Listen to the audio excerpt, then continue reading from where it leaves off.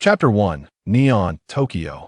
As the most bustling city in all of Neon, it remains a hive of activity even in the depths of night. Yet, beneath this vibrant facade often lurks a foul undercurrent. Oft, within the confines of an office building, a glimmer of cold light flickered, and a headless corpse collapsed to the ground, blood spreading across the floor like a blooming flower. After casually wiping the blood from his short blade onto the corpse's clothing, Orihara Tamaki stood up, exhaled a ghostly breath, and then retrieved his phone to snap a photograph, sending a message to his employer. Mission accomplished with attached photo. Ding! Your character profile of a murder expert has advanced. Current progress, 48%. Listening to the familiar cold voice in his ear, Orihara Tamaki casually summoned a transparent panel visible only to himself, listing all his attributes. Name, Orihara Tamaki. Age, 18. Strength, 45. Agility, 28. Constitution, 23. Spirit, 48. Existing character profiles. Murder Expert 48100.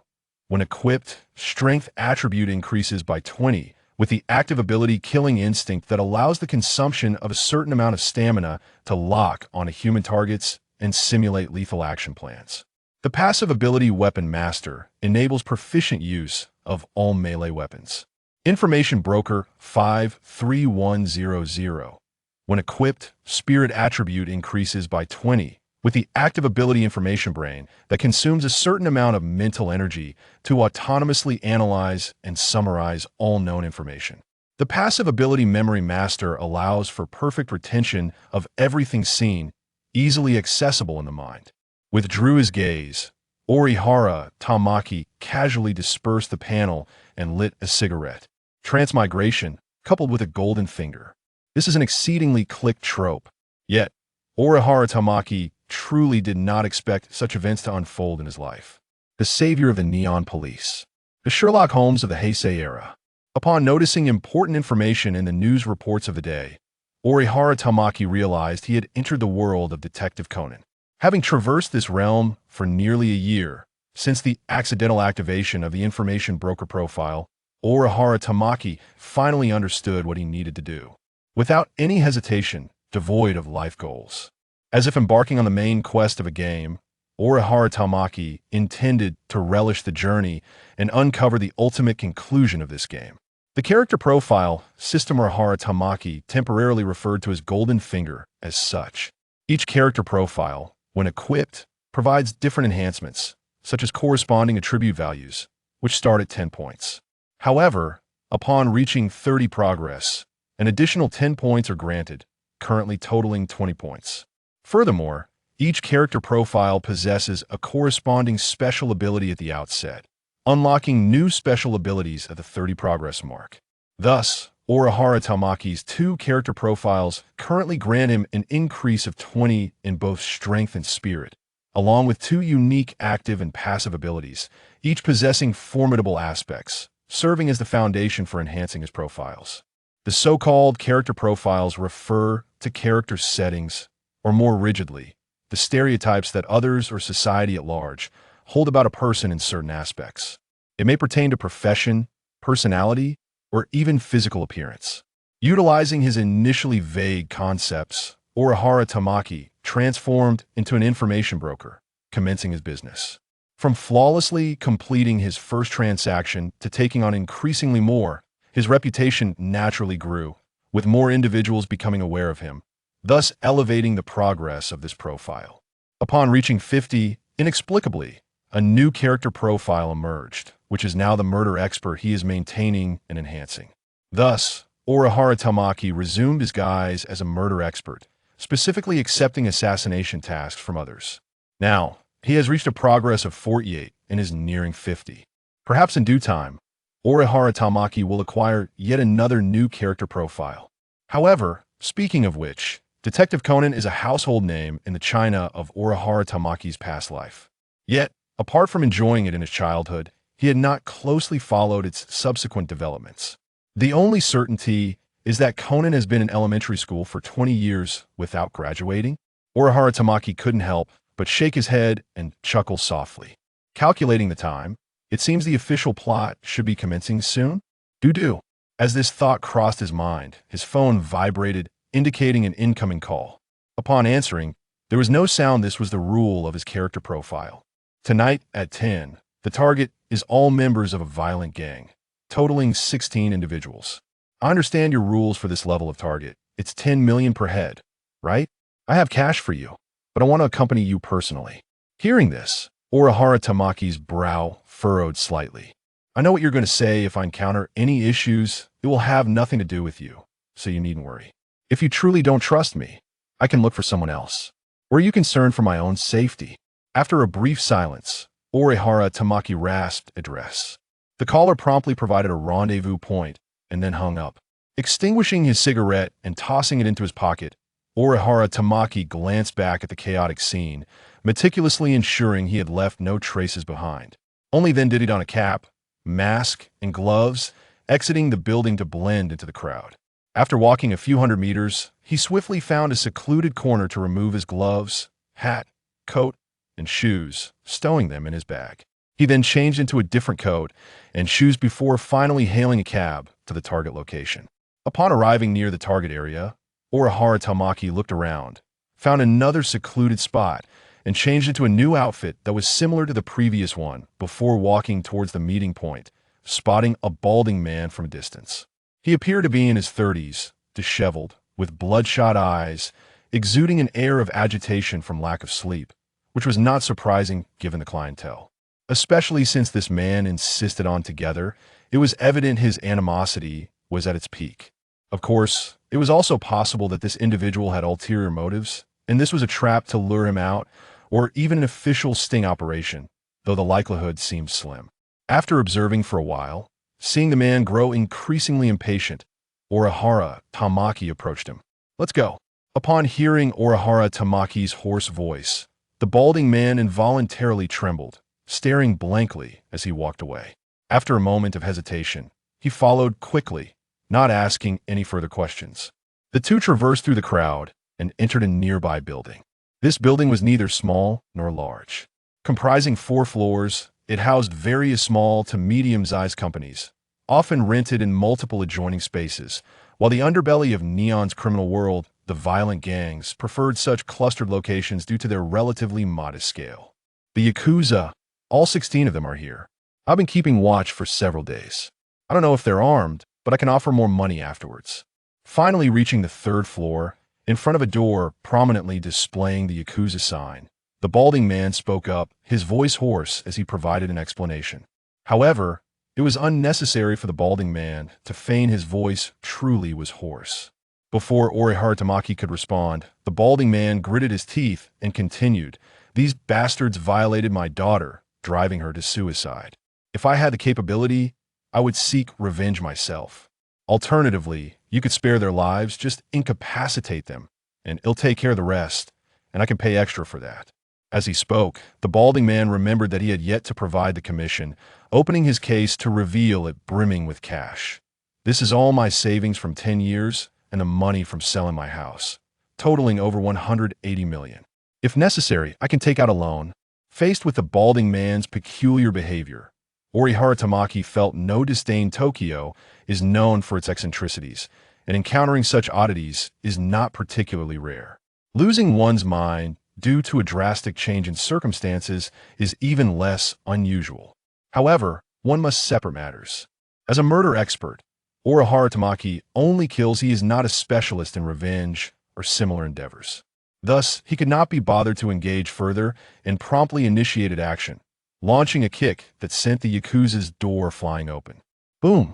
Amidst the thunderous noise, the hall within the Yakuza's domain erupted in surprise as over a dozen fierce-looking thugs instinctively rose, grabbing clubs and other makeshift weapons, all converging towards Orihara Tamaki at the entrance. "Who the hell are you? Looking for trouble, huh?" Clearly infuriated by the door being kicked in, the Yakuza members failed to notice how the reinforced iron door had been flung open and twisted into a wave-like shape. This made things simple. Orihara Tamaki quickly discerned that this so-called Yakuza was merely a band of petty thugs, utterly unprofessional, relying solely on numbers and brute force. It would likely take only about 2 minutes to finish. Swish. Ji Yuan Linya took the initiative to confront, uttering not a single word, and immediately launched a powerful punch that struck the face of the foremost individual with tremendous force. The sheer brutality of the blow sent the man hurtling backward, crashing into two others. The members of the Jidao Society were momentarily stunned, unable to fathom that Ji Yuan Linya would engage so fiercely right from the outset and with such overwhelming strength. Instinctively, they turned to look, only to witness the unfortunate soul who had been struck. His face caved in, yet there was no sound of screams or struggles. He was either unconscious or lifeless. With a strength attribute enhancement of 20 points, Ji Yuan Linya's physical prowess exceeded the norm by a factor of 2. However, this did not imply that his strength was twice that of an average person. He had already been training, and his baseline attributes surpassed those of the majority. At this juncture, his abilities could be considered to have transcended human limits, bordering on the inhuman. Otherwise, how could his reputation have risen so swiftly? A motley crew of lowly thugs had never encountered the true, savage realities of the world. As they beheld Ji Yuan Linya's ferocity, a chill ran down their spines, prompting them to instinctively retreat. "You!" A fellow with dyed yellow hair turned back, only to be met with Ji Yuan Linya's whip-like leg striking down like an axe. He had no time to evade, and with a dull thud, accompanied by the sound of bones breaking, he was sent soaring into the wall, sliding down like a painting. Striking someone was as simple as that. Watching the crimson streak as the man slid down the wall, the remaining members of the Jidao Society were engulfed by a wave of dread. If the first blow had left any doubt, Ji Yuan Linya's kick left no room for uncertainty. It was undeniably a fatal strike. He was a veritable beast of a man, a monstrous walking tank. What the hell is going on?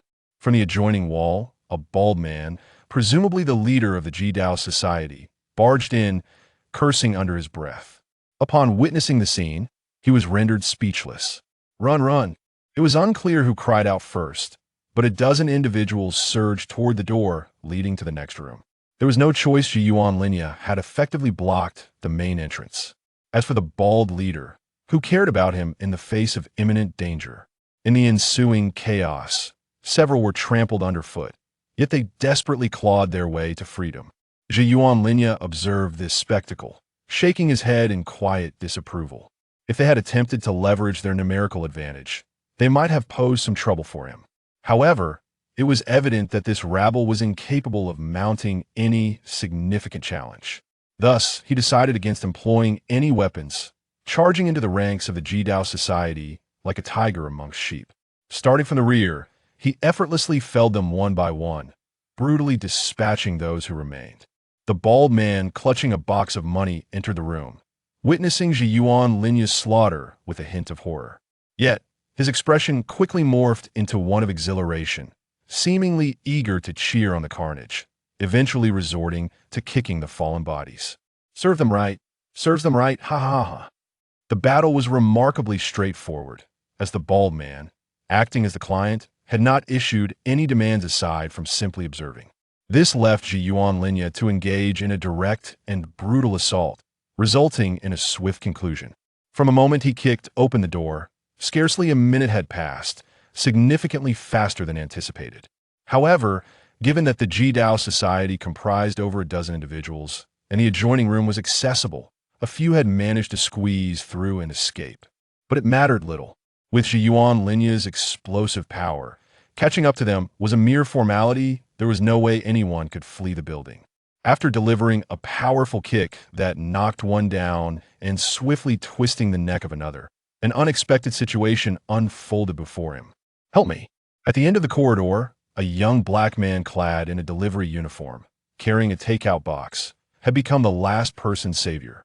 Faced with Ji Yuan Linya's brutality, he disregarded the likelihood of his plea being effective and began to shout for help upon seeing another person.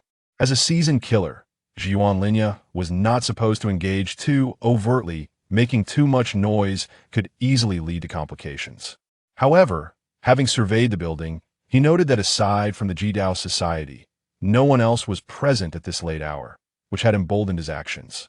Now, however, his exposure posed a concern, both for himself and for his employer. Oh well, let's consider this a bonus target. Zhe Yuan Linya continued forward, his mind set on silencing the delivery man.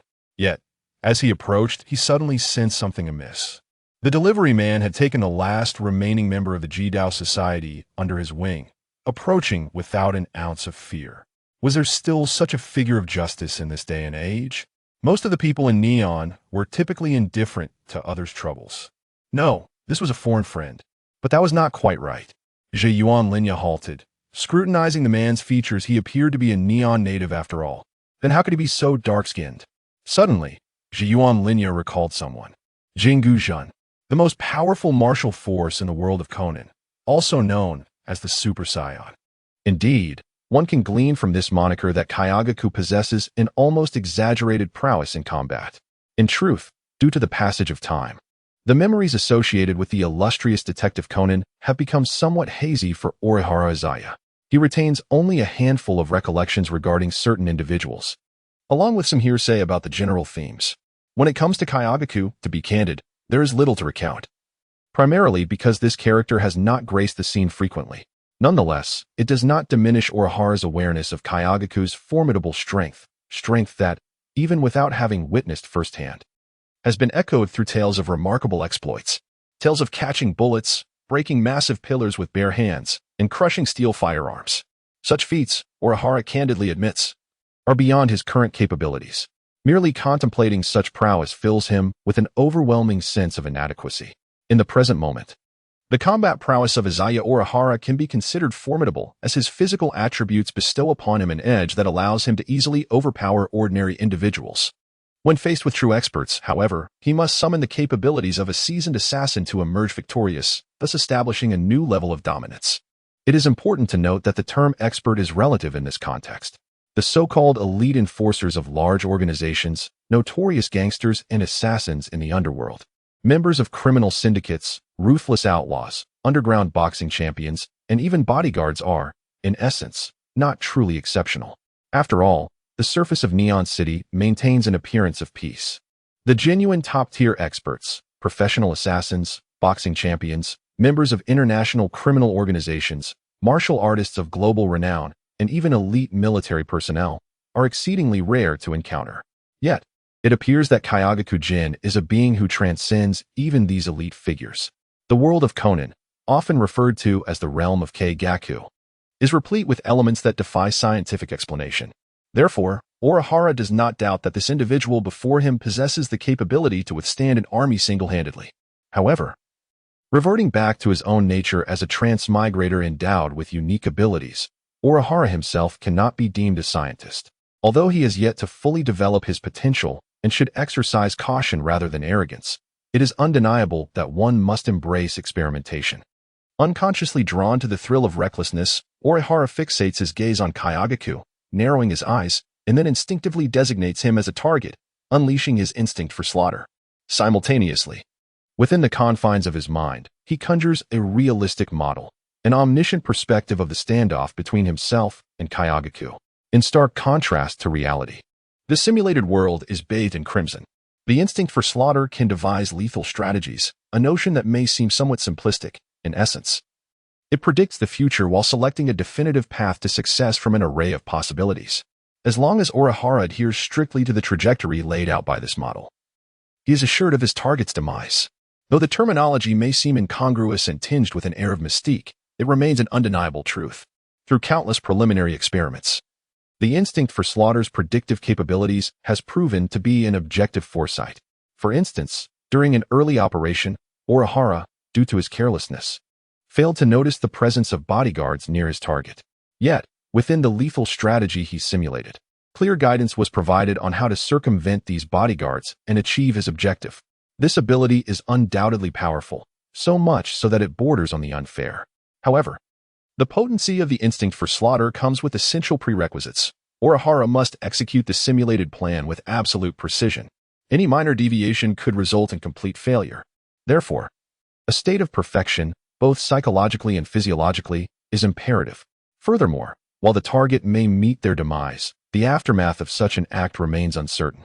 For example, during an early mission, after successfully eliminating his target, Orihara nearly fell victim to a hidden gunman who almost shot him in the head. Similarly, over-reliance on the instinct for slaughter can lead to physical deterioration and subsequent mistakes. Were it not for these constraints, Orihara would be invincible. Yet, during this particular invocation of his instinct for slaughter, Orihara encountered a novel revelation. The sanguine world he had simulated appeared to be in a state of stasis. Indeed, the instinct for slaughter provided no definitive lethal strategy. What could this imply? For the first time encountering such a situation, Orihara furrowed his brow in contemplation. Could it be that a glitch had occurred? Was his mind malfunctioning? Suddenly, Zhiyuan Linya suddenly came to a realization. It was likely not a malfunction of his killing instinct, but rather the grim truth that amidst countless possible futures, he had no realistic chance of successfully eliminating Jingjishan. Theoretically, in a life-or-death struggle, there exist only two outcomes. Either one perishes or the other does. A stalemate is simply not feasible. The essence of the killing instinct is intrinsically aimed at achieving death. As long as Zhiyuan Linya remains alive, he should undoubtedly be able to kill. Just recently, he faced an opponent of mediocre combat prowess but armed with a firearm. The killing instinct simulated the entire encounter, providing optimal evasion and lethal strategies, and after a prolonged struggle lasting over 10 minutes, he concluded the fight with the minimal cost of sustaining 3 gunshot wounds, almost suggesting a mutual destruction strategy. In other words, Zhiyuan Linya's confrontation with Jingjishan was a foregone conclusion of death. Were scions truly so extraordinary? How? Suddenly, Zhiyuan Linya noticed a bald man approaching down the corridor. He intended to caution this employer against emerging, but unfortunately was a moment too late, as Jingjishan had already appeared, and his brief distraction had prevented him from noticing this crucial detail. Thus, reality took a regrettable turn, leading to the employer's identity being exposed. Now, it seemed there was no turning back. Initially, a cover-up might have avoided disaster, but now, even if Zhiyuan Linya wished to silence him, it was highly improbable he could succeed and might even risk being captured in return. Truly, even drinking water could become a choking hazard. As Zhiyuan Linya lamented his misfortune, the bald man also recognized Jingjishan's presence. Particularly upon observing that the latter was shielding another individual, his expression darkened. Let us eliminate this guy as well. The Jido Society has no firearms. I will reward you handsomely for your efforts. Zhiyuan Linya found himself at a loss for words. Upon hearing this, Jingjishan, who until now had been oblivious to the situation, instinctively aimed to stabilize the circumstances after witnessing someone in distress, and upon observing Zhiyuan Linya's demeanor, which did not suggest benevolence, he swiftly concluded that he was indeed a villain seeking to hire a killer. In that instant, a glint of cold light refracted off the square lenses of Jingjishan's glasses. Possessing a fundamentally good heart, having practiced karate since childhood, and believing himself capable of heroism, Jingjishan resolved to rid the world of evil. Once his imposing aura emerged, even the bald man sensed something amiss. His mind momentarily calming as he quietly inquired, "Are you all right? Can you defeat this guy?" Zhiyuan Linya turned to the bald man, the corners of his mouth curling beneath his mask as he confidently replied, "Absolutely." The bald man was utterly taken aback by Zhiyuan Linya's blunt admission of defeat, his eyes widening in disbelief as he questioned, "Aren't you a killing expert? How can you not eliminate him?" In the bald man's eyes, Jingjishan appeared merely as a delivery person, seemingly youthful and likely still a student working part-time, despite the inexplicable aura that emanated from him. Who would suspect that such an ordinary passerby could render a killing expert helpless? Are scions truly to be counted among humanity? Orihara Izaya mumbled indistinctly, then sighed with resignation, stating, "To dispatch this fellow, the price is beyond your means, even with recourse to loans." The bald man remained silent, suspecting Orihara Izaya of attempting to fleece him.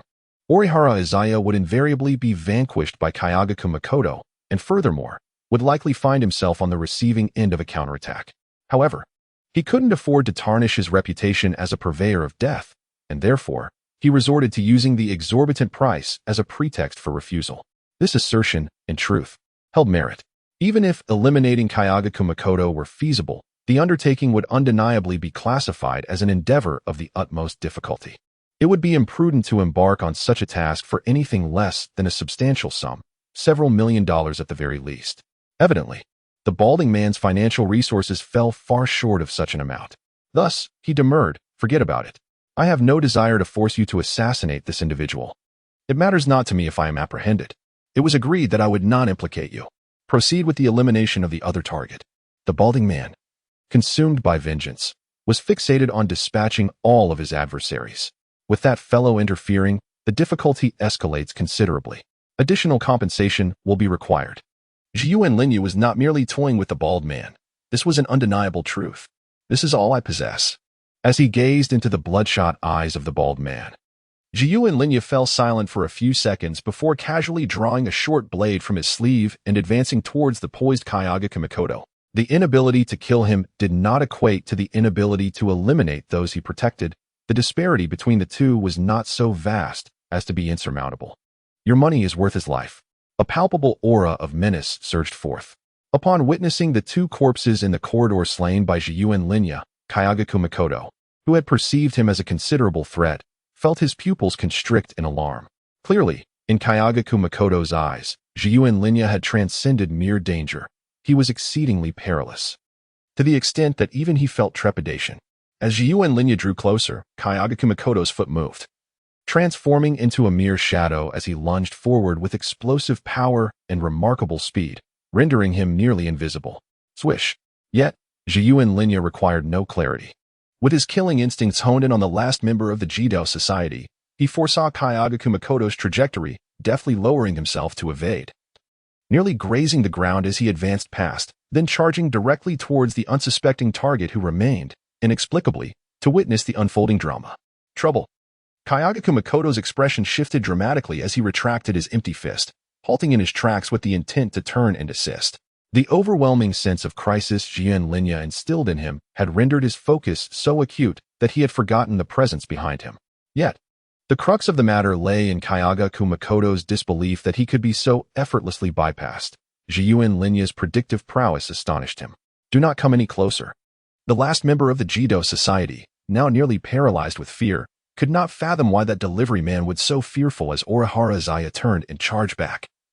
He locked onto the bald man's figure and initiated a simulation, thereby predicting Kōgaku's movements from the side and evading them. Perhaps Izaya could not leverage this opportunity to strike a decisive blow against Kōgaku, but it did not hinder him from utilizing it to achieve other objectives. Seizing the box from the bald man, Izaya made his way toward the window at the end of the corridor. The mission was accomplished, the commission concluded, and he hoped for a chance encounter in the future. Kōgaku yearned to pursue Izaya. Yet as he observed the bald man standing still with a complex smile, he hesitated and ultimately chose to remain vigilant and call the authorities. He had done all he could. There were limits to his actions. Thus, in this confrontation between a master of murder and a scion, one could claim that Orihara Izaya had secured a modest victory. As for what would transpire between Kōgaku and the bald man thereafter, it was of little consequence. The bald man would most likely find himself incarcerated, receiving provisions, and regardless of whether he would confess, Izaya's identity as a murderer would inevitably come to the attention of the authorities, though it remained a minor issue. Not to mention, Izaya's true identity would never be discovered. After all, the bald man had no inkling of the truth. With an entirely objective mindset, Izaya, laden with a box of cash, proceeded to the hiding place to retrieve his clothing, preparing to return home after work. Just then, his phone began to vibrate once more. Zhiyuan Linyu glanced at his phone, only to discover it was not the device belonging to the assassin he was accustomed to, but rather that of an intelligence broker. The personas he adopted were distinctly different, and it was only natural that he employed two separate identities to avoid conflict. After all, no one else would notice. However, what startled him was the incoming call from a number he recognized well. It belonged to the employer from his previous assassination assignment, to whom he had reported the results via text message. Hello, intelligence broker. If you have matters to discuss, speak. If not, refrain from idle chatter. Contemplating for a moment, Zhiyuan Linyu decided to answer the call. The voice on the other end, initially somewhat languid, was distorted and grating due to the voice changer in use. I require your assistance. The cold voice emanating from the phone belonged to someone who possessed both the assassin's and the intelligence broker's numbers. Undoubtedly, this individual was no virtuous character. Zhiyuan Linyu's familiarity with this number stemmed not merely from his dual identities having interacted with this person, but from his awareness of the man's true identity, a notorious figure wielding considerable influence in this world. The head of the security department of the Black Organization, Jin. Indeed, due to the various roles he had assumed, they all inevitably touched upon darker facets of existence, particularly in the case of the assassin persona. It was months prior that Zhang Yuanlin first encountered this, the most formidable antagonist organization within the realm of Conan. For now, he could only ascertain that Jin was the most prominent, as the true identity of the organization's leader remained shrouded in mystery. Regardless, as the saying goes, one should cultivate goodwill. In the world of business, it is improbable to forego profit. Zhang Yuanlin had engaged in several dealings with the Black organization and was willing to interact with Jin, maintaining what could be deemed a very cordial cooperative relationship. After all, the organization was indeed vast and influential. To enhance his persona, Zhang Yuanlin was not averse to taking risks and associating with dangerous individuals. He returned to reality. Zhang Yuanlin inquired, "What assistance do you require from me?" I had ventured out with vodka to execute a task, but inadvertently stumbled into some trouble. As the matter of urgency arose, Jinzhou hesitated, seemingly contemplating how to articulate the situation. To be precise, he was deliberating whether to divulge this predicament to Zhang Yuanlin. After all, the nature of their relationship was merely collaborative, and their previous encounters had been rather superficial. If the matter at hand were to concern significant affairs, it was unlikely that the distillery would seek external assistance. After a few moments of silence, Jinzhou, perhaps genuinely facing a dilemma, confessed, "We find ourselves ensnared in the Dorbiga Tropical Park, where a murder has transpired. Although we are not directly implicated and the police are unlikely to uncover any evidence linking us, prolonged delays could impede our subsequent endeavors. Therefore, I require your intervention." Dorbiga Tropical Park, that name rings a bell, doesn't it? Izumi Orihara reflected momentarily, recalling that the newly opened amusement park had recently launched an aggressive advertising campaign. He remembered that this very place marked the beginning of everything. It was here that the world's fated child, Shinichi Kudo, first encountered gin and vodka. And it was here that the high school detective vanished, giving birth to the true luck-bearer, Conan. What had once been a childhood fascination felt increasingly vague in retrospect. It was indeed rather unfortunate, but Jin, dear sir, instead of seeking your own employees to assist in your troubles, you chose to approach me, an outsider. Narrowing his eyes, Izumi smirked. What a peculiar situation this was. Matters like these were not ones our organization could easily intervene in, especially since those who could assist were unlikely to arrive in time. It was logical for you to resolve the case, as there was no apparent connection between us and your organization. Enough of this idle chatter. The police are keeping a close watch on us. If you are unwilling to come, simply say so. Jin offered a reasonable explanation, albeit with a hint of impatience. This only served to amplify the amusement on Izumi's face. Do not rush, dear Jin. It seems you have not grasped the true meaning behind my words. What do you mean? Jin's tone carried a hint of confusion. While Izumi rubbed his fingers together over the phone, the implication was clear. As an information broker, I am merely a merchant of intelligence, accustomed to accepting commissions and conducting investigations for a fee. If you wish to purchase information regarding the case, I am certainly capable of investigating and selling it to you. However, the urgency of your request suggests that you are willing to pay a premium. On the other end of the line, a silence ensued.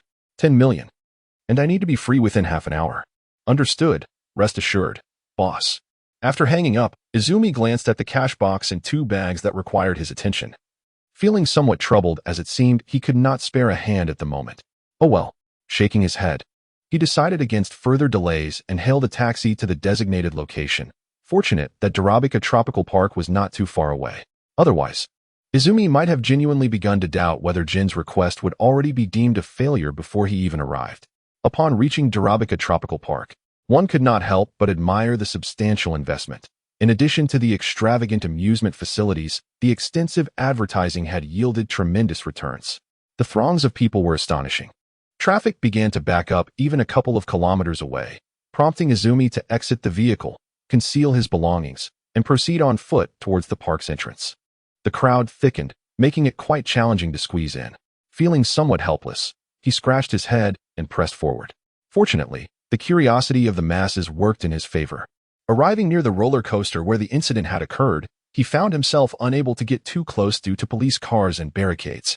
However, this did not deter the onlookers from gathering around. Thus, Izumi was propelled toward the scene by the crowd. Yet, the wall of people remained a challenge. Glancing around, he decided to shout, "Make way, I am a detective." Upon hearing this, the crowd turned in unison, instinctively parting to create a small path. This is a common phenomenon in this world. Compared to the police, the general populace tends to have greater faith and respect for detectives. Even if one is not a renowned sleuth, the mere invocation of the title can easily intimidate many ordinary individuals. Zhiyuan Linya wore a stern expression as he traversed the crowd, directly stepping over the cordon into the crime scene. The young police officer, whose duty it was to maintain order, hesitated repeatedly and ultimately refrained from stopping this unrelated individual from entering. Within the confines of the cordon, aside from numerous officers and several individuals connected to the case, four people particularly captured Zhiyuan Linya's attention. Among them was a duo clad in black. One was tall, adorned with a black top hat and flowing golden locks, while the other, though not particularly short, was robust, dressed in a black suit rather than a coat, and wore sunglasses. This pair was none other than Jin and Vodka. One of them was constantly bustling about, dedicated to the organization, earning the moniker of a model worker. The other, simple and earnest, was merely a driver, a mere lackey. Nevertheless, setting aside Vodka, the earnest one, Jin possessed significant capabilities that Zhiyuan Linya would never underestimate. Beyond this duo stood a young girl in a blue jacket, her beauty striking, known as Mao Lilan, alongside a dashing youth in a green jacket, the fated one. Kudo Shinichi. Ah, Senior Zhiyuan? Upon spotting Zhiyuan Linya, childhood companions Kudo Shinichi and Mao Lilan expressed surprise and curiosity, inquiring, "What brings you here, Senior?" "Just passing by. I heard there was a murder case, so I came to take a look," he replied. Zhou Yuanlin responded with a nod. Having discerned the nature of this world and intending to immerse himself within it, he had naturally begun preparations to approach the key figures. Aside from the distillery, tea in high school was a significant focal point. However, due to the age factor, Zhou Yuanlin was in his final year, a grade above the other two. Their relationship could hardly be described as intimate. They had merely encountered each other a few times, enough to exchange nods and greetings, yet not to engage in regular communication. "Oh, could it be you, Brother Zhou Yuan?" A voice of astonishment reached him. Turning around, Zhou Yuanlin beheld a man clad in a suit of a peculiar mustard hue, topped with a small hat that lent him an air more reminiscent of a detective than a police officer. His rotund figure gave him the appearance of a jovial sphere. "Magyar JZ, Chief Inspector of the Criminal Investigation Department, 1st Division. Greetings, it is a pleasure to see you again, Inspector Magyar." Zhiyuan Linya revealed a smile and raised his hand in greeting. In Zhiyuan Linya's past recollections, Officer Magyar, a minor leader within the police force, appeared to be merely a simple-minded tool devoted entirely to serving Conan. However, after arriving in this world, Zhiyuan Linya had the opportunity to interact with Officer Magyar, which occurred during an unexpected murder case. It was precisely during that instance. The initial intelligence transaction took place between Orihara Izaya and Officer Makuro. In a chance encounter, Orihara Izaya provided Officer Magyar with crucial intelligence regarding the murderer he had unwittingly witnessed. In exchange, the officer, recognizing Izaya's status as a destitute orphan newly arrived and famished, offered him a hearty meal. Following the resolution of the case, Izaya inadvertently assumed the role of an information broker. Now, during their second meeting, Officer Magyar expressed his surprise, exclaiming, "Ah, it's you. It has truly been a long time." Their previous encounter had been brief, and given the considerable time that had elapsed, Magyar's failure to recognize Izaya was understandable. Hesitant, upon hearing the names of Kudo Shinichi and the others, he cautiously inquired, only to be further astonished to learn of Izaya's acquaintance with Kudo. Kudo, in turn, found it perplexing how Officer Magyar knew Izaya. Observing Izaya engaging amiably with the police team and the so-called high school detective, an irksome individual who seemed to command the atmosphere, Jin could not help but feel taken aback. To think that Izaya was acquainted with both the police and the detective was unexpected. For an information broker, knowing such prominent figures might not seem overly strange, yet the coincidence felt rather uncanny. Narrowing his eyes, Jin scrutinized Izaya, who, at the age of 17, appeared youthful with delicate features devoid of sharpness, exuding a somewhat frivolous demeanor, particularly accentuated by his tousled hair and a subtle smile that suggested a cunning nature. Standing at a modest height of approximately 1.75 meters, his black coat enveloped him entirely, hinting at a slender physique. This was Jin's first encounter with Izaya. As the latter had always operated behind the scenes, Izaya had meticulously concealed his identity, even his voice. Utilizing a special black card procured through unconventional means and a bank account in a foreign, anonymous institution, making it exceedingly difficult to trace his identity. However, Jin had not pursued this matter diligently. as their interactions had been mutually beneficial and Izaya's assistance had proven valuable. Now, with Izaya's emergence, Jin immediately recognized him as the information broker he had collaborated with, though he found his youth surprising. More curious was Izaya's boldness in revealing himself. Jin had anticipated he would blend into the crowd, gathering intelligence discreetly before contacting him once the truth was uncovered. After a moment of contemplation, Jin dismissed these irrelevant thoughts and subtly gestured to Izaya, indicating he had 10 minutes remaining. Indeed, 20 minutes had elapsed since Izaya received the call, with less than 10 minutes remaining until their agreed-upon meeting. In response to Jin's discreet reminder, Izaya smiled inwardly. Enough of the small talk. I am here to address the case. With a clap of his hands, he prepared to delve into the matter at hand. To maintain appearances, he approached to inspect the condition of the corpse and the two women nearby who were weeping in each other's arms. The body, severed at the neck, belonged to a senior executive from Company 39, while another was a gymnast who had long worn a pearl necklace.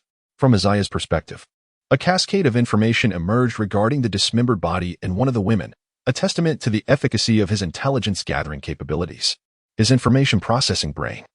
A fundamental trait of his persona is, however, solving a case is undoubtedly not a simple endeavor. Much like the last time, when I inadvertently became entangled with Officer Magyar. It was merely a stroke of luck that led me to witness a crucial clue, enabling me to directly unravel the truth and complete the information exchange.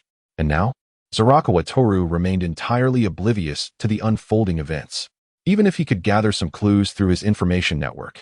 The comprehensiveness of such intelligence, especially concerning pivotal aspects, could not be guaranteed. After all, certain matters eluded his prior knowledge, and mere surface-level hints were insufficient to yield definitive answers. This alone posed considerable challenges, not to mention the looming 10-minute deadline. Officer Magyar, he addressed, turning to the perplexed figure of Officer Magyar, and donned a polite, albeit formulaic smile. Shall we engage in a transaction? The familiarity of this phrase seemed to transport Officer Magyar back in time. On that day, Toru had posed a similar question, leading to the apprehension of the perpetrator. Could history repeat itself? Almost instinctively, Officer Magyar nodded in response. Is that so?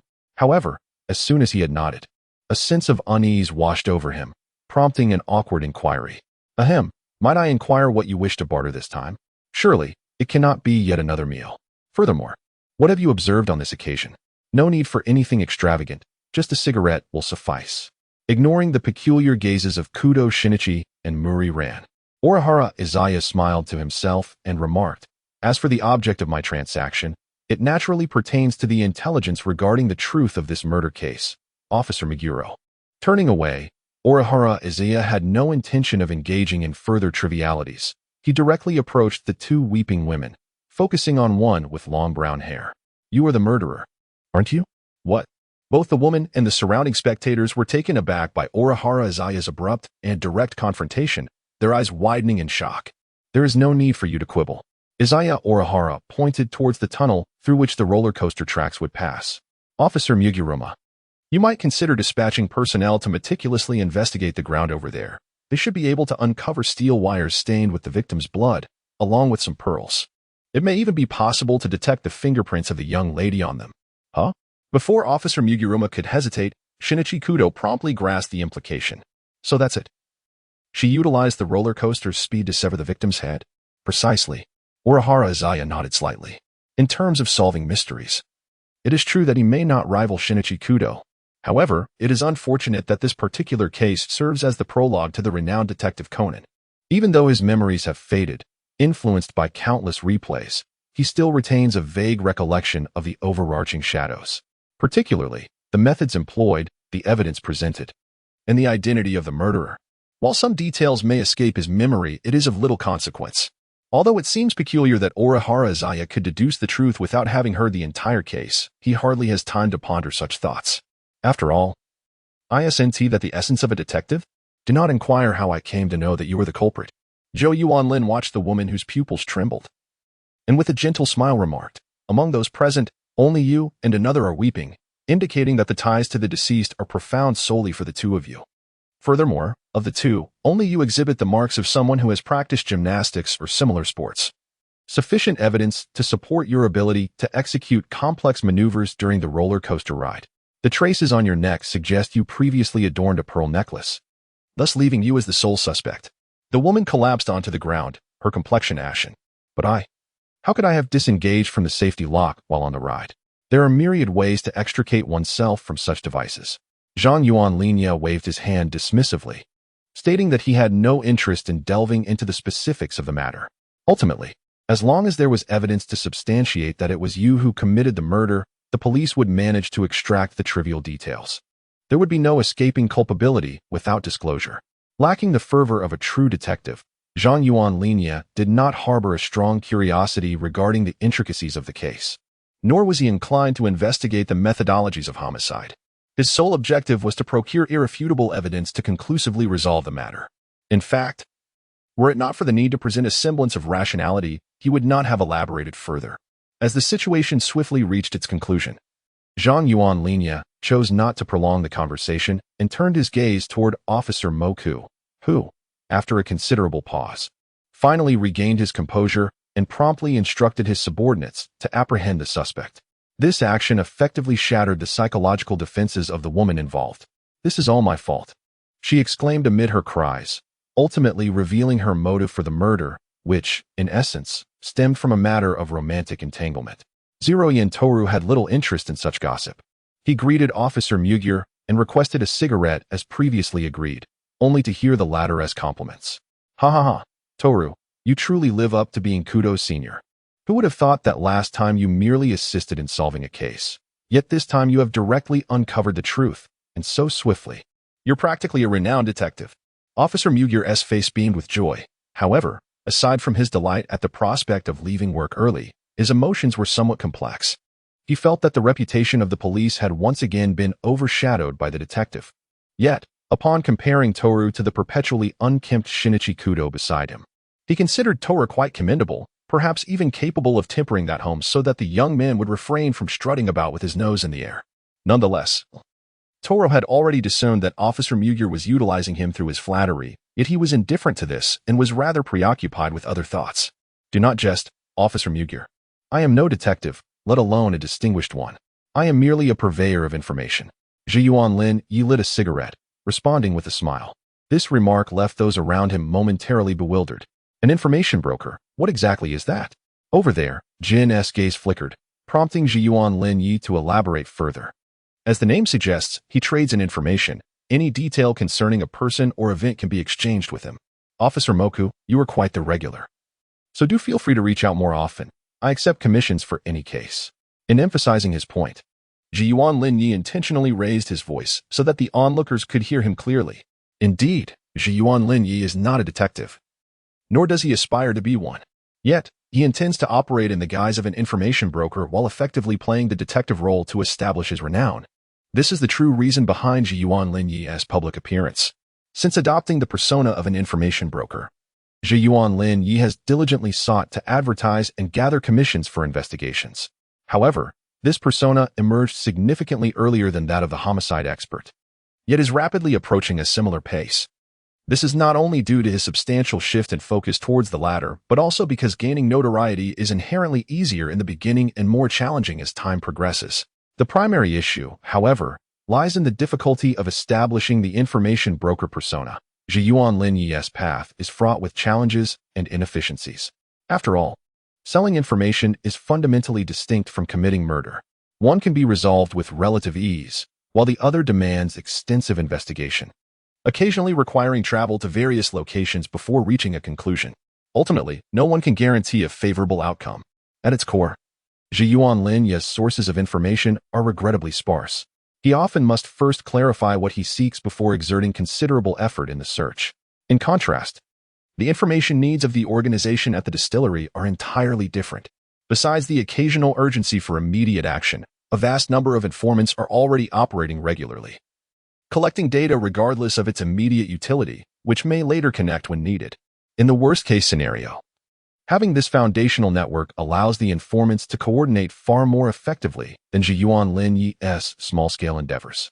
Yet, the distillery can achieve this due to its vast organizational structure and influence. Zhi Yuanlin desired to emulate, yet faced several constraints: a lack of funds, insufficient personnel, and an even greater deficit of energy.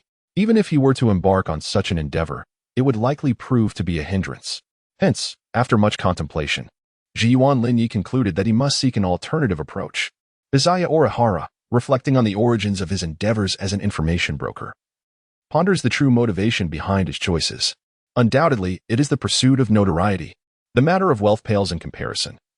For the genuine aim is to elevate his persona's progression. How, then, can one enhance this progression, and what constitutes fame?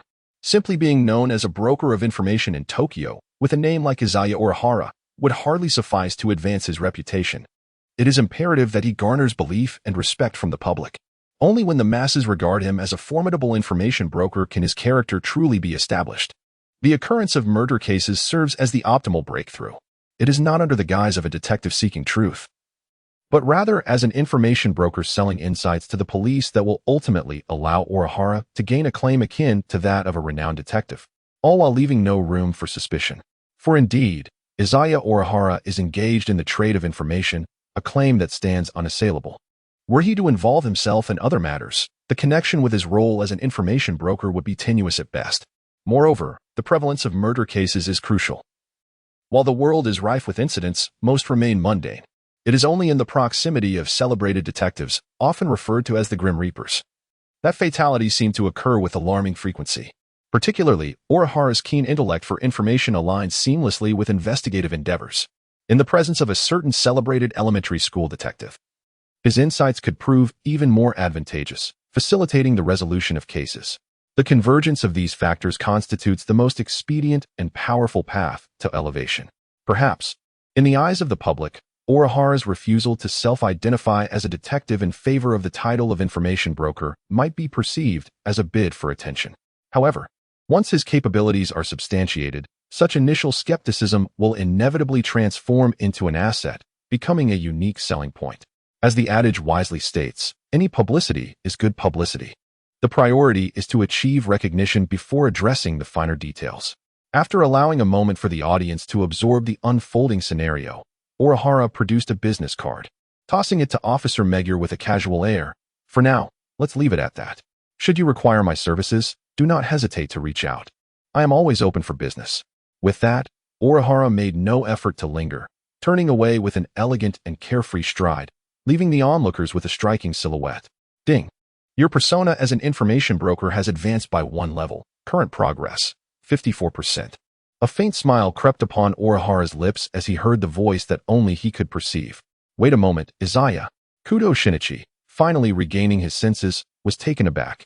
He could hardly fathom that the bizarre murder case he had been pondering would unravel so swiftly following Orihara's arrival.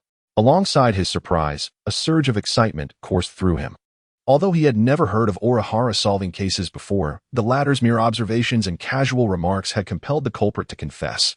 Such a rare and evenly matched opponent warranted a thorough exchange of ideas. Yet it appeared that Orihara did not hear Shinichi's call. As Orihara continued his stride, Shinichi, feeling a sense of urgency, resolved to pursue him. At that moment, he turned to see gin and vodka seizing the opportunity to depart, causing his expression to shift. Initially, Shinichi had accompanied Muri Ran to this venue, but he had not anticipated discovering a decapitated individual during their roller coaster ride. At first, Shinichi's suspicions had zeroed in on the duo of gin and vodka, lacking any concrete rationale, relying solely on instinct that they were not to be trusted. Despite subsequent investigation, the matter concerning Izaya Orihara can wait for another occasion. However, should these two individuals escape, the opportunity may not present itself again.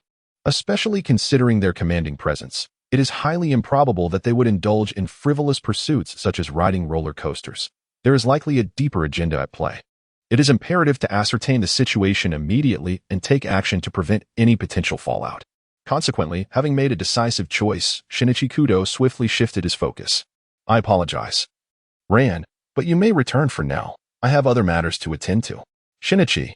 Observing Shinichi Kudo's retreating figure, Ran Muri felt a pang of disappointment rather than dissatisfaction. Oblivious to the figure lurking nearby, fixated upon her. It indeed evokes nostalgia, a familiar scene. Izaya Orihara, now clad in a different outfit, lowered the brim of his cap. This quintessentially classic development must be witnessed firsthand. After a mere few seconds of contemplation, Izaya Orihara followed in the direction Shinichi Kudo had taken, a small camera inexplicably appearing in his hand. Ahem. This camera was certainly not acquired specifically to record the transformation of Shinichi Kudo into Conan as an information broker. It is merely an essential tool of his trade. In addition, he possesses pinhole cameras and listening devices, all procured at considerable expense for his operations.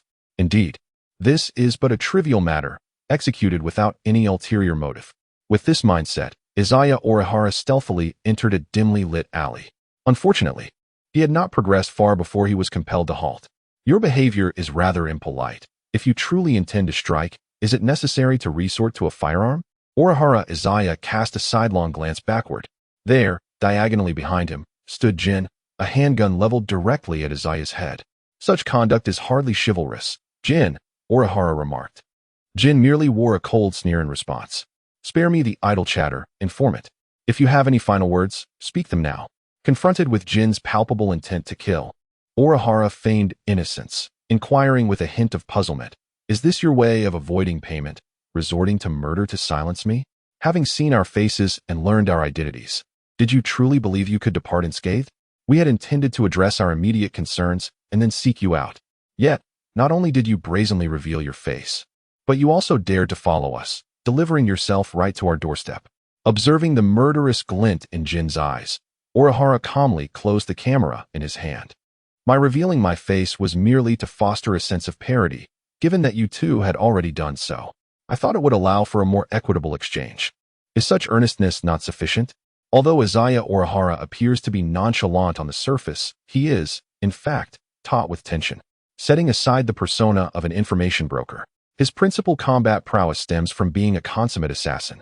Regrettably, however, Jin is equally a master of murder, ranking among the elite of experts. Despite the absence of a proverbial golden finger, it remains ambiguous whether there exists a tangible disparity in their combat abilities. After all, empirical evidence is lacking. And considering that Jin wields a firearm, Izaya has already learned the harsh lesson of its potential consequences. Nonetheless, it is not particularly surprising to Izaya that Jin harbors murderous intent. As the most formidable antagonist organization in this world, the Syndicate thrives on an aura of mystery, with peripheral members often relegated to mere cannon fodder. In stark contrast, the core cadre members are held to stringent standards of loyalty and security. Should one's identity be compromised, it poses a significant threat to the organization, leading to dire consequences. Yet, the intricacies of such details are manifold. Firstly, what constitutes identity exposure? Is it merely the recognition of Jin as a Syndicate operative? Certainly not. Jin is but a code name. If he were truly to that extreme, it would be wiser for him to remain ensconced within the headquarters, motionless. As the leader of the Syndicate's operational group, Jin is burdened with numerous responsibilities and inevitably interacts with various external individuals. The revelation of a code name, or even a true name, is not necessarily catastrophic. The crux lies in whether his actions under that identity could be traced back. Particularly, if such information were to reach the authorities, it would spell ruin. From that point onward, wherever he goes, he would be relentlessly pursued, and a misstep could lead to a cascade of revelations. Thus, the mere fact that Izaya has glimpsed Jin's appearance is not an immediate cause for alarm. However, a seemingly minor crack can lead to a major collapse. The knowledge of his visage today could result in the unearthing of his true identity and daily routines tomorrow, ultimately laying a trap for Jin to unwittingly fall into. Should Izaya prove to be of considerable significance, Jin might tolerate the risk. Yet, the convenience of an outsourced task hardly warrants such a gamble. In the shadowy underbelly of the world, the utmost priority is to exercise precaution and preemptive vigilance. Thus, from the outset of accepting this commission, Izaya was acutely aware that evasion was improbable. Setting aside his aspirations to cultivate the persona of an information broker, it would be more prudent to proactively present himself as earnest. Unfortunately, Jin appears disinclined to accept this overture, his gaze remaining as frigid as ever. Your demise, it seems, would be the most genuine expression of sincerity. Jin Yuanlinya narrowed his eyes as the biting wind swept through.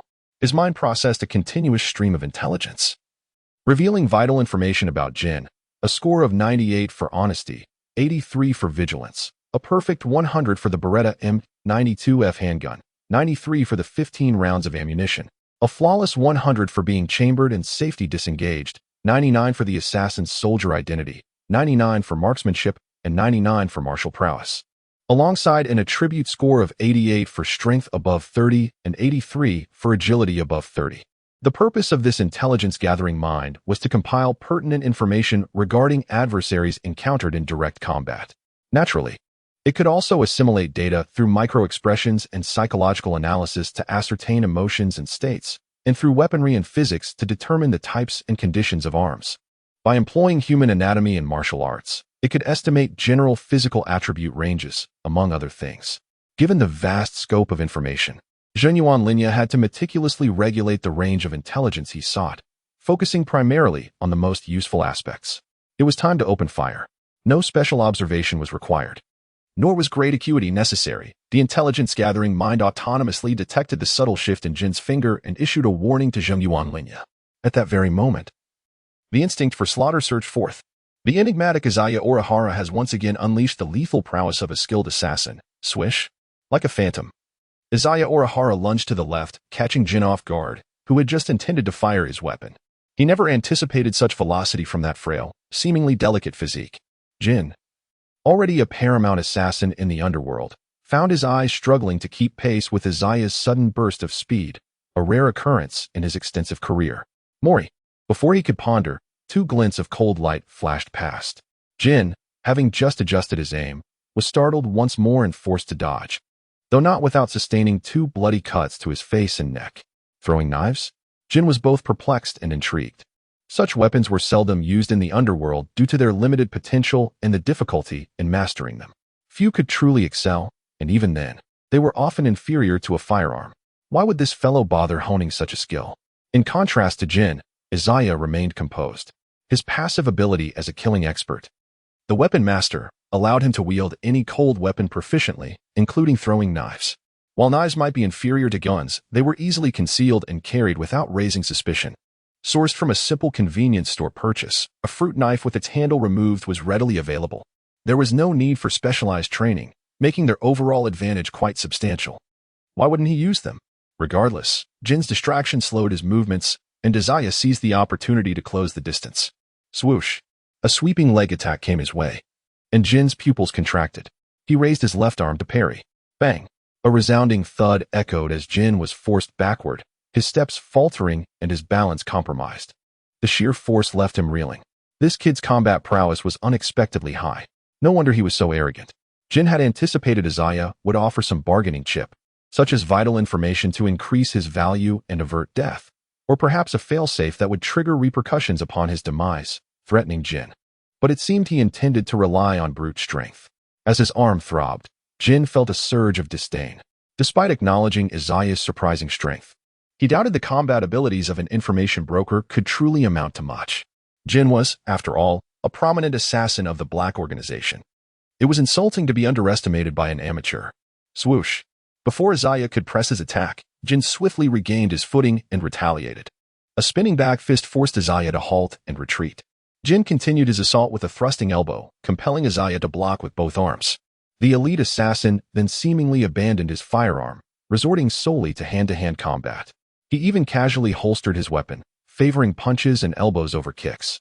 Close-quarters combat, excluding weapons, is typically divided into long, medium, and short ranges, or rather, 3 distinct styles.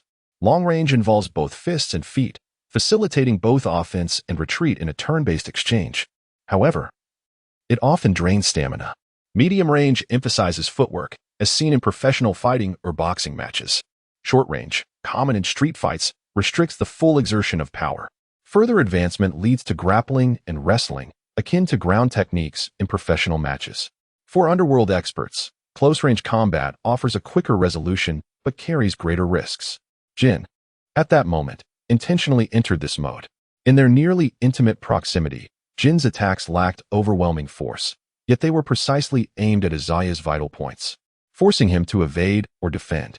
Even when Izaya found an opening, his strength was diminished by the close range, allowing Jin to maintain control and dictate the pace. Overwhelming Izaya. Technique. This was the essence of close-quarters combat, the art of killing. Beyond the speed and power conferred by various moves, the crucial element was the experience to triumph over a stronger opponent. Despite his killing expert buff, Izaya lacked Jin's professionalism, except for his superior strength. However, with his advantage. His inexperience could be compensated. Killer instinct. In a moment of suspended time, Izaya simulated Jin's next attack and devised a solution. Swoosh. Jin's spinning elbow struck empty air. His pupils contracted as Izaya vanished from his sight. Looking down, he saw Izaya executing a sweeping leg. Quickly evading, Jin sensed danger. As expected, Izaya followed up with a sweeping kick with a whip-like leg aimed at Jin's waist, threatening to disrupt his balance. Reluctantly, Jin rolled away to avoid being caught in Izaya's rhythm. After regaining his feet, the two re-engaged. Over the next few exchanges, Jin noticed a sudden transformation in Izaya. He seemed to anticipate Jin's every trap, either evading or countering. Even when ensnared, he quickly recovered and regrouped. His seasoned approach contrasted sharply with his earlier recklessness. But could he have learned so much in such a short time? Unlikely. Jin didn't underestimate Izaya, but his nuanced movements suggested he hadn't learned anything from their encounter. Could it be? Suddenly, Jin realized. Intuition. Combat intuition. The instinct of a predator, the hallmark of a natural-born killer. Bang. Distracted, Jin failed to properly defend against Izaya's direct kick. His belated block forced him to stagger backward. However, Izaya didn't seize the opportunity to press his advantage. That's enough, isn't it? You should realize you can't kill me alone in such a short time. Dragging this out will only lead to complications, and I might even turn the tables. Why not maintain our existing partnership? You know I'm not a virtuous man, and I wouldn't provoke you for no reason. To be safe, Izaya maintained a distance of about 3 meters from Jin. If the opponent draws a gun, one can respond promptly while maintaining an appropriate distance, all the while adorned with a serene smile. Everyone utilizes each other, and if necessary, part ways amicably. Observing the smile of Tosaka Rina, Jin squints, finding it unsurprising that he would utter such words.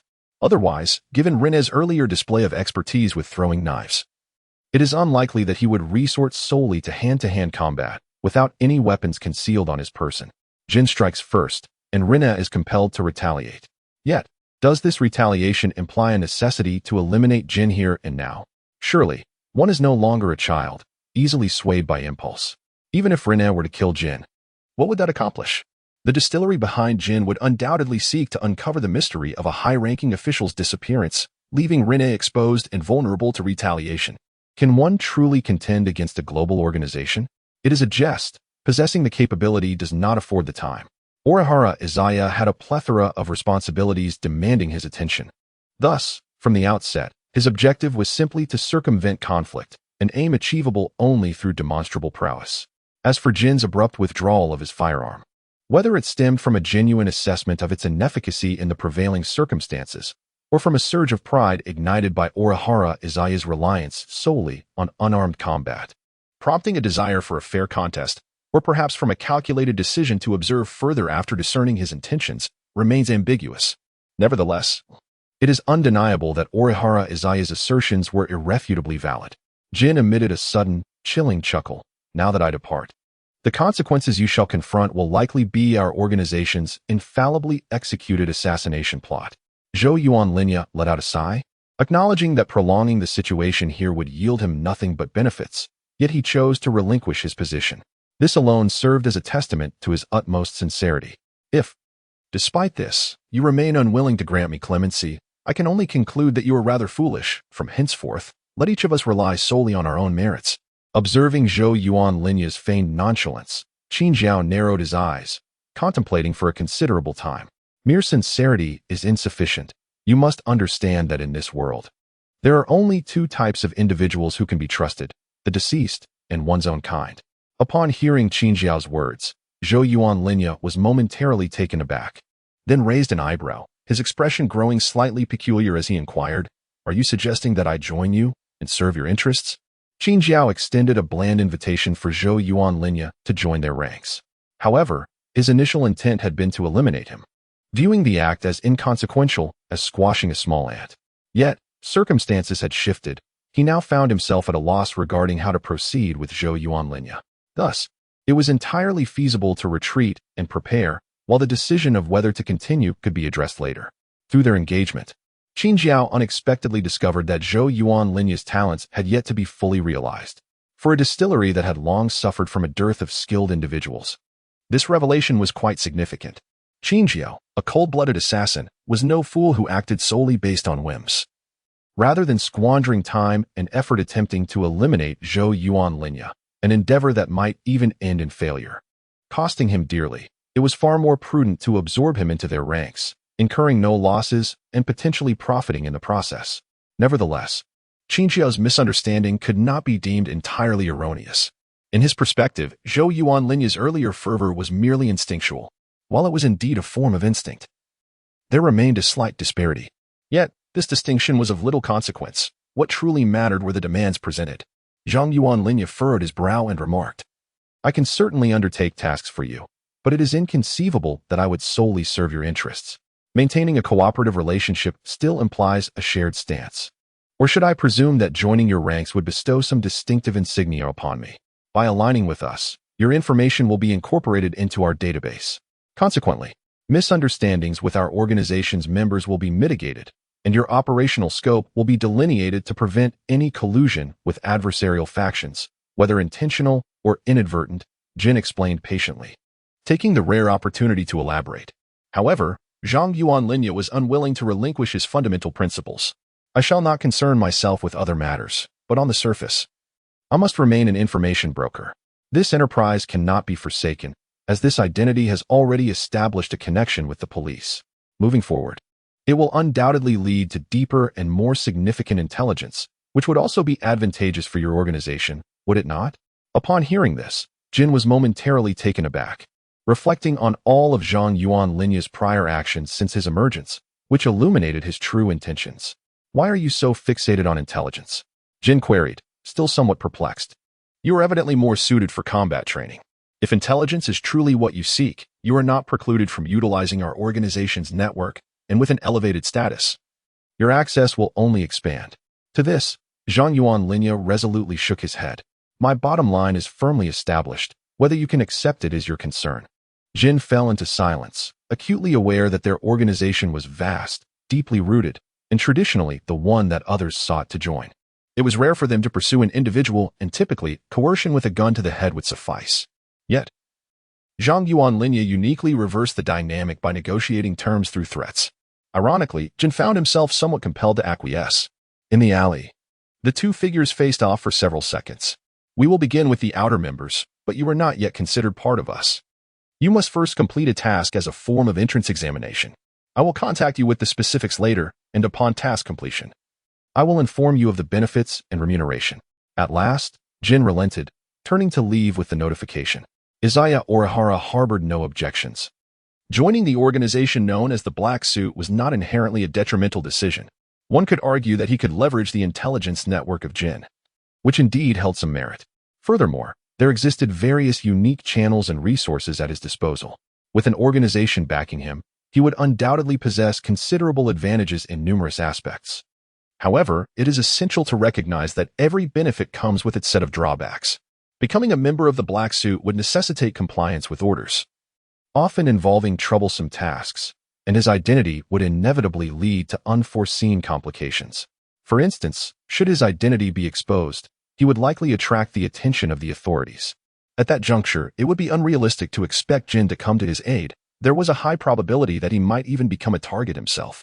To put it more bluntly, if the Black Suit encountered difficulties, Izaya would face misfortune as well, but if he were to encounter troubles, it would be calamity upon calamity. Their fates were inextricably linked, existing solely in the realm of fiction.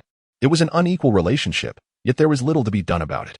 After all, given Jin's disposition, even if Izaya refrained from making an appearance today, it was only a matter of time before the partnership led to an explosion of complications. Therefore, it might be wiser to address the situation sooner rather than later. Suddenly, Izaya recalled that he seemed to have overlooked something significant. "Ah, yes, Shinichi Kudo." Casting a glance in the direction Jin had departed, Izaya surmised that the latter's task must have been completed. If this were not the case, the classic scenario of a detective encountering unforeseen transformations would have yet to unfold. But had it already occurred? That seemed unlikely. Izaya Orihara did not immediately catch up. Yet the interval was undoubtedly brief. It should not have been long enough for Shinichi Kudo to uncover the transaction involving vodka before being ambushed by Jin. Does this imply that the puppet master has changed? Surely, it cannot be that the emergence of Conan was directly thwarted. Izaya Orihara pondered deeply and ultimately resolved to pursue the original line of thought. He traversed the narrow alleyway, and in a shadowy corner, amidst a few oversized garments sprawled on the ground, a diminutive figure lay curled up, drenched in perspiration and in a state of unconsciousness. Indeed, it had shrunk after all. Regrettably, it seemed he had arrived a tad too late. Jiyuan Linya let out a sigh tinged with regret. However, after a moment's reflection, he retrieved his phone and captured a photograph, subsequently pocketing the device with satisfaction as he departed. Once he reclaimed the hidden items, Jiyuan Linya hailed a taxi and journeyed to a luxurious apartment building in the heart of Tokyo. He had purchased a modest studio apartment there upon enrolling in T10 High School, a venture that had cost him a considerable sum, due to the limited geographical scope. Many residential buildings in this area were not organized into expansive complexes as Jiyuan Linya had experienced in his previous life. Often, a solitary high-rise constituted an independent territory. Upon entering the building with his access code, Jiyuan Linya ascended the elevator to the 8th floor, apartment 803. The building soared over 30 stories.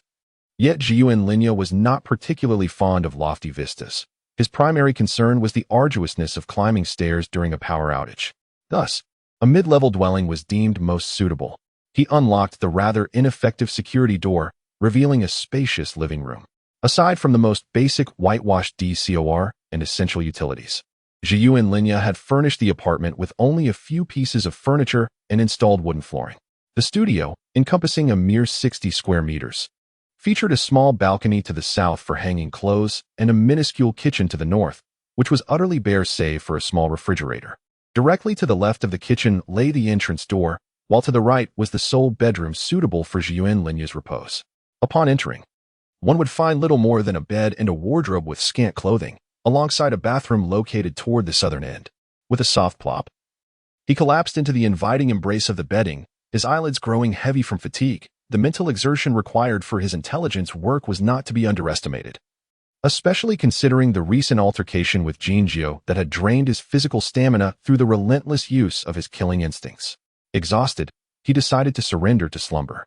Just as his thoughts began to fade, his phone vibrated, jolting him awake. With an air of impatience, he fished it out, only to find it was not Jinjio, but rather an unfamiliar number. "Hello, I am the owner of a company. We have encountered a situation involving the leakage of confidential information within our organization, and I wish to identify the culprit. Do you possess the means to uncover the mole? Ideally, I would appreciate a resolution by tonight." A calm voice resonated from the other end of the line. With a slight raise of his brow, Orihara Izaya sat up. This request felt rather urgent. He pondered whether many were privy to this confidential information. Was there a way to gather them all in one place? Perhaps that could lead to a fruitful endeavor. "Very well, do come directly to our company," he instructed. After receiving the address, he inquired how this client had learned of his reputation as an information broker. The response was a newspaper, prompting him to hurriedly dash downstairs to purchase a copy from a nearby convenience store. To his astonishment, the headline read, "High School Detective Shinichi Kudo defeated by self-proclaimed information broker." Amused by the sensationalism of the media, Izaya chuckled at the familiar antics of the press, though he had to admit their speed and efficiency were commendable. As he took a cab to the designated location, Izaya reflected on the accuracy of his strategy. Business was already knocking at his door. In the past, aside from distributing business cards and posting advertisements, he had relied heavily on referrals from previous clients. While he had considered advertising through media outlets, the exorbitant costs yielded negligible results. Conversely, this organic approach was imbued with authenticity and profitability. In general, the clientele for Izaya's information services could be categorized into 3 tiers. The first comprised ordinary individuals seeking mundane information, such as whether their spouse was unfaithful or discerning their boss's intentions. The next level consisted of affluent corporate executives and business owners, requiring insights into internal secrets, potential betrayals, or critical points of competition. This tier was particularly favored by Izaya, as it offered substantial remuneration and the clientele often held respectable positions, which could serve as excellent word-of-mouth advertising. The highest tier, however, primarily involved conflicts among official factions or violent confrontations between criminal organizations. Such cases were fraught with risk, and while the fees were not significantly higher, the confidentiality demanded negated any advertising potential. Izaya had only undertaken a handful of these top-tier assignments, akin to dealings involving the likes of gin from the distillery, which rarely contained core information. Thus, the difficulty was moderate, Yet the unpredictability of subsequent developments remained a concern. Most could only be described as one-off transactions. Consequently, when he learned that the client was a business owner, he opted not to decline. Had it been a minor commission from the lower tiers, he would likely have chosen to politely refuse or postpone until he found himself with free time to revisit the inquiry. However, this level of commission, while typically straightforward, often proved to be the most cumbersome. Fortunately, this particular task seemed relatively uncomplicated, or at least not excessively troublesome. As the car came to a halt before a towering building, Izaya settled the fare and entered the lobby, where several figures awaited him with a semblance of formality. Upon noticing Izaya approaching, one of the men, likely in his 40s, rotund with slicked-back hair and a small mustache, stood to greet him. "Are you the information broker?" he asked, scrutinizing Izaya with a hint of skepticism. "You certainly appear to be quite young and accomplished." Z cast a calm glance at the man. "You must be Chairman Shirzue Ichifu." "Oh?" Shirzue Ichifu's eyes sparkled with interest. "You know me?" "Of course," replied Z. "In the realm of business in Tokyo, it is imperative to pay special attention to one's primary clientele, particularly to distinguished entrepreneurs such as yourself." Zakihara Tohya responded succinctly yet courteously, conveying to Shizu Ippu that their acquaintance was not a mere coincidence, but rather a matter of prior preparation. This revelation instilled a sense of reliability. Nodding discreetly to himself, Shizu Ippu proceeded to brief Tohya about the situation. "These individuals represent our company and are privy to the confidential information. Among them are executives, secretaries, and technicians, all of whom, to my inquiries, have assured me that they have not indiscriminately divulged any details. Please examine where the issue truly lies." Before Shizu Ippu could elaborate further, Tohya gestured that it was sufficient, leaning closer to the group and surveying them with a keen eye. The intelligence gathered indicated that all present were exceedingly tense, even fearful. This reaction was quite understandable. It mirrored the anxiety one might feel in their student days when a peer's belongings were stolen. And despite having no direct connection to the incident, one could not help but feel a sense of unease, an embodiment of collective apprehension. It is evident that Orihara Izaya could not discern the truth at a mere glance. "Have you leaked any confidential information to others?" The first individual on the left was directly and openly questioned by Orihara Izaya, who, naturally, received a denial. However, this did not deter him from continuing his inquiries until he had interrogated every individual present. 8 lies. 13 lies. He had indeed lied. He was the one who had disclosed the confidential information. As Orihara Izaya pointed out, the youth among them with the highest likelihood of deceit, everyone, including Ida Ichifumi, was momentarily taken aback. "No, it wasn't me. I didn't." The youth, in a state of panic, knelt down with a thud and vehemently shook his head in denial. Itu Ichifumi furrowed his brow. "You claim he lied and that he leaked the information. Do you have any evidence?" A reasonable inference would suffice. In response, Orihara Izaya lit a cigarette. "President Itu, have you perhaps misunderstood? I am merely an information broker, not a detective. I provide information without any convoluted reasoning." This. Itu Ichifumi was momentarily stunned. Upon reflection, he indeed found no flaw in that statement. Yet, to rely solely on Orihara Izaya's word seemed rather dubious. Had they truly engaged the wrong person from the outset? Zhang Yuan Lingya discerned the thoughts of Si Jing Ipu, feeling a tinge of helplessness within. He had indeed spoken no falsehood. His dealings had always been contingent upon the provision of intelligence, indifferent to the existence of evidence. To speak candidly, many matters lacked any semblance of evidence. However, this did intertwine with the issue of trust. Often, significant clients were unconcerned about initial losses, viewing them merely as assessments, augmented by alternative means of validation or compensation. If circumstances permitted, future collaborations could continue. Conversely, smaller clients posed genuine challenges, yet by the time they approached Zhang Yuanlingya, they were acutely aware of the distinction between him and a detective, eschewing such formalities. It appeared that associating detective conduct with the title of an intelligence broker bore its own repercussions. If the president of Sichuan truly desires specifics, it can certainly be arranged. One must resolve one's own troubles, he mused inwardly with a sigh before continuing. However, I cannot guarantee results within the stipulated time frame. Such troublesome matters typically warrant additional remuneration. Yet, considering our initial collaboration, I shall forego that discussion. Should you find satisfaction in our subsequent dealings, a bit of promotion on your part would be appreciated. Upon hearing this, Si Jing Ipu was taken aback, not due to the discount that exempted him from extra charges, but rather because the sole request following such a statement was for advertising, indicating that it was not a mere temporary price hike. This clearly reflected confidence in genuine capabilities. Agreed. Si Jing Ipu nodded without hesitation, prompting Zhang Yuanlinya to inquire further about the details. He sought to ascertain when the confidentiality breach had been confirmed and when Si Jing Ipu had first become aware of that confidential information. Ideally, it would be best to establish when the information had not yet been compromised. The breach was confirmed at 6 o'clock this evening. I learned of it during our meeting last night around 8. It is rather difficult to pinpoint when it was still secure, Si Jing Ipu replied candidly. Izaya Orihara crouched down, meeting the young man's gaze directly. So, since the conclusion of last night's meeting at 8 o'clock, where have you been and what have you been doing? The youth earnestly replied. After leaving the office following the meeting, I went straight home. This morning, I arrived punctually at 8 and remained by the chairman's side without leaving. I only took a few brief trips to the restroom, and I had lunch with my colleagues. The entire duration is documented through phone calls and faxes used at the company. Xingyuan Linya turned to Sergio Ichifu, who nodded in acknowledgement. This indicated that the potential moments for action were likely between leaving the company last night and returning before work, as well as an encounter with someone during a restroom break. As he surveyed the situation, Linya's analytical mind churned with a myriad of information. You claim you were at home last night. Was there anyone else with you? No, I'm not married, and my parents are back in my hometown, the young man replied, shaking his head. Observing the youth's disheveled collar, Linya tidied it up slightly. That's quite curious. The fragrance you wear is typically associated with women. What? The young man seemed momentarily taken aback, sniffing at his own clothes. After a night and another day, the faint scent of perfume was nearly imperceptible to the average person. In truth, Linya himself could hardly detect it. However, within the realm of his analytical mind, even this minimal trace was sufficient to draw conclusions without the need for his own discernment. According to the workings of this analytical mind, only known information would be organized and analyzed.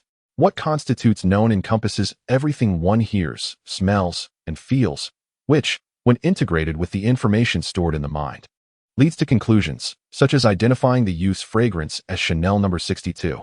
Just as Linya could not arrive at certain answers, his analytical mind could uncover overlooked details, capturing what might not be seen but still existed in the sensory realm. Even if his sense of smell alone could not easily detect such nuances, it could nonetheless gather information with startling efficiency, exhibiting an almost uncanny characteristic. As previously mentioned, this analytical mind functions as a supercomputer. The operation of such a supercomputer necessitates substantial data. This data comprises not only the knowledge residing in Linya's mind, but also the sensory experiences gathered from the environment. However, since the latter had already approached its limits, there was little more to elaborate upon. Nonetheless, it is undeniable that the accumulated foundation and on-site collection of information are of paramount importance. In simple terms, the analytical mind serves as a synthesis of a supercomputer and a sampling device. Let me hazard a guess. You publicly state that you returned home immediately after work yesterday. But in reality, you were with a stunning woman. Perhaps it was a reward from one party or a deposit from another. Maybe you did not sell any secrets or intend to leak anything. Yet, if you let slip even a hint, the outcome remains unchanged. As he observed the young man's face, now blank with shock, Linya turned to Sergio Ichifu. Chairman Sergio, are you satisfied with this conclusion? If you require evidence, you might consider checking his dashcam footage. However, it is highly likely that it has been erased, or alternatively, you could investigate the surrounding establishments. Logically, he is merely a disposable pawn.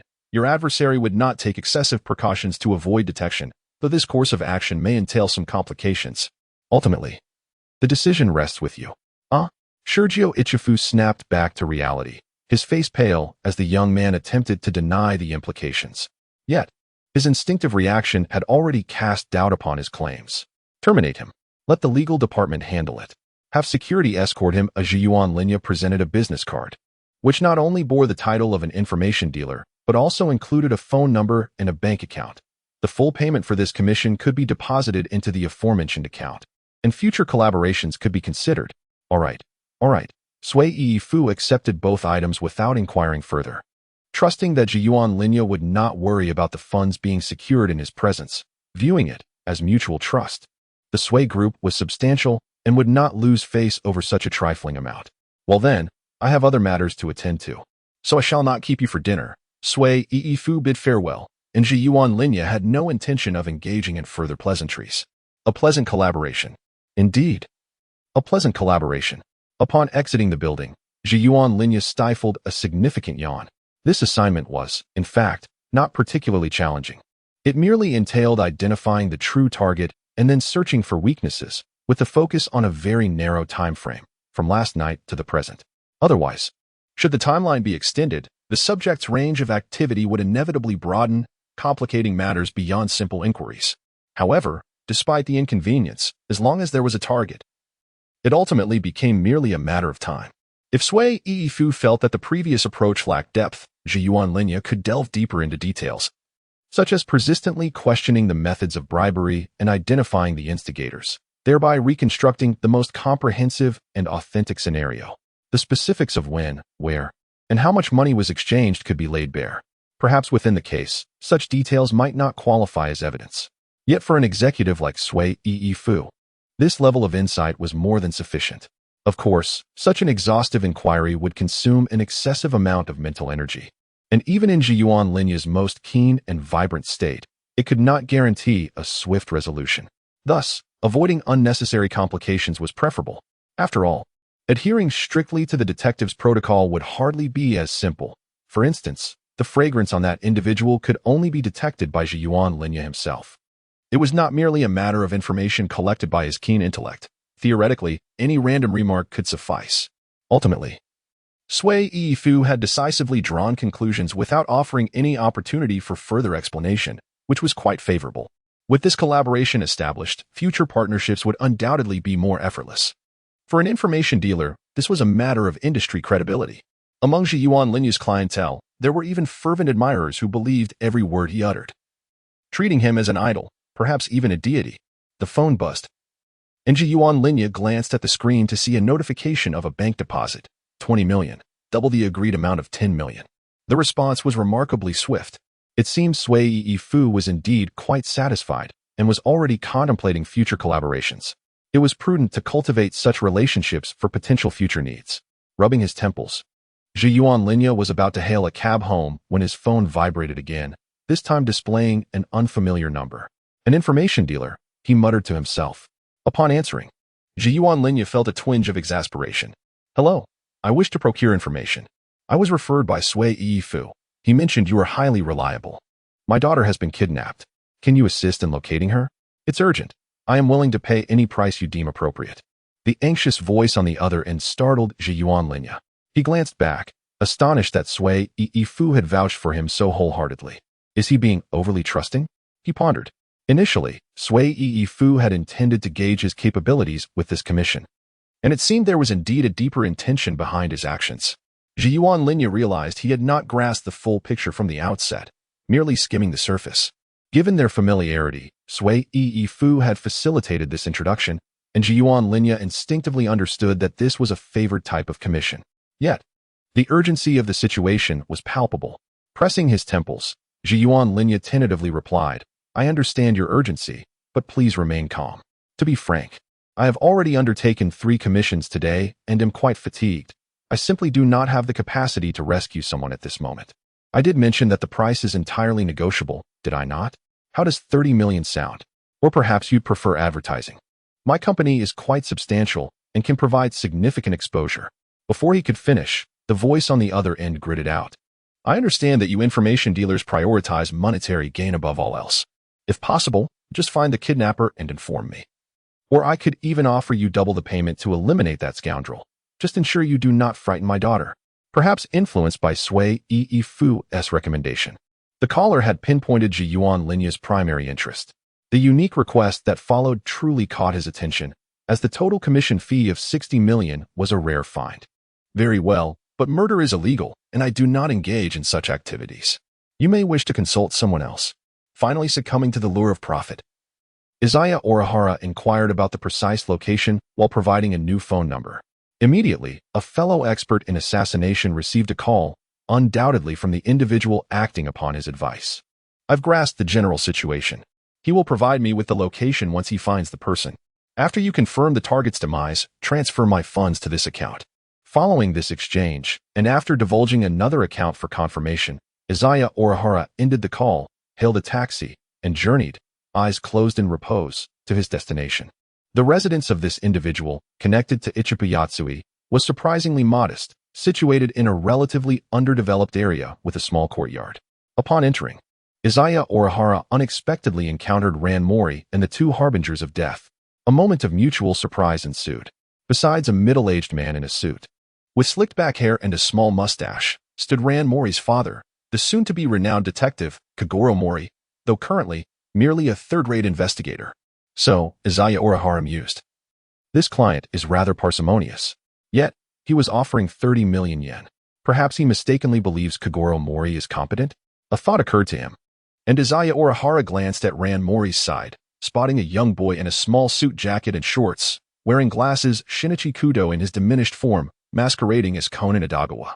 An elementary school student. No, he corrected himself. Conan shouldn't be enrolled in Teat-An Elementary School yet. Orihara-senpai? Snapping back to reality, Ran Mori greeted him with surprise. While Kogoro Mori questioned, Ran, do you know this person? Yes, he's my upperclassman, but I'm unsure why he's here, Ran Mori explained, equally perplexed. Conan, standing nearby, observed Izaya Orihara with curiosity. Having heard of the information broker's reputation, he could surmise the reason for his presence. As expected, a portly middle-aged man with slick-back hair, reminiscent of Ichipu Yatsui, approached Izaya Orihara. However, unlike the previous client, whose mustache was merely a small patch, or Kogoro Mori, whose mustache was thin and delicate, this man sported a full, Western-style handlebar mustache. Are you the information broker? Presumably forewarned by Ichipu Yatsui, the man showed no surprise at Izaya Orihara's youth. He extended a hand, both eager and polite, and introduced himself. I am Ko Meijin, the chairman of the Ko Group. Pleased to meet you, Mr. Orihara. The pleasure is mine, Mr. Ko. Zhou Yuan Lin Yi wore a formulaic smile, while Gu Jinren displayed a sense of embarrassment. I truly apologize, young brother. But our matter may have reached its conclusion. He hastily explained the situation. It turned out that prior to Zhou Yuan Lin's arrival, Gu Jinren, in a state of anxious urgency before receiving a recommendation from Si Jing Ipu, had decided to enlist the assistance of a detective to assess the circumstances. The detective in question was none other than the family man, Mori Kagaro. Essentially, Gu Jinren had learned that his daughter had been kidnapped, with the sole eyewitness being their elderly butler, an old man with white hair and glasses, sporting a Western-style mustache, named Asu.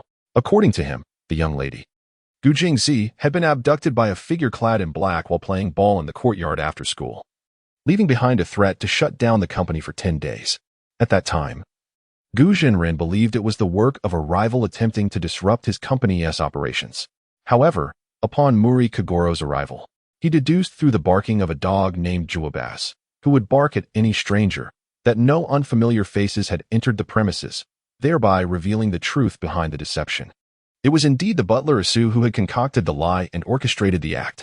Thus, Gu Jinren now found himself in an especially awkward position, feeling as though he had wasted Zhou Yuan Lin's time and, ironically, had sought the life of someone from his own household. How was he to navigate this predicament? It was not that Gu Jinren held Zhou Yuan Lin in excessively high regard, but rather that someone who had earned the admiration of Si Jing Ipu and seemed to be acquainted with a specialist in homicide warranted some caution. As the adage goes, it is better to offend a gentleman than a scoundrel. Gu Jinren had prepared himself to offer monetary compensation for the inconvenience. Yet he was uncertain whether Zhou Yuan Lin would decline or demand an exorbitant fee. Meanwhile, Mori Ran was engaged in a discussion with Mori Kagoro, explaining the circumstances, which caused the esteemed detective to feel a sense of impending dread. Alas, it is often said that rivals are found among colleagues. Mori Kagoro, secretly reveling in his timely insight, nonetheless felt a twinge of annoyance and remarked, "Unfortunately, my name is Detective Mori Kagoro, and I have already solved the case. You should return to your studies." Zeki Rinya cast a glance at Mri Koger, fully aware that behind this incident, it was most likely Conan who was stirring the pot. Yet, encountering these two troublesome figures here suggested that this kidnapping case was likely scripted. That fateful night, when Kudo Shinichi transformed into Conan, a somewhat hazy memory surged to the forefront of Rinya's mind. He sensed that this assignment might not demand much of his mental fortitude, essentially a gift of a task. Well then, as all of you are my guests, Let's dine together later. Goju Shinji attempted to ease the tension. However, Rinya completely disregarded Emery Koger, focusing intently on the butler. Also, I ask you, did you truly kidnap your young mistress and demand 300 million? No, that's not it. Also fell to his knees, shaking his head fervently. I merely wished for the company to close for 10 days. I never intended to ask for any money. I am truly not lying. Indeed, he was not lying. Xingyuan Linya turned to Gu Jinren and remarked, it appears that an unforeseen incident has resulted in the emergence of another kidnapper. He is indeed the one who made the call for ransom. What? Mori Kagoro waved his hand in discontent, exclaiming, what nonsense! You can't possibly believe the ramblings of a criminal. He is merely attempting to mitigate his own culpability. Meanwhile, Conan appeared contemplative, while Gu Jinren exhibited hesitation. The former had long sensed something amiss, while the latter genuinely believed that their old butler, Aso, was not a particularly malevolent individual. Additionally, he had heard from Yuji Ichifu that Xingyuan Linya possessed the ability to discern lies in person. Master. At that moment, an elderly woman rushed over, clutching a phone. Someone is looking for you. Didn't I say not to disturb anyone during such a time? Gu Jinren expressed his displeasure, only to notice the woman's face was clouded with hesitation. Upon seeing her expression change, Gu Jinren took the phone. Hello? Chairman Gu, is my 300 million ready? A cold, menacing voice emanated from the other end of the line. Realization dawned upon Gu Jinren regarding the veracity of Xingyuan Linya's words, and he collapsed to his knees with a thud. Who are you? Witnessing Gu Jinren's breakdown, even those present who had not heard the conversation could comprehend the situation. Intention filled the air. Mori Kagoro pressed closer to Gu Jinren, urging, speak more, let's extract the location. Whose voice is that? Have you called the police? The voice on the phone immediately grew wary. Mori Kagoro quickly covered his mouth, while Gu Jinren hastily clarified that they were not the police. Let me hear my daughter's voice. Ah, fine. With a tearing sound, it seemed the tape on Gu Jingzi's mouth had been removed. In the next moment, a voice cried out, Daddy, don't listen to him. It's the school warehouse, where you can see a large chimney. You brat. Wah. After what seemed like an attempt to silence Gu Jingzi, the kidnapper sneered, Chairman Gu, do not provoke my final patience. If the money is not seen soon, you will understand the consequences. With a loud click, the call ended, leaving Gu Jinren seething with fury. Do not panic, Chairman, you prepare the money. The kidnapper, with a little girl, should not be able to flee far. Let us check the nearby schools. Mori Kagoro issued his command. In a corner, Conan studied the map intently for a moment before mounting the large dog, Goliath, and charging out of the yard, prompting a startled Mori ran to follow him. Hey! Mori Kagoro, feeling helpless, could only follow suit. Xingyuan Linya observed the silhouettes of the three individuals, while beside him, Gu Jinren gazed at him with eager eyes. After shaking his head and uttering a seemingly trivial remark, Xingyuan Linya disregarded Gu Jinren's perplexed expression, seated himself upon the wooden planks of the corridor, and allowed a mental map to unfold in his mind. The details surrounding the kidnapping case had become somewhat hazy for him. However, two crucial points remained vividly etched in his memory. The butler and the young lady had staged a kidnapping, and the actual location of the abduction, indicated by a chimney, was merely a shadow of a taller building. This was why Xingyuan Linya had initially pinpointed the issue. Now, despite the specifics of the location eluding him, the unique high-rise that corresponded with the school, as per his photographic memory of the map, was none other than the number 100 Erqiao Middle School. The intelligence within his mind instantaneously provided the answer, and Xingyuan Linya opened his eyes to address Gu Jinren. Erqiao Middle School? Gu Jinren, breathing heavily, had placed immense trust in Xingyuan Linya. What should I do? Should I call the police? Call the police for what? Xingyuan Linya rose to his feet, feigning the act of retrieving his mobile phone to send a text message. Had Chairman Gu truly forgotten that a deal had already been struck with that individual? Observing the nonchalant demeanor of Xingyuan Linya, Gu Jinren felt a momentary pause. Was there still time for this? Trust those who are not suspected, and suspect those who are trusted. Zero Yen Toru waved his hand as he departed, instructing, just wait for news, and be prepared to transfer the funds. Gu Jinren gazed at Toru's retreating figure, momentarily lost in thought. After leaving the Gu family estate, Toru quickened his pace, weaving through the bustling streets and alleyways, ultimately finding a secluded spot to change his attire. At this hour, surveillance cameras were scarce, particularly in public areas, which proved advantageous for Toru. As long as he ensured that no passerby happened to catch sight of him, the likelihood of any mishap was minimal. He donned a coat, hat, gloves, and mask, along with a change of shoes. However, these were not the previous two outfits. Toru had yet to find the time to deal with those. Each piece represented crucial evidence that must not linger, including the outfit hastily purchased in that park. Even though Toru had not worn that particular ensemble for any significant purpose, merely engaging in a skirmish with Jin, it was imperative to dispose of it. As for the reason behind not reusing them, Izaya Orihara has yet to descend to such depths, particularly in the current case, which involves Conan and the Muri father-daughter duo. It has indeed spared Izaya a considerable amount of trouble. However, every advantage comes with its own set of drawbacks, and this situation has certainly caused him some inconvenience. With a renowned assassin on the loose, Conan is likely gritting his teeth in determination. For his own safety, Izaya must exercise caution and resolve matters swiftly. From the outset, Izaya had a clear objective, while Conan, on the other hand, needed to explore each avenue before finally discerning the true location. It stands to reason that Izaya should reach his goal more rapidly. Yet, as he emerged from an alley, the gates of Nabashi Middle School came into view. In the next moment, a shadow darted past. Conan, atop his colossal steed, silently slipped through the entrance. Taking advantage of his height, Izaya realized he had underestimated the speed of this particular hound. Rubbing the back of his head in resignation, he remained unfazed by the situation. With a swift movement, Izaya followed closely behind into Nabashi Middle School, but as he lost sight of Conan and his mount, he suddenly halted. Turning to the security guard who sensed something amiss, with a glinting dagger in hand, he inquired, "Could you kindly direct me to the warehouse?" The guard's face turned ashen in an instant. With a gulp, the guard, earning a mere 200,000 a month, had no intention of risking his life. He obediently pointed out the location of the warehouse to Izaya.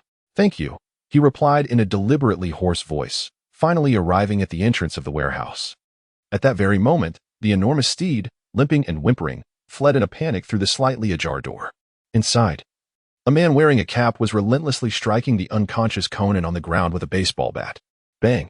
With a forceful kick, Izaya Orihara burst through the doorway, startling the kidnappers. "Who's there? Someone here to end your miserable existence."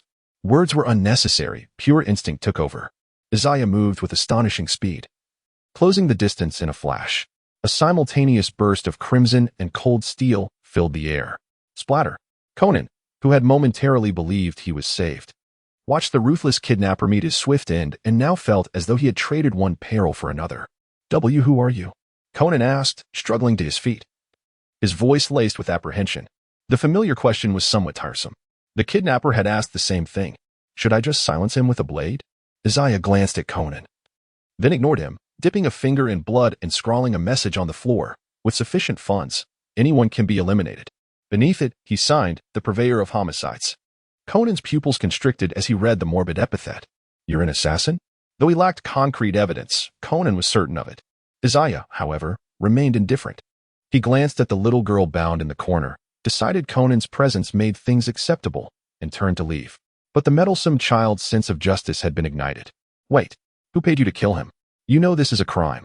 How had he never noticed how self-destructive this kid could be? As Izaya Orihara complied with Conan's wishes, he halted his steps and turned, brandishing the glinting blade stained with crimson. The sight of that gleaming, bloodied tip caused Conan to freeze in place, a dawning realization washing over him. He was courting death. The adage about escaping from a tiger's den only to enter a wolf's lair seemed utterly misplaced. He had merely slipped from the jaws of the wolf and into the clutches of the tiger. With an involuntary gulp, Conan's instincts as a detective urged him to ensure that this self-proclaimed murder expert did not escape. Yet, in that moment, the primal instinct for survival compelled him to remain silent.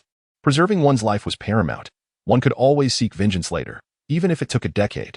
Especially when he recalled the girl behind him, who had barely escaped a dire fate. His own recklessness was inconsequential, but he could not drag another into peril. This was not fear of death, it was restraint. Observing Conan's perceptiveness, Izaya chose not to press the matter further and departed. His departure was not out of concern for the fate of the world's center or its destined hero, but rather a simple reluctance to kill. After all, why go through the trouble of infiltrating Titan High School? He harbored no particular agenda, merely a curiosity about Conan's future developments. If he truly wished to investigate Izaya, a battle of wits would be in order. Until the final moment, he had no intention of carelessly eliminating his adversary. Whether one labeled Izaya as merciful or indecisive mattered little to him. Having been granted a second chance at life, his happiness was all that truly counted. However, to his surprise, just as he neared the entrance of Nabashi Middle School, he unexpectedly encountered Ran Muri, who had been trailing behind the colossal figure. Both parties paused, momentarily taken aback. Reflecting on the prior events, had it not been for his timely intervention, Conan would have met his demise. So, was the original narrative meant to depict Ran as the one who came to the rescue? Izaya Orihara realized that he had previously overlooked Ran Muri's presence, assuming it without consideration. In contrast, Ran Muri, Sakura Toshiya, clad in a manner that obscured his intentions, still clutched a bloodied knife that had yet to be sheathed. By all appearances, he was not a person of virtuous character. Furthermore, with Conan seemingly having pursued him into this very place, and having just emerged from it himself, a dreadful thought crossed the mind of Muri Ran. Could it be that you are the kidnapper? What have you done to Miss Kiko and Conan? Convinced she understood the entirety of the situation, Muri Ran was filled with both astonishment and indignation. As she assumed an aggressive stance, Sakura Toshiya internally lamented his misfortune, for he preferred not to confront this harbinger of fate over Conan. In terms of combat prowess, she was undeniably formidable. In Sakura's estimation, no obstacle, be it shattered stone or severed steel, could pose a challenge for Muri Ran. Indeed, his very transfer to Tea in high school was motivated by the desire to observe her. Fortunately, reality, unlike fantasy, had its limitations. While he could not claim to best her in battle, describing Muri Ran as inhuman was not an exaggeration. Although she did not reach the grotesque levels of Kōgaku Makoto, Sakura lacked the confidence to assert that he could easily triumph over her without having engaged in direct combat. Thus, after a brief moment of silence, Sakura chose to avoid further complications. He gestured with his knife towards the warehouse behind him and replied in a hushed tone as someone who has not delved deeply into the matter. Orihara Izaya has already been compelled to engage in 2 fights. However, upon closer inspection, when he clashed with Kōgaku Makoto, the narrative had indeed commenced. Thus, one might argue that it should be 3 encounters in total. It seems that the days ahead are bound to be extraordinary. Come on. Zhiyuan Linya brandished his knife towards Mao Lilan, prompting the girl to instantly adopt a vigilant stance. Hesitant to confront him directly, she sensed something amiss and shouted, "Watch out." With that, she surged forward, accelerating with determination, while Zhiyuan Linya met her advance without a hint of trepidation. With a swift movement, they both executed a high kick simultaneously. The impact of their legs colliding resonated like 2 iron spheres striking together, producing a thunderous sound, and both were propelled backward. Losing their balance momentarily, regaining their footing, they wore expressions of solemnity and gravity, their minds occupied by a singular thought. That was an impressive force, albeit accompanied by a slight sting of pain. With legs spread apart and bodies angled to face each other, both instinctively reached towards their legs, suppressing grimaces of discomfort. Managing to maintain a faade of composure, their exchange had been evenly matched. However, there existed a discernible difference between them. In sheer strength, Zhiyuan Linya likely possessed the upper hand, while Mao Lilan might even surpass Jin in strength. Yet, she still fell short of his prowess, attributing their parity to the enhancement provided by her karate techniques. Among various forms of close combat, karate is categorized within the mid to long-range spectrum. Unlike the more reactive and experiential nature of short-range encounters, karate embodies a broader and more expansive style. Therefore, apart from physical conditioning, the mastery of techniques becomes paramount. Mao Lilan, originally a leading figure among the younger generation of karate practitioners from the Kanto region, might not be regarded as particularly formidable when viewed in a wider context. However, the Girl of Fortune is indeed a girl of fortune. The reason she occupies this tier is that the competitions available to her are limited to such. Should the criteria be expanded to include male competitors and those of greater age, she might very well reveal a higher echelon of skill.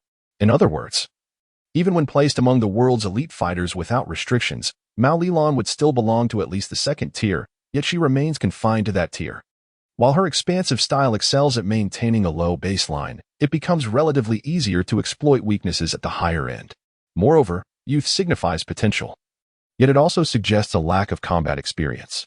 After a brief respite that alleviated some strain from his legs, Zhiyuan Linya once again took the initiative to charge forward.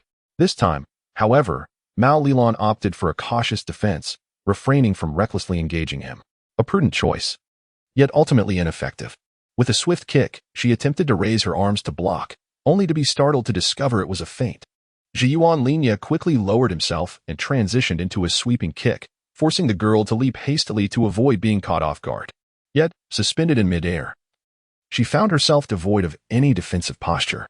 In truth, even this sweeping kick was a mere illusion. Zhiyuan Linya had exerted minimal effort, easily transitioning into a direct kick. Mao Lilan, caught in midair, had no means to evade and could only hastily cross her arms in defense. With a resounding thud, her body was propelled backward like a shooting star, ultimately landing on her rear and rolling into a heap, finally coming to a stop. Feeling as though her body might disassemble, perhaps it was best to remain on the ground for now. Zhou Yuanlin brandished his knife with a flourish, his voice low yet threatening. "Do not forget, the blade in my hand has yet to taste blood. If I truly desired your demise, you would find yourself lifeless after but a second strike." Mao Lilan, disheveled and sprawled upon the ground, suddenly grasped the gravity of the situation. This was indeed a genuine threat. Students ought to focus on their studies, for a mere smattering of martial skill does not grant one the right to meddle in affairs far beyond their grasp. Can one truly prepare for death when they have never taken a life? Leaving behind a seemingly disdainful yet cautionary remark, Zhou Yuanlin sauntered away with an air of nonchalance.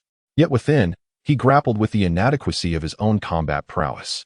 His encounter with Mao Lilan appeared to be a triumph of formidable strength, bolstered by seasoned experience. However, the reality was that he relied on his instinct for violence to navigate the encounter. The disparity between their capabilities was stark, indeed. Relying on external advantages is not inherently problematic. The true concern lay in the sluggish development of these advantages. Kōgaku Makoto, Jin, and Mao Lilan, though ostensibly Zhou Yuanlin could eliminate the latter two with relative ease, the task would not be as effortless as it seemed. Whether it involved stalling for time or risking injury or even death, such challenges fell short of satisfying Zhou Yuanlin's ambitions. He yearned for absolute domination. Furthermore, it was not merely about individual confrontations. Zhou Yuanlin was inclined to anticipate the worst-case scenarios. He harbored no doubts that one day he might find himself pitted against the entirety of the organization or the authorities themselves. His ultimate aspiration was to stand alone against the world. However, that was a matter for the future. For now, he needed to hasten his progress. On his journey home, Zhou Yuanlin pondered this dilemma. This was not a newfound revelation. He had left bloodied inscriptions in the warehouse to expedite the evolution of his lethal expertise. Historically, his notoriety had been built solely upon his killing missions, but now he reveled in a more ostentatious display of his capabilities. Aside from the strategic shift toward intelligence stealing, which had borne fruit and left him impatient, the operations of the Yakuza also drew attention, resembling a reckless abandon of caution. Yet, the crux of the matter remained elusive. Izaya Orihara, feeling no need to tread cautiously, approached the situation with a certain nonchalance. Unlike the intelligence brokers, the existence of a professional killer entailed far greater and deeper implications. Being exposed would undoubtedly invite the full force of official scrutiny. Yet what of it? It merely promised a future fraught with greater challenges. Presently, with both Conan and the organization in play, Izaya found himself at the very vortex of the chaos. Even if he refrained from such engagement, it was merely a matter of time before circumstances unfolded in this manner. Better to indulge early, he mused.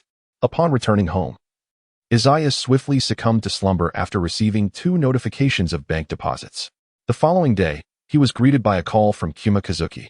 After expressing his gratitude, Kuma inquired about the details of the advertisement. Ultimately, he adhered to Izaya's advice, incorporating the title of intelligence broker while also including a contact number, albeit with a starting price of 10 million yen for commissions. Izaya had resolved to abandon the lower-tier market. He found little merit in dealing with trivial matters typical of second-rate detectives and their petty investigations into infidelity. However, he refrained from stating this outright, opting instead for a more subtle approach. If clients were willing to part with such sums for trivialities, they could be deemed high-end clientele.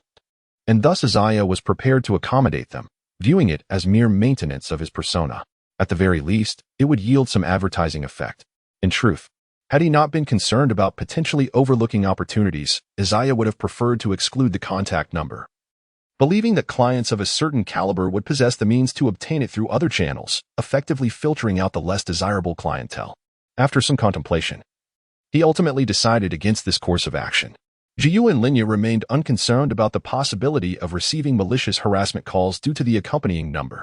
At this juncture, most individuals still utilized landlines, making it relatively easy to trace the source. Those capable of using mobile phones were, at the very least, utilizing large, antiquated models, truly the essence of a Big Brother phone. Only someone like Kagoro Mori would resort to inflating his image by flaunting such a device. As for public telephones, they required payment. Who would frivolously spend money on such a prank? In any case, the matter regarding the advertisement had been settled. However, Gus Henrin brought up another issue. The police had approached him after the events of the previous night, naturally to inquire about the so-called murder expert. In a situation where two children were in peril, intervening could indeed be deemed an act of valor. Yet, the presence of certain written messages at the scene incited the media frenzy, unmistakably painting the scenario as a case of hired assassination, thus categorizing it as a serious criminal offense. How could the authorities possibly turn a blind eye to such blatant wrongdoing? Under such circumstances, it was evident that Gus Henrin would emerge as the prime suspect, although he was not foolish enough to admit ignorance. The current phone inquiry aimed to ascertain if there were any complications.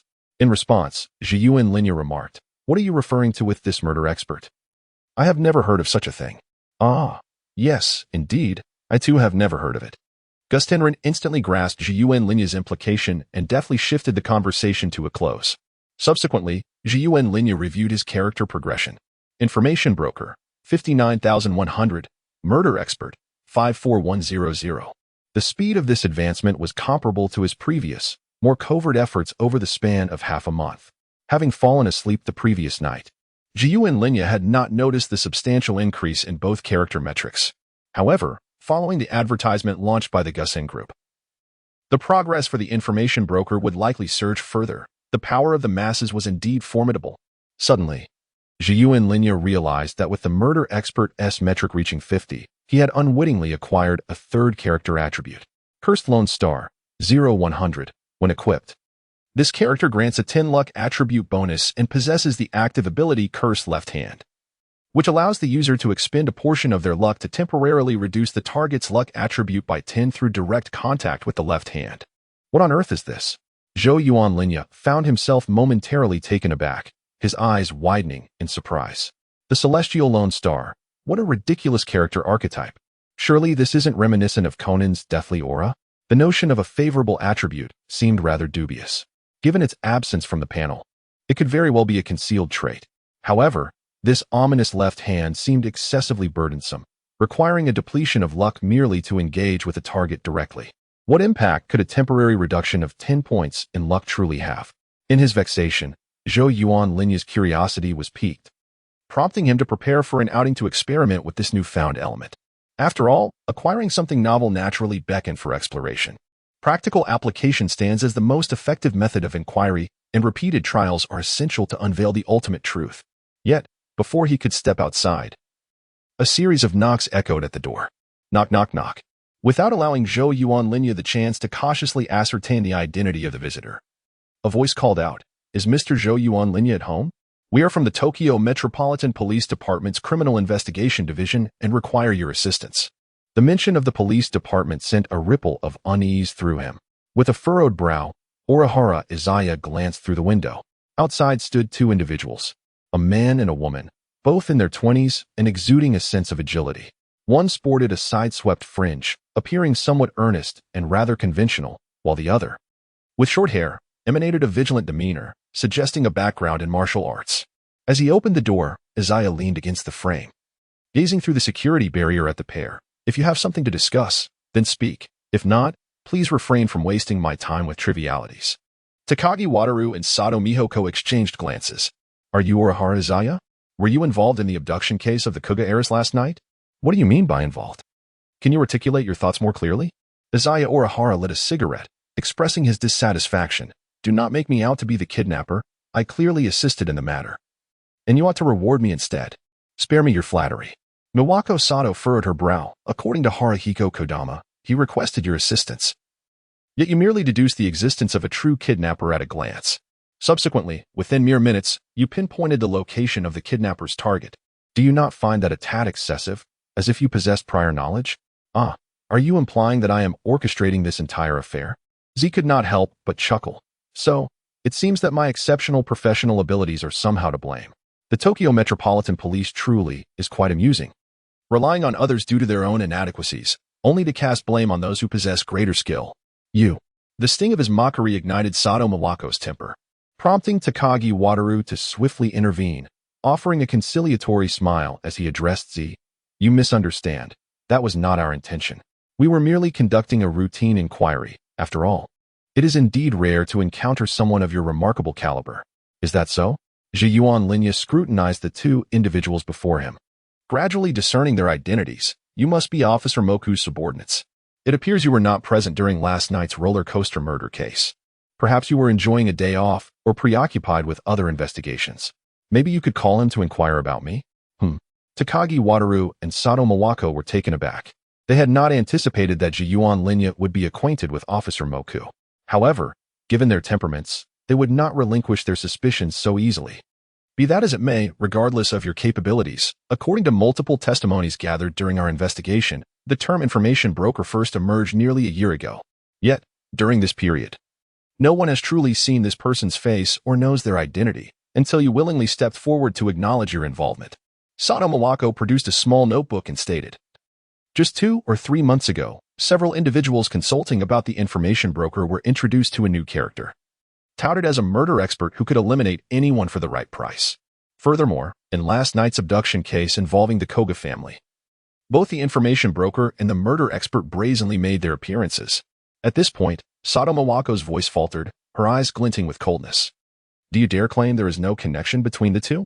Introducing a killer to others makes you an accomplice. Do you not understand? Even if the victim was the kidnapper, it remains a crime. Yet, in response to Sato Mawako's interrogation, Ji-Yuan Linya remained unfazed, playfully tapping his ear. Firstly, I never claimed to introduce any assassin to anyone.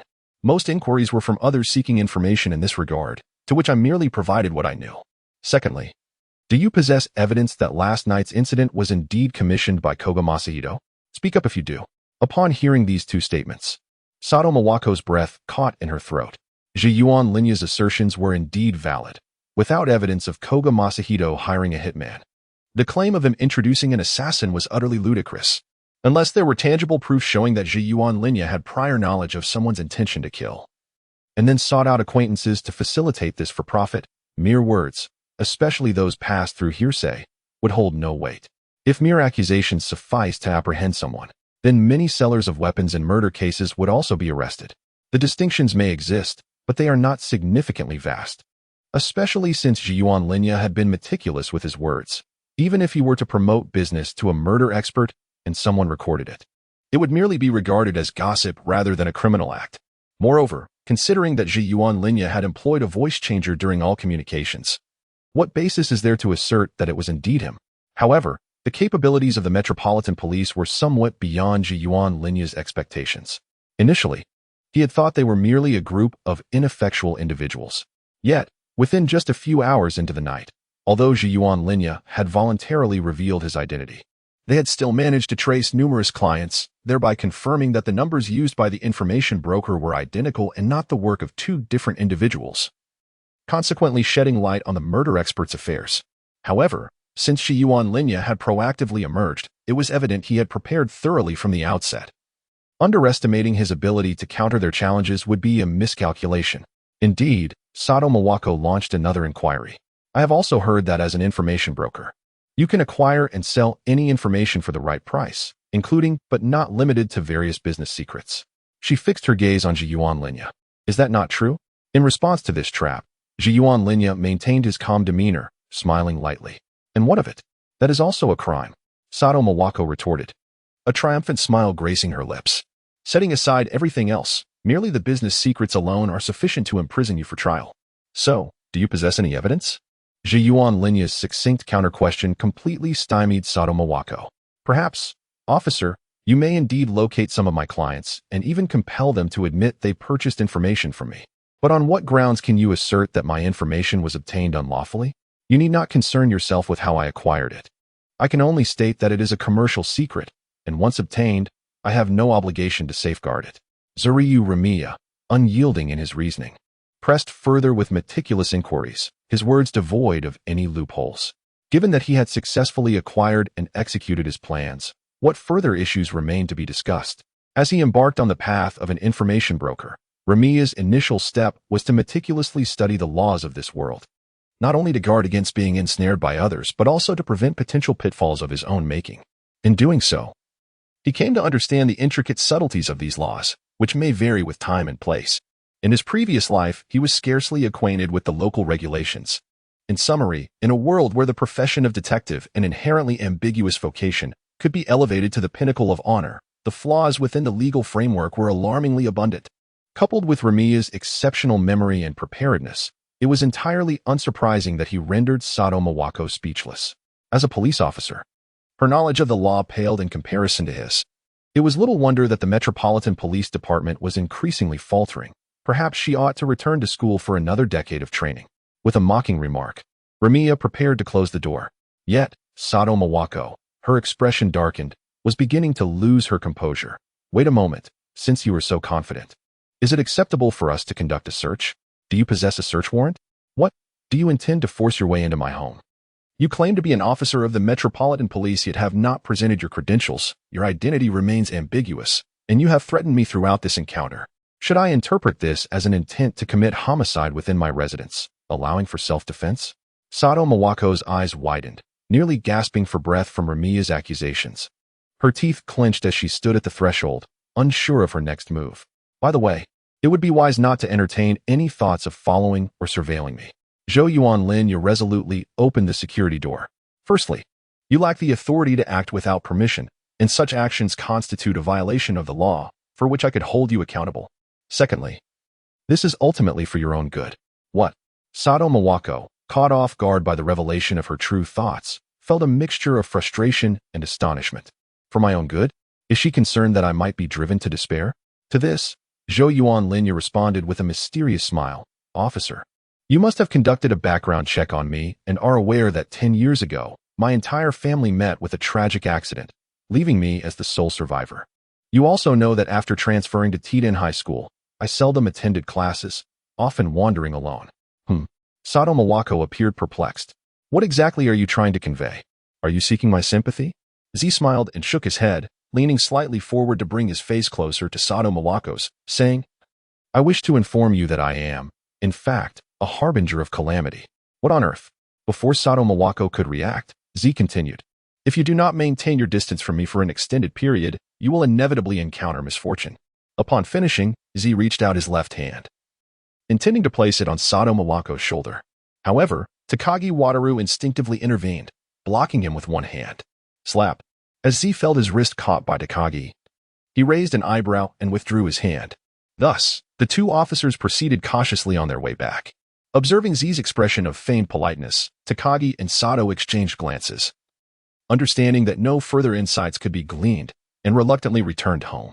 Yet, as Takagi turned around, his right foot inexplicably stumbled over his left, causing him to stagger and ultimately fall to the ground. Thud. The sound was painfully jarring. Takagi. Sato Mawako glanced at Takagi, who was clutching his nose and shedding tears, then back at the spot where he had been standing, her face a canvas of confusion. A fall on level ground? Are you all right? Sato Mawako hurriedly helped him up, her concern evident. I'm fine, Takagi managed to respond after a moment, forcing a smile despite the pain. Yet, they had barely taken a few steps when, suddenly, bang, a bulb in the corridor's ceiling exploded, sending shards of glass cascading like rain. Takagi and Sato were startled and quickly dodged to the sides. Sato fared better, while Takagi, unfortunately, was nicked by some fragments and stumbled into a nearby trash can, becoming ensconced in refuse. Takagi? Sato Mawako frantically assisted him, then rushed to the elevator and pressed the button to open the doors. Just as Takagi stepped in, ding. The elevator doors, seemingly failing to detect his presence, closed abruptly, pinching his head and leaving him feeling utterly despondent. Wait a moment.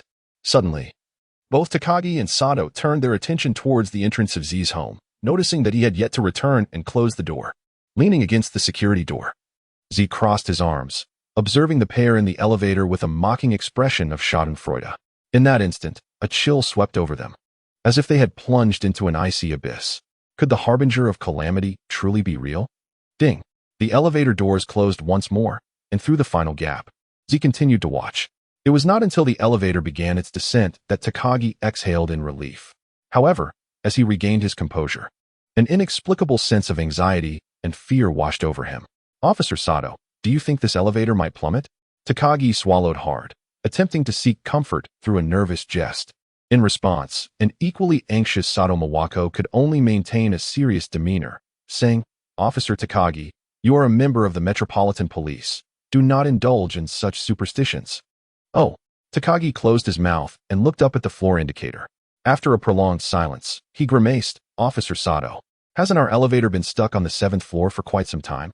Sato Mawako, "Press the alarm. Quickly, press the alarm." On the 8th floor, Z stood before the elevator, watching the fluctuating display of the 7th floor, confirming that the elevator had malfunctioned rather than Takagi and Sato merely feeling uneasy. He decided to opt for the stairs instead. Was the effect of reduced fortune attributes unexpectedly beneficial? Zhang Yuanlinya was somewhat astonished as he stroked his chin. Initially anticipating the situation to be quite trivial, yet it turned out to be an unexpected delight. Nevertheless, incidents such as tripping, light bulbs exploding, or elevator malfunctions, although frequent, ultimately wield limited consequences, hardly to the extent of causing one to choke on a sip of water. However, what if one were ensnared in a perilous environment? For instance, during a life-and-death struggle, a mere slip could certainly add an intriguing twist. Furthermore, in more specific scenarios, such as traversing a tightrope or walking along a narrow bridge, should a similar mishap occur, it could indeed be interpreted as divine retribution. Yet, from Zhang Yuanlinya's perspective, if he could merely touch his adversary during a confrontation, it would almost signify that he was capable of delivering a fatal blow. Perhaps only when seeking to capture the vanquished alive, or in particular circumstances, would this proactive ability prove advantageous. As for the duration of this state, Zhang Yuanlinya could not shadow Takagi Wataru, hence he could not ascertain it. Moreover, this ability seemed to require a measure of luck, and he had yet to encounter anything amiss, suggesting that further experimentation was warranted. Mental fortitude, physical stamina, and luck should ideally be things that could replenish themselves. Yet the specifics remained uncertain. To avert potential calamities at crucial junctures in the future, Zhang Yuanlinya deemed it necessary to elucidate these matters, even if it meant incurring some cost. It appeared that a considerable number of individuals were destined to face misfortune today. However, as the orchestrator of this chaos, he too was bound to experience a stroke of bad luck. Just as Zhang Yuanlinya prepared to step out for an experiment and a quick breakfast, the mobile phone of the informant vibrated unexpectedly. Upon checking, he discovered an unfamiliar number, prompting a reflection on the flourishing nature of his business. "Hello, informant speaking. If you have something to discuss, do so. If not, refrain from wasting time. Come downstairs. Your assignment is in the mailbox." Upon hearing the distinctly altered voice, Zhang Yuanlinya raised an eyebrow. "Are you from the organization? Why isn't Tejan the one contacting me?" The voice on the other end fell silent for a few seconds. "That's not my concern. I am solely responsible for distributing and evaluating the results of your task." "Fine. How should I address you?" "No need for that. Do not call this number again. Once the matter concludes, I will reach out separately." The call was abruptly terminated. Zhang Yuanlinya scratched his head, then returned indoors to don his attire and gather 3 substantial bags to dispose of, before finally descending to check the mailbox. Upon opening the mailbox numbered 803, he discovered a file folder within. Upon further inspection, it contained comprehensive details about a 30-year-old man: age, place of origin, current address, contact number, interpersonal relationships, and even personality traits and hobbies, all meticulously documented, save for the color of his undergarments. Additionally, there was a note accompanying the dossier: outer member, insider. Gather evidence, if possible, ascertain which faction orchestrated the infiltration, but do not expose what has already been revealed. Capture the traitor? Zhou Yuanlinya surveyed his surroundings before meticulously stowing away the documents and notes into a file bag, which he then tucked into his backpack, opting not to address the matter immediately. After all, there were no stipulated deadlines, so there was no need to rush. Upon departing from the apartment building, Zhou hailed a cab to fulfill a low-level commission he had previously accepted, which was due for resolution today. Upon arrival at his destination, he first indulged in a meal before effortlessly discerning that the client's wife was indeed unfaithful. Throughout this process, he remained vigilant, confirming that the police were not tailing him. Eventually, he found a secluded spot to dispose of the evidence, incinerating 3 sizable packages along with the file bag until they were reduced to ash. Next, he mused. seeking a bustling park where he blended into the crowd. Randomly selecting an unfortunate individual, he employed his ill-fated left hand. Observing as the victim endured a misfortune akin to that of Takagi Wataru for an uninterrupted span of 4 to 5 hours. Quite a display of endurance, indeed. As the unfortunate state seemed to draw to a close, Zhou returned to the park, one hand shaking a die while the other continued to utilize the ill-fated left hand. Glancing at the die's outcome after each throw. 6, indeed. 5, correct. 4, incorrect. Another roll. This time it was right. 3, certainly wrong. Let us try again. Still incorrect. One more time, wrong again. After returning to the park and engaging in 6 rounds of using the ill-fated left hand and nearly 50 rolls of the die, Zhou felt he had gleaned some understanding. From the 6th attempt onward, it became apparent that it was no longer merely a matter of rolling dice. He himself began to exhibit conspicuous signs of misfortune, such as tripping over his own feet, compelling him to cease his attempts. Subsequently, Zhou found a spacious area to sit, endeavoring to mitigate unpredictable variables while continuing to roll the die and observe the fluctuations in his fortune. Approximately 6 hours later, he regained a semblance of his initial fortunate state, wherein he could recover once per hour. This was attributed to a 10-point luck attribute bonus. In other words, without this enhancement, he would have only been able to endure 3 attempts. However, with a 30-point progression, the luck bonus would elevate to 20. That equates to 9 attempts. By the way, would consecutive uses of the ill-fated left hand on the same target accumulate? As his experiments drew to a close, twilight was approaching. Ziyu and Linya, though still lingering in thought, ultimately rose to attend to more pressing matters. He summoned a vehicle and made his way to the heart of Tokyo. On a bustling street, lined with bars, karaoke venues, and various establishments of nightlife, the vibrant atmosphere signified that the revelry was only just beginning. He settled into a quiet bar, choosing a seat by the window and ordering a drink. To the casual observer, he appeared to be nursing his drink alone, yet his peripheral vision remained fixed on a nearby small apartment building.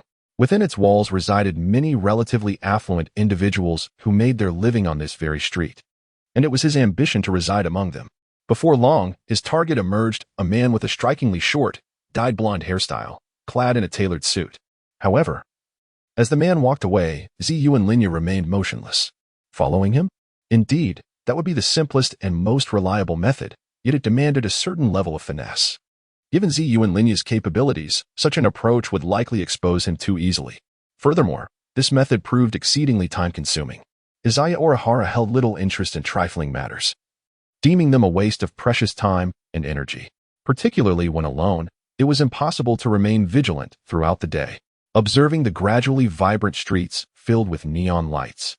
Izaya outwardly appeared lost in thought, while in reality, he was perusing information about his target. As a peripheral member of a liquor syndicate, individuals typically fell into one of 2 categories, those coerced into joining or those who willingly participated. The former group was often comprised of exceptional talent, while the latter pursued their own interests and were generally of dubious character. Take this individual, for instance, who ostensibly operated in this bustling nightlife district, posing as an intermediary. Such opportunists were the most prevalent. What defines an intermediary?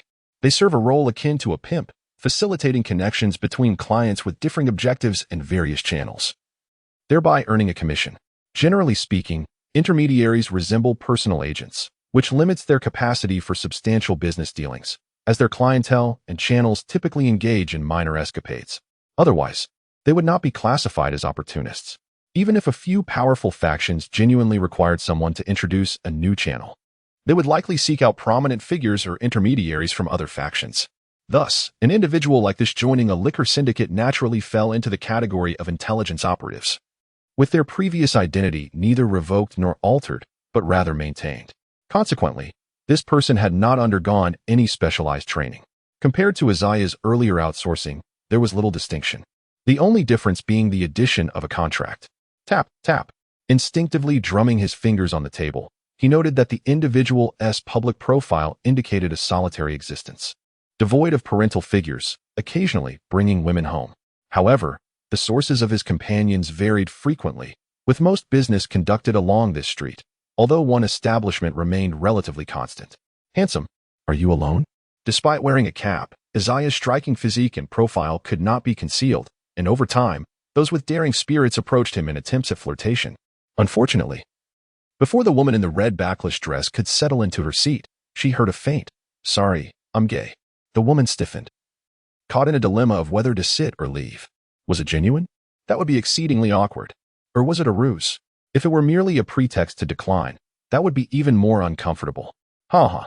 After a prolonged silence, the woman finally managed a few awkward laughs, leaving behind a polite, "Sorry to disturb," before swiftly exiting the establishment. Zheng Yuanlinya continued to wait. As the clock approached 2 in the morning, the swaying figure finally reappeared before him. To ensure that no errors occurred, Zheng Yuanlinya settled his bill and stepped outside. The two brushed past each other. 96 inebriation, 53 marksmanship, 86 in hand-to-hand combat, 100 in generic perfume, and 90, having consumed Wagyu beef half an hour prior. A multitude of information surged in his peripheral vision. Yet the detail regarding the recent consumption of Wagyu left Zheng Yuanlinya somewhat perplexed. How did his mind deduce such specific intelligence? It was true that the establishment he frequented was renowned for its Wagyu, but to conclude with such certainty and a 90% probability seemed excessive. Upon arriving at the entrance of the establishment, he glanced up and suddenly realized that he had visited this place once before. Perhaps the target had inadvertently stained themselves with some sauce from the Wagyu, thus leading to such a high probability. Beyond this establishment, it was likely that he had sought out other women. However, the category of generic perfume was too broad. Would he have to examine each one individually? Zhou Yuanlinya moved discreetly through the throngs of people, harboring no inclination to delve into the thoughts of passers-by. The sheer volume of information overwhelmed his mental faculties, rendering it an arduous task to uncover anything significant. Even if he were to discover something, establishing a connection would be futile. For the night harbored all manner of phantoms and specters. It was only by identifying the aberrant among the ostensibly normal that any meaningful insight could be gleaned. After a moment's contemplation, Zhou Yuanlinya turned and entered the esteemed Wagyu restaurant. Firstly, the search for women encompassed too vast a spectrum. Secondly, such unpredictable elements inherently bore little suspicion. Thus, priority must be given to locales with a higher probability of yielding results.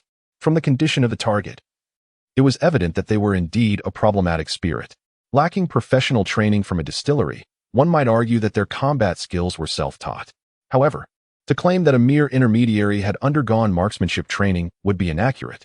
While this assertion was not absolute, it remained inconsequential. Zhou Yuanlinya chose not to pursue the target, as it was clear that he could no longer find any flaws in the target's demeanor.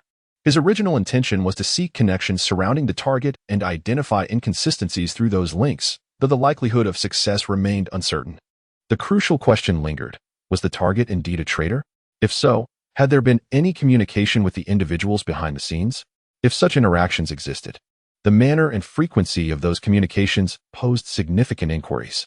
Izaya Orihara prefers direct contact through personal interaction. Communicating via telephone is perilous, as it is susceptible to eavesdropping. While many individuals adopt precautionary measures in their daily lives or conduct routine checks to remain vigilant, direct engagement ultimately presents greater advantages. At the very least, it mitigates the risks of impersonation and the dissemination of false information. However, probability remains an ever-present factor. Tonight, Orihara Izaya may return empty-handed, necessitating several days of relentless surveillance. And even then, he might still face failure.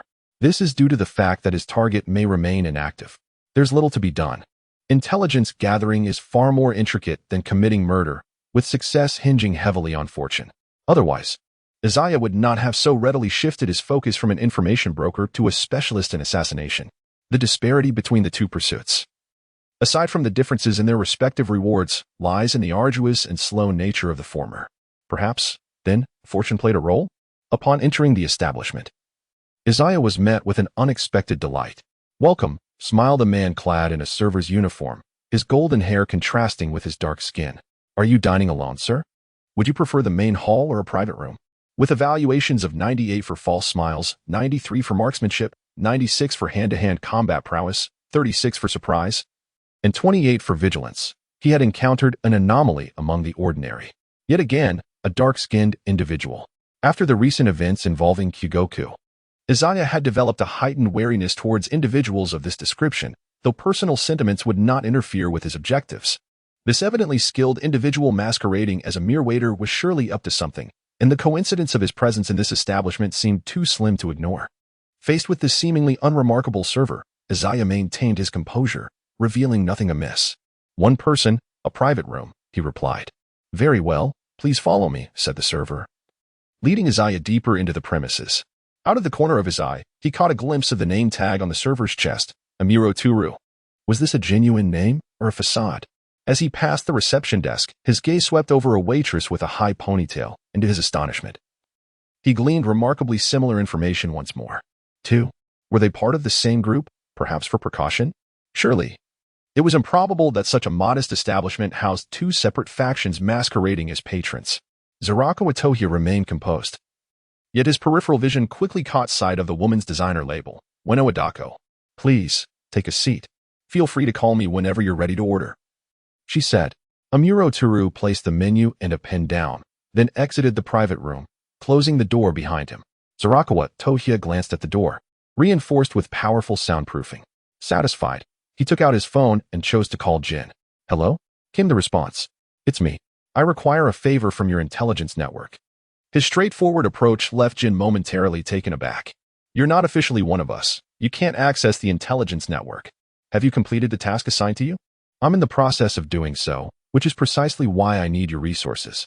Zhiyuan Linya briefly elucidated his current situation, placing particular emphasis on the predicament he faced. "To have me investigate such a substantial matter alone, while simultaneously forbidding me from disclosing the already exposed, is quite absurd. That individual insists that I refrain from initiating contact with him. If I do not seek you out, whom shall I approach? Do you genuinely believe the subsequent tasks will be manageable?" His words bore a subtle hint of grievance and discontent. To be candid, Zhiyuan Linya had never anticipated that someone of his standing, barely a peripheral member, would be summoned to aid the distillery in identifying a mole. The disparity in rank was glaring, and the task at hand could hardly be deemed collaborative. It rested solely upon his shoulders. The difficulty involved would typically warrant a fee in the tens of millions, along with the expectation of enduring several days of relentless effort. As expected, the silence from Jin's end lingered, likely a reflection of his acknowledgement that Zhiyuan Linya's assertions held merit. The magnitude of the task was indeed daunting for one individual alone. "Very well, do you know the names?"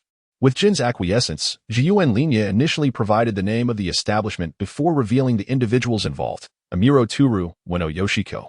Once again, silence enveloped the conversation, and after waiting for a considerable time without receiving a response, Zhiyuan Linya began to doubt whether Jin was still listening. "Hello? Ah, understood. I will send it to you shortly." As the call concluded, Zhiyuan Linya pressed the bell on the table, summoning Amuro Turu back into the private room. There was no need for further elaboration. The two previous names sufficed. With a wave of his hand, Zhiyuan Linya did not harbor any expectations of receiving an immediate response from Jin today. The ability to establish contact was already a notable advancement. He merely awaited the opportunity to uncover a flaw in the next step. Yet, on a different note, how substantial was the reward for this task? It was during their meal that Zhiyuan Linya finally recalled the matter of remuneration. Why had no one mentioned it to him from the outset? If the compensation proved to be insufficient, it would indeed be a considerable loss. He resolved to address this issue with Jin later, particularly concerning the benefits and entitlements associated with his peripheral membership. Z had no intention of working clandestinely for the Black Factory. The following morning, he received a phone call. Not from, but from an unfamiliar number. Just as he was anticipating a business matter, it turned out to be that individual. "The task is complete. Meet me at noon."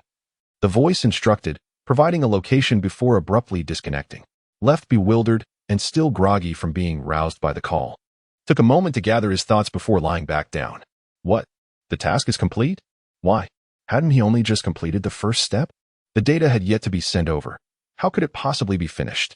Was there an evident flaw in the information provided by those two imposters that rendered further action unnecessary, allowing for a conclusion to be drawn without his involvement?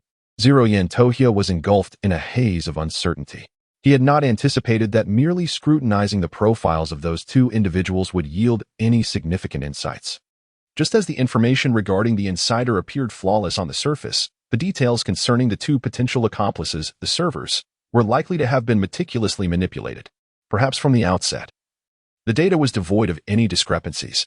Thus, the objective of his investigation was merely to juxtapose the information with reality in order to discern any discrepancies. He pondered the situation, scratching his head, disinterested in overthinking it. Upon reviewing the progress of his character setup, It appeared that the information broker had, through the advertising influence of the previous day's Guzhenren, reached a level of 63. However, given that only a day had passed, there remained the possibility of subsequent momentum propelling it beyond 70, which was not entirely implausible. The murder specialist, on the other hand, was comparatively lesser, standing at a mere 58. The crux of the matter lay in the absence of ongoing momentum. The effects of the news coverage that had commenced the night before last were likely to be waning, presenting a daunting challenge ahead. Closing his phone, Zero-In Tohya rose to wash up and then descended to hail a cab, making his way directly to the designated location. Originally, he had 2 to 3 hours until the agreed-upon noon meeting. However, he was not foolish enough to adhere strictly to the plan. What if there were unforeseen pitfalls? Arriving a bit early would serve as a precaution against any potential mishaps. Upon reaching his destination, a CAF, he realized he had yet to have breakfast. He intended to order something while establishing eye contact with the dark-skinned attendant behind the counter. Zero-In Tohya hesitated for a moment, falling into silence. The attendant, Amuro Turu, also momentarily stiffened, inwardly chastising the newcomer for arriving ahead of the scheduled time. Reflecting on the unpredictability of this new recruit, he reluctantly greeted, "Welcome, esteemed guest. Are you here alone, and what would you like to order?" With Amuro's prompt, Zero-In shook off his momentary awkwardness and approached the counter to place his order under the watchful eyes of another server and several patrons. "I'll have a full sugar latte and a strawberry cake, please." Zhou Yuanlinya selected a few items and then settled down at the counter to wait. In his peripheral vision, he observed Amuro Turu methodically engaged in his tasks. The suspect from the previous night had appeared here, and given the reaction just now, it was unmistakably clear that he was familiar with Zhou Yuanlinya. Thus, the true answer was on the verge of revelation. Amuro Turu was affiliated with the organization. It was likely Amuro Turu who had placed the call to Zhou Yuanlinya. No wonder there had been a peculiar reaction when Jin was instructed to investigate the other party's information last night. If that were the case, then the successful completion of the task also involved Amuro Turu's influence. Had the underlying truth already been directly identified based solely on Zhou Yuanlinya's report? Or was there a concern for something else that compelled him to deliberately draw Linya out of the loop? Yet, if this task had been entrusted to him, why was Amuro Turu present? Was it merely coincidence? Unable to find a coherent thread, Zhou Yuanlinya decided to refrain from overthinking and patiently awaited the unfolding events. Ready to adapt as necessary, curious to see what Amuro Turu truly intended. "Your meal is ready." Amuro Turu placed a plate before Zhou Yuanlinya, and thereafter, the two waited in silence until midnight. After exchanging a brief greeting with a colleague, the former changed out of his uniform and left for the day. Considering the events of the previous night, was this a mere guise of identity under the pretense of a part-time worker? Time to settle the bill. Not long after Amuro Turu's departure, Zhou Yuanlinya discreetly followed suit. The alley nearby, he checked his phone and saw a message from Amuro Turu. After casting a glance around, Orihara Izaya silently slipped into the alley, arriving at its end where Amuro Turu awaited him. Upon their meeting, neither spoke. They merely sized each other up from a few meters apart. For Amuro Turu, as a core member of the organization, it was imperative to minimize contact with peripheral members unless absolutely necessary, as such interactions could lead to complications. However, Izaya was an exceptional case. Not only had he been dispatched by Jin, but he also had the unusual ability to directly reach out for assistance. This dynamic hinted at a complex relationship between them. Was it a trap, a pitfall of his own making? Yet, if that were the case, why the blatant display? As Amuro Turu pondered, Izaya took the opportunity to scrutinize him more closely. Aside from the conspicuous platinum hair and remarkably dark skin, his features, leaning towards a Western mixed heritage, appeared somewhat understated. A detail he had only just noticed. Nevertheless, given their previous encounters, it was highly probable that Amuro was an intelligence operative, where discretion and secrecy were paramount. Yet, his striking appearance seemed rather jarring for someone in such a role. Could it be a fade? Had he deliberately dyed his hair and altered his skin to mislead? Both remained in a state of wary suspicion, yet as the leader, Amuro Turu felt compelled to break the silence. Orihara Izaya. A high school student yet a renowned information broker, am I correct? Zirakura Tohya nodded slightly. You truly possess remarkable abilities. I initially presumed you would covertly trail that individual or perhaps monitor that establishment. However, it seemed unlikely that any significant discoveries would arise. To my astonishment, you chose not to follow him at all, but rather entered the shop directly and actually uncovered the issue, even including my involvement. After expressing his admiration, Amuro Toru abruptly shifted his tone. Yet, do you not think you are a tad too impetuous? Having accomplished the task, why report it at a higher level and engage in actions that are unwarranted? Are you perhaps concerned that I might usurp your credit?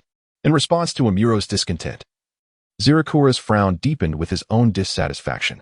I was unable to reach you, and the urgency of the situation demanded resolution. If not Jin, then whom should I seek? What precisely constitutes actions that are deemed inappropriate? Is it not you who treats me as though I am merely a pawn, relegating all responsibilities to my shoulders without uttering a word? Taken aback by Tohya's retort, Amuro found himself momentarily stunned. It was the first time he encountered an outer member bold enough to speak to him in such a manner. Surely, he must feel secure with some backing. But what was the nature of the relationship between him and Jin?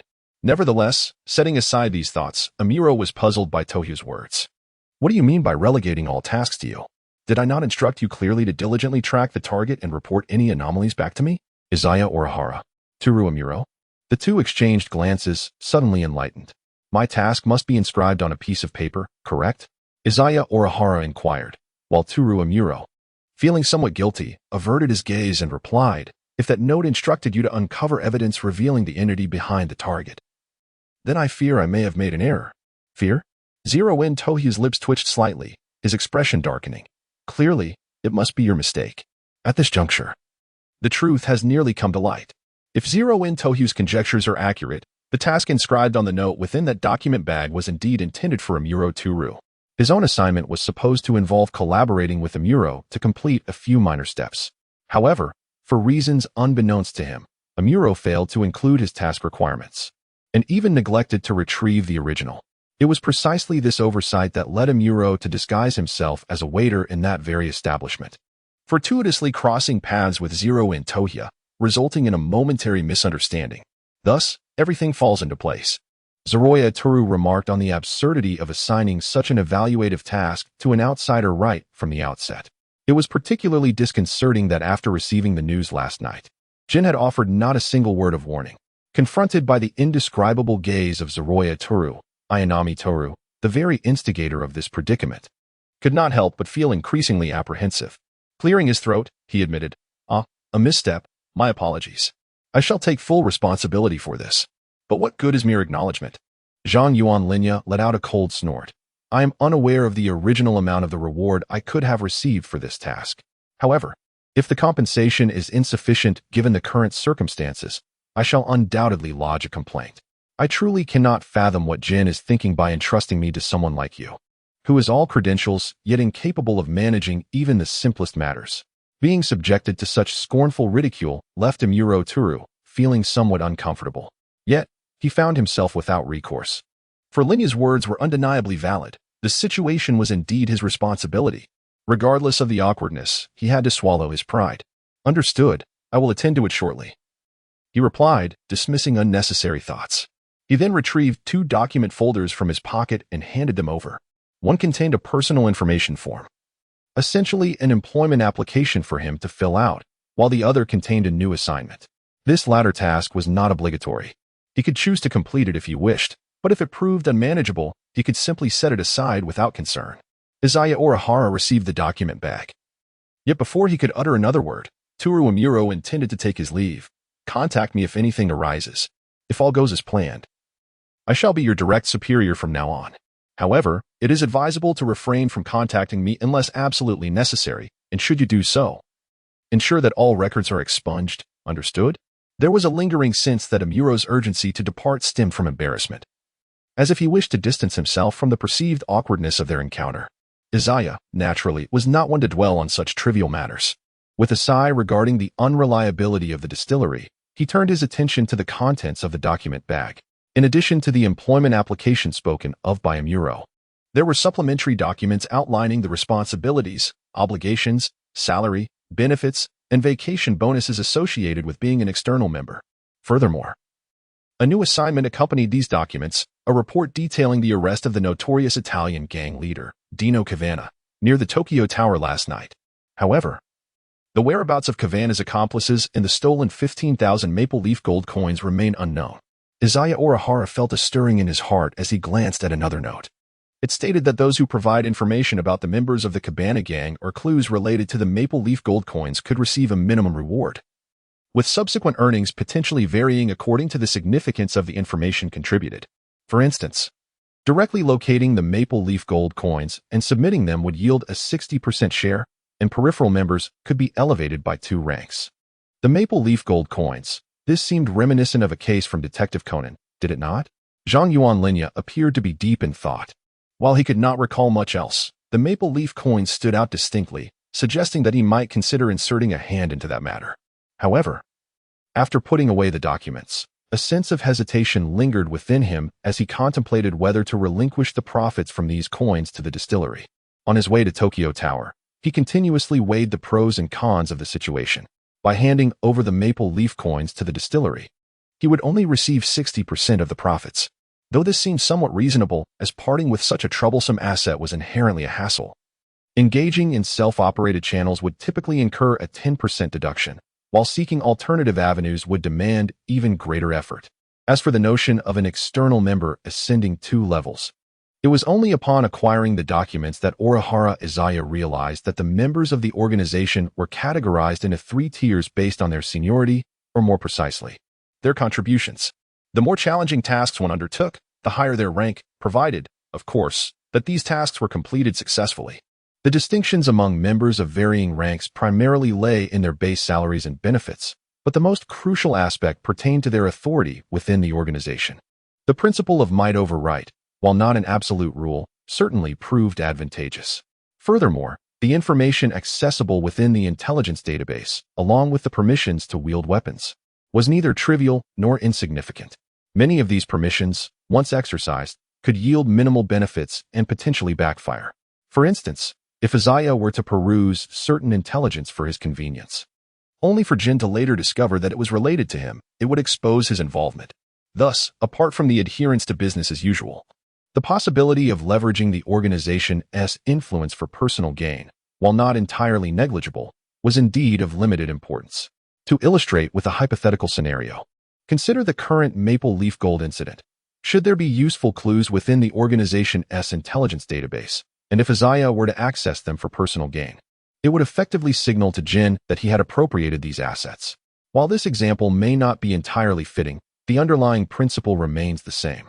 Nevertheless, even without needing to exploit the organization's resources, it was highly probable that Izaya could consume the Maple Leaf Gold and reap substantial rewards without drawing attention, albeit quietly. In relation to all of Conan's cases, Izaya's ideal scenario would be to resolve them openly, thereby enhancing the reputation of the information broker. However, should that occur, Jin would undoubtedly question why he had not reported his findings. Even if disputes were to arise, they would not be insurmountable. After much contemplation, Izaya deemed it wiser to avoid unnecessary complications, considering that earning a little less could be viewed as an investment in potential future conveniences, as the money was ultimately unearned. While the organization might profit marginally, Izaya would never incur a loss. Having made his decision, he found that a taxi had just arrived near Tokyo Tower. Regarding the Maple Leaf Gold case, Izaya recalled only a few details. He knew that Conan's group, skilled in self-sabotage, had fortuitously stumbled upon a note resembling a treasure map, detailing the hiding place of the Maple Leaf Gold, presumably inscribed by some band of robbers. The note featured various symbols leading to the final destination. He distinctly remembered that the starting point was Tokyo Tower, and the endpoint involved a fish formed by the reflection of light in the river. However, finding the target promptly seemed rather challenging. Izaya Orihara gazed at the Tokyo Tower, lost in thought. The rivers surrounding him were not merely a single entity. Even if there were only one, he was uncertain about its illumination. What remained etched in his memory were merely the overall contours of the landscape, particularly a few iconic structures, rather than a meticulously detailed scale model. It was not that he could not remember. Rather, the endeavor to capture every detail proved to be exceedingly time-consuming. This did not imply that Izaya could simply traverse all of Tokyo by car. The human perspective is inherently narrow and limited, lacking in comprehensiveness. Consequently, delving into such intricacies, piece by piece, was indeed a cumbersome task. Following Conan could indeed be a strategy, yet the predicament was that Izaya had no knowledge of his whereabouts. Nor was he certain if the events had commenced that very day. He was aware that he could inquire with the Muri Detective Agency via telephone. But what rationale could he possibly provide? It was rather peculiar for Orihara Izaya to inexplicably investigate the whereabouts of an elementary school student. The crucial issue was that he had managed to evade suspicion this time. However, what would he do in the future? It was impractical to constantly monitor Conan, rushing over whenever a case arose. He needed a reasonable excuse that would allow him to remain involved over the long term. Nonetheless, regarding the current incident, there was no need for haste. It was too rushed to make any preliminary arrangements. Orihara-kun, just as Izaya was preparing to act, a voice of surprise from behind him caused him to pause and turn around. To his astonishment, it was none other than Conan and his group of reckless young companions. A chubby boy with a round head, a slightly thin boy with a freckled face, and a cute little girl with short hair, known as Jinta Kojima, Hikaru Yamaguchi, and Ayumi Yoshida, respectively. After Conan entered the first grade at T-End Elementary, these three had been among his first classmates.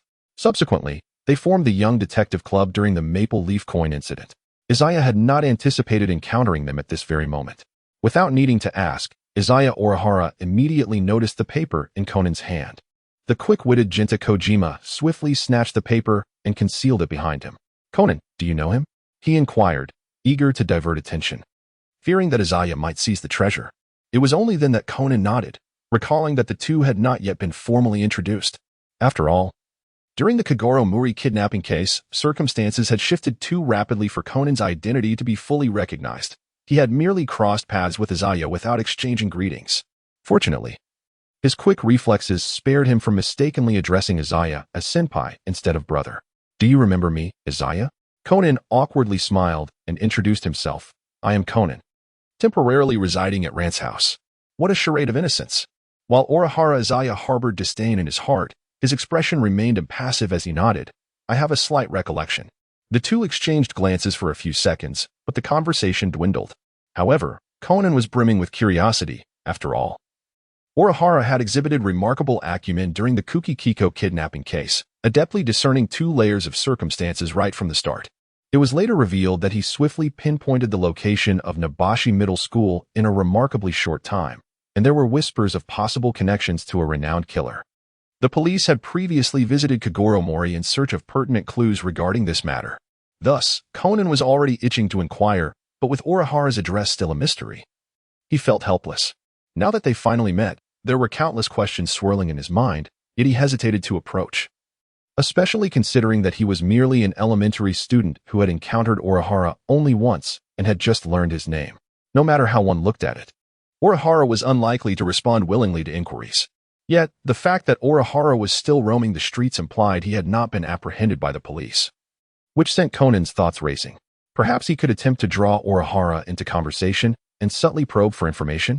Unfortunately, before Conan could utter a word, Orihara brushed past him without so much as a greeting, leaving behind only a cold silhouette. Despite having sensed this distance before, it was evident that Orihara was exceptionally unapproachable. Conan rubbed his head, while the three other elementary students remained oblivious to the tension. "Conan, hurry up and continue. We need to decode and find the treasure," urged Jinta Kojima.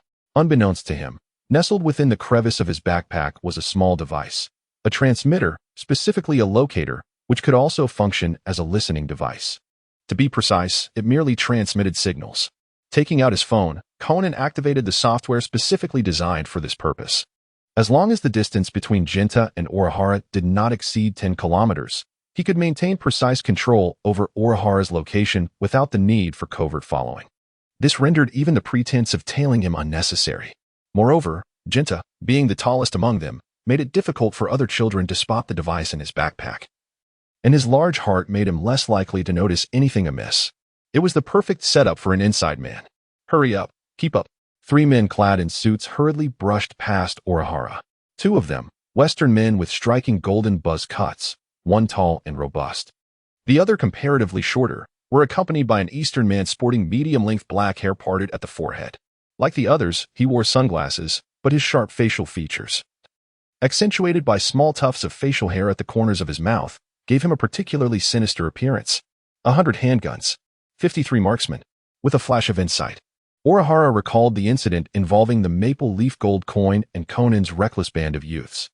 They had stumbled upon the treasure map because remnants of a certain bandit gang were in pursuit, trailing them until they finally revealed themselves, intending to catch them off guard. Little did they know, there were firearms involved. Zhang Yuanlin scratched his head, finding the emergence of that notorious band of robbers not entirely unexpected. However, the fact that all three possessed firearms presented a slight complication. Yet, it was merely a slight inconvenience. As a fellow observer, Zhang Yuanlin felt far more at ease than that trio of robbers, entirely unburdened by the need to scurry after the young detectives. Instead, he chose to settle into a bookstore, patiently awaiting the opportune moment, an approach of strategic leisure. Glancing at the shelves, Zhang Yuanlin initially sought a novel to pass the time, only to stumble upon a foundational language guide for Italian. Speaking of languages, apart from his previous life as proficiency in Chinese and the Japanese he was naturally endowed with in this life, he had only briefly studied the currently most prevalent English. Perhaps it was time to delve into a less common language as well? With his remarkable memory, mastering the basics of listening would suffice. Feeling assured that it wouldn't consume too much of his time, Zhang Yuanlin commenced his studies within the bookstore. As time slipped by, the sun began its descent towards the west. Throughout this period, Zhang Yuanlin occasionally checked his phone to monitor the movements of the young detectives. Noticing their aimless wandering within a kilometer of Tokyo Tower, akin to headless flies, perhaps at a loss for direction, the young detectives fortuitously entered the very bookstore where Zhang Yuanlin was situated. However, Gina Kojima and his companions were engrossed in comic books, while the young Shinigami sought to peruse some materials. To be candid, when Conan discovered the treasure map and was dragged into a treasure-hunting game by Jinta and the others, he was rather dismissive. Yet, as time progressed, he found himself intrigued, realizing that this matter was not as simple as it seemed. What could the symbols on the map signify? Lost in contemplation, Conan noticed Zhang Yuanlin and the textbook in his hands. Italian, was it? Suddenly, an idea struck Conan. And driven by instinct, he tugged at Zhang Yuanlin's trousers, exclaiming, "Zhang-gu, what a coincidence to see you again. May I take a look at your textbook? I'd like to check the meanings of a few words."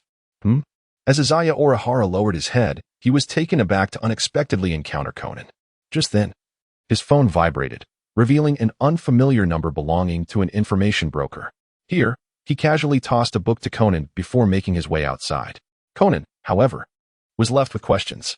Why was Izaya present at Tokyo Tower, perusing a textbook on the Italian language in this bookstore? Yet, there was no time for inquiries. And even if he did ask, he anticipated no surprising revelations. Upon opening the book, Conan's eyes sparkled with discovery, as he stumbled upon a seemingly inconsequential yet subtly significant clue. However, Izaya remained oblivious to this detail. Once outside the bookstore, he answered the call. "Information broker here. Speak your mind if you have something to say, otherwise save your breath." "Hello, I have a riddle that requires your assistance in unraveling its answer. To elaborate, there are several patterns that lead to a final destination. Would this qualify as information worth selling to us?" Upon hearing the inquiry from the other end, Izaya scratched his head. This description felt inexplicably familiar. Could this individual be? Zhoujin Rimi swiftly surveyed his surroundings. As expected, not far away at a convenience store, three suited men were engaged in a phone conversation. Had this band of robbers taken the initiative to approach him? It seemed they had been tailing Conan and his companions, becoming increasingly agitated after wandering about aimlessly for a while, and thus resorted to seeking out Zhoujin Rimi as an alternative. After all, information brokers inhabit a realm distinct from detectives, teetering on the edge of a gray area, verging perilously close to the black market. Therefore, the actions of these three men were hardly surprising. Perhaps they had stumbled upon some report or an advertisement from the Kudo family. The mere thought of it amused Zhoujin Rimi. These three robbers were utterly absurd. Not only had they lost crucial leads only to be picked up by a few young children, but they also dared to believe that these elementary school students could unearth the truth. Would anyone genuinely choose to squander their time in such a manner? It was difficult to determine whether it was a stroke of luck or misfortune. Among these children was none other than Conan, a faux elementary student. "Hello?" After a prolonged silence without a response from Zhoujin Rimi, the trio of robbers grew somewhat impatient. "Oh, let me think. Please send it over so I can take a look." "All right, where should I send it?" Unlike Zhoujin Rimi, who possessed the capability to send text messages, the robbers were limited to using a fax machine for communication. This was indicative of an era's shortcomings. In a time when most individuals had access only to landlines and only a select few affluent individuals owned a mobile phone, anything that could not be conveyed verbally had to rely on fax machines. The device in Zhoujin Rimi's possession, a somewhat more advanced model, was a rare treasure. Valuable yet hard to come by. Across all of Neon, there were perhaps only a few thousand of these devices. In any case, Jojin Rimi had gone to great lengths to find channels and invest money for this. There were numerous limitations to contend with. After all, with mobile phones being scarce, the reception was particularly poor. In contrast, having a landline provided a much more stable connection. Moreover, while the call functionality of mobile phones was adequate, the ability to send text posed significant challenges when trying to connect with landlines or standalone fax machines, if either party did not meet the necessary conditions. Such convenience simply could not be realized. Zero-In Haruka remained uncertain whether the means of communication in his previous life mirrored those of this era. However, this world was inherently extraordinary and thus incomparable. If memory serves correctly, in the cyclical first year of Conan, the technological advancements in this universe progressed at an accelerated pace far beyond the norm. The preceding year was relatively stable. But after Shinichi Kudo transformed into the Reaper of elementary school students, the rate of evolution would likely surge dramatically. It would not be long before mobile phones became obsolete. At that juncture, Haruka would probably be compelled to switch to a smartphone. Subsequently, much like the present, the need for further upgrades would arise in no time.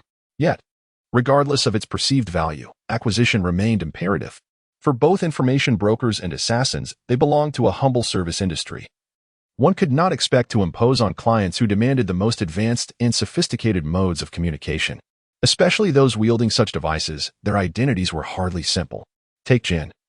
For instance, this type of elite clientele was not one Haruka could afford to disregard.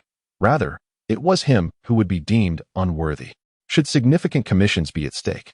He would be more than willing to oblige, though perhaps not as efficient as mid-tier clients in terms of progress. Nonetheless, this was an unavoidable aspect of the business. Unlike those low-tier clients who relied solely on a modicum of reputation to earn trust, major clients were notoriously demanding. Zhang Yuan Linya, an information broker, inherently evokes a stereotype of engaging in dubious dealings. Without compensating for this perception from other facets, it is challenging to earn credibility, especially in the initial stages. One must employ every conceivable method to avoid being looked down upon.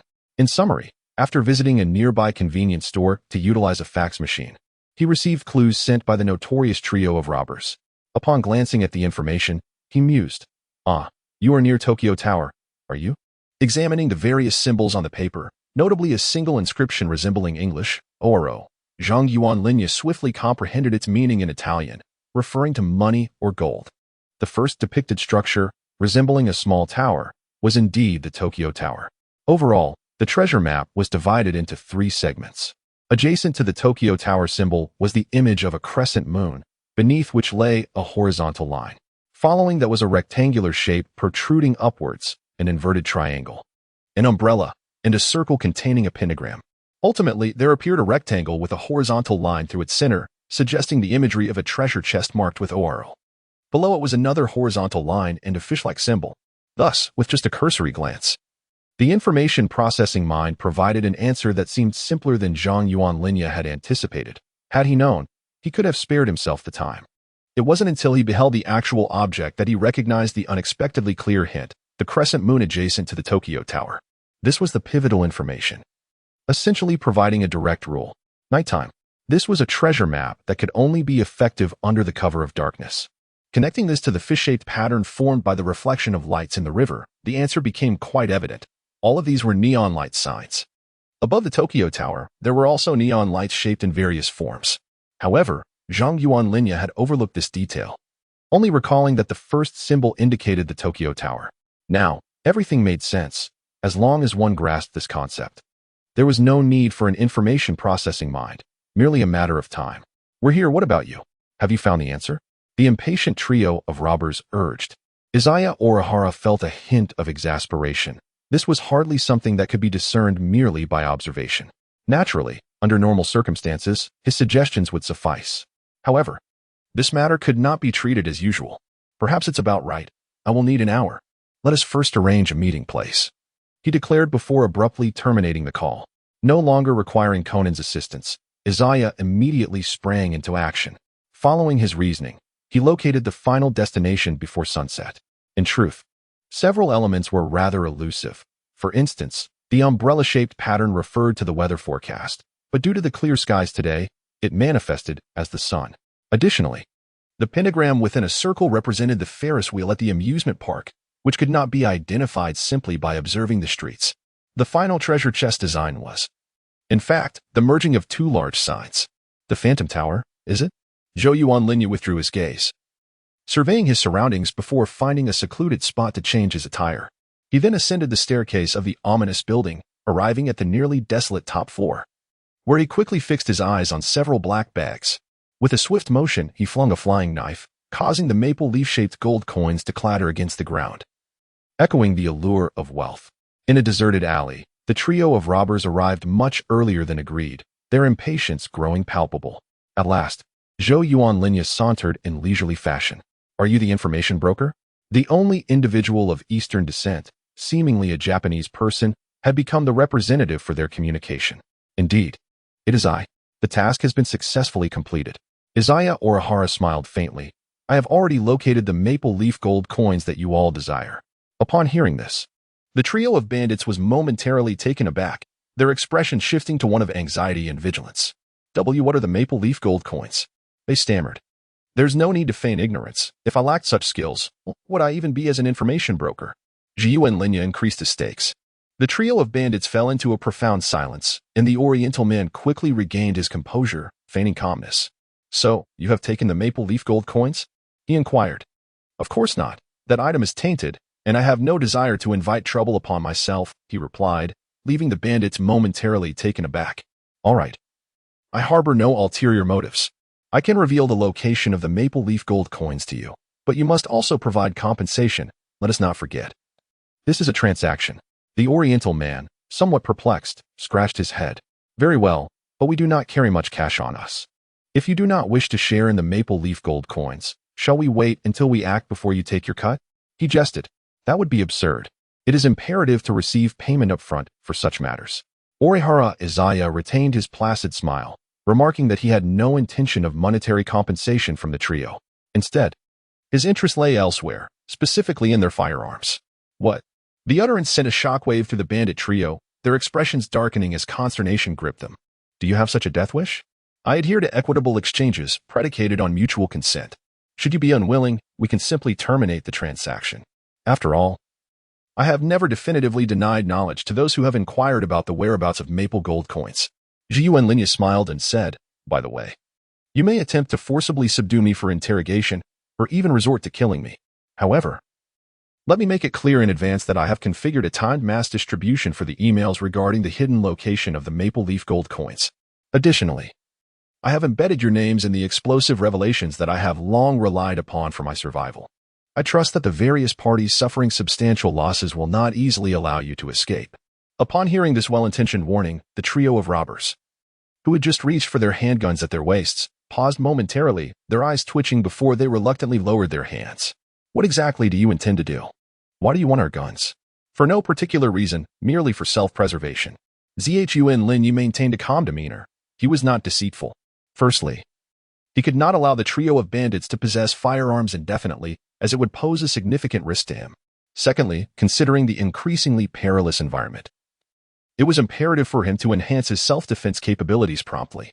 Since relying solely on personal development was insufficient, he turned to external resources, and a handgun seemed a prudent choice. As for why he did not request firearms from the distillery, it was due to insufficient authority and the inherent risks involved. Finding alternative avenues proved challenging.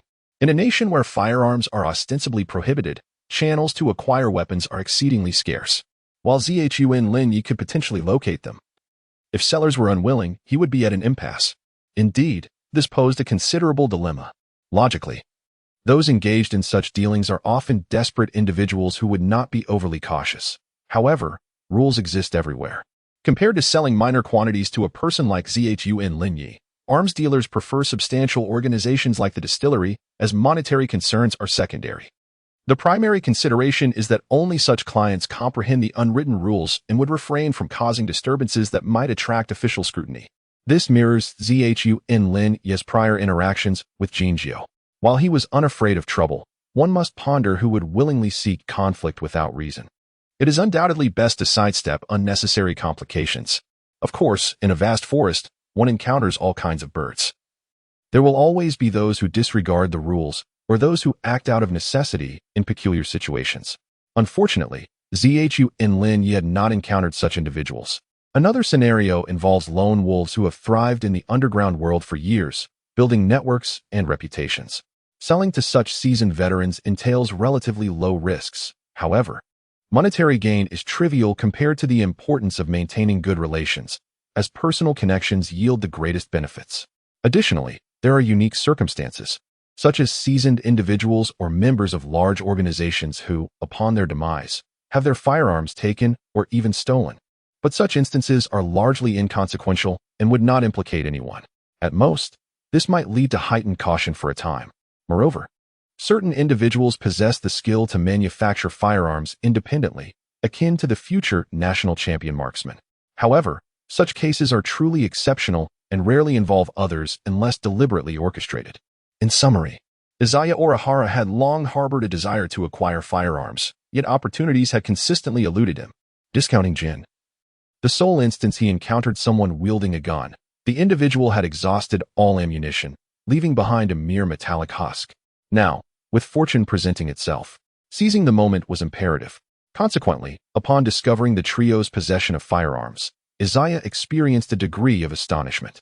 Given their apparent status as cross-border individuals, their influence within Tokyo's local landscape was presumably negligible.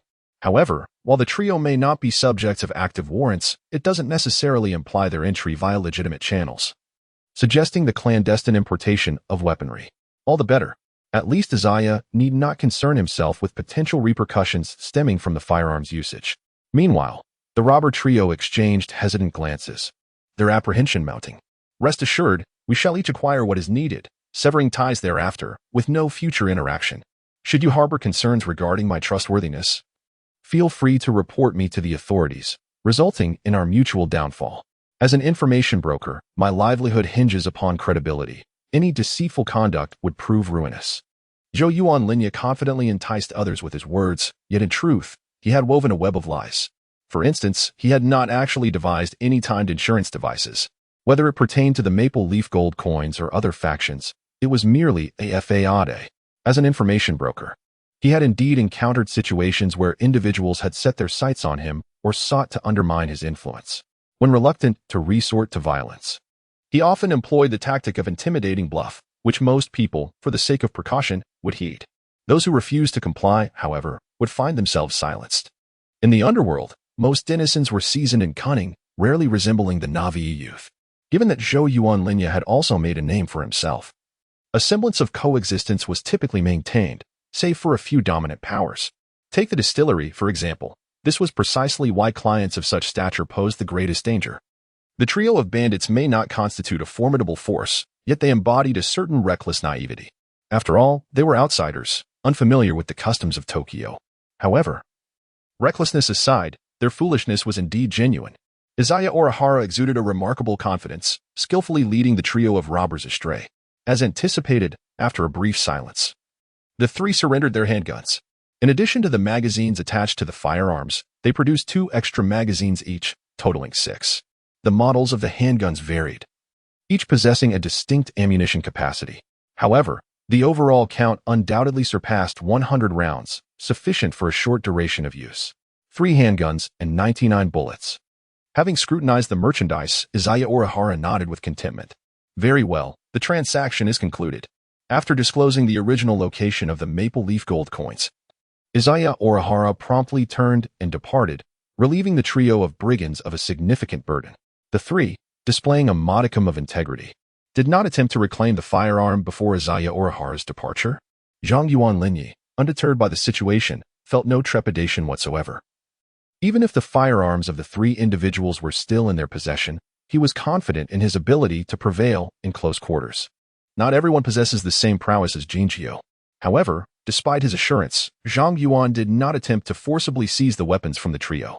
This was not due to a sense of propriety. Rather, he had other objectives to fulfill. He deftly retrieved his mobile phone and dialed Officer Mugu. Hello. Officer Mugu, I have valuable intelligence. Would you be interested? Izaya Orihara curled his lips into a smirk. After consuming the maple leaf gold coin and reaching for his handgun, he unhesitatingly sold out the trio of robbers, transforming them into mere stepping stones. Reputation? Setting aside the dubious credibility of information brokers, which is inherently unreliable, many clients, wishing to avoid betrayal, often opt to pay an additional fee for exclusivity. The trio of robbers, evidently, was oblivious to this fact, as this clandestine profession is scarcely understood, with few adept enough to navigate its intricacies. Naturally, most of the time, information brokers refrain from courting death, unless they are preparing to flee. Zhiyuan Linya would not flee, yet betraying the trio of robbers would not lead to his demise. The law of the jungle is indeed merciless. The crux of the matter is that he no longer requires a reputation, as his developmental trajectory has shifted.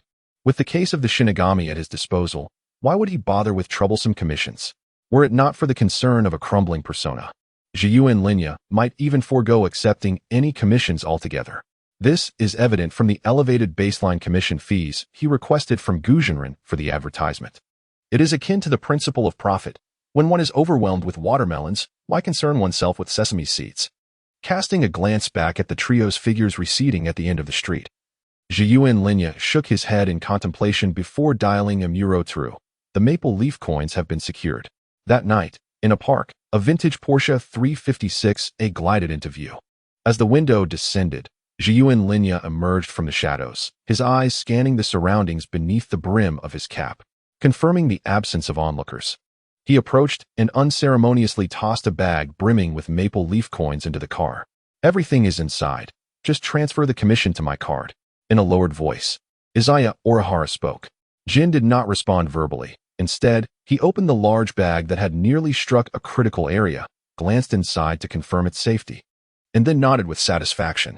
As he gazed at the thoroughly concealed Izaya Orihara, Jin couldn't help but feel a sense of relief. The task concerning the maple leaf gold coin, while not insignificant, was indeed substantial, with a value approaching 1 billion, comparable to the efforts he had expended over several days. Moreover, he was not the sole participant in this endeavor. The financial operations of the distillery were primarily reliant on swift methods of income, such as extortion and blackmail. On the day he confronted Izaya, gin and vodka had pursued a fortune of 100 million. Not to mention the prior preparations and subsequent tasks undertaken by their intelligence team to pinpoint their target and establish communication with core informants. Although there were elements of opportunism involved, the overall complications were considerable, resulting in a modest return. However, the matter of the maple leaf gold coin had only been revealed that morning, with the task issued by afternoon. Devoid of any prior preparation and with scant intelligence to guide them, it was an endeavor based purely on chance, testing who might strike it lucky. Yet, before nightfall, Izaya claimed to have made a discovery. Jin narrowed his eyes. He did not perceive this as mere luck, particularly when considering Izaya's identity as an information broker. Despite their previous collaboration, he now realized he had underestimated him, which explained Izaya's insistence. With exceptional combat skills, immense potential, and such formidable intelligence capabilities, he was truly a versatile talent. And this remarkable individual had been personally recruited by Jin. It was gratifying to reflect on his patience during their negotiations, despite returning home covered in bruises. With this thought, Jin's eternally cold expression softened slightly. "Regarding your advancement, your superior will provide the results in due course. And as per usual, you will be entitled to paid leave." Orihara Izaya nodded, unconcerned with such trivialities. "I'm off," he declared, waving his hand as he turned to leave, ready to head home and retire for the night. However, it was as if a curse had been invoked. Beep, beep. Observing the hitman's phone vibrating, Orihara Izaya strongly suspected he would be required to work overtime yet again. He recalled how, just the day before, what had begun as a simple assassination mission had snowballed into a full-blown assault operation.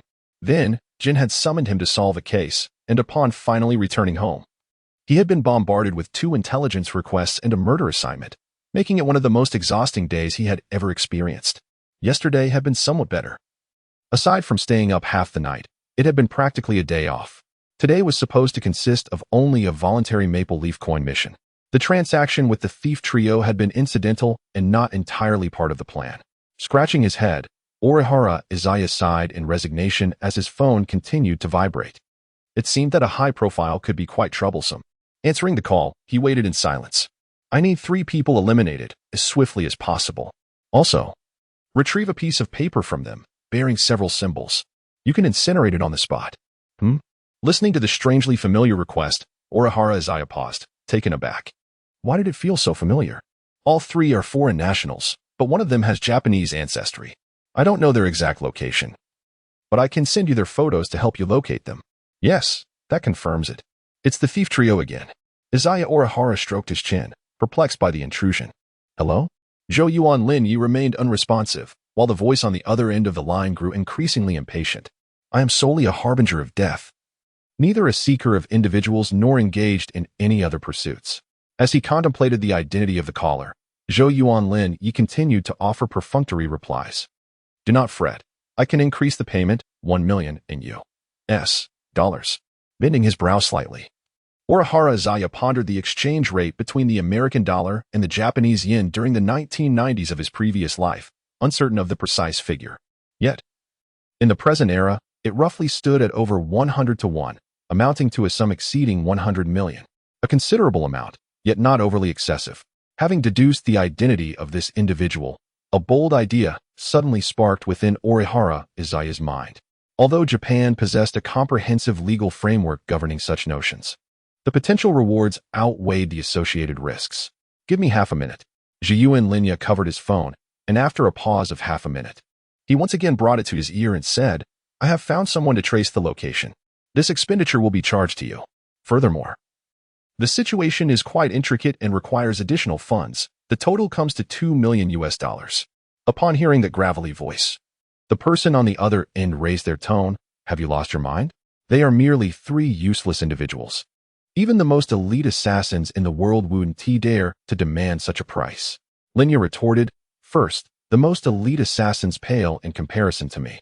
Second, they wouldn't operate in the neon-lit streets, nor would they resolve this matter at the pace you desire. Third, if you wish to withdraw, that is your prerogative. However, should you fail to cover the cost of the intelligence, that individual will personally seek to collect your maple leaf gold coins as payment. Zhiyuan Linyu maintained a calm and haughty demeanor. Yet, the final threat rendered the voice on the other end of the line utterly silent. Have you discerned my identity? If Zhiyuan Lin Ye's earlier assertion of having pinpointed the whereabouts of the three targets was insufficient to demonstrate his awareness of the employer's identity, then the maple leaf gold coin was ample proof. Indeed, on the other end of the line was the notorious trio of robbers who had already been apprehended. What were their names again? Izaya Orihara found no inclination to revisit his memories. They were, after all, inconsequential. A memory master possesses the remarkable ability to remember everything at a glance, yet this does not transform Izaya's mind into a mere superstorage device. The rate of input is one matter, while the rate of retrieval is quite another. Locating previously memorized information is far from effortless, and the act of association becomes exceedingly arduous. Setting aside the advantage of immediate access, one must rely on analytical prowess to interpret the information at hand. In summary, this notorious leader of thieves had been apprehended, while his three foolish subordinates remained oblivious to the situation, neglecting any thoughts of rescue. Instead, they stumbled upon clues to a treasure map. He was acutely aware that waiting idly was not an option, which compelled him to urgently seek assistance. Even in captivity, his restlessness suggested that there was more to the situation. The mere ability to contact a murder specialist to handle matters was already a clear indication that things were amiss. Orihara Izaya likely surmised that the ringleader would inevitably concede and be extorted for a considerable sum. After all, $2 million was a pittance compared to maple gold coins. Furthermore, the trio of robbers faced additional predicaments beyond mere financial loss. The apprehension of the ringleader was one matter. The ultimate sentencing remained uncertain. However, the trio's fate upon capture was far more precarious. Of course, the ownership of the maple gold coins may no longer reside with the ringleader, but that was inconsequential, as someone would inevitably bear the cost. After a pregnant pause, the ringleader sighed, acquiescing. All right, I understand. I'll remit the funds to you, but I require the results by noon. Click. The phone disconnected, and Orihara Izaya licked his lips. He glanced at several missed calls from Inspector Magyar and a few rather enlightening text messages. The situation was now lucid, obviating the need for further reconnaissance. Now, let us commence. Before the Tokyo Metropolitan Police Department, a throng of media outlets and reporters, forewarned of the impending arrival, awaited with bated breath. Presently, a fleet of patrol cars veered through the main gate, eliciting a surge from the assembled crowd, accompanied by a cacophony of flashing lights. Inspector Magyar alighted from the lead vehicle, accompanied by the detective boys. Thanks to Orihara Izaya's intervention, The trio of robbers had preemptively arrived at the Maple Gold Coins location. Alas, their search proved fruitless. It was then that the detective boys, led by Conan, encountered the trio of robbers with even greater alacrity than Inspector Magyar, who had received prior notification.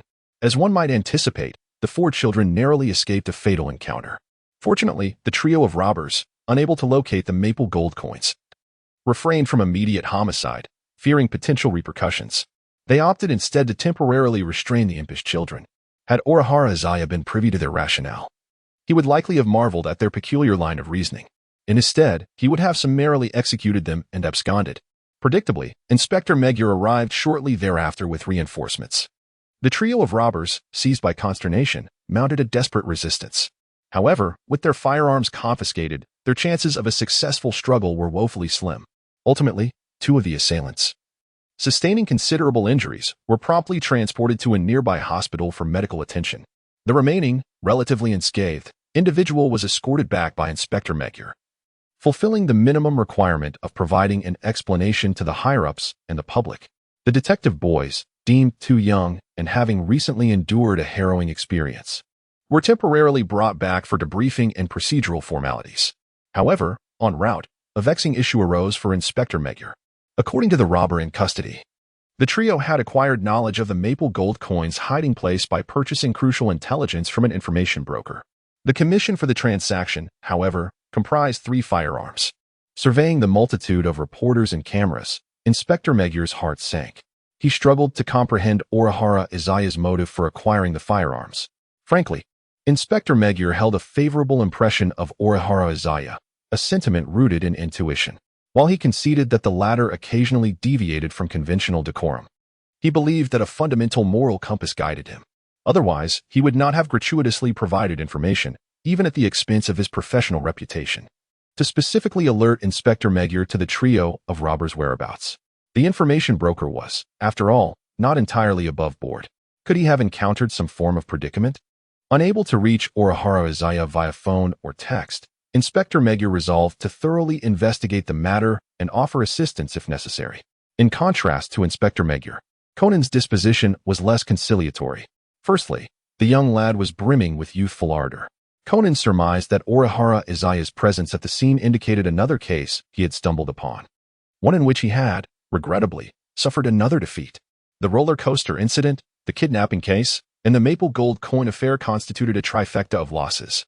Secondly, the youth's perspective lacked nuance, tending to view the world in stark black and white. Why dwell on such matters? As an information broker, Izaya Orihara's dealings were already dubious. Now, with his involvement in arms trafficking and the potential, though unproven, orchestration of assassins in the previous kidnapping case, Conan felt compelled to bring him to justice. Regarding the killing expert, Conan harbored suspicions. Despite the surface appearance of a mere contract killer, the figure's all-black attire stirred unease, reminiscent of his near-fatal encounter. Conan grappled with the mystery of his miniaturization. Seeking refuge with Professor Agasa, he was taken in by Ran Muri. He resolved to unearth the clandestine organization responsible. Though lacking concrete evidence, the witnessed transactions, extortion, and silencing before the attack, coupled with the shrinking drug, pointed to a deeply concealed criminal syndicate. Conan's presence at the Muri Detective Agency was a calculated move to intercept any leads. Even the mention of a black-clad figure in the kidnapping case triggered a visceral reaction. The killing expert now became a prime suspect. Viewing it as an opportunity to investigate a criminal destined for incarceration, Conan decided to await Orihara's arrival at the police station. Just then, Inspector Magyar's mobile phone rang. Amidst the cacophony, he managed to discern Inspector Magyar, exercise caution. The two at the hospital have been silenced. The injured robbers at the hospital were under the care of Mawako Sato. What? Inspector Magyar, visibly shaken, stood momentarily stunned before realizing the imminent danger. Sato, before he could issue a warning, a glint of steel flashed through the crowd, lodging itself in the heart of the robber being pulled from the vehicle. A moment of eerie silence shattered into screams and enraged shouts.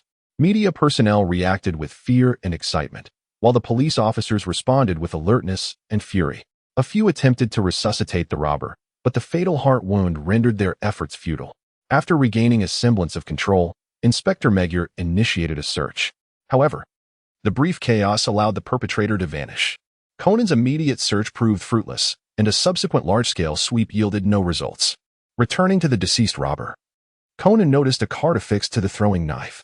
Inspector Magyar, donning gloves, carefully examined it. The card bore the words "Killing Expert" amidst the bloodstains. Conan narrowed his eyes, observing the inspector's trembling rage. In contrast to the police, the media erupted into a frenzy. The murder of a suspect at the police station's doorstep was an unprecedented affront. This sensational news promised high ratings, career advancement, and financial rewards. Amidst the flashing cameras, Izaya Orihara, having changed his attire, brazenly re-entered the police station. "Yo, Inspector Magyar. I heard you were looking for me." With hands nonchalantly tucked into his pockets, Orihara Izaya greeted the scene before crouching beside the corpse, clicking his tongue in wonderment.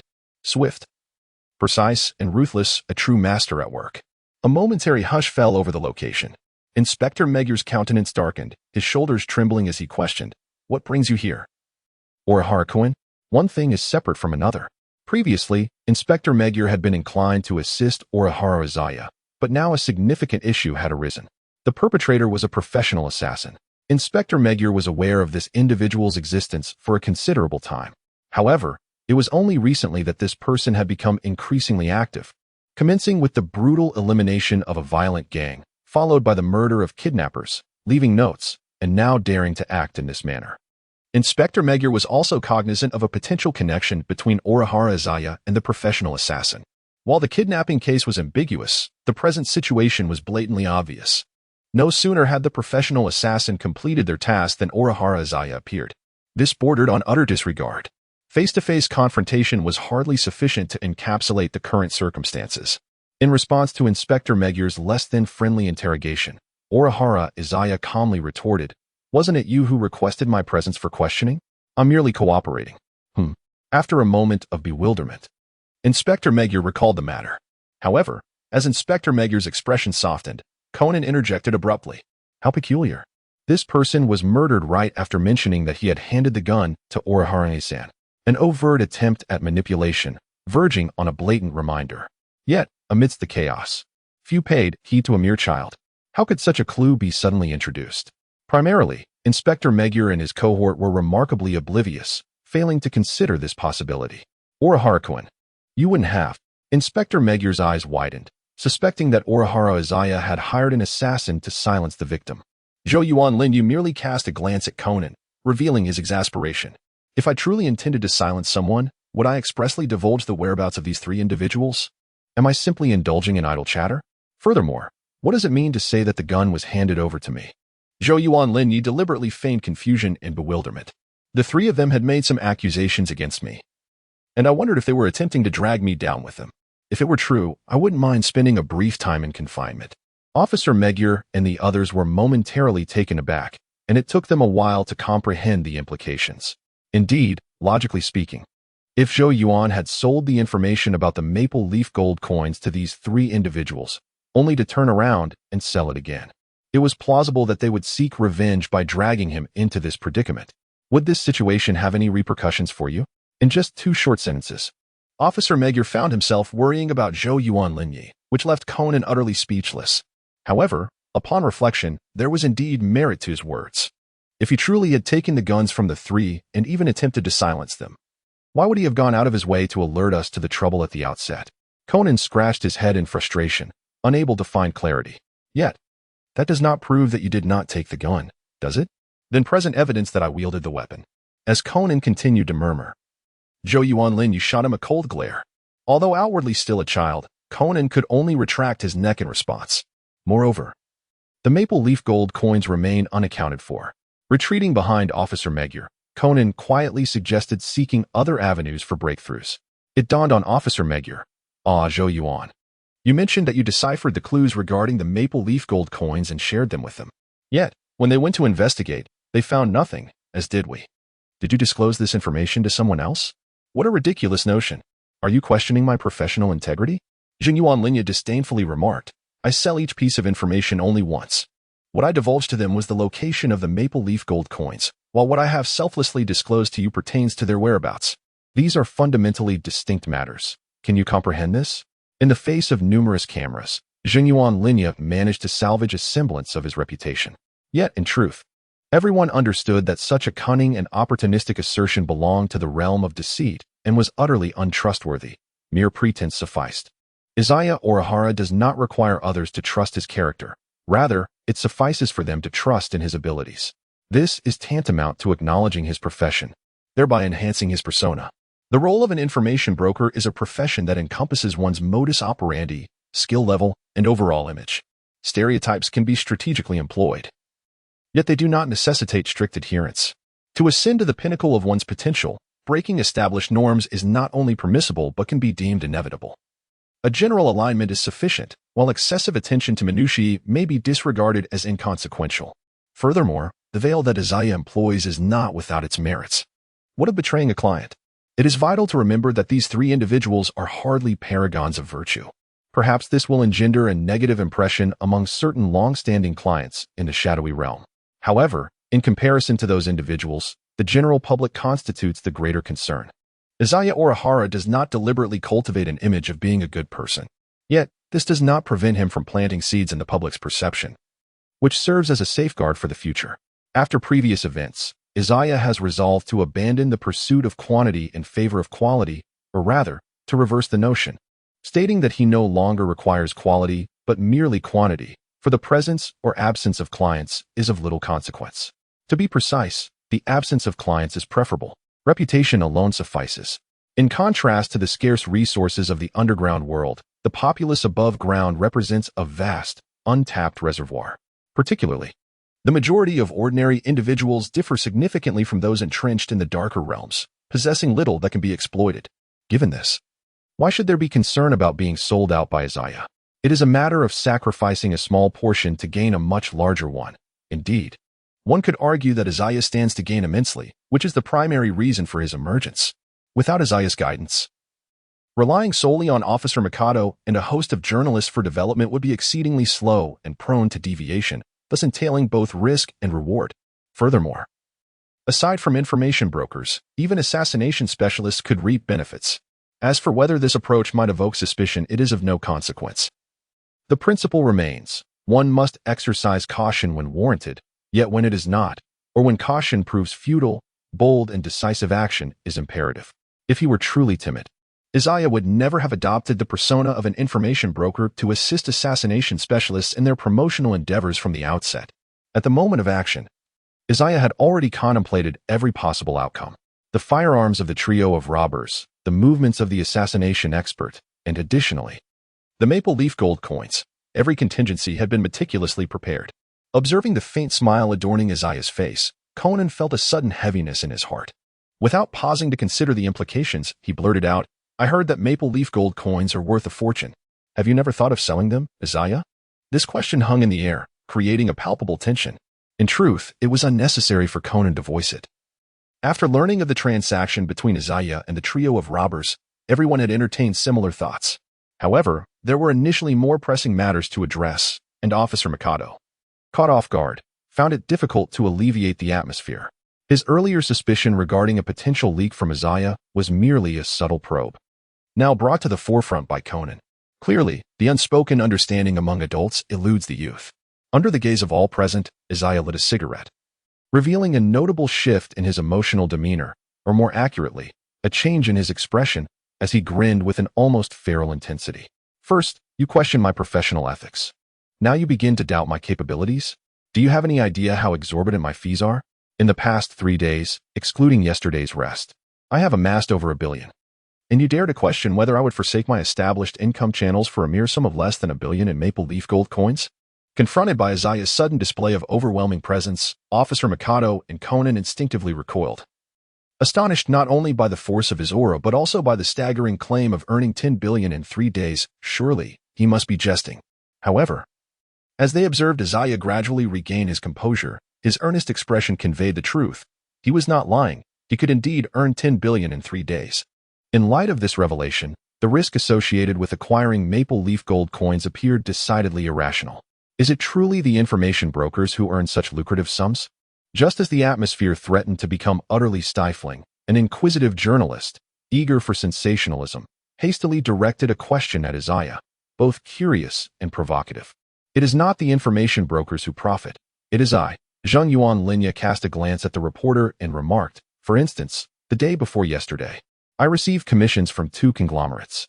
Excluding travel time, I spent less than 10 minutes on each, earning nearly 100 million in total." He then glanced at Officer Makuru, suggesting that such findings could be easily verified through official channels, serving as a form of unconventional evidence. In truth, even for Zheng Yuan Linya, such earnings were extraordinary. Even accounting for the commission from Maple Leaf coins, his total income over the past 3 days barely approached 1 billion, and his legitimate earnings on paper were rather meager. Furthermore, the recent surge in income was due to exceptional circumstances. Typically, Zheng Yuan Linya's earnings were of a relatively high standard, but only occasional substantial commissions commanded higher fees. The notion of consistently high income was a mere fantasy. Nevertheless, this was inconsequential. It sufficed that others believed him. Of course, if you truly suspect that I am suffering from senility and are willing to take risks for such trifling gains, you are welcome to present evidence to substantiate your claims. Zhou Yuan Linya once again unleashed a similarly lethal rhetoric. As expected, silence enveloped the room. At this point, nearly all issues had been elegantly resolved. Not only did it pose no inconvenience to Zhou Yuan Linya, but it also served to enhance his reputation. Naturally, if circumstances allowed, Zhou Yuan Linya would not mind if someone posed a few relatively pointed questions. Beyond the media's desire for sensationalism and traffic, he believed that the greater the spectacle, the better, provided that it did not spiral out of control. The venue fell into a brief, profound silence. Given this, it was nearly time to draw the proceedings to a close. Zhou Yuan Linya turned his gaze towards the media reporters, speaking in a tone that was difficult to articulate. "I am aware that as an information broker, I may evoke an unfavorable impression of engaging in dubious activities. Yet I was left with no choice but to embark on this path." "Oh," the reporters, noticing a hint of willingness to engage from Zhou Yuan Linya, suddenly perked up. "Completely focused? Could you elaborate on that?" "In truth, I am an orphan." Addressing the attentive media, Zhou Yuan Linya reiterated the narrative he had shared the previous day with Sada Mawako and Takagi Wataru. Essentially, he conveyed that he was an orphan, impoverished, and a cursed solitary star.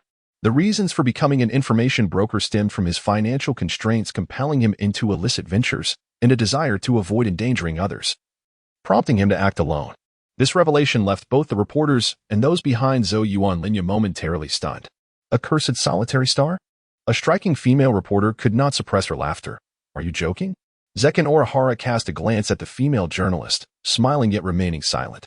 The intelligence dealer and the assassin had completed their developments. It was imperative for the new persona to keep pace. Unlike the former two, the Lone Star was not a profession and could not accumulate renown through deeds to enhance progress. The sole avenue lay in the influence it wielded. Inevitably, it must relate to a particular identity, although independent development was not entirely implausible. However, such an approach would be rather sluggish, and one could find solace beneath a sturdy tree. With the foundation laid by the intelligence dealer, why seek unnecessary troubles? The initial phase of a new persona naturally lent itself to growth, especially with a solid groundwork and an entirely novel approach. It was easy to envision Orihara's confidence in swiftly elevating this new persona to match the established one, after which he could ponder what the next identity might entail. Amidst a cacophony of noise and the incredulous gazes of a substantial crowd, Orihara stepped closer to the female journalist, his left hand casually resting on her shoulder. "Those rookie officers who questioned me yesterday started off just like you," he remarked. The female journalist, bewildered, was met with a subtle shift in expression from Officer Magyar, who recalled the two subordinates' disheveled and inexplicably pallid state upon returning to the precinct. His eyes shifted, betraying an unsettling realization. Smack! In the next instant, something white struck the journalist's head. She curiously touched her scalp, momentarily questioning if it was raining, only to discover her hand smeared with an indeterminate substance. "Damn!" she exclaimed, ungracefully cursing before glaring skyward, where a cawing crow prompted her to extend a colorful greeting to its entire lineage. Then, with a resounding splash, it seemed her stomach was in distress, as a deluge of unclear black, white, and yellow matter cascaded from above, drenching her and even finding its way into her mouth. Ugh! Witnessing the female journalist flee in disarray, retching in panic, only to stumble and fall, breaking her front teeth and spilling blood, drew grimaces from those around. Their empathetic reactions were palpable as Officer Magyar and Conan widened their eyes. torn between the potential truth of Orihara's claim and their steadfast scientific worldview that urged them to deny it. Zhiyuan Linya's lips curled into a subtle smile as he cast a glance at the other journalists.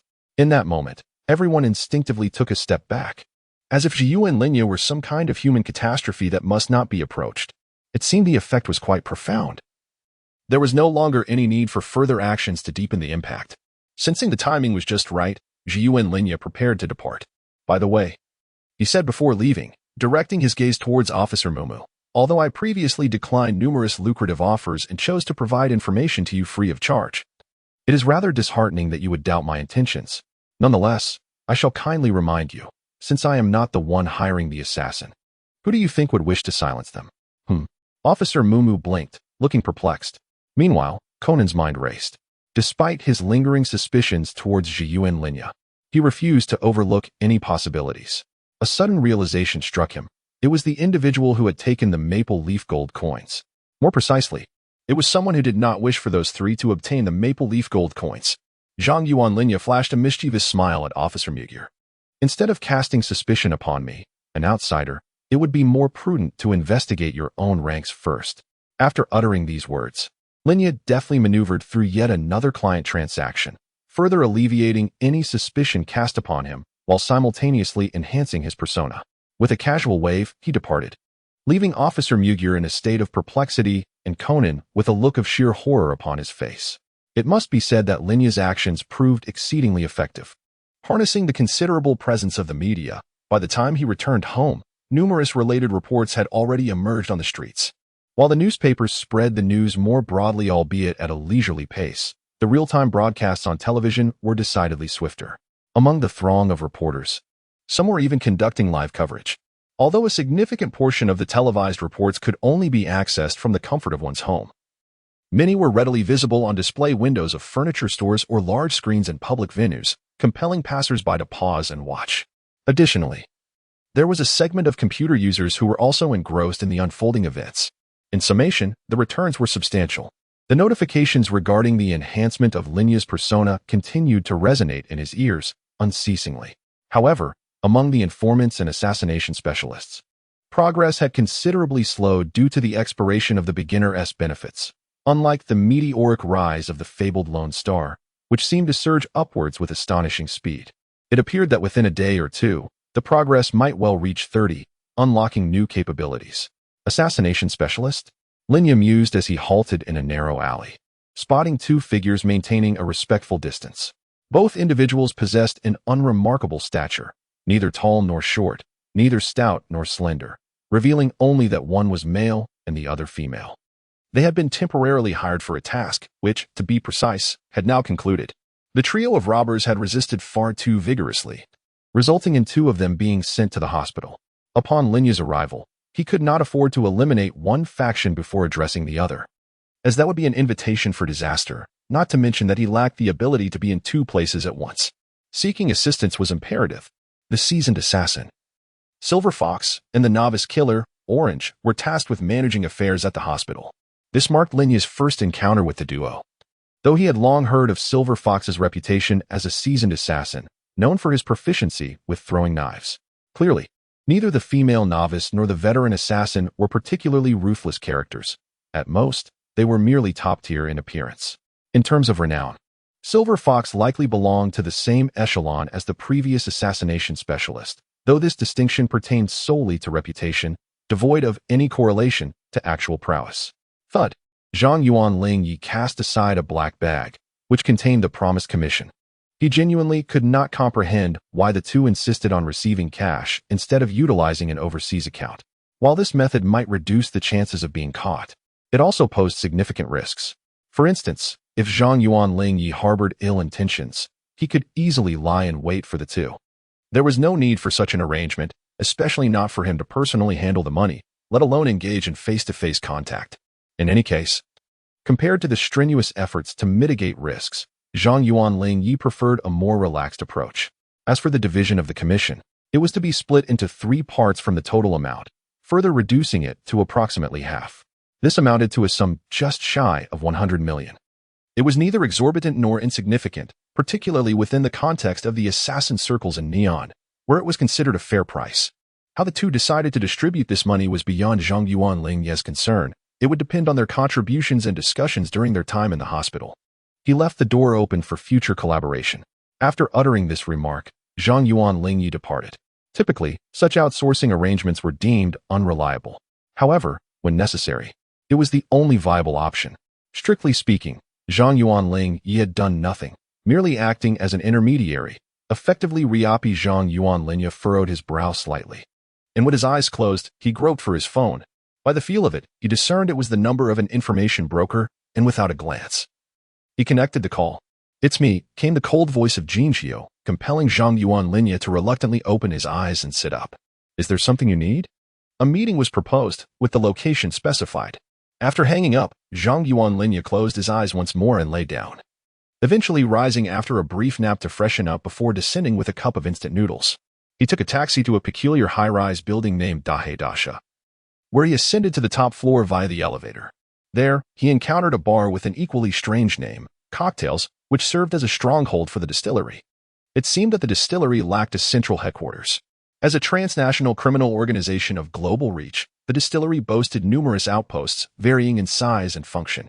Some were mere supply points, while others served as training facilities, logistics centers, experimental sites, or gathering places. Cocktails could be considered a gathering point, at least for the time being. Izaya Orihara possesses limited knowledge about the organization known as the Black Lagoon. His understanding, gleaned during his time as an information broker, is almost negligible, relying heavily on fragmented memories from a past life. The drug that shrinks Conan was developed by the scientist Chiho Mayano, who is also a forthcoming victim of size alteration, alongside the enigmatic figures of Jin and Vermouth, among other cadre members. Aside from the organization's fundamental objective, which may revolve around the pursuit of immortality, there are scarcely any suspects for the identity of the boss. Since joining the organization, despite the brief duration and the limited number of interactions, the essential knowledge required of peripheral members has already proven to be considerably extensive. Izaya Orihara adjusted the hat and mask atop his head before stepping into the bar. As it was still morning, the establishment was largely deserted. However, behind the counter, a bartender was diligently polishing glasses, while gin and vodka sat casually at the bar, seemingly having been there for quite some time. "Do you require my assistance?" Izaya Orihara seated himself beside Jin. The bartender behind the counter, having polished a glass to a gleaming sheen, presented a menu of libations. Gesturing for him to make his selection, Izaya Orihara cast a glance and nodded towards the strawberry milk topped with iced coffee at the very bottom of the menu. This elicited a slight twitch at the corner of the bartender's eye, revealing a hint of surprise. However, it did not hinder his work. Beside him, Jin spoke candidly. "I have already seen yesterday's news. You are quite the sensation now, truly a fervent citizen." Izaya Orihara lifted his eyelids, fully aware of what Jin was insinuating. "How else could I sculpt my image? I must cleanse my reputation to earn trust." Observing Izaya's calm demeanor, Jin furrowed his brows slightly. "I shall refrain from discussing that matter with you. What truly perplexes me is why you chose to reveal the location of the maple leaf gold coins to that band of thieves. Must you make it known that you were entangled in this affair? Would it not suffice to inform the police of their whereabouts? Or have you indeed struck a deal with them and acquired a firearm?" Jin had yet to turn his back, maintaining his gaze fixed ahead without glancing at Izaya. However, unbeknownst to him, his hand concealed within his coat had already reached for the pistol nestled inside. "If you desire a weapon, you could simply apply to the organization, surely. You do not wish for me to remain oblivious." Zhou Yuanlin accepted the strawberry milk coffee handed to him by the bartender, expressing his gratitude before casting a sidelong glance at Jinjiu. "Firstly, the application to the organization is too sluggish. I can hardly afford to wait. Secondly, the assets acquired through the organization ultimately belong to it, merely lent to me for the time being. Personal matters cannot be funded with public resources, which does not align with my requirements. Lastly, this is a personal affair of mine, and you have no authority to interfere. At the same time, it serves to save the organization money. Do you have any objections?" Jinjiu finally turned his gaze towards Zhou Yuanlin, narrowing his eyes. Jin Yuanlin gazed unwaveringly into the eyes of Jinjiu. If it could be said that he had resolved all overt issues at the police headquarters the previous night, then the matters at hand now pertained to the underlying concerns. There was no alternative. Firstly, Jin Yuanlin's audacious demeanor clashed with Jinjiu's penchant for discretion. raising the possibility of entanglement with the organization. Secondly, his actions seemed to suggest a desire for autonomy, provoking apprehensions regarding his true intentions. Zokuhara Tohya's response was remarkably straightforward. He asserted that the former was merely his personal conduct, which Kinjira had no authority over. To be honest, as a peripheral member, it would be quite challenging for him to be entangled with the organization. He genuinely could not comprehend the severity of the other party's delusions of persecution. As for the latter, he candidly and unabashedly admitted his own ulterior motives, stating, "What can you do about it? If you are unsatisfied, then confront me. The one with the bigger fist dictates the terms." Izaya Orihara initially compromised and joined the organization to avoid unnecessary troubles. However, should Jin be too intrusive at this moment, Izaya would not hesitate to test the efficacy of his newly acquired firearm and subsequently seize it from his adversary. The various resource points and logistics of the organization have become a focal point of Izaya's interest. There, one can find not just a few worn-out handguns and hundreds of rounds of ammunition, but also submachine guns, sniper rifles, and even rocket launchers. Izaya is keen to replenish the armory. Faced with Izaya's audacious demeanor, Jin's expression inevitably soured. Previously, he had felt gratified to recruit a talent that required little cultivation. Yet within a day, he discovered the individual was far too troublesome. Unfortunately, Jin found himself at a loss for how to handle the situation. As Jin prepared to articulate his thoughts, Izaya's phone began to vibrate in his pocket. Upon retrieving it, he noticed it was a call from the assassin. Ignoring Jin's presence, Izaya answered the phone. "Hello, is this the assassin? I require your services to eliminate someone. Have you heard of Jin from the underground world?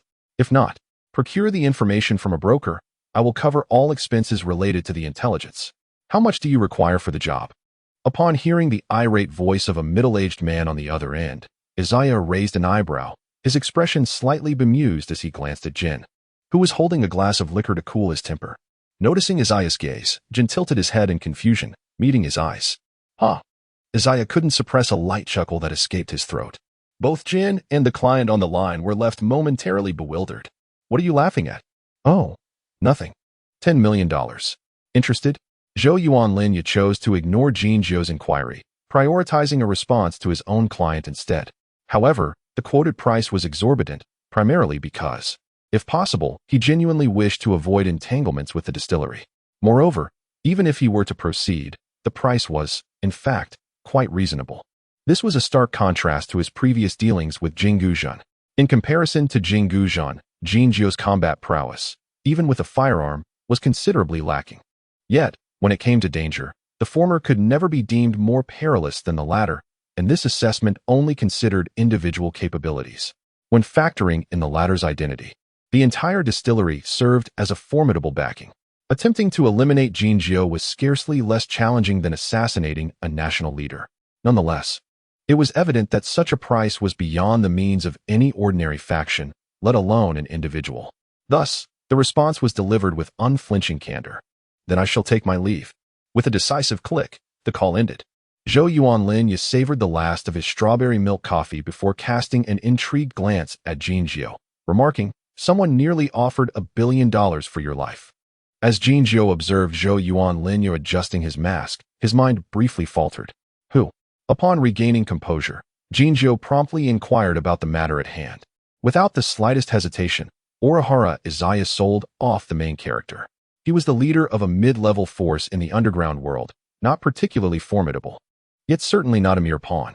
What perplexed Jin was that he had no recollection of this individual, let alone any history of conflict. Had he lost his mind and sought his own demise? Furrowing his brow in contemplation for a moment, Jin subtly nodded. "Understood. You need not involve yourself in this matter. I shall handle it myself later." "Is that all?" Zuroyen Toru rested his elbows on the counter, cradling his chin. "I have spared you from a considerable inconvenience, perhaps even the possibility of a disastrous turn of events. This should not merely be a verbal acknowledgement akin to a life-saving fee." In silence for a few moments, Jin redirected the conversation with a pointed inquiry. "So how did you come to know that fellow intended to kill me? Moreover, why was the earlier quotation framed as a life-saving fee?" As the discussion progressed, Jin forcefully steered the topic back on track. Official investigations suggest that the actions of the assassin and two unknown killers were orchestrated by the already apprehended gang leader, who bribed insiders, implicating you not at all. However, The reports described a figure clad in a dark coat with a duckbill hat and a mask, proficient in the art of throwing knives. Did that not raise any concerns for you? Confronted with Jin's piercing gaze, Toru found himself momentarily taken aback.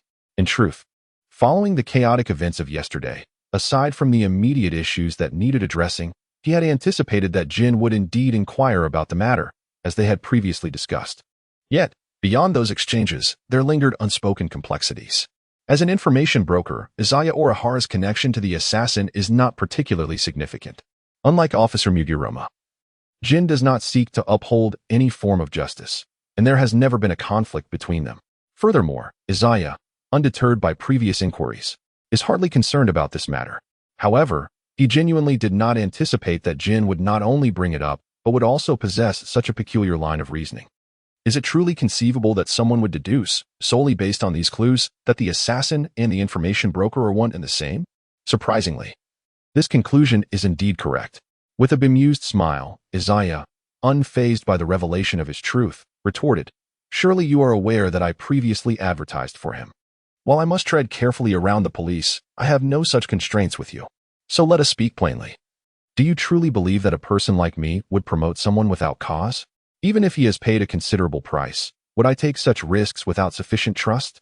Before Jin could respond, Izaya continued, "Have you ever considered the real reason behind the similarities in our appearances and abilities?" The quote you heard was indeed his, but it was issued due to his lack of information. It is far more logical and accurate for me to provide the quote. If you genuinely believe that our resemblance is sufficient grounds to conclude we are the same person, I must inquire whether anyone in your organization who bears a resemblance to you, with comparable abilities, would also be considered the same individual. If you are inclined to believe so, I have no objection. Upon hearing this, Jin seemed to ponder the implications. So, you imply that your similarities stem from a shared origin? You have no siblings and were trained by the same master, or perhaps you learned from each other. Or did you simply pick up a few tricks along the way? Strictly speaking, he learned from me. Jinyuan Linya has meticulously refined his character profile. Upon thorough examination, it becomes evident that the assassin expert indeed emerged later in the narrative and must be relegated to a more distant timeline. This revelation elicited a hint of astonishment from Jin.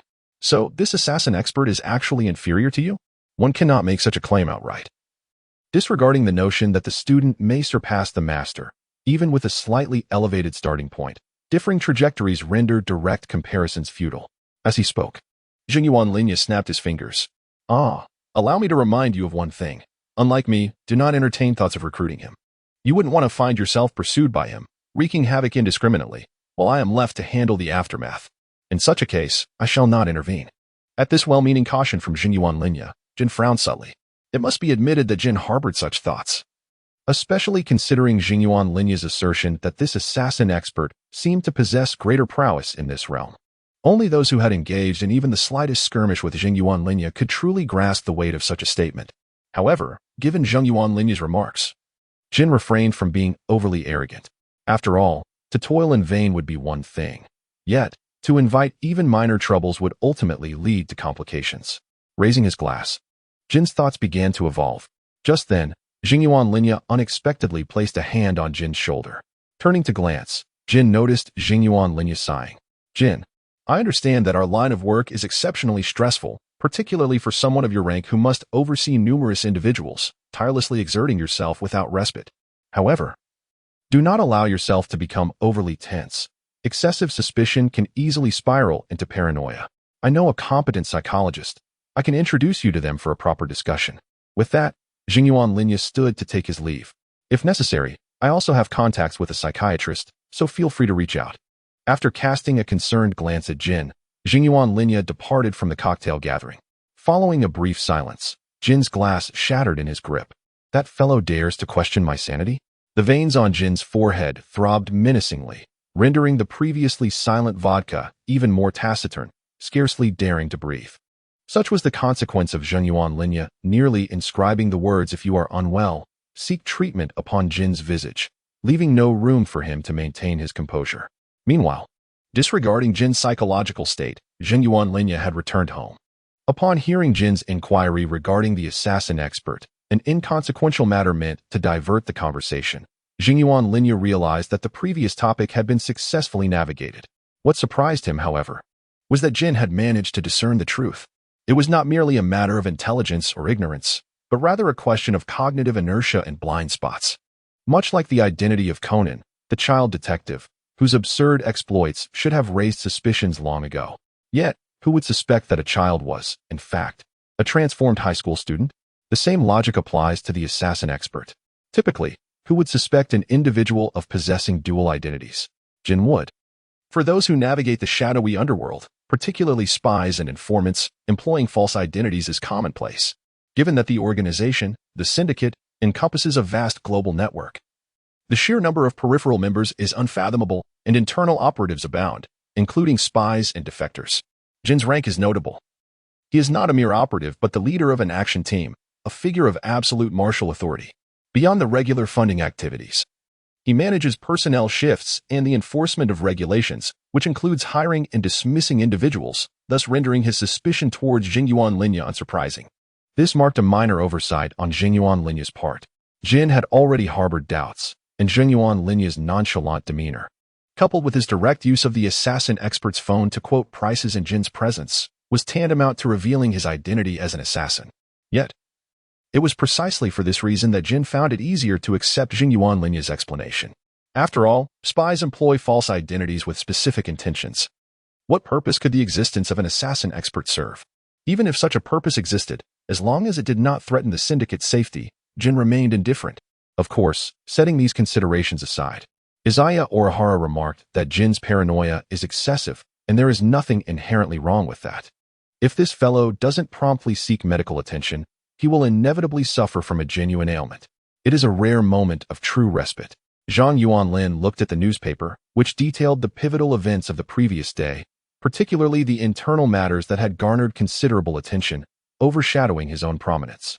Yet, he remained unperturbed, for while it appeared that this incident curtailed his progress, it paradoxically attracted even greater scrutiny. To put it succinctly, a cake that could serve 100 portions had transformed into 200 portions, from which he could still claim a respectable share. Suddenly, the shrill ring of a telephone echoed through the room. Though it was not the mobile phones associated with Zhang Yuanlin's persona but rather the landline in the living room. Although there were 2 mobile phones readily available, the use of such an antiquated device seemed unnecessary. However, given his earlier identity, certain protocols had to be observed. The only means of contacting Zhang Yuanlin in a manner that did not invoke his moniker as the information dealer was through this landline. And he did not fear that this might delay any urgent matters. After all, his public persona rarely encountered pressing emergencies. Conversely, acquiring an additional mobile phone would not only incur expenses but also complicate matters, as carrying 3 devices would prove cumbersome and prone to confusion. Nevertheless, with Zhang Yuanlin having publicly revealed his identity and phone number, calls made to him via mobile could no longer be deemed strictly business-related. However, one could be certain that a call through the landline would not pertain to any business. Approaching the landline, Zhang Yuanlin lifted the receiver. "Who is this?" "It's me." Upon hearing the voice on the other end, a moment of confusion enveloped him before clarity emerged. "Hello, teacher. Is there something you need?" Indeed, it was none other than his teacher from Tiden High School, specifically his homeroom teacher, with whom he shared a rather familiar rapport. "Tomorrow, the school has an examination. Could you come in?" "Certainly." Zhang Yuanlinya harbored no dissatisfaction, nodding in agreement. This was the sole condition that allowed him to bypass the conventional schooling requirements at Tiden High School, a prestigious public institution renowned for cultivating numerous talents. Here, the influence of financial prowess could not be entirely dismissed. However, its significance remained rather limited. Through a combination of modest monetary advantages and his unique identity, Zhang Yuanlinya successfully acquired certain privileges, albeit restricted in scope. To avoid expulsion or transfer, he still needed to maintain a semblance of respectability. Although Tiden High School was not of paramount importance to him, the repercussions of any misstep would be far more troublesome than those associated with his previous affiliations. Nevertheless, it was a situation already in motion, unpalatable yet too valuable to discard. Considering long-term prospects, it seemed prudent to bide his time. After ending the call, Zhang Yuanlinya reclined on his bed, engrossed in his reading until evening, when he ordered a pizza for delivery. After dining, he attended to his personal hygiene and retired for the night, awakening to a new day. Tiden High School mandated uniforms, distinguishable by gender. Boys donned suits while girls wore skirts, both in shades of blue, with variations for winter and summer. However, the peculiar insistence of neon schools on requiring girls to wear skirts was baffling and difficult to comprehend. Izaya Orihara was not wearing his school uniform, partly because he found it somewhat unappealing, and partly because he had been away from school for so long that he no longer remembered where he had discarded it. With privilege in hand, such matters seemed rather inconsequential. Z arrived at the entrance of Itaden High School by taxi. As a public institution, the architecture and decor are not overly extravagant. However, due to its long history and esteemed status, it possesses a certain charm. Overall, there is little of significant note to comment on. After nodding at the security personnel at the entrance, Z proceeded directly towards the teaching building. The journey was uneventful. Upon reaching Class 3A, many students who spotted Z momentarily froze, sensing an unusual atmosphere that he could not quite place. Several girls began to whisper and point at him. Engaged in hushed gossip, could it be a result of the recent reports? Izaya Tohya concealed a frown, maintaining an outward composure. Given the circumstances, he was naturally prepared for the outcome. Furthermore, due to his unique disposition and previous demeanor, he found little concern in the matter. Most individuals he deemed friends either treated him with indifference or bore a resemblance to the present situation, rendering the differences negligible. However, at that moment, a young female student approached shyly, her cheeks flushed, and shyly placed a flat, black rectangular object upon his desk. Tohya-san, I mean no offense. Please accept this. With a voice reminiscent of buzzing mosquitoes, she quickly dashed away. In an unforeseen turn of events, several other female students soon gathered around him, effectively encircling Tohya. Please accept this. And no, don't misunderstand. This is merely a gesture of goodwill. As the girls swarmed in and then dispersed just as quickly, Tohya was left bewildered, staring at the multitude of unfamiliar items now adorning his desk. Meanwhile, several male students nearby were visibly envious, their eyes ablaze with unspoken jealousy, as if they had the words envy and resentment etched upon their faces. What was happening? Orihara Izaya has begun to grasp the situation, as the term feels quite familiar. Upon closer inspection, he realizes that the items on the table are indeed chocolates. However, something seems amiss. Suddenly, Orihara Izaya checks his phone and notices that February 13th is merely one day before Valentine's Day. Tomorrow is a holiday, and it is not unusual to take action a day in advance. Yet, if his memory serves him correctly, wasn't it just the end of the year? How could it have suddenly transitioned to Valentine's Day? Izaya Orihara flipped through the calendar. Sure enough, it seemed that time began to unravel from the very day Conan was born. Initially, everything appeared to be in order, but thereafter, days would either leap forward by several or even months, manifesting an utter lack of. Zhu Yuanlin Yi recalled that, due to Conan's prolonged existence as an elementary school student spanning nearly 2 decades, during which he encountered an array of cases, the principal narrative timeline appeared to have advanced a mere 6 months.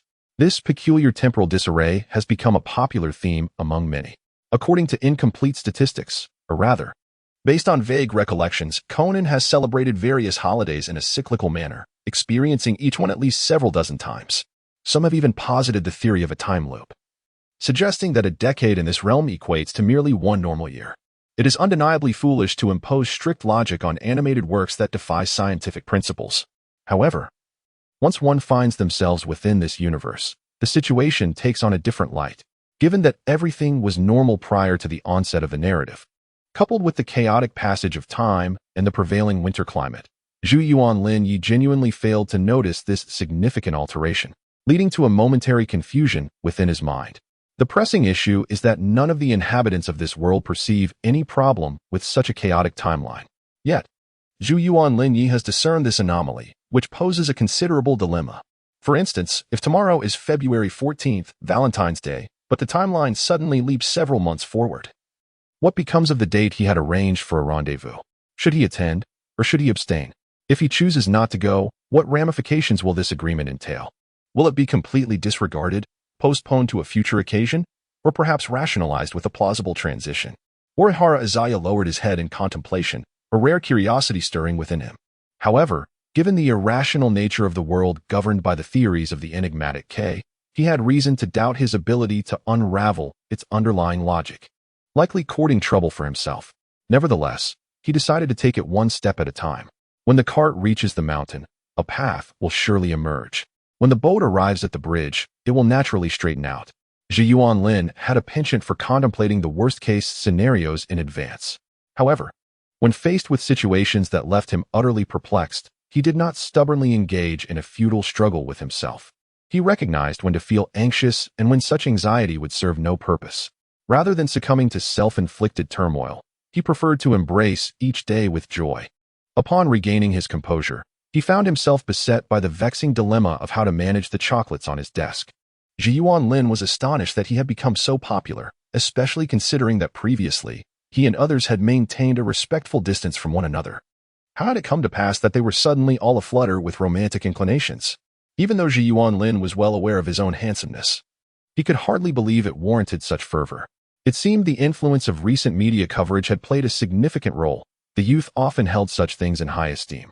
Before Ji Yuanlin could gather his thoughts, a few figures loitering at the classroom entrance caught his attention, causing his heart to skip a beat. It appeared that matters were becoming increasingly complicated.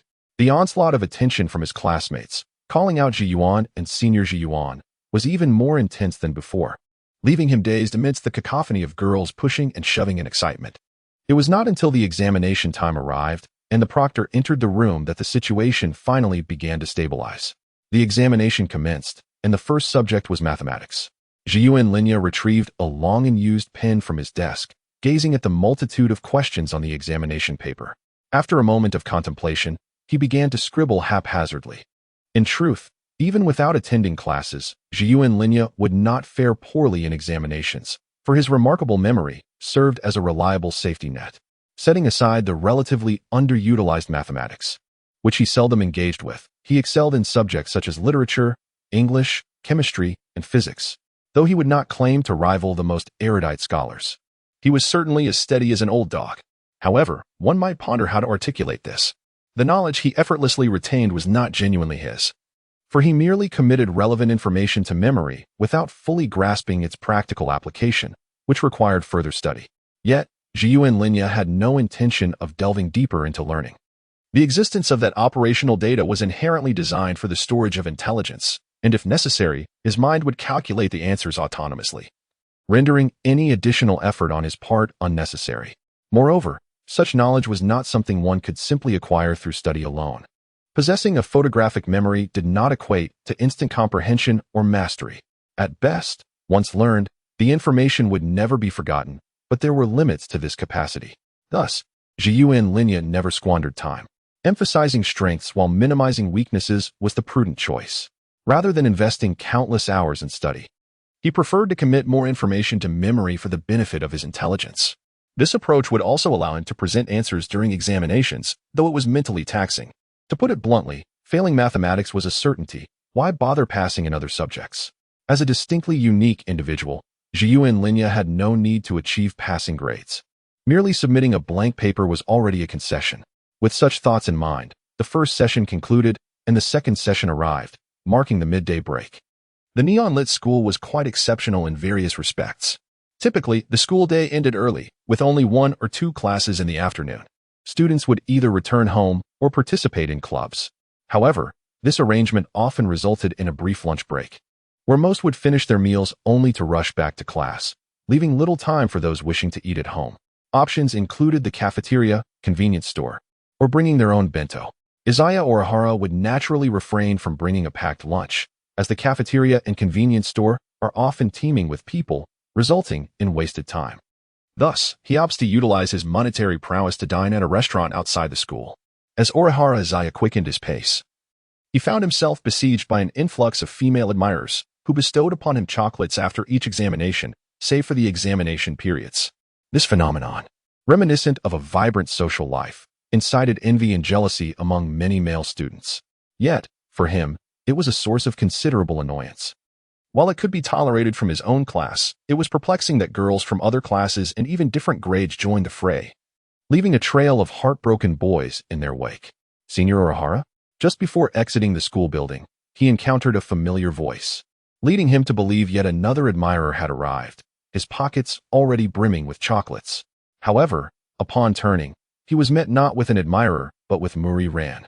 Beside her stood Suzuki Sonoko, a girl with chestnut hair cut to her neck, her bangs neatly secured with a headband, revealing her fair forehead. Sonoko was the daughter of the illustrious Suzuki conglomerate, and like Ran, she had grown up alongside her, albeit with a somewhat boisterous demeanor. It was not merely a spirited nature. She was somewhat oblivious, lacking in intellect, and possessed a romantic disposition. Oh, and it seemed that the Super Saiyan, Kōgaku Makoto, was indeed linked romantically with Suzuki Sonoko. The thought of that dark-skinned individual made Izaya's eye twitch involuntarily.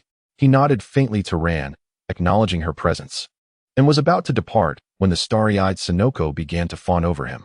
Hello, senior. Are you a third year? How come I've never seen you before? Is your surname Orihara? What is your full name? How do you know Ran? Upon hearing Sonoko's barrage of questions, Ran felt a wave of embarrassment wash over her. Sonoko, please don't be like this. He has things to attend to. What things? Despite Ran's clear signals to cease the inquiries, it was uncertain whether Sonoko truly did not comprehend or was simply feigning ignorance as she continued her relentless questioning. Have you encountered any recent events? Seeing Ran grow increasingly uncomfortable, Izaya decided to intervene, not out of concern for her, but rather to cultivate a favorable relationship, knowing he would often need to engage with them in the future. Furthermore, Sonoko could serve as a useful ally. Although her naivety could hardly be deemed sweet, it was sufficient for his purposes. Huh?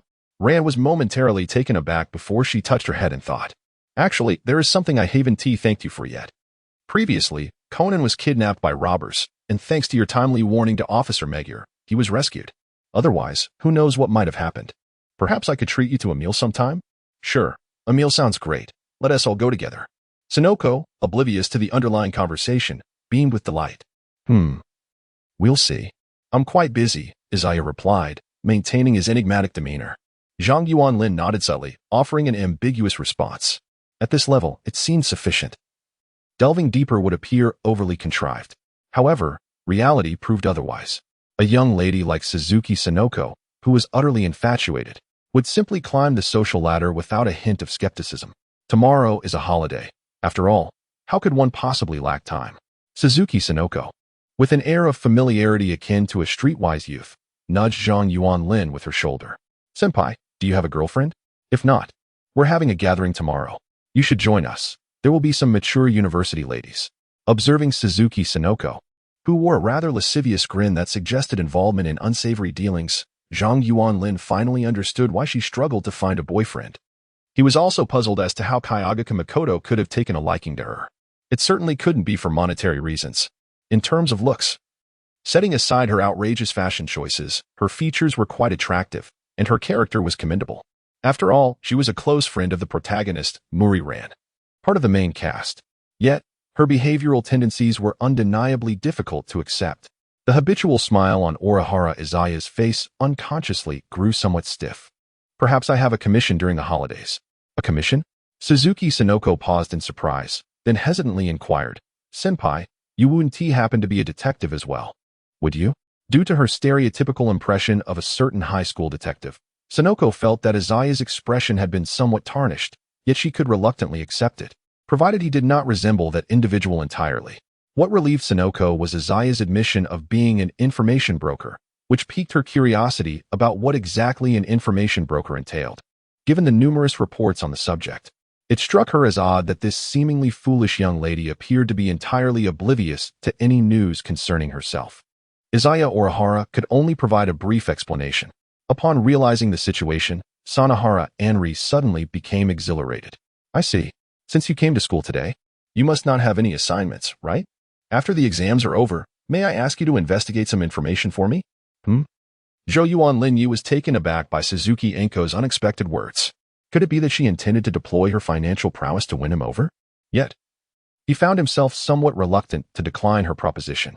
Well, please specify your request so that I may provide a suitable offer. The timing is rather uncertain. All right, just wait here for a moment. Suzuki Enko exclaimed hurriedly as she dashed away, leaving Mao Li Lan in a state of bewilderment, offering Zhou Yuanlin an awkward smile. Fortunately, it was not long before she returned. Here, take a look at this, Suzuki Enko said, thrusting a newspaper into Zhou Yuanlin's hands. Upon opening the newspaper, Orihara Izaya realized that today's edition bore little relevance to him. The headline reported on the knight's armor from the Medieval Art Museum, which had been witnessed moving on its own by two security guards during the night. Zhou Yuanlin squinted his eyes. This was ostensibly a rather sensational gossip piece, yet it had made its way to the headlines. This suggests that the event in question may have transpired more than once or twice. Otherwise, without substantial evidence, it would merely occupy a marginal space in the news. Furthermore, this description seemed to resonate somewhat with Zhiyuan Linya. Perhaps it was related to a case from the original narrative. Intriguing indeed. I shall accept this task, considering your acquaintance with Maoli and the fact that you are also classmates. Since this is your first time seeking information from me, I can offer you a discount, merely a token sum of 1 million. Upon hearing Zhiyuan Linya's initial agreement to take on the commission, Suzuki Sonoko was just about to break into a dazed smile when the subsequent mention of the price made her feel as though she had misheard. 1 million? Suzuki Sonoko's eyes widened. It was true that she was the daughter of the prestigious Suzuki family, yet her upbringing was not excessively indulgent, and her allowance was rather modest. 1 million may not sound like much in the grand scheme, but considering Zhiyuan Linya's dual roles as both an information broker and a specialist in homicide, any commission task typically began in the 4-digit range. However, 1 million was indeed significant. The average worker in Neon City earned only 30 to 40,000 a month, while hiring an ordinary detective would cost around several hundred thousand. Only renowned detectives might command fees exceeding 1 million, and only in rare instances could it surpass 10 million, often dictated by luck. In any case, regardless of the extent of Suzuki Sonoko's allowance, it was implausible for her to produce 1 million in one go. Of course, this could not be blamed on her. Apart from her illustrious family background, she was essentially an ordinary high school girl, utterly unaware of the depths of this profession. Even if she were aware, she would undoubtedly be astonished. In fact, the more she understood, the more incredulous she would become, questioning whether she was being taken advantage of. In Suzuki Sonoko's mind, her classmate Kudo Shinichi was a high school detective who investigated cases voluntarily and at no charge, while her close friend Maoli Ran's father, Maoli Kagoro, as a professional detective, barely earned enough to get by each month. Thus, when she heard Zhiyuan Linya refer to himself as an information broker, akin to a detective, it was only natural for her to believe that her savings, combined with last year's red envelope, would suffice. However, this was not the case. Observing Suzuki Sonoko standing there in a daze, Maoli Ran felt a profound sense of helplessness. The moment she heard Sonoko mention the commission to Zhiyuan Linya, she sensed something was amiss, especially since she had seen related news reports. 10 billion in 3 days. Even though many questioned the authenticity of such claims, Maoli Ran believed that Zhiyuan Linya would not lie. The cost was undoubtedly beyond Suzuki Sonoko's means, unless, of course, she were to procure funds from her family. Yet, as close friends, both girls understood each other well. Maoli Ran had long intended to stop Suzuki Sonoko, but regrettably, her friend was too swift, leaving her no time to intervene. Now that the conversation had concluded, there was no turning back. They could only endure the ensuing awkwardness. Maoli Ran silently awaited Suzuki Sonoko to regain her composure, prepared to apologize together. Zhang Yuanlin glanced around, quickly deducing the situation. It seemed he had overestimated the pocket money of Suzuki Sonoko, or perhaps underestimated her character and the upbringing of the Suzuki family. This was primarily due to the recent influx of high-level commissions, which had accustomed him to elevated prices. However, it was also true that he was reluctant to engage without a substantial offer, and the previous price of 1 million was indeed not exorbitant, as it was typically regarded as a standard starting point. By the way, he remarked, considering the advantageous nature of the discussion, you are Suzuki Sonoko, the second daughter of the Suzuki group, I presume? Suzuki Sonoko snapped back to reality, instinctively nodding. Yes, what of it? Well, I have conducted business with your family. That is sufficient. Perhaps I shall treat you to a meal later. Zhou Yuanlinya remarked. Isn't this rather inappropriate? Suzuki Inko felt a twinge of embarrassment. For in a fleeting moment, she found herself questioning Zhou Yuanlinya's intentions, wondering if he was deliberately trying to cultivate a closer relationship due to her family's connections. Though somewhat naive and reluctant to entertain malicious thoughts about others, she was not entirely unfamiliar with such experiences. Being a young lady of wealth and privilege is not as effortless as it may seem. It's nothing more than a matter of human relations. I've had a few dealings of this nature with the police. Zarakawa Toru unabashedly declared, this is human nature, a statement that rendered the situation all the more reasonable. Upon hearing this, Suzuki Sonoko glanced at Muri Ran, who nodded in agreement, affirming the truth of the matter. Indeed, she had heard of Zarakawa Toru's actions. Well then, shall we go together after school? I will head off to have my meal first. With that conclusion reached, Zarakawa Toru continued his stride toward the school's exit. However, just as he stepped out the school gate, his phone in his pocket vibrated. Upon retrieving it, he discovered it was a message from Jin. Zhou Yuanlin furrowed his brow ever so slightly as he answered the call. Have you been calling me too often lately? Is there some significant matter at hand?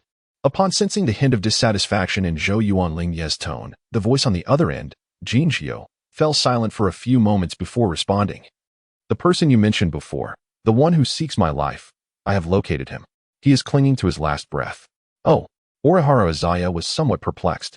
He wondered why Jin had contacted him via telephone, especially since he hadn't interfered in any way.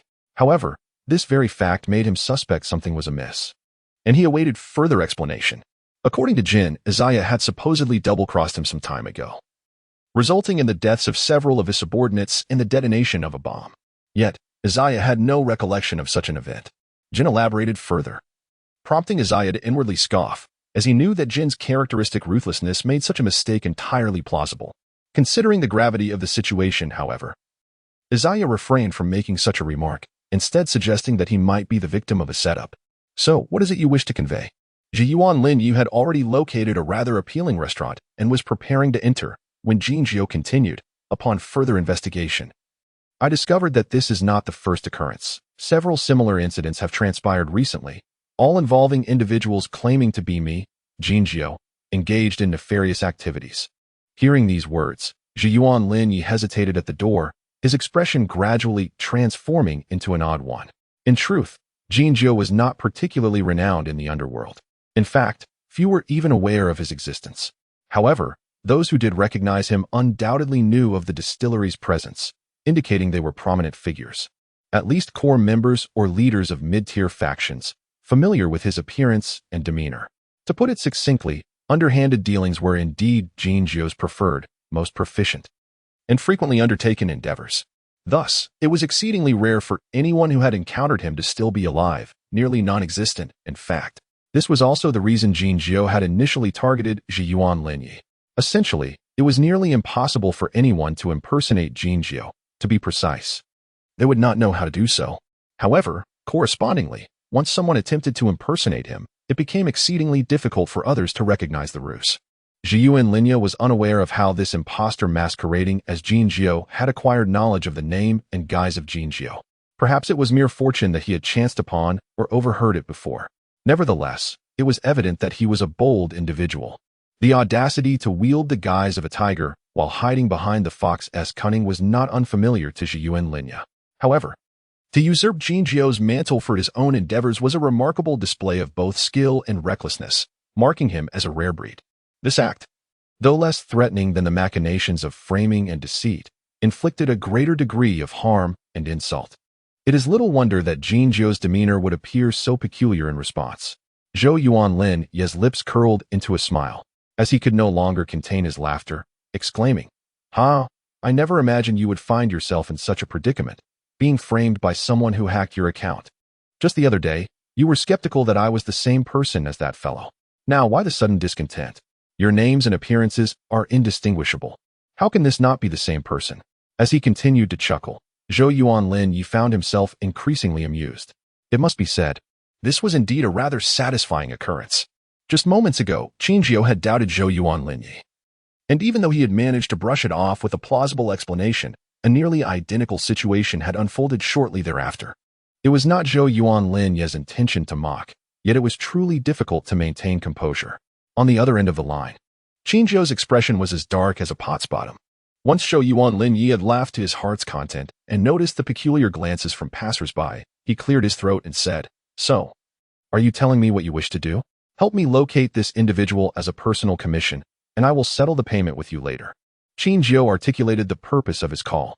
Yuanlin stroked his chin, chuckling lightly, yet acknowledging the gravity of the situation. Indeed, this matter was rather troublesome.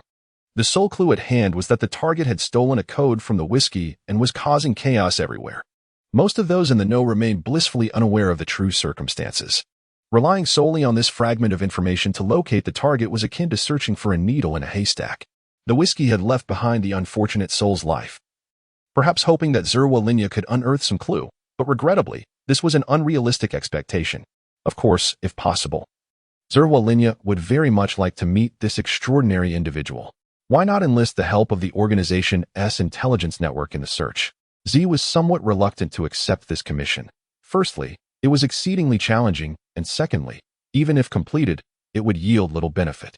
Such matters were undoubtedly not meant to be brought into the open. He would much rather accompany to that art museum. Before could finish his thoughts, interjected. Who claims this is merely a personal issue? There are numerous individuals and factions who believe you are orchestrating something. Targeting you equates to opposing the organization. So, what is the harm in utilizing the organization's strength to resolve this? Remained silent for a considerable time, ultimately conceding that argument held merit. Very well, let it be. He concluded. After hanging up, proceeded to the dining hall for a meal. Having been delayed, his time for dining, especially when out, was already limited. He swiftly resolved his affairs and returned to school, where the day's examinations had finally concluded. At 3 in the afternoon, he borrowed a large bag from his homeroom teacher and filled it with chocolates, resembling a wholesaler. Upon arriving at the school gate, he spotted and the three shared a taxi to their destination. By the way, Senpai, could I borrow your phone? I need to call home, if possible. I would like my father and Conan to join us as well. Rest assured, I mean no ill intent. I simply heard that the art museum is on the verge of closure and would like to seize the opportunity to appreciate it, remarked. All right, came the response. Zirarigami Toru lent his mobile phone to Maoli Ran without a shred of concern that anything might be revealed. All call logs had been meticulously formatted and erased, and no contacts remained. The only individuals likely to dial this number would be those from the distillery, who were exceedingly cautious and unlikely to speak indiscreetly. However, when Maoli Ran returned the phone, Toru happened to glance out the window and unexpectedly spotted two figures that struck him as eerily familiar. Clad in black coats and suits, topped with matching black hats, one figure was tall while the other was relatively stout.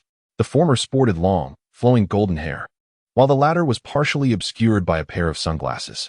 It was gin and vodka. No, that couldn't be right. Typically, the duo would be found seated in Jin's vintage automobile, or at the very least, they would take a taxi. It was improbable that they would traverse on foot. Furthermore, to Toru's knowledge, Jin was currently out on a mission and should not be returning to Tokyo anytime soon. A sense of misgiving washed over him. This situation seemed too coincidental. Stop the car. Ji-Yuan Linyi swiftly halted and then exited the vehicle. You all go ahead. I have a pressing matter to attend to and shall arrive shortly. Without granting Suzuki Sonoko and Muri Ran an opportunity to speak, Ji-Yuan Linyi turned and crossed the road, retrieving a hat and mask from his pocket to don as he proceeded to follow. After all, he had attained a certain level of notoriety, although not everyone may have seen the associated reports. The reaction of Suzuki Sonoko suggested that the number of individuals familiar with Ji-Yuan Linyi was likely far fewer than one might presume. Nevertheless, it was prudent to exercise caution during his endeavors. As he trailed the two counterfeit duo, Ji-Yuan Linyi moderated his pace to minimize his presence. With the duo occasionally glancing back and to the side, he discerned their true appearances. Aside from their nearly identical attire to that of the real vodka and gin, the disparity in their actual features was quite pronounced. The counterfeit vodka, wearing sunglasses, was difficult to assess, though it was evident that his cheeks appeared considerably gaunt. In stark contrast, the imitation gin presented a striking difference. He bore a resemblance to a male version of a malevolent witch, with a dark countenance and seemingly advanced age. As for vodka, Ji-Yuan Linyi was not entirely certain, but Jin himself, while not conventionally handsome, could still be described as imposing. Should anyone have encountered this counterfeit gin and survived, to label it as slander or defamation would scarcely be an exaggeration. After silently observing for a while, Izaya Orihara chose to draw closer, facilitating his eavesdropping. Brother, when is the next transaction? Is it on the Shinkansen the day after tomorrow? Shall we continue the black market dealings? Upon hearing the inquiry from the counterfeit vodka, the imitation gin smirked and nodded. Yes, but it won't be easy to act on the train this time. We should utilize the bomb we acquired last time. We can make a substantial profit again. Thanks to you, brother, for being able to leverage such an identity. Whatever you say, they believe. We're on the verge of a windfall. Once we've amassed enough, shouldn't we seize the opportunity to withdraw? What's the rush?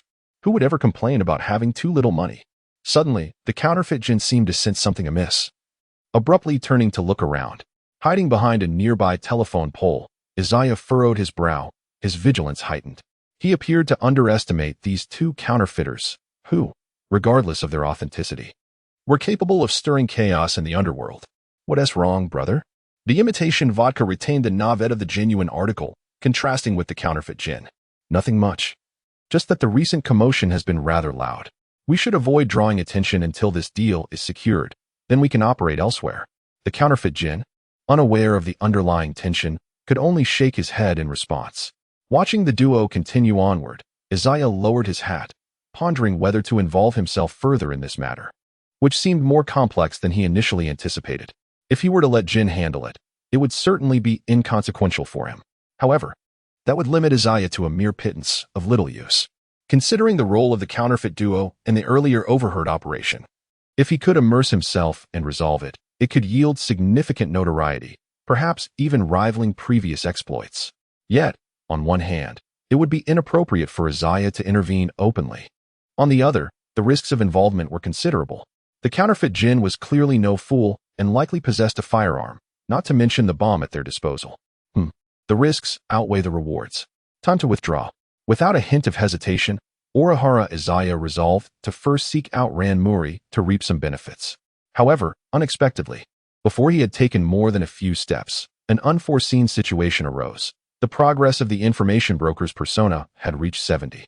Prior to the Maple Leaf Gold coin incident, the progress of the information broker's persona stood at a mere 63. Compared to the earlier sluggish development, this advancement was remarkably swift. Yet, akin to the leveling mechanics in games, progressing further proved increasingly arduous. Despite the magnitude of the recent events, the advancement in persona progress was not as rapid as before. It was merely swift in its own right. Before the school examination, the information broker's progress had stagnated at 69. Now, it had just reached its limit, achieving 70. With the initial attainment of this 70 progress milestone, the abilities and enhancements of the information broker's persona underwent notable changes. The mental attribute bonus increased by 10 points, now totaling 30. The capabilities of the information brain and memory master, essentially photographic memory, remained unchanged, but a new passive ability emerged. No, it was also an active ability. The primary and passive capability. Information network allows the consumption of a certain amount of mental energy through the signing of contracts to establish connections with all human targets, thereby constructing an information network. The current maximum number of connection slots available for signing is 100,000. What is this? After reading the description of the new ability, Orihara Izaya blinked thoughtfully, finding it remarkably fitting for the ability's name. In simpler terms, it pertains to the formation of an information network. If he surmised correctly, it involves utilizing the information known to others for his own benefit, though it must be analyzed and presented through the information brain. Otherwise, it would not be an information network, but rather a shared memory. Of course, processing through the information brain might not pose great difficulty in uncovering others' memories. The sole concern lies with the method of establishment. Orihara Izaya could comprehend the consumption of mental energy, but what of this contract signing? What sort of absurdity is this? What contract must be signed?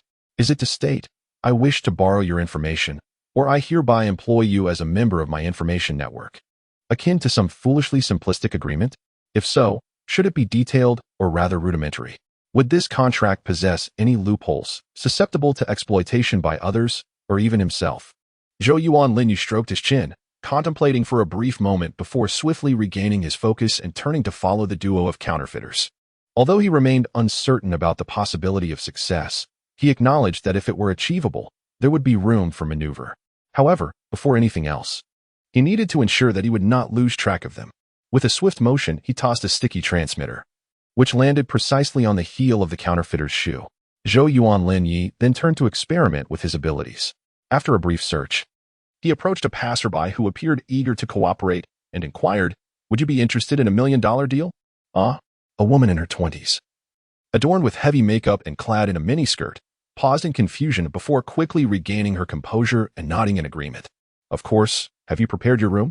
Zhang Yuanlin, looking at the woman who was casting flirtatious glances in his direction, Zhang Yuanlin realized a misunderstanding had arisen. "I am not interested in you." Before the woman could further comprehend the situation, Zhang Yuanlin swiftly retrieved a wad of cash and tossed it towards her. "This is a deposit. If you desire the remaining payment, follow me." The woman caught the money and, upon glancing at it, realized it was at least 200 to 300,000. She hesitated momentarily, but after a firm clench of her teeth, she steeled herself and decided to follow. It became evident that human greed could indeed triumph over all. If Zhang Yuanlinya intended to spend money to get things done, the woman would have been more than willing. However, he spent money yet offered no services in return, akin to a pie falling from the sky. This, in turn, instilled a sense of unease within her. Nevertheless, in comparison, the lure of money held greater importance. For some, 1,000,000 yen may not warrant risk, but for the majority it is sufficiently enticing, particularly for those who are already inclined to take shortcuts. Fortunately for the woman, Zhang Yuanlinya did not lead her to some desolate location for nefarious deeds. After settling in at a convenience store, he procured a pen and a notebook. With a swift motion, he tore out a sheet of white paper and began to write fervently. Sign here. Upon completing a rather rudimentary contract, he inscribed his name and pushed it towards her. The woman hesitated as she accepted the contract and read its contents. Party A pays Party B 600,000 yen, and Party B willingly becomes an employee of Party A, with the date of signing recorded as Party A, Zhang Yuanlinya, and the signature line for Party B left blank. What is this? A contract of servitude? But what use would such a contract serve? It was far too simplistic. Could it even be recognized in a court of law? The woman grew increasingly bewildered, sensing that something was amiss, which left her feeling quite disoriented. Is it a scam? If so, where lies the deception? As she frantically pondered the situation, Zhang Yuanlinya was not inclined to wait any longer. You have 10 seconds to decide. If you do not sign, I shall seek another. API call failed with status code 429. Error. Code. For 29, message. Resource has been exhausted, e.g. check quota. Status. Resource exhausted. As Orihara Izaya's mental energy waned, an intangible connection with the woman emerged. He endeavored to activate his information network, and as he had anticipated, her name, age, address, and even the color of her undergarments became part of his computational data, allowing for comprehensive analysis. The method of contract signing proved to be more favorable than he had imagined. Fabricating a trivial contract sufficed, and as the Party A, Izaya had yet to fulfill his obligations. Merely signing was adequate. However, there remained certain nuanced issues that required further experimentation. Nonetheless, for the present, it was satisfactory and adequately met Izaya's needs. Thus, he promptly tore the rudimentary contract into shreds. The connection vanished in an instant. Was this sufficient to annul the contract? Zerhualinya, indifferent to the woman who had just signed a contract, now appeared bewildered as she anxiously tore it up. Unfazed, she promptly settled the remaining payment. This transaction was distinct. Zerhualinya would not default on this sum. Leaving behind a woman in utter confusion, he swiftly followed the signal from the transmitter, directly tracing a linear path to confront the duo of counterfeiters. Hello. Upon hearing Zerhualinya's call, the counterfeiters turned back. It was their first encounter, Jinjiu. At the mention of this name, the counterfeit Jinjiu's pupils dilated, instinctively reaching for the gun concealed within his coat. This reflex bore a striking resemblance to that of the genuine Jinjiu. In the depths of his heart, Izaya Orihara chuckled softly, then shook his head. It is broad daylight, and we are in the city. Are you truly certain you wish to engage me in conflict? Furthermore, do you not wish to know how many are currently searching for the two of you, including a certain scapegoat? Faced with Izaya's audacious demeanor, the counterfeit Jinji's expression stiffened. This was not only due to the validity of his words, but also the exposure of his true identity. There had been a possibility before that Izaya merely sought to engage in discourse with Jinji, yet it was now evident that he was fully aware of their counterfeit identities. Who exactly are you, and what is it that you desire? Noticing that Izaya appeared to harbor no hostility, the counterfeit Jinji cautiously inquired. Actually, it is nothing of great consequence. I merely wish to have a pleasant conversation. Izaya Orihara gestured towards the counterfeit Jin's hand and remarked. So please do not give me the impression that you would resort to violence. Otherwise, I genuinely fear that I might be unable to restrain myself from ending both of you. After a brief moment of silence, the counterfeit Jin revealed its hand. Izaya Orihara strode forward, producing the contract he had meticulously prepared. Upon signing this, I shall consider that I have never encountered you. The counterfeit Jin seized the contract and upon perusing its contents, discovered that Party A was required to conceal information from Party B, while Party B was obliged to assist Party A unconditionally with a particular task. The signature of Izaya Orihara was already inscribed upon it. The application of this new capability regarding the intelligence network was evidently not merely for the broad collection of desired information. Targeted acquisition was equally feasible. Indeed, it transcended even that, as it could fabricate an insider without the target's consent. In simpler terms, the counterfeit Jin would effectively act as an insider himself. Beyond the application, the fundamental groundwork of the intelligence network lay in the signing of the contract. To Izaya, it would be more fitting to refer to it as a pact, for it was highly unlikely that either the aforementioned woman or the counterfeit Jin would inscribe their true names on such a seemingly outrageous document. Yet, the contract was nonetheless established, forging a connection. For the counterfeit Jin, it was a diabolical covenant.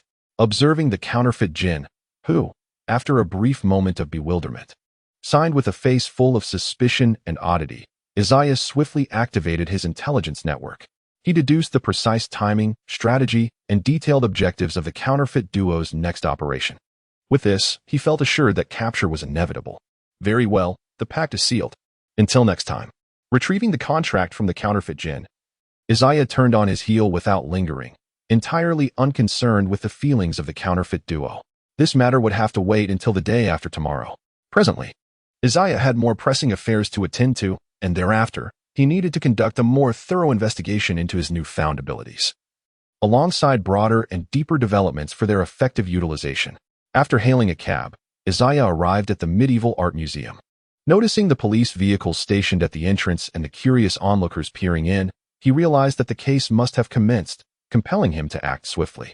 Ignoring the two young officers stationed at the entrance, he entered the museum with haste, seeking out Officer Magyar, who was conversing with other officers. Not far off stood Kogoro Muri, Conan, and several relevant individuals, including Ran Muri and Sonoko Suzuki. Izaya, my dear brother? Upon seeing Izaya, Officer Magyar's furrowed brow momentarily lifted in surprise. Kogoro Muri, startled, fluffed up like a dog sensing intruders, while Conan appeared equally taken aback, though perhaps it would be more appropriate to say perturbed. The two female friends, however, were considerably more composed. At last, you have arrived, Izaya. Sonoko Suzuki exclaimed with a mixture of excitement and trepidation, feigning a damsel in distress. There has been a death here, and it frightens me so. You'll grow accustomed to it. With a casual sidestep, Orihara Izaya deftly evaded the grasp of Suzuki Sonoko, who sought to cling to his shoulder, and proceeded to scrutinize the scene before him.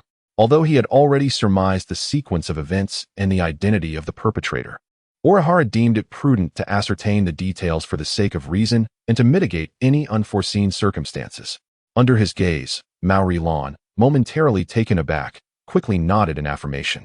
Certainly, Senior, she began, endeavoring to relay all pertinent information succinctly yet comprehensively. The situation she described closely mirrored Orihara's recollection. After rendezvousing with Kogoro Muri and Conan, Maori-lan and Suzuki Sonoko had spent nearly an hour exploring the art museum, during which they encountered an exhibition hall ominously titled Between Hell. However, upon arrival, they were met with a sign forbidding entry. Half an hour later, when they passed by once more, they discovered the sign had vanished and thus ventured inside to behold a sight that would haunt them: a corpse impaled against the wall by a longsword. What followed was a cacophony of horror-stricken screams. Once they regained their composure, Maori-lan and her companions alerted the authorities, and Officer Magyar promptly arrived with his team. Investigations revealed the deceased to be Sanada, a businessman. The Medieval Art Museum, facing financial difficulties under its previous owner, was in dire need of a buyer, and Sanada was the one who had taken the reins. However, contrary to prior agreements to maintain its operations, Sanada intended to convert the museum into a restaurant for profit, and had come that day to finalize design plans. Without much time for further examination, the group discovered surveillance cameras within the Between Hell Hall, specifically a security recording device. While it could capture visual footage, it lacked the capability to record sound. Yet, this was sufficient. Upon reviewing the footage, they discerned that Sanada had been murdered by a figure clad in Western armor, who swiftly inflicted several wounds before lifting him effortlessly and driving a sword through his chest, pinning him to the wall. This scene bore a striking resemblance to a painting titled Divine Retribution, which depicted a knight vanquishing a demon. However, Conan noticed something amiss in the footage. Upon rewinding and magnifying the recording, it appeared that Sanada had perceived something in his final moments, leaving behind a note with a name scrawled upon it: Wakata, a staff member of the museum. This individual was described as a cunning man in his 30s, with medium-length hair parted in the center. The term cunning was merely based on first impressions. According to Maori-lan, Wakata possessed a rather vulgar demeanor and was not particularly amiable, leaving a distinctly negative impression. In stark contrast, Maori-lan held a favorable view of the museum's director, Mr. Oki, remarking on his friendly disposition and evident passion for the institution. Upon their arrival, he had taken the initiative to introduce them to the artworks housed within the museum. Zhou Yuanlin could not help but cast a glance at the curator, Mr. Oki. He appeared to be in his 70s, with an exceedingly prominent baldness that surpassed the Mediterranean style, resembling a smooth half-egg perched atop his head. However, the hair at the back and sides remained relatively dense and white, while his long eyebrows and beard, also gray, seemed to merge with his hair. He bore an uncanny resemblance to Santa Claus, with his eyes almost entirely obscured. Although Mr. Oki's stature was slightly hunched, he was not short, emanating an undeniable vitality and spirit. Thus, have you already concluded that Kawada is the culprit? Zhou Yuanlin inquired, to which Officer Mugir promptly nodded in agreement. The perpetrator is evidently aware of how to exploit the no-entry signs to evade both guests and museum staff, indicating that he must be an insider. Kawada lacks an alibi and is burdened with glaring evidence against him. Furthermore, he has previously stolen artworks from the museum to sell outside and has been discovered pursuing compensation. The proprietor, Sanada, has acquired the museum, thus implicating Kawada in this matter. Their encounter today was also laced with mockery. From every conceivable angle, Kawada's culpability in the murder of Sanada is irrefutable. Upon hearing this, Zhou Yuanlin cast a sidelong glance at Officer Mugir, who involuntarily displayed a hint of unease. Did I err in my statements, dear Linya?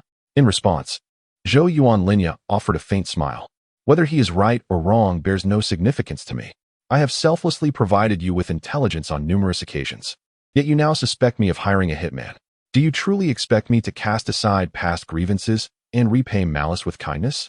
Mugir found himself in an awkward position due to Zhou Yuanlin's forthright remarks. Meanwhile, Muri Kagaru, displaying dissatisfaction, was about to defend his old friend against Zhou Yuanlin's remarks, but the latter turned his attention to Director Aoki. Director, I find myself in urgent need of a restroom. Could you kindly show me the way? Director Aoki appeared bewildered. The restroom is just over there. Please guide me. Zirahara Toki interrupted directly, his smile radiating an air of unassailable authority. After a brief moment of silence, Director Oki had no choice but to accompany him to the restroom. Muri Kagoro mumbled to himself, while Conan furrowed his brow in concern. Upon arriving at the lavatory, Zirahara merely washed his hands and stated, "Let us be frank, Director Oki. If you wish to avoid capture, you must heed my words." What? Director Oki was taken aback internally, though he maintained a facade of calm. Young man, I do not comprehend you. The pin upon your chest serves as irrefutable evidence. Zakura Tosaka had no desire to waste words. He directly addressed the crux of the matter. This rendered Director Oki silent. What is it that you seek? Upon signing this contract, you shall work for me henceforth. As Orihara Izaya turned his gaze towards Director Oki, he noticed that the latter's hand had already slipped into his bosom, prompting a resigned sigh from Izaya. Indeed, one becomes accustomed to depravity. Director Oki furrowed his brow, dismissing the need for further dialogue, and swiftly lunged forward with a short blade aimed at Izaya. However, Izaya effortlessly evaded the strike with a simple retreat. Since you initiated the attack, do not accuse me of bullying the elderly, Director Oki. It must be acknowledged that compared to his peers, Director Oki possessed physical abilities that surpassed the majority of skilled individuals. Yet, given Izaya's combat prowess, subduing him would be a mere trifle, though he had to consider that he could not unleash his full strength due to his public persona. After a moment's contemplation, Izaya withdrew his belt. Come forth. Director Oki, concerned about drawing the attention of the authorities, aimed to eliminate Izaya with utmost swiftness while ensuring minimal commotion. He launched another direct thrust. Despite his physical capabilities, it was evident that Director Oki was a novice, too inexperienced. This time, Izaya did not evade, instead wielding his belt like a whip. Crack! The belt struck the back of Director Oki's hand, causing him to retract his grip, nearly losing the short blade he held. Before he could react, with a flourish, Izaya Orihara wielded his belt, a mere blur in the air. He targeted Director Oki's limbs, neck, and head, unleashing a relentless barrage that forced the director into a stumbling retreat. To the uninitiated observer, the scene might evoke pity, resembling a master's cruel subjugation of a hapless thrall. In a matter of hours, news of a prominent figure assaulting an elderly man would undoubtedly surge to the forefront of online news, dominating headlines. Alas, there were no witnesses, nor would anyone dare to intervene on Director Okiai's behalf, a circumstance he himself ensured. Stunned and reeling from the assault, Director Okiai, after finally regaining his composure, felt a surge of suppressed rage. In his many decades of life, he had never before endured such humiliation. With grim resolve, he braced himself against the blows and lunged forward, determined to retaliate. Jinyuan Linya is inherently incapable of wielding a belt as a whip. His persona as a master of weaponry is contingent upon the possession of corresponding cold weapons to truly exhibit his proficiency. However, it is worth mentioning that this approach has its flaws, or, more accurately, he has borrowed a few tricks. Unsure of how to utilize a belt? Fear not, for through the practice of using a whip, the trajectory of his skill development escalates remarkably swiftly, requiring little time before he can perform at a significant level even without the enhancement of his mastery. This is akin to the concept of learning through a mnemonic master, where one need not rely solely on an information-savvy mind to excel in examinations. Jinyuan Linya did not deliberately pursue this knowledge, yet under the passive influence, his adeptness continues to ascend rapidly. Faced with Director Okiai's desperate strike, Linya deftly maneuvered the belt in his hand, ensnaring his opponent's wrist. With a swift upward motion, he created an opening in the center, delivering a knee strike that landed squarely in the opponent's groin. In that instant, the eyes of Director Okiai, obscured by his eyebrows, widened in unmistakable clarity. Jinyuan Linya released his left hand, swiftly flicking his wrist, causing the belt to slip from Director Luochai's grasp, resulting in the elderly man crashing against the wall with a resounding thud. As Director Luochai, blood streaming from his nose, rose once more, Jinyuan Linya marveled at his endurance. He then wrapped the belt around his right hand, enveloping his fist while allowing the iron lock to serve as a protective guard, akin to a tiger's claw. With time pressing upon him, he resolved to strike with greater force. Observing the complete disappearance of the smile from Jinyuan Linya's face, a chill ran down Director Luochai's spine. Jinyuan Linya moved swiftly, returning to the scene of the incident in mere minutes. Upon his arrival, Mali Lan and others immediately sensed something amiss, their expressions peculiar and hesitant. Ultimately, they could not restrain their curiosity and inquired, "Director Luo, are you all right?" Following Jinyuan Linya was the battered Director Luo, who waved his hand with a forced smile, assuring them, "I'm fine, really. Just took a tumble, nothing serious." Observing the wads of tissue stuffed in his nostrils, an uneasy silence enveloped the group. "Are you certain a mere fall could result in such a state? It seems more akin to having tumbled down a flight of stairs, does it not?" The unmistakable impression that Director Luo had likely endured a beating led everyone to instinctively glance towards the one person who could have possibly delivered such a blow, Jinyuan Linya. Orihara Izaya gazed calmly at the ceiling, or rather, the ceiling above him. Ultimately, it was of no concern to him. Ahem. Officer Magyar cleared his throat, perplexed by the situation at hand. He struggled to comprehend why, if matters were truly as they seemed, Izaya would resort to violence against Director Okiai. Surely, there must be some underlying truth. Yet, with Director Okiai himself asserting that there were no issues, what was the point of stirring trouble when one could simply enjoy a peaceful existence? The previous events had already sown discontent within Izaya, and to provoke further conflict seemed counterproductive. Maintaining a cordial relationship was essential. "Izaya, while you were away in the restroom, we made a significant discovery, another piece of irrefutable evidence. We found bloodied armor in Watanabe's quarters, the very set worn by the knight who murdered Boss Sanada in the videotape. Do you not think this could bring the case to a close?" At this juncture, Officer Magyar felt there was little more to be said. His inquiry directed at Izaya was primarily a gesture of respect, given their history of both collaboration and discord. It was imperative to dissolve any lingering tension between them swiftly. To his surprise, however, Izaya expressed dissent. "No, this case is far more intricate than it appears." "What?" The assembled crowd was taken aback. Watanabe, on the brink of being apprehended, seemed to have found a glimmer of hope, while only Conan remained unfazed, having already sensed the discrepancies. Izaya Orihara paid no heed to Officer Makuro's astonishment and turned to Suzuki Sonoko, saying, "We had previously agreed that you would entrust me with uncovering the secret behind the knight's armor wandering at night. Now that these two matters are intertwined, do you wish for the police to be informed of the truth?" If you prefer otherwise, I can keep it to myself. Suzuki Sonoko said, scratching her head. Let us just tell everyone. Very well. Zhang Yuanlin also lit a cigarette and began to articulate his thoughts. Let us first address the issue at hand. Have you considered that since the murderer is an insider of the art gallery, they would undoubtedly be aware of the surveillance cameras present in the area? Yet, they still chose to commit the act there while donning armor, a futile display, an unnecessary endeavor. Furthermore, regarding the note, the description indicates that the markings were evidently suspicious. Have you pondered why, at the moment of his impending demise, Sanada coincidentally had a pen and a piece of paper beside him? Not to mention, he was in such a state of panic that he discarded the pen. However, the pen's tip was retracted, and it is implausible that he would possess the composure to stow it away when facing death. The scratches on the note suggest he intended to erase the words. Yet the pen's lack of ink thwarted his attempt. As Zhang Yuanlin delved into his extensive analysis, he implied that Takada was framed. Officer Muro and the others gradually began to grasp the implications. While the initial assertion could be interpreted as an act of desperation, forced into a corner, the subsequent explanations held substantial merit. Officer Muro swiftly conducted an examination and discovered that both the note and pen found at the scene exhibited similar characteristics. Meanwhile, the officers reviewing the footage reported that Sanada indeed displayed such emotion while writing. Thus, it could be concluded that Takada was not the perpetrator. Rather, he was intentionally set up.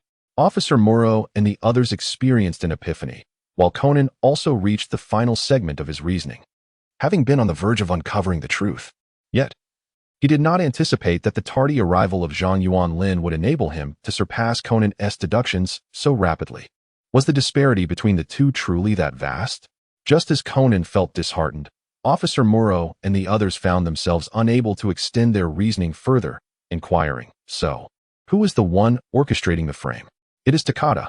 Izaya Orihara's astonishing words left everyone, including Conan, in a state of shock. What on earth? Kogoro Muri exclaimed, seemingly both amused and infuriated. Are you suggesting that Wada framed himself? What purpose would that serve? He might as well turn himself in.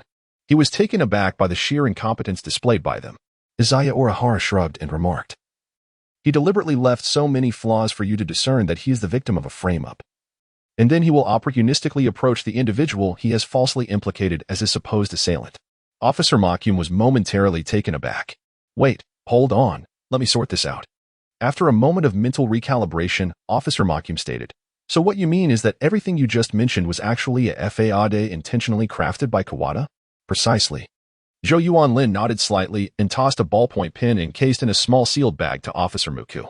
This is the incriminating evidence. The very pen previously wielded by Sanada, devoid of ink. Whoever possesses it is entangled in Watanabe's scheme, framed as the false perpetrator, though it bears his fingerprints. Officer Muku, flustered, caught the sealed bag and handed it to an adjacent subordinate for examination. Did you just retrieve this, my dear Zhou Yuan? Indeed. Izaya Orihara acknowledged the situation. And aside from the seemingly dazed Wada, everyone else appeared contemplative, clearly having reached a consensus. Only Conan remained furrowed in thought. Indeed, compared to the others, Conan had already grasped the entirety of the matter and identified the false culprit. However, he personally did not perceive them as such. In the words of Orihara Izaya, he finds it utterly implausible that Watanabe would frame himself in a manner akin to Conan. Could it be that this time, Orihara Izaya has indeed let his guard down and strayed from his usual cunning? After all, he is distinctly different from Conan. Izaya Orihara arrived too late, missing numerous opportunities, relying entirely on hearsay throughout the experience. Some minor missteps are to be expected when one is unaware of the crucial details. Or perhaps, in truth, Orihara Izaya was aware of the situation, yet he deliberately chose to act otherwise. Contemplating this, Conan cast a glance at Director Okiai. After following Orihara Izaya, the evidence that should have revealed a flaw became a defect for Wakuda. Setting aside other matters, the visibly battered visage was decidedly suspicious. If Izaya truly intended to assist Director Okiai, then how could a conflict arise between them? Conan found this perplexing, much like his ongoing confusion regarding Izaya's role in the previous Maple Leaf Gold coin case. Who exactly was this individual and what were his intentions? After a brief period of calm, Conan found himself once again ensnared in a state of mental turmoil, reminiscent of his earlier frustrations. As for Orihara Izaya, he recognized that Director Okiai's method was riddled with flaws, and it was indeed unnecessary. Nevertheless, what was done, and it needed to be resolved. If Director Okiai had framed Wakuda, it would be an inversion of truth. Thus, Izaya's task was to restore the black and white, only to invert it once more, rendering the situation considerably more plausible. It was akin to the police officers, including Megure, operating on one layer, Director Okiai on another, Conan on a third, while Izaya conjured a fourth layer altogether, akin to a deceptive mill fight. In this manner, the inconsistencies would at least not be overtly apparent. Otherwise, if the situation continued as it had, Conan would undoubtedly persist in his inquiries. However, the original method employed by Director Okiai lacked any substantial evidence. The so-called evidence within the original narrative was utterly insufficient. Zero-In Tosaka has somewhat forgotten how exactly Conan managed to compel Director Okiai to confess. However, it is highly probable that it was voluntary. Otherwise, securing a conviction would indeed be quite challenging.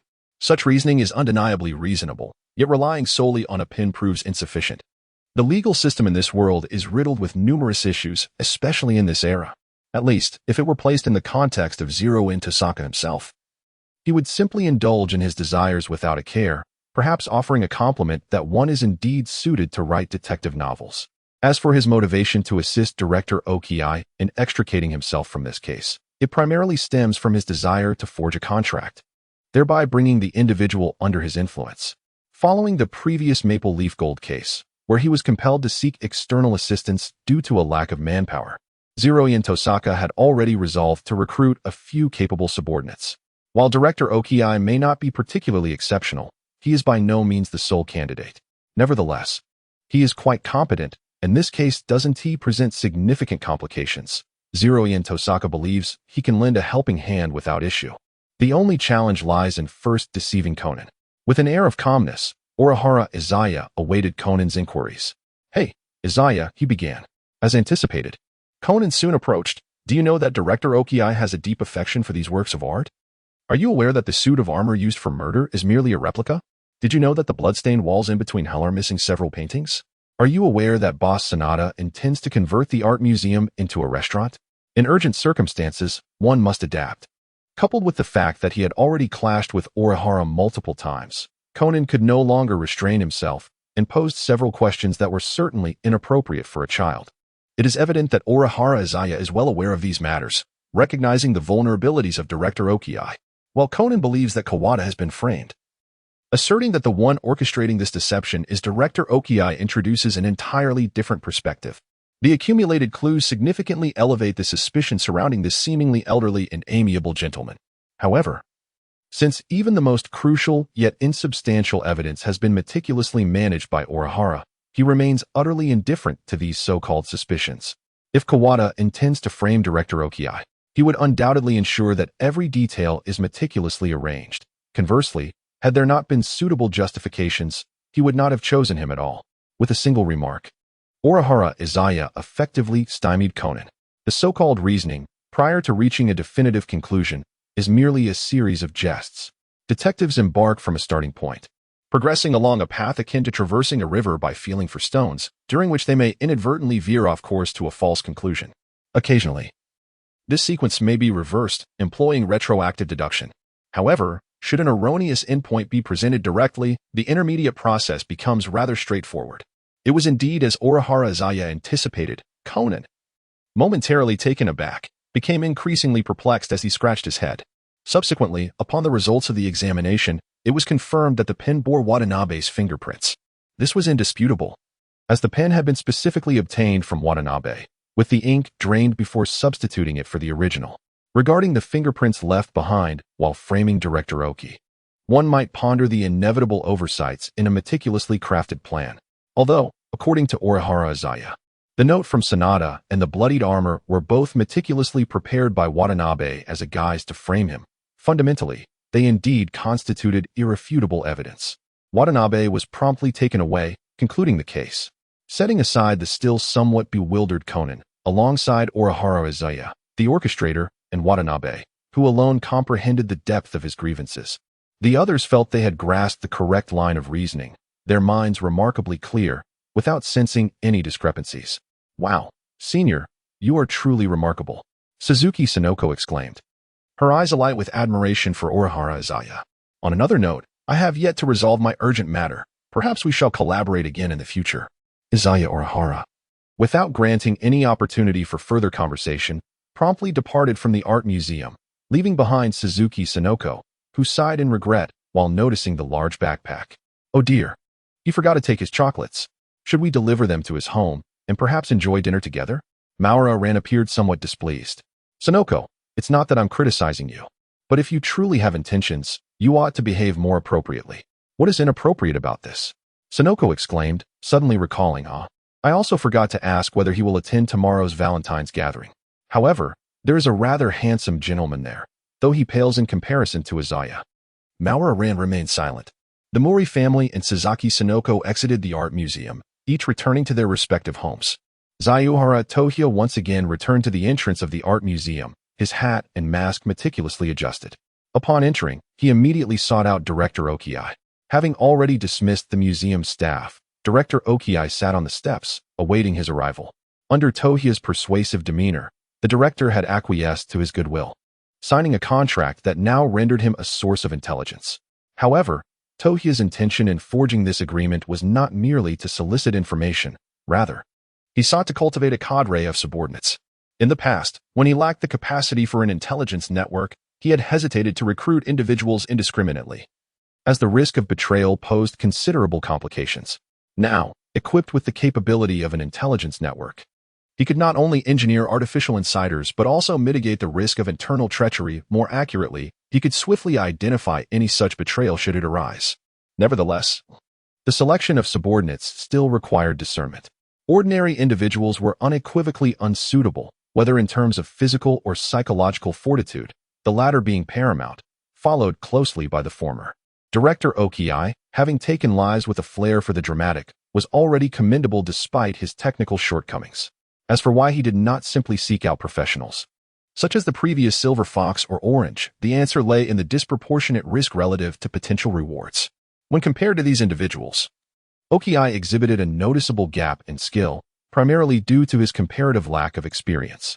Yet, this very gap represented both a disadvantage and an advantage. Would a seasoned veteran of the underworld be easily recruited? With the intelligence network in place, Tohyo was untroubled by the specter of betrayal. However, his recruitment efforts were not solely aimed at unearthing traitors. Most factions in the underworld cultivate their members from a young age, striving to recruit novices or those with established backgrounds. Random recruitment yielded no trust whatsoever. For seasoned operatives, betrayal was merely a commonplace tactic. A straightforward example illustrates this. The influence of distilleries is immeasurable, and whether by choice or necessity, countless seasoned operatives populate their ranks. Consequently, the likelihood of traitors emerging is exceedingly high, which is why Jin finds himself perpetually on the move.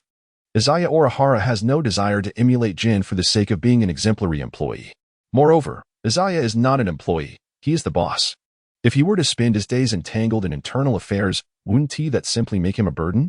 While it is unnecessary to seek out a model worker, one should at least avoid hindrances. Director Okiai not only meets the qualifications, but also handles related cases with relative ease. Whether or not he can be used as leverage is of lesser importance. What truly matters is that, despite being exposed by Izaya, he chose to retaliate, attempting to silence him to ensure his own safety, which is a natural reaction. It is undeniable that, regardless of his actions, Director Okiai remains a good person.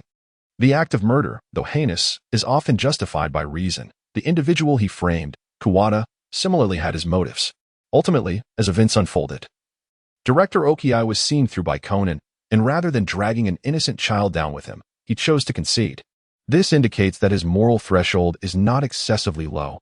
While he may not be one to forget kindness, he certainly should not repay it with enmity, significantly reducing the likelihood of his betrayal. In summary, Director Okiai has passed the preliminary assessment. However, due to the time constraints of the interview, both parties have yet to finalize the details. Who are you? Mused Director Okiai, who believed he was awaiting Izaya, as he observed the mysterious figure before him, furrowing his brow, not solely due to the obscured visage, setting aside the attire that nearly concealed his entire head and much of his physique. Izaya also alters his posture when assuming different identities. You need not concern yourself with my identity. From this day forth, you shall heed my commands. Zhiyuan Linyi lowered his voice, raspy and husky. Director Aoki remained silent for a few seconds before calmly stating, I cannot resort to indiscriminate killing any longer. One must admit, Director Aoki possessed a modicum of intelligence. Aiding a murderer in distorting the truth could hardly be the action of a virtuous individual, especially when the two parties were unfamiliar with one another. Furthermore, if one were to speculate on potential motives, Director Aoki considered himself devoid of any exploitable value. The only distinguishing feature was that he had taken a life.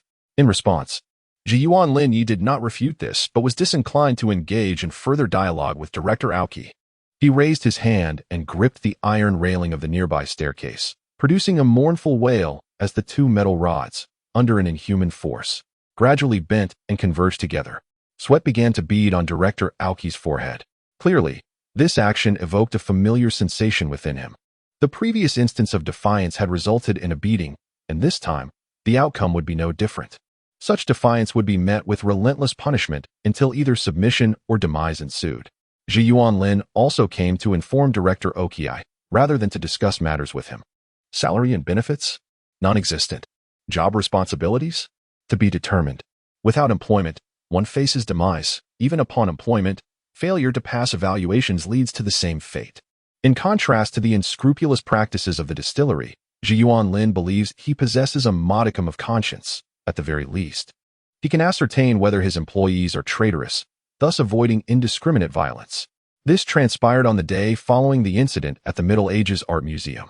Ji-Yuan Lin-Yi gazed at his own image gracing the newspaper once more, his brow furrowing involuntarily.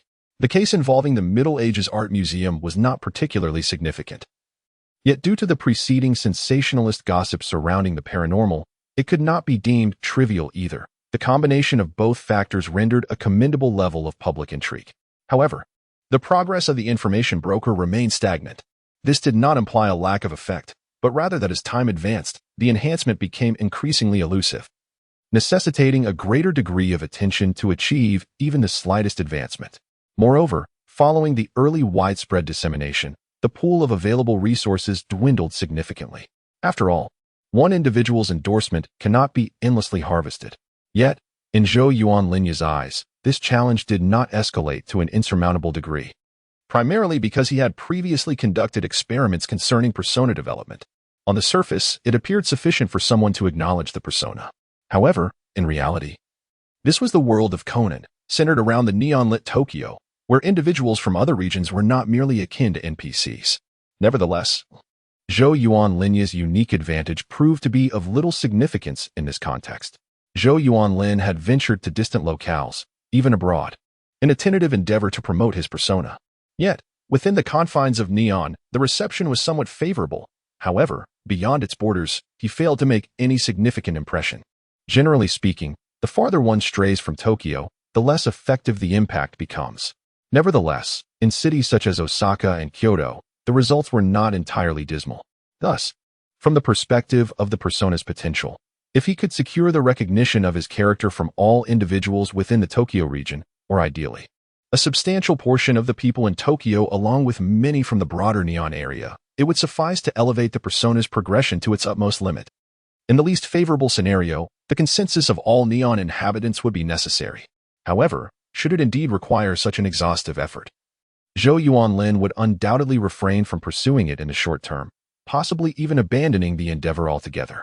For the time being, he could only experiment with the persona of an information broker. If that proves ineffective, he would prioritize investigating the overall limits regarding the quantity of personas available. Orihara Izaya cast aside his thoughts and turned to other news reports. The case of the Medieval Art Museum had garnered significant attention, with discussions surrounding its impending closure.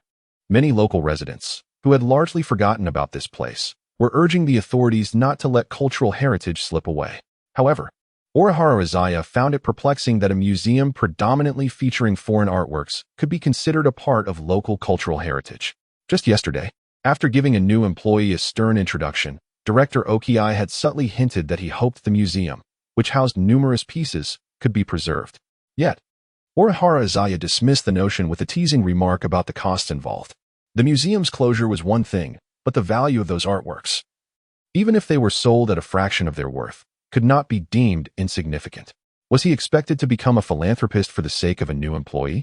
In retrospect, one could assume that Director Oki would be quite pleased with the current situation. Zhou Yuanlinya contemplated, stroking his chin, considering whether he could invest in a project that was officially supported. However, reflecting on his connections with Director Okiai, he deemed it prudent to avoid any potential conflicts of interest and refrain from any engagement. Setting aside the newspaper, Zhou Yuanlinya turned his attention to the progress of other character setups. The Heavenly Calamity Lone Star stood at 28, just a hair's breadth away from 30. The initial wave of clever maneuvers coupled with the novice bonus had propelled rapid advancement, while the murder specialist had only reached 67, decent yet not particularly high. He resolved to explore opportunities to ascend to 70, thereby unlocking the third level of enhancements and abilities. After organizing his thoughts, Orihara Izaya concluded that the newly acquired character design would be classified as Level 1. Progressing to Level 2 would require reaching 30, while unlocking the new character design at 50, and Level 3 would be attained at 70. The entire process could be described as somewhat seamless, and thereafter, he would have to wait until reaching a full 100 for the final level. The hierarchy of character levels was thus established. Rising from his seat, Orihara Izaya stepped outside, as he had little time to rest or indulge in idleness. Setting aside the serious matter of character development, he had yet to fully establish the foundation of his intelligence network and was still contemplating the specifics of this groundwork, apart from the targeted collection and special purposes. The essence of an intelligence network lies in its breadth. It must be extensive enough to filter out useful information. Initially, Izaya envisioned comprehensive coverage, but upon reflecting on the limit of 100,000 slots, he realized that this number was insufficient to span the entire nation. Consequently, after a brief contemplation, he decided to prioritize coverage within the Tokyo area, reserving targeted placements in other regions. After all, Tokyo served as the base of operations, necessitating the greatest utilization. Regarding the selection of individuals for the intelligence network within Tokyo, Izaya had considered various options, such as taxi drivers or delivery personnel, who interact with many people throughout their day. However, upon deeper reflection, he recognized that the sources of information these individuals would connect with differed significantly from his own, lacking the capacity for remarkable retention. Had these individuals possessed the same ability as Izaya to commit every experience and observation to memory, they would undoubtedly have formed a superlative repository of intelligence. Alas, while the notion was appealing, reality proved harsh. Should Izaya choose such individuals as the foundation of his intelligence network, the likely outcome would be a complete lack of utility. At best, he would glean some gossip, which could even mislead him regarding genuine information. Moreover, despite the network's cap of 100,000, Izaya's mental fortitude was insufficient to forge contracts and establish the entire network all at once. Progress would have to be gradual. As he wandered aimlessly through the streets, an idea suddenly struck him. Gossip might be either useless or useful. When factoring this in and considering the target demographic, the neighborhood committee members might prove invaluable. Though they might indulge in gossip, their circle of information was limited. While speculative inaccuracies could arise, the objective truth of the facts they possessed remained intact. Furthermore, due to their roles, these individuals would inherently know all the residents within their jurisdiction, including names and ages. Such information would be reliably accurate. Indeed, if the requirements were lowered somewhat, the neighborhood committee members could serve as a commendable source of objective information, allowing for the swiftest and most efficient utilization without being hindered by limitations. Zhou Yuanlinya halted his steps, having found an answer within himself. However, upon deeper contemplation, it seemed that, rather than pursuing quantity, seeking quality among the intermediaries of the underworld might prove to be an exceptionally favorable choice. Indeed, the intelligence personnel from various organizations also came to mind. The distillery emerged as the prime candidate.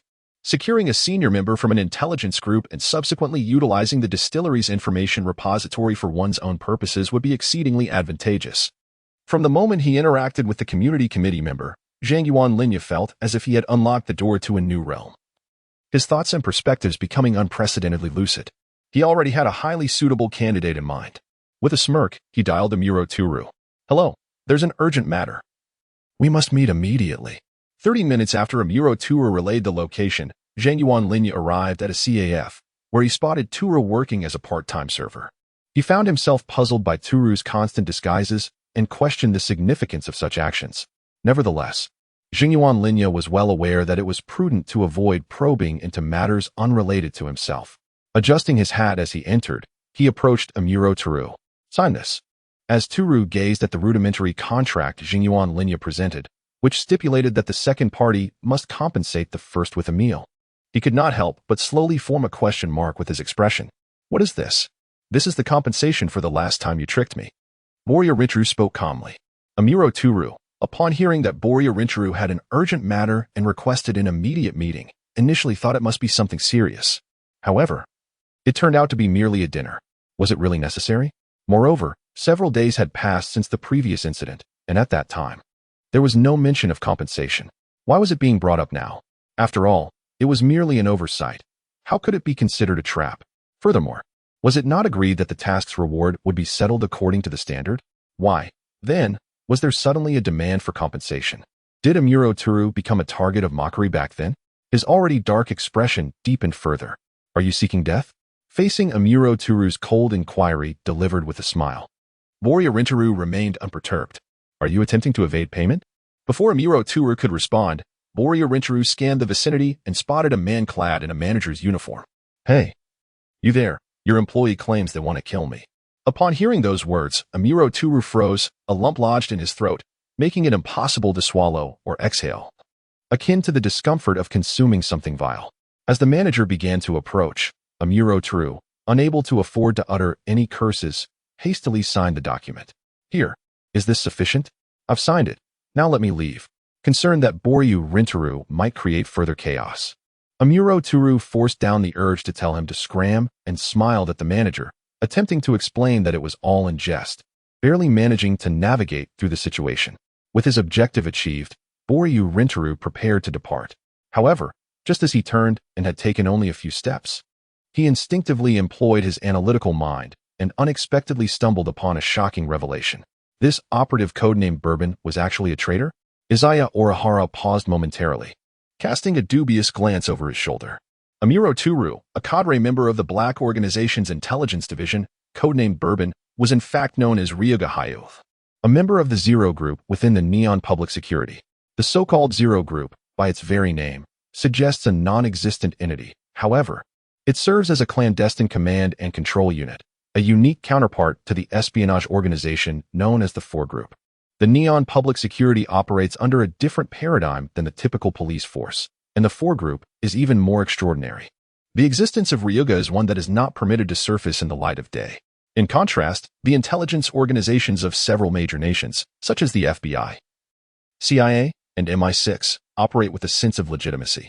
In Izaya Orihara's recollection, among the traitors within the distillery, aside from the FBI and CIA, there is also a member from the Neon Public Security. However, he is uncertain about the identity of this insider. Could Toru Amuro be that significant figure? Izaya Orihara scratched his head. It must be said that the ability of a memory master, possessing an unfailing recollection, is indeed remarkable. However, aside from the limitations that necessitate reference, there exists a minor flaw. The only memories that can be fully retained are those acquired after the acquisition of this ability. While prior memories remain in their original state, forgotten memories can never be recalled, and those that are hazy continue to linger in obscurity. Otherwise, the intricate details of the earlier cases would require no extensive contemplation from Izaya. As the old adage goes, without comparison, there can be no pain. If he had never glimpsed the light, he would not be so intolerant of the solitude of darkness.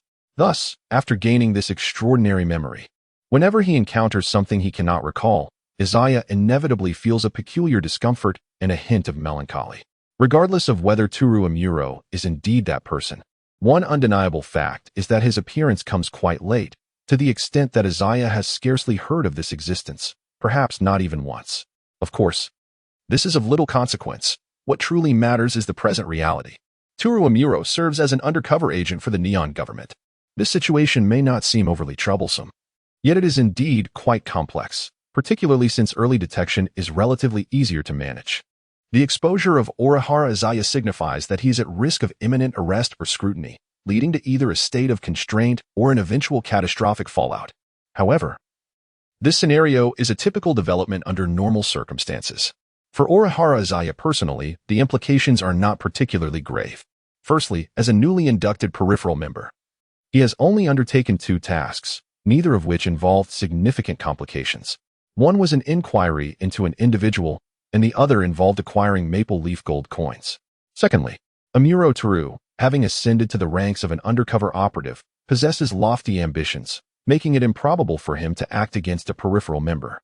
Any reckless action could reveal vulnerabilities. Amuro would never jeopardize a substantial opportunity for a trivial gain. Lastly, Orihara Izaya has already identified the issues at hand and has transformed Amuro Toru into his own mole. Consequently, the problems associated with the organization are of diminished importance.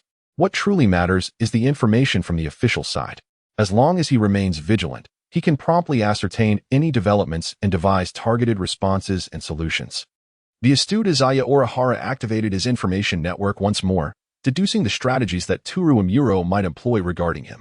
Unsurprisingly, they were largely in alignment with his own expectations. Prioritizing a cold approach. In Amuro's perspective, Orihara was of interest for two primary reasons: his connection to Jin and his motives as an information broker. The former might be exploited, while the latter remained elusive. It is worth noting that Orihara's identity as an information broker had been established quite some time ago. However, considering the potential for a trap, Amuro refrained from taking action. As an undercover agent, utmost caution was imperative. Regarding Orihara's connections, Amuro found himself indifferent to the matter of the assassin. After all, he was merely a lone wolf, incapable of rivaling the organization. In summary, there was no immediate cause for concern. After swiftly reaching a conclusion, Orihara Izaya averted his gaze from Amuro Toru and exited the CAF. He had no intention of eliminating this source of instability. It was akin to when he had seized a firearm from the hands of the trio of robbers yet refrained from silencing them. To mitigate a minor risk by embracing a greater one would be sheer folly. Was it necessary to disclose Amuro's identity to Jin? Certainly not, as it could lead to the emergence of even more unpredictable variables, and moreover, it would be quite a challenge to accomplish. Orihara Izaya attempted to analyze the pertinent information. Yet the conclusion he reached was that Toru Amuro was remarkably astute and possessed exceptional innate qualities, leaving no possible evidence behind. Furthermore, he, a newcomer to the job, was to report on a seasoned veteran. When the time comes, who can say where Jin's gun will be aimed? The affairs of the organization should be resolved internally. Orihara Izaya had no interest in entangling himself in such matters. However, considering that he was nominally one of them, he could not entirely detach himself. Zhou Yuanlin felt compelled to implement certain precautionary measures, and fortuitously, an opportunity presented itself. With a clear plan in mind, he remained unperturbed, leisurely attending to his affairs. He strolled into a convenience store for a brief indulgence. Afterward, he sought out the local community committee, where he encountered a gathering of the intelligence organization. The assembly comprised individuals ranging from elderly men and women in their 70s and 80s to middle-aged ladies in their 30s and 40s, engaged in gossip, playing chess, or dancing. This scene bore a striking resemblance to the previous generation's social activities. Yet, in this neon-lit era, it was remarkable that such dynamics persisted. As Zhou Yuanlin approached, the committee members instinctively squinted at him. After a thorough scrutiny, assessing his appearance, attire, and age, they seemed to have mentally analyzed him, awaiting either his departure or further actions, rendering him the focal point of their ensuing discussions and analyses. This sensation oddly transported Zhou Yuanlin back to his past life, causing him to blink uncomfortably. In pursuit of personal growth, he adorned his face with an increasingly radiant smile, stepping forward to present the items he had purchased, which included various snacks and, in his recollection, some of the community members' favorite household goods. "What is this?" inquired a lady with a bun, her tone laced with curiosity. It was a gesture of goodwill, an offering for their first encounter. Upon the utterance of Zhou Yuanlin's words, the initially wary and peculiarly gazing members of the neighborhood committee transformed into amiable and exuberant individuals. "Ah, what a polite young man. Please, have a seat. Would you care for some tea? It's freshly brewed. May I inquire your age? You are quite handsome. What is your profession? Do you have a girlfriend? How many family members reside with you, and where do you live?" A torrent of inquiries ensued, causing even Zhou Yuanlin to break into a light sweat. Nevertheless, it was undeniable that this indicated he had likely chosen his target demographic wisely, compelling him to endure the barrage of questions. After a lively exchange, complemented by the initial friendliness, Zhou Yuanlin successfully accomplished his objective. This way, should any irregularities arise in his vicinity, he would be informed promptly. Though this was not entirely guaranteed. At the very least, Zhou Yuanlin resided in the area, however. Due to his frequent late-night returns and efforts to conceal his homecoming, The committee members had not recognized him at first glance. Additionally, despite his numerous appearances in news reports, they still failed to identify him. This was largely attributable to the fact that the members of the committee were often engrossed in gossip, making it impossible for them to remember the faces of every individual they had heard about. Furthermore, in their perception, individuals featured on television or in newspapers were not those they encountered in reality. Thus, even if some thought Yuan Linyi appeared familiar, they simply dismissed it as a fleeting thought. The preliminary planning proved to be more complicated than anticipated, yet the conclusion remained rather straightforward. Yuan Linyi had initially anticipated that when he presented the contract, he would be met with skepticism and would have to engage in extensive explanation. However, to his surprise, the members of the neighborhood committee were remarkably straightforward, as if he were a long-lost son they had been yearning to reunite with, regardless of the circumstances. It was evident that the intelligence network had begun to take shape. From this point onward, it was merely a matter of time. Glancing at the clock, Yuan Linyi prepared to further his endeavors. Nevertheless, the neighborhood committee need not rush. It was prudent to first seek out those with greater fluidity. Thus, he redirected his focus toward the underworld. The following day found him in a secluded alleyway. Izaya Orihara stifled a considerable yawn, surrounded by a scattering of figures either sprawled or prostrated around him. The only one who could be deemed to be standing, albeit precariously, was a bruised and battered youth. Supporting himself on his hands, his neatly cropped hair accentuated his disheveled appearance, and despite the relatively mild weather, he donned a sleeveless shirt. Yuan Linyi recognized the youth, who was a fellow student from his third year at Tiden High School, named Sanada Ryuichi. In the esteemed environment of Tiden High School, known for its excellent atmosphere and impressive admission rates, Sanada Ryuichi stood out as an anomaly, albeit in a manner distinct from Yuan Linyi. Unlike Zhou, Sanada did not hail from a particularly unique family background, nor did he possess any financial prowess. This young man was simply a delinquent, a genuine ruffian, embodying the spirit of youthful rebellion.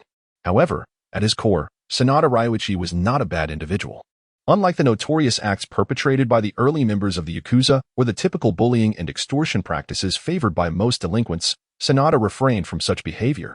He was fueled solely by fervor, with an initial aspiration to dominate the delinquent scene, a mantra he often proclaimed. Yet, his ambitions were not entirely juvenile. He harbored thoughts of venturing into the underworld. The muscles visible on his exposed arms were testament to his fighting prowess. With commendable combat skills and a fierce determination, Sanada managed to rally a group of like-minded individuals, establishing dominance over a local delinquent territory. He even extended his reach into the darker realms, collecting protection fees and providing oversight to certain areas, engaging in confrontations with minor violent factions. This was genuine protection money, devoid of any pretense. Some students or ordinary citizens would approach him voluntarily to pay for protection, and he indeed offered safeguarding to ensure that his clients were not bullied, marking him as an unusual presence among delinquents. However, Yuan Linyi truly did not anticipate that this individual would come seeking him out. The primary reason was, in search of a contract, Orihara Izaya sought the assistance of a young intermediary, only to discover that the individual was adamantly unwilling to sign. Out of sheer desperation, he resorted to employing some minor tactics, which ultimately led him to a group of unruly youths. In that moment, Izaya found himself questioning whether he had squandered his time. As for the dozen or so spirited individuals, even without revealing too much of his own prowess, he could effortlessly resolve the situation. Within mere minutes, they lay scattered on the ground. The sole exception, however, was Sanada Ryuichi, who genuinely seemed to endure the punishment, exhibiting greater resilience than even the director Aoki. Was this physical constitution not verging on the limits of human capability? Sanada Ryuichi trembled as he struggled to rise once more, attempting to charge forward again. This left Izaya somewhat exasperated, setting aside the enigmatic Kōgaku Masaru, whom he had yet to fully assess. Sanada Ryuichi might indeed be the individual with the highest physical attributes that Izaya had ever encountered. Yuan Linyi was beginning to feel fatigued, yet he urged on. Get up, rise. Long Yi, it all rests upon you. Do not falter, my leader. Go forth and demonstrate the strength of our unruly youth. As they witnessed Sanada Long Yi still struggling, the spirited comrades lying down began to rally him, as if he were the hope of the entire village, or rather, the entire realm of delinquents, an unparalleled warrior destined to vanquish the Dark Lord. Naturally, Yuan Linyi embodied that Dark Lord. Yet, it was curious that these fellows, despite having the energy to cheer, chose to remain sprawled on the ground, feigning defeat while spurring Sanada Longi to rise and fight. The camaraderie among these delinquents seemed rather flimsy and cunning. With the encouragement of his companions, Sanada Longi felt the surge of bonds, finally mustering the strength to rise and let out a fierce roar. Resurrection unleashed the power. Following that bang, Orihara Izaya, his composure shattered, delivered a forceful kick to Sanada Ryuichi's face, applying just a touch more force than necessary. The impact propelled him backward, sending him tumbling several meters before he crashed into a refuse heap. There, he lay inverted, his legs flailing spasmodically in the air, while the delinquents who had feigned unconsciousness now genuinely succumbed to it. The youth's aspirations of delinquency were summarily extinguished with a single, brutal blow. Their cacophonous wails were nothing more than pathetic cries, as if they imagined themselves protagonists whose power increased with volume. Zeki Rinya adjusted his ears and cast a glance around. Every delinquent he laid eyes upon either hastily turned their head away or pressed their face to the ground, utterly unwilling to meet his gaze for fear of further misfortune. "Hey, remember to take him to the hospital." After giving a nudge to the nearest delinquent, Zeki Rinya ceased to concern himself with what transpired thereafter, turning on his heel to step onto the street, where he hailed a cab to attend to pressing matters. Although today was Sunday, it was not the typical Sunday one might expect. Following the conclusion of exams on Friday and the incident at the CHC Art Museum, Saturday had been Valentine's Day. Yet today was not merely February 15th. It had inexplicably leapt several months ahead. This peculiar circumstance left Zeki Rinya increasingly vexed, especially after returning home to sleep, only to be nearly suffocated by a heavy blanket in the middle of the night. Upon awakening, he found himself devoid of any lingering drowsiness and chose to venture out once more to continue his endeavors, which ultimately led to unforeseen events. This only deepened Zeki Rinya's sense of frustration. The first tangible consequence of this temporal disarray was the complete futility of the weather forecast and temperature fluctuations, which had lost all relevance. Last night had perhaps been a touch more bearable, as the temporal leap had not been drastic and the temperature remained relatively stable. Jiyuan Lin Yi could scarcely fathom the day when, amidst the sweltering heat of summer, the night would suddenly plunge into a wintry snowfall. Would such a reality even be bearable for humankind? While the body may remain unscathed, the mind is bound to suffer. Nevertheless, setting aside these musings, the paramount concern at present is that today marks the day of action for the notorious duo of counterfeiters, and this fact remains unchanged by the passage of time. Their target, the Shinkansen. Through the interconnected database of the counterfeit version of Jin, Jiyuan Lin Yi has become acutely aware of the entire scheme orchestrated by the counterfeit duo. They plan to engage in a deceitful transaction involving false intelligence regarding gold, aiming to swindle 100 million yen, only to detonate the bomb once the payment is made. It is a classic case of the old adage, black consuming black. One cannot help but note that aside from the high likelihood of deliberate imitation in their appearance, the counterfeit Jin bears a striking resemblance to the original in terms of capability, character, and style. By appropriating the name of Jin, they have forged a badge of credibility. Although Jiyuan Lin Yi finds it perplexing how Jin could possess any credibility at all, one cannot deny that the chosen intermediary, high in stature, took the ruse at face value, facilitating the transaction with due diligence. The party engaging in this transaction with the counterfeit duo is an investor, a remarkably astute woman. Aware of Jin's genuine abilities and qualifications, she also recognizes the inherent dangers of such dealings. Thus, she has prudently selected the bustling Shinkansen as the transaction venue, making the prospect of black-on-black crime considerably more challenging. Regrettably, she has underestimated the peril posed by those capable of stirring tumult in the underworld. The counterfeit Jin has prepared a bomb specifically for this woman, requiring no Zhang Yuan Lingya arrived at the Shinkansen, purchased a ticket, and patiently awaited departure, deliberately selecting a carriage occupied by the notorious duo of counterfeiters. In truth, he found it rather perplexing that the ruthless practice of eliminating threats within the underworld was deemed acceptable. However, when confronted with individuals so inept that they could not even muster a counterattack, or worse, resorted to self-destruction, one must ponder the rationale behind taking such perilous risks for superfluous endeavors. Was it not more prudent to disregard the trivialities of a schemer dancing in the shadows of moral ambiguity who would dare to sabotage the Shinkansen? Surely, such actions could only be the result of sheer folly. Moreover, what left Zhang Yuan Lingya utterly speechless was the audacity of the counterfeit Jinjiu, who, in a fit of paranoia over the woman involved in the transaction failing to make her call on time or attempting to pry open the box, had the audacity to fill a container that ostensibly held golden intelligence. In reality, it concealed explosives equipped with a vibrational detonation device, ready to trigger at the slightest disturbance. Did he not fear that he might not escape in time and meet his demise in the ensuing chaos? At that moment, an astonished voice pierced the air. Jiyuan Linya turned his gaze and was met by the sight of the Mori family accompanied by 3 elementary school students. "Senpai, what brings you here?" Mori Ran looked at Jiyuan Linya with a hint of confusion. The Mori family was traveling on the Shinkansen to attend a wedding, and Conan's 3 companions had merely tagged along out of boredom, seeking some excitement. Mori Kogoro had initially been reluctant to bring along extra baggage. Yet since their parents had already paid for the tickets, he begrudgingly accepted their presence. Little did he expect to encounter Jiyuan Linya here. "What are you doing here, you brat?"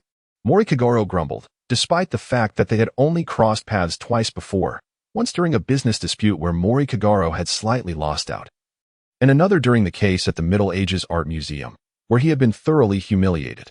Consequently, their meetings were inevitably fraught with tension. However, this concern was of little significance to Jiyuan Linya, who replied nonchalantly, "I'm on a temporary business trip to fulfill a commission. What about you?" Initially, Jiyuan Linya had not given it much thought. It was only later, upon encountering the counterfeit duo and clarifying their plans, that he began to suspect a connection to the Shinkansen, and it dawned on him that this seemed to be yet another plot-driven incident. Typically, Conan would be startled by the counterfeit duo and attempt to investigate, only to stumble upon a bomb on board just as he was ready to abandon the misunderstanding. What followed would be a series of deductions to save the Shinkansen. Yet, while he was aware of the plot, Jiyuan Linya was still puzzled about why Conan and his friends had boarded the Shinkansen, especially with extra companions in tow. Nonetheless, this was inconsequential. It was merely a casual exchange.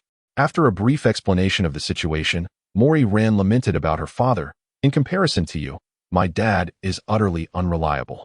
While you were busy on business trips during the holidays, he was drinking to excess last night, claiming it was to entertain clients. And because he couldn't wake up this morning, we nearly missed our train." Being disparaged by his daughter was nothing new for Mori Kogoro. He had grown accustomed to it. However, in front of Jiyuan Linya, he felt the need to maintain some semblance of dignity. Yet, after receiving a sharp glare from Mori Ran, he fell silent.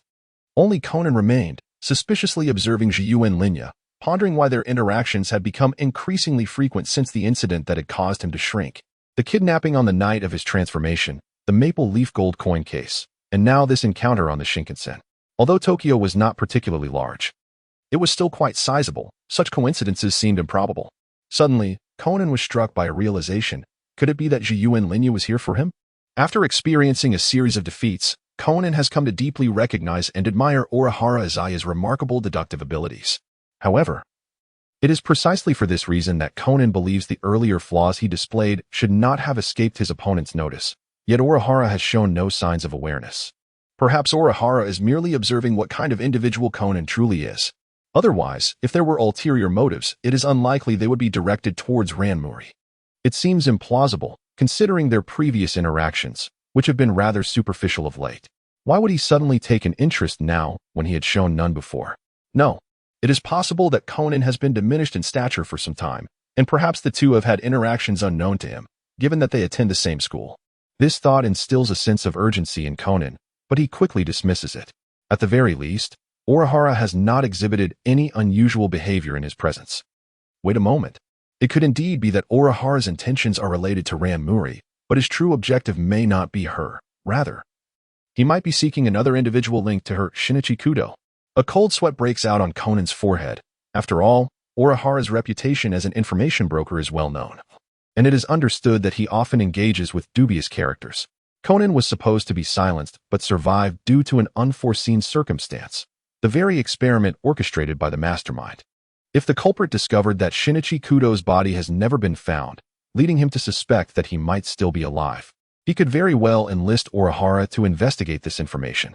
Thus, Orihara's interest in Ranmuri as a potential entry point begins to make sense. The implications are chilling. The more one contemplates, the more terrifying it becomes. With this realization, Conan feels as though he has unlocked the door to a new realm of understanding. He must exercise caution moving forward, ensuring that no further complications arise. Otherwise, even if Orihara cannot possibly deduce that Shinichi Kudo has been reduced in size, he might still harbor some suspicions. Meanwhile, as Conan's mind races, Orihara engages in light conversation with Ranmuri, eventually broaching the topic of the Valentine's Day gathering from the previous day, which was marred by a murder. Indeed, Suzuki Sonoko had called Orihara, inquiring whether he would join the festivities. When he casually asked if Conan would be attending, he received the dismissive response that such matters were for adults, leading to his decline of the invitation. With no case to solve, was it really necessary to attend a social gathering? To his surprise, upon reading the news today, he learned that a murder had indeed occurred at the event. According to Rand's account, Conan is unaware of why he secretly followed along. The details of the murder matter little now, and Orihara is not one to lament past events. After all, based on the reports, it appears to be a minor case. Missing out on it is of no consequence. Yesterday, Orihara Izaya's gains were not insignificant, particularly regarding the inquiry related to Toru Amuro. The train has arrived. Upon reaching the departure point, the group boarded the Shinkansen. The so-called Shinkansen is essentially the high-speed rail, unlike the relatively slower and shorter routes of conventional trains. This service is designed for longer journeys at remarkable speeds. Such efficiency is indeed a product of contemporary advancements. Furthermore, owing to such progress, the Shinkansen boasts a level of luxury that caters to the affluent. The first-class seats are located on the upper deck, offering splendid views of the scenery. Shortly after the group settled, the notorious duo finally made their appearance as the train commenced its journey, instantly capturing Conan's attention with their familiar silhouettes. Observing Conan's wide-eyed astonishment and trembling form, Orihara Izaya calmly retrieved his phone to snap a photograph, naturally documenting the infamous pair to send to Jin. Almost instantaneously after dispatching the message, Jin replied, "Where are you?" Noticing Jin's urgency, a smirk curled at the corner of Orihara Izaya's mouth. He was not intent on exploiting the situation but rather on fortifying his alibi. Beep beep. Before Orihara Izaya could respond, the impatient Jin resorted to a phone call. Izaya Orihara promptly ended the call. It was a jest. Typically, one might exercise discretion in public settings, but now, with the Grim Reaper in elementary school formed nearby, the situation was different. Not only did he step outside, but he also proclaimed that the duo were mere counterfeiters, asserting his identity as a genuine employee of the distillery. While questioning whether Jin was indeed on the line, just as the call concluded, Jin sent another inquiry. Concurrently, the two counterfeiters commenced their operation towards the designated exchange point, successfully luring Conan away. Inside the compartment, 3 exuberant children frolicked and clamored, engaging in their own detective game. Orihara Izaya typed with alacrity, "I'm in the vehicle." They brought explosives, intending to eliminate the opposing party in the transaction. "I'm contemplating whether to hand them over to the authorities." "Jin, have you lost your senses? Are you deliberately trying to provoke them into divulging information that implicates my involvement?" "Izaya Orihara, what is there to fear? Moreover, I am not adept at handling this situation, and it is too late for you to intervene. Kane Madarame, how much should I add?" Izaya Orihara raised an intrigued eyebrow, surprised that Jin had such a perceptive view of him. Was this matter truly one that could be resolved with money? Was he even the type to be overly concerned with wealth? Clearing his throat, Izaya stated, "This is genuinely not a matter of finances. However, I do possess a method that could address this issue. Yet, I have a modest request that I believe you should be able to fulfill." Jin inquired, "What is your request?" "Jiyu and Linya, I have heard that every one of our employees has a record in the database. I would like you to erase this record for me." "No, not erase, rather, it would be best to halt any further documentation. Furthermore, please refrain from assigning any future tasks as well. Jinjiu, your request is tantamount to wishing to withdraw." Zhang Yuan Linya scratched his head, pondering that it indeed seemed to be the case. However, if things were to continue in this manner, it was inevitable that some unsavory details would eventually surface in his records. While it might not equate to conclusive evidence, it would certainly pose complications.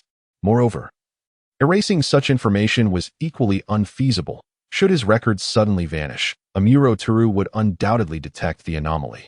The absence of documented tasks would raise even greater suspicions. Why did everything feel amiss? Was he at an impasse? It appeared that the only solution lay in addressing the root of the problem, dealing with Amuro Toru. Had he uncovered something? Was there an issue at hand? Indeed, Jin was as astute as ever. Through Zhang Yuan Linya's unusual request, he quickly sensed something was off. This request, which had not been brought up earlier, could only indicate some unforeseen change. This alteration instilled a sense of urgency within Zhang Yuan Linya. The only individuals with the authority to peruse the records of peripheral members were those in leadership positions. Not to mention, the closest leader to Zhang Yuanlinya was none other than Amuro himself. Even if he expanded the scope, his acquaintances among his colleagues were limited. Thus, Jin immediately cast his suspicions upon Amuro. However, suspicion alone was insufficient. Although Jin had considerable faith in Zhang Yuanlinya's capabilities, he required tangible evidence. In response, Zhang Yuanlinya firmly denied any wrongdoing. No, I only just became aware of this matter. Out of caution, I must protect myself. Jin replied, your reasoning is insufficient. Izaya Orihara, I care not whether your preparations are sufficient. All I ask is that you provide a solution to this matter. Otherwise, I cannot assure you of the fate that may befall those two impostors. Jinya, what, precisely, are you so concerned about? Zhang Yuanlinya, are you not aware of my identity? How could I be oblivious to the number of traitors that have surfaced on your end? Is there any issue with me making preparations for myself in advance? Jinjiu, confronted with the undeniable truth laid out by Zhang Yuanlinya, Jinjiu felt a piercing sensation, rendering him unable to refute. However, the outrageous demands presented were indeed excessive. I can facilitate your request by fabricating additional records based on the existing data while preserving the genuine records separately. The confidentiality level will be elevated to that of a cadre, meaning only 3 individuals within the entire organization will have access. The matter of the counterfeit duo is neither trivial nor monumental. Previously, Zhang Yuanlinya asserted that this was not a personal issue for Jinjiu, but rather an organizational concern. While it serves as a means of obfuscation, fundamentally, it poses no real problem. Should the two be apprehended by the authorities, the mere association with Jinjiu's name would be a minor concern. The real fear lies in the possibility that they possess knowledge of even more clandestine affairs. In such a scenario, the effort to silence them may prove futile, and the repercussions would be substantial. In relative terms, Jinjiu's reputation, along with the threats and demands from Zhang Yuanlinya, would become insignificant. The compromise proposed is indeed quite suitable. Very well. Upon receiving Zhang Yuanlinya's affirmation, Jinjiu inquired about the matter at hand. How do you intend to handle this? What do you mean by how I shall handle it? Am I to manage this situation alone? Is the trouble caused by those two impostors not enough? Allow me to remind you, a certain specialist in dealing with such matters just happens to be on this vehicle. There was a brief silence on Jinjiu's end as he comprehended the true implications of Zhang Yuanlinya's statement. Subsequently, Orihara Izaya's cellular device, possessed by a purveyor of homicide, commenced its vibrations. With a swift, dismissive gesture, he severed the connection, yet continued to input text, including the intelligence tariff. A sum of 50 million is required. Jin's response was succinct and resolute. Agreed. Thus, the nascent stages of the scheme were consummated. Zhang Yuanlinya put away his phone and observed Conan as he returned to the carriage, fiddling with some chewing gum. Perhaps due to the presence of a listening device, it was placed near the counterfeit duo's position, clearly indicating that he had yet to realize he was following the wrong counterfeit. By manipulating the counterfeit duo, he aimed to coerce Jinjiu into a concession, thereby averting any complications involving Amuro while simultaneously profiting from the situation.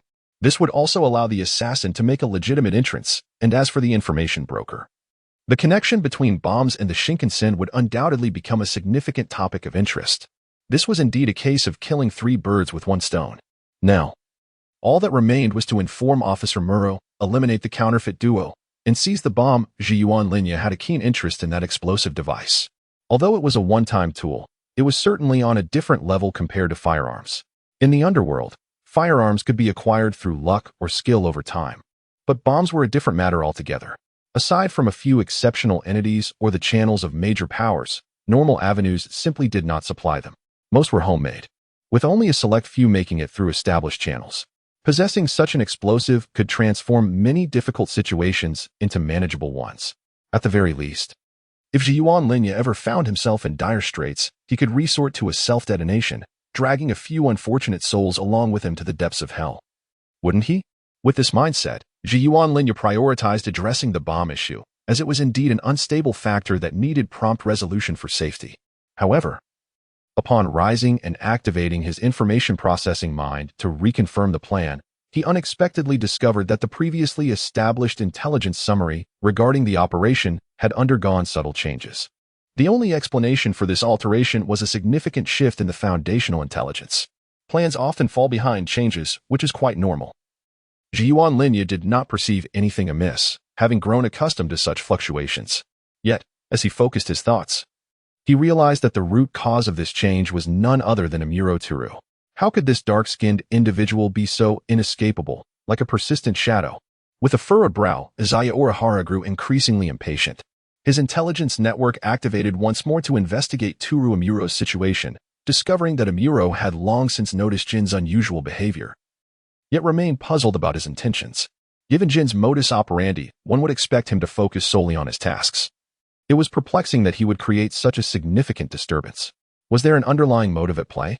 To err on the side of caution, Amuro opted to remain inactive until Orihara prompted Jin, at which point the truth began to unfold. Thus, considering the prospect of garnering greater contributions to ascend the organizational hierarchy, coupled with the precarious situation posed by the bomb held by the counterfeit duo, Amuro swiftly conducted an investigation and ultimately pinpointed his target. It must be said, he truly exemplified the prowess of an intelligence operative. In such a brief span, he adeptly followed the clues, tracing them to the Shinkansen. Fortunately, Amuro had yet to confirm or contact Jin. Had he intervened midway, this business would likely have been compromised. One could only acknowledge that Jin's limited communication with Amuro worked to their advantage. Nevertheless, this did not negate the fact that the introduction of a formidable unexpected variable could significantly impact their plans. To achieve their original objectives, a shift in strategy was necessitated. Upon entering the restroom, Orihara swiftly changed his attire, donning merely a hat to obscure his identity as he boarded the train. His previous encounter with the counterfeit Jin had seen him take greater precautions. Although time constraints precluded extensive experimentation, he signed a contract with his real name, vowing success. However, he had cleverly folded his name, thus alleviating concerns about his identity being discovered. Yet, considering the implications of his notoriety, maintaining a low profile was advisable. Adjusting his mask, Orihara retrieved his phone to send a fresh directive to the already informed Director Wichi, who awaited him on the train. He then switched to another device to call Officer Megure. Upon returning to the carriage, he found the counterfeit duo had completed their transaction, calmly seated and smoking, while Conan had seemingly vanished, likely realizing his misidentification and uncovering their scheme, preparing to locate the bomb and save the Shinkansen. Ran Muri and several others were also absent, presumably searching for Conan, leaving only Kagoro Muri and a handful of scattered passengers in the carriage. API call failed with status code 429, error, code 429. Message, resource has been exhausted, e.g. check quota. Status, resource exhausted. Zhang Yuanlin also extended his hand, retrieving 2 handguns from the embrace of the counterfeit duo and slipping them into his pocket. One cannot help but lament the security measures of certain public facilities in Japan, where inspections are virtually non-existent, allowing firearms and explosives to be carried with impunity. The silencing had concluded, and the next steps awaited. Turning his head, Zhang Yuanlin noticed that the newly entered Amuro Toru was momentarily taken aback. Amuro Toru fixed his gaze upon Zhang Yuanlin. The bloodied short blade in his hand caused his expression to shift slightly, yet he approached directly, confronting the lifeless forms of the counterfeit duo. "Who are you?" he inquired. The distance between them a mere 2 or 3 meters. Amuro Toru feigned ignorance, but Zhang Yuanlin, undeterred, replied, "There is no need for pretense. I am fully aware of your identity. This matter was indeed entrusted to you." Zhou Yuanlin Yi spoke in a husky voice, directly unveiling the identity of Amuro Toru, which caused the latter's brow to furrow. Suddenly, a peculiar smile graced his lips as he remarked, "Just because you say so, does that make it true? I require a glimpse of your face." This was not in accordance with the rules. Furthermore, do not presume that I am your employer, even if I were. Should you obstruct my path, I would not hesitate to eliminate you. Your demise here would elicit no grievances from anyone. Faced with Zhou Yuanlin Yi's assertiveness, Amuro Toru fell silent for a few seconds before redirecting the conversation. "What about the bomb? That matter must be entrusted to me for resolution. I am unaware. That is of no concern to me." Izaya Orihara responded succinctly. After a brief moment of confrontation, Toru Amuro suddenly struck, aiming a punch directly at Izaya's face, only to be evaded by the ever-cautious Izaya. As Amuro had already become a traitor, how could Izaya be oblivious to his intentions? Initially, Amuro harbored doubts and was reluctant to engage, but it was only after Jin's provocations that he sought to kill 2 birds with 1 stone. However, the murder expert had already thwarted his plans, leaving one half of his scheme, capturing the counterfeit duo, secured, while the other half, a volatile bomb, remained unresolved. Moreover, to speak candidly, Izaya himself posed a significant risk factor. Capturing the murder expert along with the bomb became Amuro's new objective. As for the associated risks, Amuro was unaware that Jin had enlisted the murder expert's services. Should he decide to intervene, the most he could expect were misunderstandings between the two parties. Considering Izaya's potential ties to Jin and the apparent connection to this murder expert, Amuro was increasingly inclined to apprehend Izaya for further investigation. Nevertheless, years spent navigating the shadows ultimately rendered Amuro complacent and arrogant. Whoosh! With a swift high kick, Orihara Izaya sent Amuro Toru reeling backward, instinctively raising his hands to block the attack. In that moment, he was reminded of the initial encounters with Jin. The sensation overwhelming him as he lost his balance and tumbled clumsily for 2 rotations before managing to rise again. This incident made Amuro Toru reconsider. Realizing that the man before him was far from an ordinary assassin, a serious expression now adorned his face as he assumed a defensive stance. Izaya Orihara twirled his short blade thoughtfully. In assessing Toru Amuro's combat prowess, based on Izaya's personal judgment and the self-awareness of his opponent, it can be concluded that he and Jin are approximately evenly matched, at around 50-50. However, their inclinations diverge significantly. Jin excels in the use of firearms, particularly in gunfu, while Amuro can merely be said to be proficient with a pistol. In terms of close combat, Amuro possesses a comprehensive fighting technique due to his prior systematic training within the official framework. His foundational skills in mid to long-range combat, combined with the experiences he garnered in the underworld after going undercover, have endowed him with combat styles and experiences akin to those of Jin in close quarters. Thus, Amuro's close combat skills are both extensive and formidable. From the analysis of his intelligence-driven mind, if Izaya were to confront Amuro, the probability of victory would likely be 30-70 in favor of Izaya. Nonetheless, it is crucial to consider that Amuro and Jin have never truly clashed in combat, and their differing inclinations may introduce a degree of discrepancy in such estimations. Currently, within the relatively confined and intricate space of the train compartment, Amuro has the advantage of the environment. However, his opponent faces a significant limitation, the inability to freely draw a weapon. For such an action would lead to troublesome repercussions later. Conversely, Izaya lacks this restriction, yet his proficiency with firearms is of little utility. While effective against lesser adversaries, against seasoned opponents, firearms serve merely to suppress. This is particularly pertinent for Izaya, as his aptitude for firearms is limited, whereas he possesses superior capabilities in other areas. Mori. With a swift flick of his left hand, Orihara Izaya sent a short knife flying toward Amuro Toru's face. And it was only at that moment that the passengers in the carriage began to comprehend the unfolding chaos. One could indeed assert that Japan is a relatively safer nation. Disregarding the unfortunate souls ensnared by the shadow of Conan's death, most of the passengers, upon witnessing the confrontation between Izaya and Amuro, felt no sense of trepidation. Rather, they were consumed by curiosity and gossip. It was not until someone finally laid eyes upon the bodies of the counterfeit duo that a scream erupted, spreading panic throughout the carriage. Amuro Toru instinctively turned to evade the knife, his expression darkening as he forcefully charged at Izaya, primarily concerned that the murder expert would unleash a massacre and harm the innocent. In a swift motion, Amuro executed a sidekick, but Izaya deftly evaded it, only for Amuro to seize his ankle in a countermove. However, before he could further his assault, he observed Izaya grasping the overhead handrail, propelling himself into the air with the other leg aimed at him. Reluctantly, Izaya had no choice but to release and retreat. By this juncture, the remaining passengers had fled, leaving only Izaya, Amuro, and the seemingly oblivious Kogoro Mori, who appeared to be in a deep slumber, as if destined to sleep through eternity. The carriage, filled with seats, presented a narrow aisle that hindered Izaya's movements, prompting him to grasp the nearest seat and yank it with force. In a bewildering spectacle for Amuro, he tore the seat free. The chair hurtled directly toward Amuro, striking him and sending him tumbling backward. Is this truly an act a human could accomplish? Ignoring the pain radiating from his face and chest, Amuro hastily pushed the seat aside, attempting to rise and regain his guard. Yet, as he stood, he was met with several more chairs hurtling toward him. Zarakawa Tohya transformed into a demolition squad, relentlessly uprooting fixed seats one after another, hurling them like projectiles, forcing Amuro Toru to retreat in a panic. It was only after nearly half the carriage had been cleared that Tohya ceased his violent demolition, allowing the frustrated Amuro to stop his flight. The two faced each other across the expanse of the carriage. Kogoro Muri remained asleep, prompting doubts about whether he was feigning slumber. Even the typically composed Amuro felt an unusual surge of anger, charging forward once more in an attempt to subdue Toya. However, Toya seemed to foresee the future, effortlessly evading the initial assault and seizing Amuro's shoulder.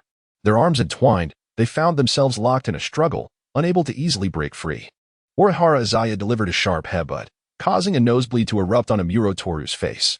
Before Amuro could retaliate, Izaya abandoned the grappling hold, opting instead for a flurry of wild punches, aimed less at inflicting serious harm and more at simply striking his opponent's face. Izaya Orihara would not wish to take the life of Toru Amuro. In a moment of dire crisis, the latter would likely prioritize his own survival above all else, wielding his firearm without hesitation. Even in a precarious situation, where the odds might be stacked against him, he would refrain from taking action unless absolutely necessary. Furthermore, the act of eliminating Amuro is not as simple as it seems. As a unique member of the Neon Public Security and due to his connections with the undercover organization, the ramifications of Amuro's demise would be exceedingly complex.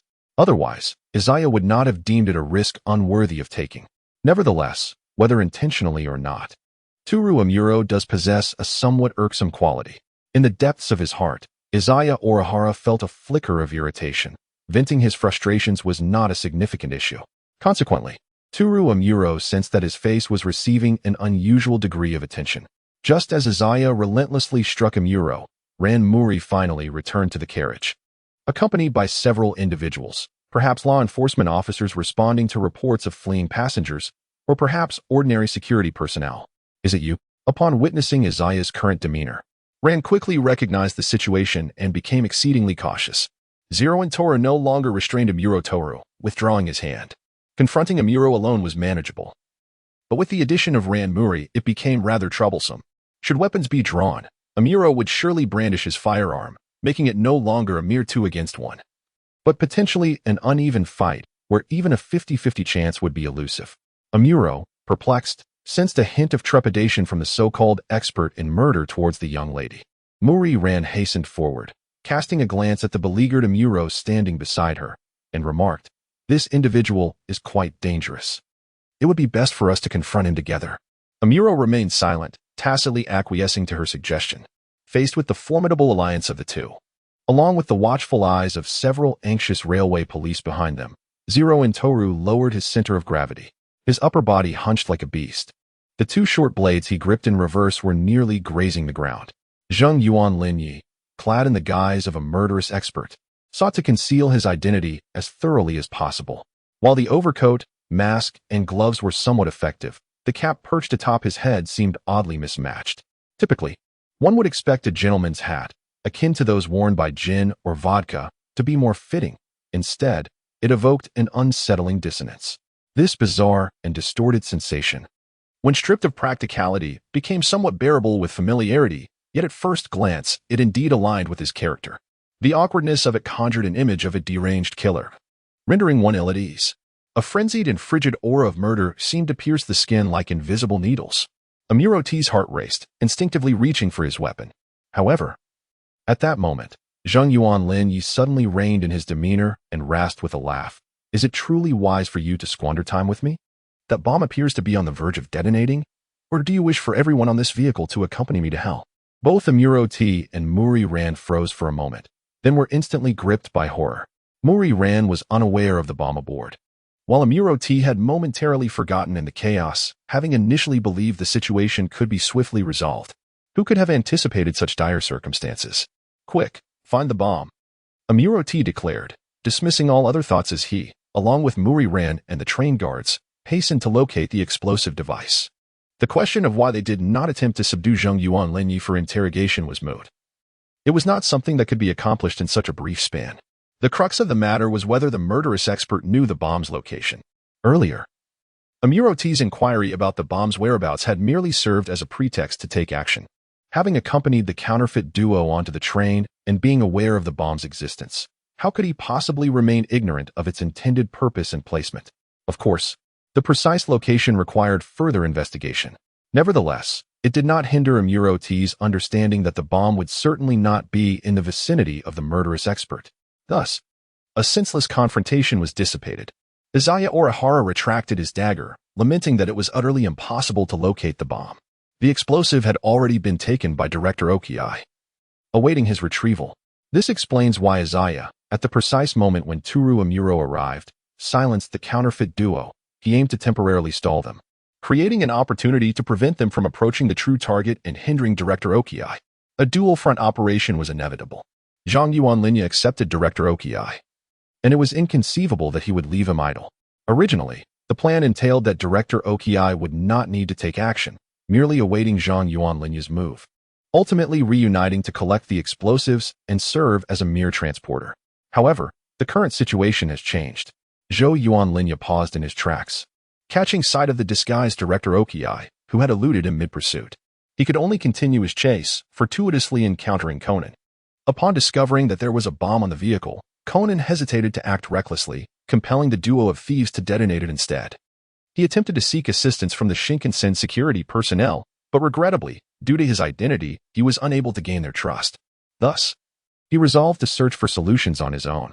Eventually, he spotted the Director Okiai, who bore a striking resemblance to a murderous expert, forcibly snatching a box from a woman.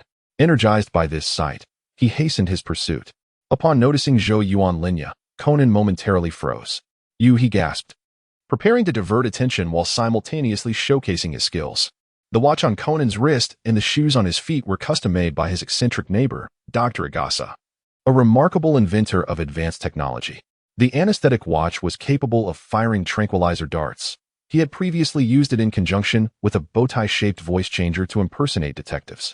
During his time in a shrunken form, Kagoro Mori had gained considerable fame.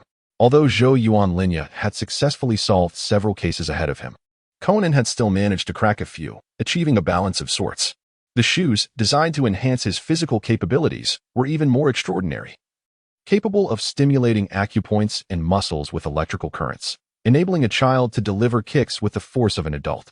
Not to mention, the reputation of the nuclear kick had become legendary. If Zhou Yuanlinya recalled correctly, even satellites had been destroyed by such power. In any case, unlike their initial encounter, this time Conan was without someone to protect and was equipped with formidable gear, bringing him a sense of clarity. However, in the next moment, a swift sound pierced the air. Swish. In an instant, Izaya Orihara materialized before Conan, delivering a swift kick that struck him squarely in the abdomen, propelling him like a rubber ball across the carriage. With a resounding crash, he flew from one end of the compartment to the other, ultimately landing on the floor of the subsequent carriage, sliding several meters further. Conan, now devoid of his glasses, stared wide-eyed and gaped as water spilled from his mouth uncontrollably. The immense force had penetrated his insides, inflicting excruciating pain that caused his complexion to shift erratically, a testament to Orihara's restraint in moderating his strength. Had he unleashed his full might, Conan would have likely succumbed on the spot, unconscious and bleeding. Meanwhile, the pent-up frustration of Toru Amuro had been entirely released. But what of Conan? Izaya Orihara has not forgotten the various sardonic remarks that Conan made when he suspected him earlier. Well, those remarks may not truly be considered sardonic, but they were undeniably irksome. In any case, since Toru Amuro has already intervened, it would be quite effortless for Conan to stir up trouble. At this juncture, the plan is essentially deemed accomplished. Izaya Orihara was in high spirits, humming a little tune as he stepped over Conan and made his way to the next empty carriage. There, in the solitude of the restroom, he swiftly changed his attire, reverting to his usual, more conventional appearance. Subsequently, Zachary Orihara continued his pursuit, ultimately discovering a crowded carriage. Due to the presence of a notorious assassin and the threat of explosives, passengers throughout the Shinkansen were attempting to squeeze themselves towards the front and back. Director Okiai, after changing his attire, awaited in this very carriage. Presently, Director Okiai had shed his distinctive features, including the peculiar hairstyle resembling a half-boiled egg and his excessively long eyebrows and beard. In their place, he donned casual attire, complemented by sunglasses and a fisherman's hat. His posture appeared quite hunched, and he carried a cane, exuding the demeanor of a leisurely old man, entirely inconspicuous. However, when the situation demanded action, Director Okiai would straighten his back and adopt an appearance akin to that of the assassin, cleverly concealing his identity while redirecting suspicion elsewhere. Izaya Orihara paid little heed to Director Okiai, yet the latter seemed a tad too inexperienced casting a seemingly casual glance in his direction. Unbeknownst to him, it was Izaya who had issued the directive, with the orders originating from a seasoned assassin. "Stay calm, everyone. Remain composed," urged the train attendant, drenched in perspiration, as he signaled the agitated passengers to refrain from panic. Setting aside the undisclosed bomb threat that could easily incite chaos, the details surrounding the assassin were scant. Yet the mere existence of a murderer among them sparked considerable unease. After a prolonged interval, the train finally arrived at the next station, coming to a gradual halt. Whereupon a throng of police officers surged forth. The passengers were swiftly evacuated, for the bomb had yet to be located, rendering the presence of unassociated individuals perilously hazardous. Seizing the opportunity, Director Okiai adeptly blended into the crowd and made his escape. In the vehicle, Orihara Izaya remained seated, patiently awaiting developments. Soon, Conan and Officer Magyar, who had finally regained their composure despite their pallid complexions, approached Orihara to inquire about the situation. "Orihara, could you elucidate the matter?" Officer Magyar expressed his frustration, having only received the alarming report of 2 bomb-wielding assailants aboard the Shinkansen. However, Orihara had cautioned him that any rash action could potentially trigger an explosion, compelling them to await the train's safe arrival at the station before planning their next course of action and executing an emergency evacuation. To their astonishment, upon boarding, they learned that the 2 assailants had been eliminated, and it was the notorious assassin responsible for the deed. The whereabouts of the bomb remained uncertain. Before they could investigate further, Conan revealed that the assassin had absconded with the explosives. At that moment, both Ranmuri and Tsuruomuro were left bewildered, recognizing the discrepancies in the unfolding events. When Conan mentioned that the assassin had taken the bomb, Amuro was engaged in a fierce skirmish with said assassin, though, to be precise, he was merely on the receiving end of the blows. Nonetheless, this fact was undeniable and Rand could attest to it. As they deliberated, they ultimately deduced the possibility of 2 individuals being involved. Whether they were accomplices, merely donned similar disguises, or were victims of a frame-up remained uncertain. In the ensuing chaos, they turned to Orihara Izaya, who, despite lacking concrete evidence, was known to have connections with one of the suspects. In response, Orihara remained as enigmatic as ever, simply stating, "I am unaware." Clutching his abdomen, Conan had completely forgotten his earlier resolve to maintain a low profile. He ventured cautiously, "Orihara, I am aware that you might be on amicable terms with that individual, and perhaps you have not engaged in any illegal activities, merely offering minor assistance to a friend. However, he is still a murderer, and guiding him towards redemption is the righteous course of action. Moreover, the law prohibits aiding criminals in evading justice. Are you truly unperturbed by the prospect of being implicated due to his actions?" Izaya Orihara cast a downward glance at Conan, pondering whether his earlier kick had been too gentle. How could this young lad remain so naive and incite mischief? Harboring and shielding criminals is a matter of subjective intent. Let me clarify that I neither know the so-called murder expert you speak of, nor would I divulge anything, for that would only amount to being an accessory to knowledge. Such an offense is typically punishable only within the confines of an official system, and only under extraordinary circumstances can one be treated as a traitor. Zakira calmly stated, "Do not challenge a professional's livelihood with the whims of a mere elementary schooler's interests." Conan was momentarily taken aback. The implication of those words would have posed no issue, even to the high school detective Shinichi Kudo. Given Conan's current predicament, it was certainly even less appropriate to voice such sentiments. In summary, I have articulated all that needed to be said. Any shortcomings at this stage are no longer my concern. Izaya Orihara, feeling disinclined to engage further, turned to leave. As for Tsuruomuro, he had already withdrawn upon realizing the bomb was no longer present. Clearly, he deemed it troublesome to become entangled in subsequent affairs, which were neither beneficial nor convenient. Conan, oblivious to the fact that a murder specialist had been drawn into the situation, found this an unexpected complication. Unlike Amuro, Orihara was unaware of the other's intelligence. This was largely thanks to Orihara's timely intervention.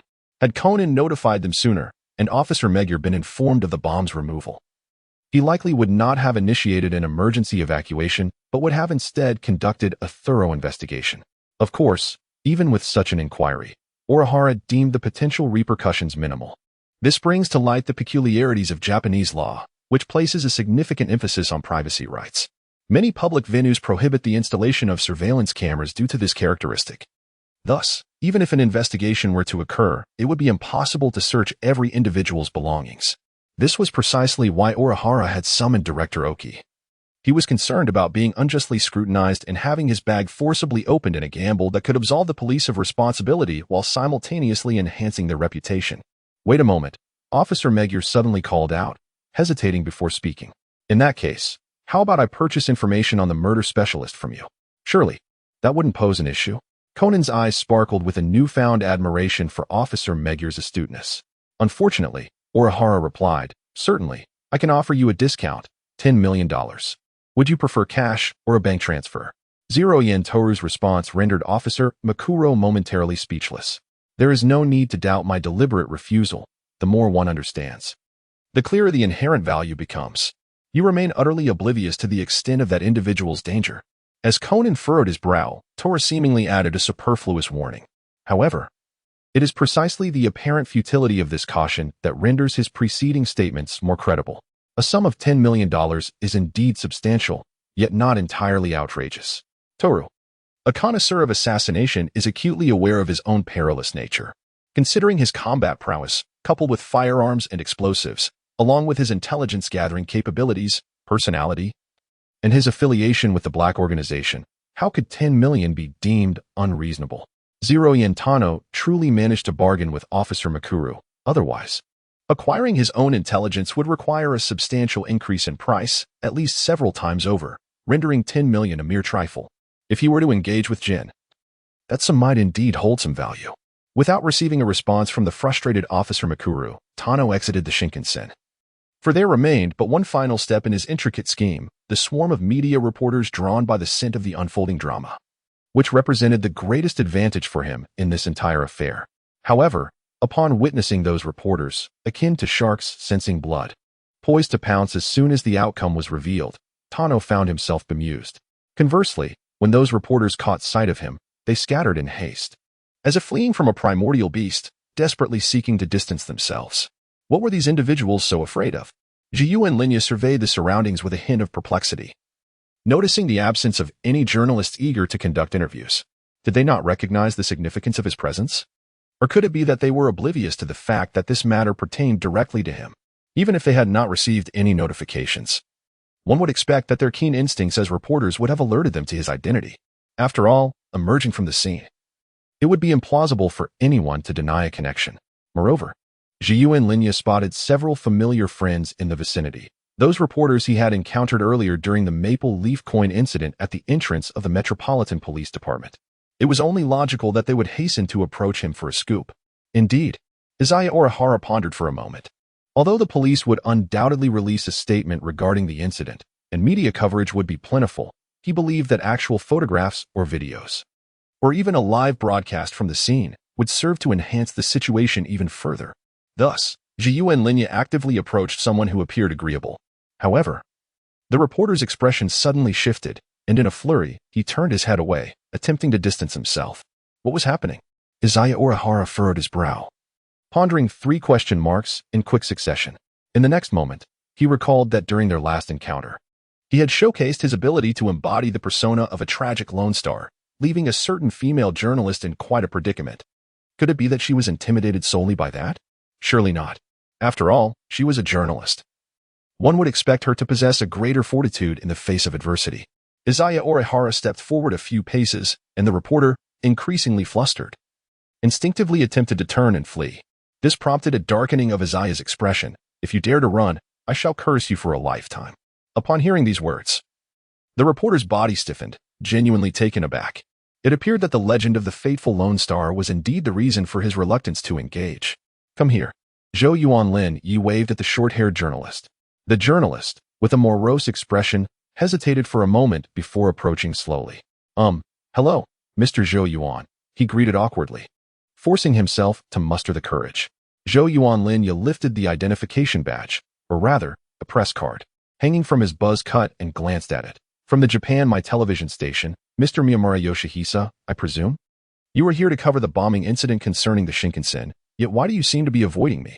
Miyamura instinctively straightened his posture. And no. Oh. Observing Zhou Yuanlin Yi raise an eyebrow, Miyamura trembled slightly, feeling guilty as he turned his gaze away. Well, it's mainly due to your rather intimidating reputation, Mr.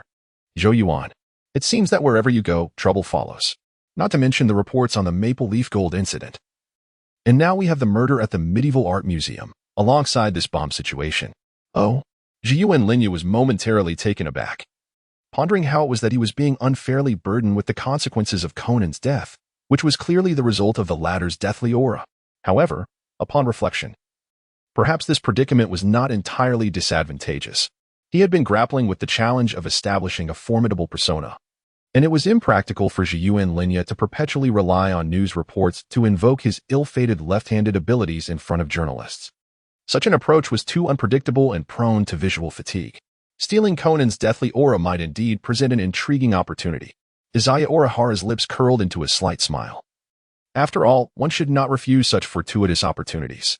He gently patted Ryogo Kakamomora's shoulder and reassured him. Rest assured, everything has its own boundaries. If familiarity were a death sentence, then Officer Mikuru would have perished long before you. I have matured considerably and can manage it now. However, this hinges on your willingness to assist me with a small favor. Is that agreeable? Initially, Kamamura found some solace in Izaya's reasoning, feeling a measure of relief. Yet, upon hearing the latter part of his statement, he instantly tensed up. And no problem. What do you need me to help with? Zhang Yuanlin pressed his ear against Gongsun Liangio's, and a flurry of murmurs aroused the curiosity of the surrounding reporters, who could not help but wonder what was amiss. Subsequently, Gongsun Liangio commenced an interview with Zhang Yuanlin. Although termed an interview, it lacked any particular structure or premeditated procedure. It merely followed the conventional question-and-answer format. However, Zhang Yuanlin offered only cursory responses, refraining from elaborating further. The significance did not lie in the content of Zhang Yuanlin's remarks. He could not continuously generate a spectacle akin to the conclusion of the maple leaf gold coin incident. His mere presence sufficed. While the remaining task rested upon Gongsun Liangzhou's literary prowess in crafting the narrative, Zekyu Ramiya's demands are but threefold. First, to emphasize the significant role he plays as an information broker in this case. Second, to highlight the ferocity of the murder expert involved. Third, to underscore the tumultuous waves stirred by his status as a star-crossed individual. Naturally, the third point is relegated to mere gossip. As Ramiya does not wish to become a pariah, a veritable rat scurried away from the spotlight, for such a predicament would prove quite troublesome. However, given that this topic lacks scientific basis and any form of evidence, it is unlikely to manifest. Yet, one must always be prepared for contingencies. With that, the overall plan reaches its conclusion. As for the other journalists, since they did not approach Ramiya, he could not be bothered to seek them out individually. Having the assistance of a single influential media outlet suffices, particularly the esteemed Nikomai Television, which ranks among the CR de la SAR-mi of the industry. In return for the cooperation extended by Miyamura Yoshihisa, Ramiya assured that for any significant future events, he would prioritize collaboration with them. In essence, it is a mutualistic partnership, a symbiosis of reciprocal aid. Having concluded this final phase, Ramiya departed from the station, surveying his surroundings with a hint of disorientation regarding his location. Yet, this proved inconsequential. He summoned a vehicle and proceeded to the designated rendezvous with Director Okiai, alighting a short distance from the meeting point. Ramiya donned his hat and made his way to a secluded area. Here, 2 bags lay meticulously arranged. One contained the attire and weaponry he had donned while assuming the guise of the murder expert on the Shinkansen, as well as items he had kept on hand for contingencies, which he later discarded from the train window, entrusting the retrieval to Director Okiai. The other bag housed explosives, originally encased within a briefcase, accompanied by 2 distinct detonation devices. The creators of these devices were insiders, and Ramiya was well versed in their disarmament. Under Ramiya's meticulous guidance, Director Okiai approached the task of neutralizing the explosives with trepidation, ultimately ensuring their safe handling before dispatching the 2 parcels. Izaya Orihara harbored no concerns regarding Director Okiai's potential mischief. He had utilized his information network on 3 separate occasions, confirming that the other party harbored no ulterior motives. Nonetheless, one must remain cautious. Director Okiai had previously attracted Conan's attention for a spell, so it was prudent to exercise vigilance. Thus, Zekyu Orihara issued new instructions to Director Okiai, urging him to thoroughly examine himself and ensure that he does not inadvertently bring back any gum-like signaling devices. Ultimately, Zhou Yuanlin incinerated the evidence at the site, meticulously clearing away any weapons before returning with explosives. Naturally, it was impossible for him to simply return home. Certain items are inherently unsuitable for domestic storage.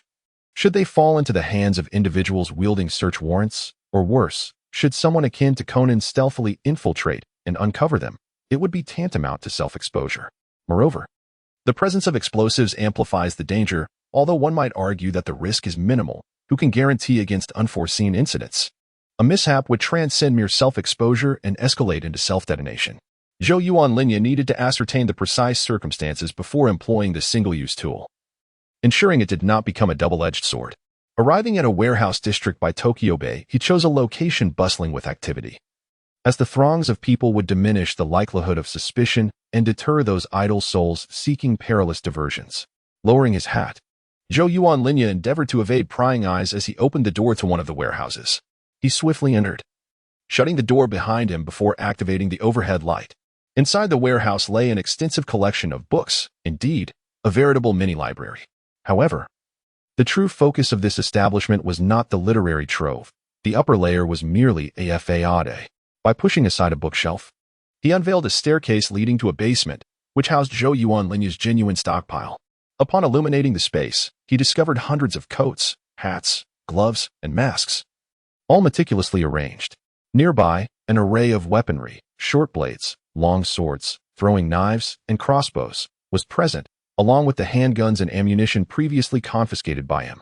Though his residence contained some weapons, they were within reasonable limits. He extracted 3 handguns, inspecting their condition before retrieving 3 short knives. One of the blades exhibited significant dullness, with numerous small nicks marring its edge, rendering it irreparable. Cold weapons are generally categorized into blunt and sharp. The former may endure, but the latter is indeed prone to damage. Zhou Yuanlinya's prowess in close combat may not be remarkable, yet his expertise in the manipulation of weaponry is undeniably exceptional. After all, with the support of a master of arms behind him, one would expect a certain level of proficiency. However, even this does not preclude the occurrence of complications. At best, his experience allows for a slightly extended duration of effectiveness, temporarily setting aside the task of polishing and maintaining his weapons. Zhou Yuanlinya turned his attention to examining a bomb. His understanding of explosives is rather superficial, primarily relying on his remarkable memory and the fragments of chemical knowledge he has retained, granting him only a rudimentary comprehension of the subject. While it is not entirely beyond his capability to fabricate such devices, the challenges are manifold. Firstly, achieving significant explosive power is cumbersome, necessitating a considerable array of materials, which are not only costly but also exceedingly difficult to procure. Perhaps some specialized channels could yield the necessary components. Yet fundamentally, this endeavor parallels the intricacies of firearms. Secondly, Zhou Yuanlinya has never personally attempted to create explosives, which casts doubt on the success of such an undertaking. Despite possessing theoretical knowledge, he recognizes that this is merely academic. Should complications arise, the potential for calamity looms large, with the foremost concern being his own safety. Lastly, the absence of prior necessity for such devices renders the cost-to-benefit ratio less than favorable. However, should the need arise, it is not entirely impossible to pursue. Moreover, the foundational theories he possesses are not entirely without merit. At the very least, Zhou Yuanlinya is capable of inspecting this bomb with a similar understanding as he would apply to the examination and maintenance of previously confiscated firearms. The classification of bombs is notably extensive, encompassing a myriad of categories based on their purpose, material composition, and detonation methods, among other factors. However, such classifications are not particularly rigorous, as many share overlapping characteristics across various dimensions. For Zhou Yuanlinya, only 2 aspects hold paramount importance: the magnitude of the bomb's explosive potential and the method of detonation. A third consideration pertains to the nature of the device, primarily out of concern for accidental detonation or, conversely, the risk of failure to ignite when an explosion is imperative. With his toolkit in hand, Zhou Yuanlinya endeavored to delve deeper into his research, and after a span of more than half an hour, he continued his examination. Izaya Orihara had come to grasp the nature of this peculiar explosive device. It was an unexpectedly stable bomb. The previously mentioned methods of detonation and its inherent characteristics could be articulated in a different manner, yet they would convey the same essence. Explosives can be categorized into 3 classes based on their sensitivity. Class 1 is the most susceptible to detonation, detonating merely from impact or pressure. Class 2 is relatively stable, typically requiring fire to ignite. Class 3 represents the utmost stability. No amount of force or even direct flame would trigger it. Only a detonator can set it off. The so-called detonator is, in fact, a type of explosive predominantly classified as Class 2, albeit with a comparatively lesser magnitude, which is why it is specifically employed for detonation purposes. The methods for igniting Class 2 explosives are varied, including ignition and electrical initiation. As for Class 1, Izaya would never consider using it. The risks are simply too great. It is likely that only a few deranged individuals would resort to such devices. The device in Orihara Izaya's hand is said to be detonated by vibrations. However, it is not of the highest grade. This characteristic is entirely due to the nature of the detonation mechanism, which appears to be a makeshift contraption fashioned by the counterfeit version of Jin. In summary, whether the briefcase experiences excessive vibrations or the phone inside is dialed and begins to vibrate, both scenarios would generate an electric current within the detonation device, igniting the detonator and ultimately resulting in the explosion of the entire bomb. After a period of contemplation, Izaya Orihara provisionally separated the detonator from the explosive. The specific utilization of this bomb in the future, or any additional modifications, would be contingent upon future exigencies. He did find this particular endeavor quite intriguing, however, and mused that he might consider fabricating a few more for recreational purposes should the opportunity arise. Following a period of tidying, Orihara ascended to the upper level, reconcealing the entrance to the cellar. He then strategically positioned several books as a form of camouflage before exiting the warehouse to observe the heavens. Time had indeed elapsed with considerable rapidity, as the moon had already made its ascent. Considering the potential for a precipitous decline in temperature around midnight, he took note of the late hour. Zhao Yuanlin resolutely decided that he would not retire to bed before midnight. After all, in his previous life, he possessed the nature of a night owl. In this life, he was equipped with an intellect for information, coupled with a primal instinct for slaughter, both of which significantly exhausted him. Otherwise, under normal circumstances, Zhao Yuanlin would not retire so early. He stifled a yawn. Clearly, the fatigue he currently experienced had become a part of his daily routine. As Zhao Yuanlin exited the warehouse district, he examined the fluctuations in character attributes. Undoubtedly, all three character profiles had experienced an increase. The information broker, having built upon previous accumulations, had seen a modest rise. However, it remained uncertain whether further increases would follow. The assassination expert had also gained slightly, yet whether an additional 2-point surge would elevate them to 70 was equally uncertain. In contrast, the heavenly star had undergone a significant transformation, surpassing 30 and approaching 40. One could only conclude that the beginner's welfare period was indeed advantageous. With the advent of the second level, in addition to a 10-point enhancement to luck attributes, a new passive ability titled Domain of Misfortune emerged, establishing a radius of 1,500 meters centered around the individual. Within this domain, all individuals would temporarily experience a reduction of 10 points in their luck attributes. HM? As Zhiyuan Linya concluded his reading, a sudden exclamation caught his attention. Turning around, he witnessed a passerby tumbling clumsily to the ground, while a nearby street lamp unexpectedly succumbed to gravity. A faint creak resonated as a small car, perhaps suffering from brake failure or some other malady, collided with the lamppost. Fortunately, it was quite late, and the vicinity of the warehouse was sparsely populated. Had this incident occurred in a bustling urban area teeming with pedestrians? Zhiyuan Linya could only shudder at the thought of how chaotic the hospitals would be that night.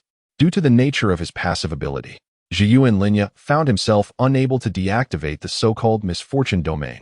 However, he could shed his persona, opting not to don it temporarily. Consequently, the effects of the misfortune domain were mitigated, sparing him from significant repercussions. He had already gleaned an acute understanding of the terrifying potency of this ability. Within a radius of 1.5 kilometers centered around himself, the fortune attributes of all individuals would diminish by 10. At first glance, this might not seem overly alarming. Yet it was essential to recognize that Zhiyuan Linya's innate attribute of the celestial solitary star also bestowed a mere 10 points of luck. Thus, the ominous left hand of misfortune similarly imposed a reduction of 10 points, necessitating a certain expenditure of luck for successful targeting under specific conditions. Should these two effects converge, the loss would be a staggering 20 points.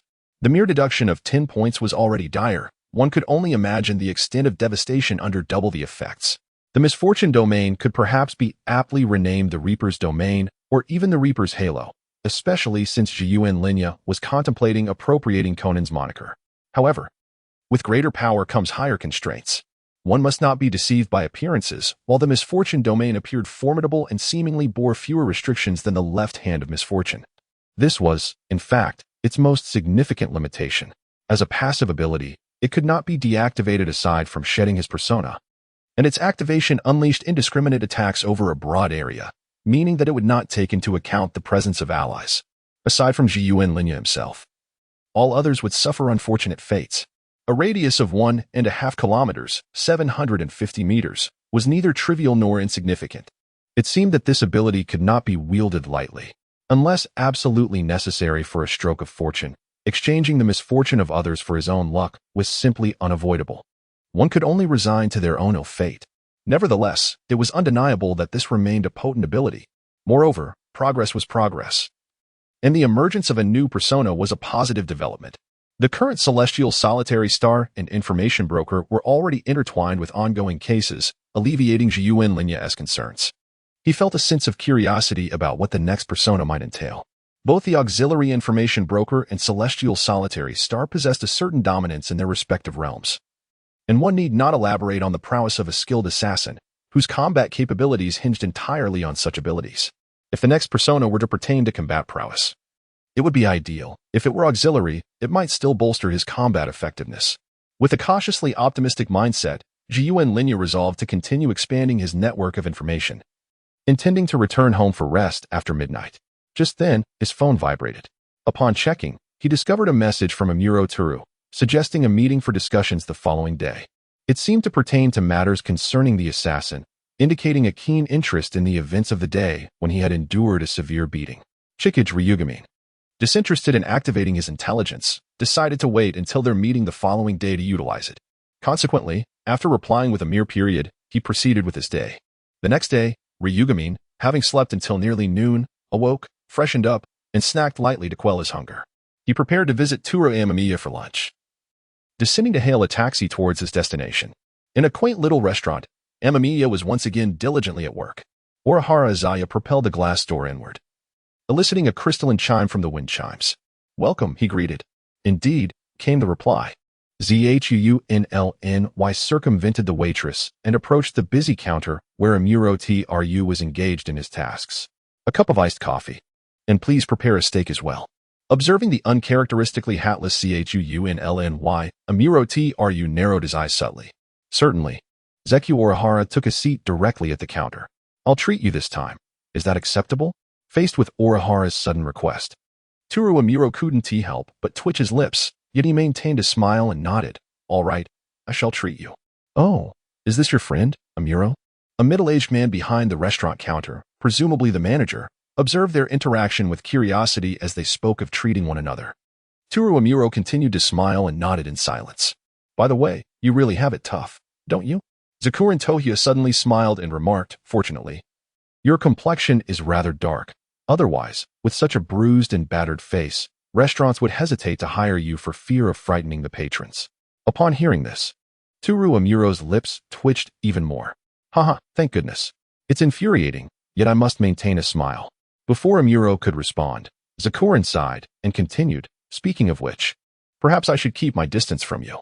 What if I were to get hit as well? I lack your darker complexion and rely on my looks for sustenance. I cannot afford to frighten anyone." With a sharp crack, the glass in Amuro's hand succumbed to pressure, forming a noticeable fissure. The manager, glancing around nervously, sensed the tension in the air and wisely chose to remain silent, bowing his head in feigned ignorance while beads of cold sweat trickled down his brow.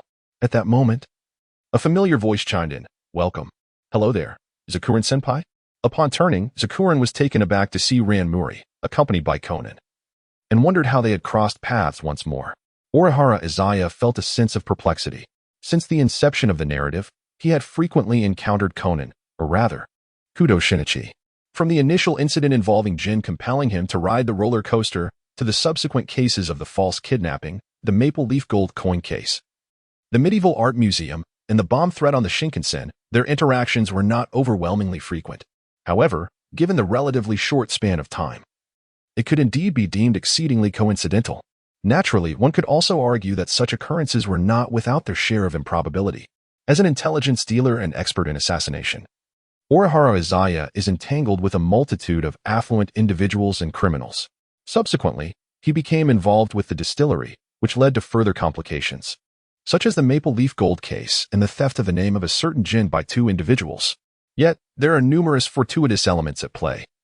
Amidst so many wealthy individuals and nefarious characters, why do these particular ones cross paths? Although Izaya appears to be deliberately orchestrating these encounters, the coincidences remain exceedingly uncanny. Today, when he sought out Amuro Toru, the meeting felt anything but serendipitous. Could it be that some mysterious force is at work? Ziku Haruka fell into deep contemplation, leaving Mao Lilan somewhat perplexed by the absence of a response, leading her to believe she might have inadvertently interrupted some important task. What brings you here? As he snapped back to reality, before Mao Lilan could awkwardly feign indifference, Ziku Haruka inquired again, primarily curious whether a narrative incident might unfold today in this locale. Although it seemed there were merely the 2 of them present, Kagoro Mori was absent, and the Reckless Youth Brigade was nowhere to be found. Huh? Mao Lilan halted. Scratching her head, I arranged to meet a friend here. I came along with Sister Lilan. Conan observed Ziku Haruka with a watchful eye. A friend? As Orihara Izaya grew increasingly perplexed, he recalled that the only friend of Muri-ran he was aware of was Suzuki Sonoko. If it were indeed her, there would be no need for any pretense. She could simply state her full name, for he was not unfamiliar with her. After all, one could have ordinary acquaintances. Yet, the manner in which Muri-ran presented herself was quite striking. Orihara Izaya scrutinized Mao Lilan, noting that her attire was evidently more carefully curated than usual. She even adorned herself with a necklace and applied a subtle touch of makeup for enhancement. Something felt amiss. Izaya Orihara squinted, yet he refrained from inquiring further, respecting Muri-ran's reluctance to speak. And what about you, Izaya and I? Conan, somewhat resigned, feigned innocence in a childlike manner and asked, have you come here to meet a friend? Or is it a client's commission? Me? Zoroyen Toru pondered for a moment before gesturing towards Amuro Tru, commenting on the fellow who, not quite a friend, had endured a beating and thus came to pay a visit. His dedication to working despite his injuries was indeed commendable. Amuro Tru, with a slight grimace as he touched the cramping corner of his mouth, inadvertently aggravated the wounds on his face. He suppressed the impulse to grimace further and nodded towards Muri-ran, somewhat surprised to discover that Zoroyen Toru and she were acquainted. Upon noticing Amuro Tru, Muri-ran was equally astonished. Oh, it's you, she exclaimed. Eh? Conan glanced around, utterly bewildered. What was happening? Did all 3 parties know each other? While he remained in the dark, was he being excluded? Muri-ran, checking her watch, decided to put those thoughts aside. She quickly ushered Conan to his seat, saying, Conan, you stay right here while I go buy you a cake. Make sure to eat it and hurry back, all right? You mustn't interrupt my date with my friends, or else Big Sister Ram will be upset and ignore you. Without waiting for Conan's response, she hurriedly exited.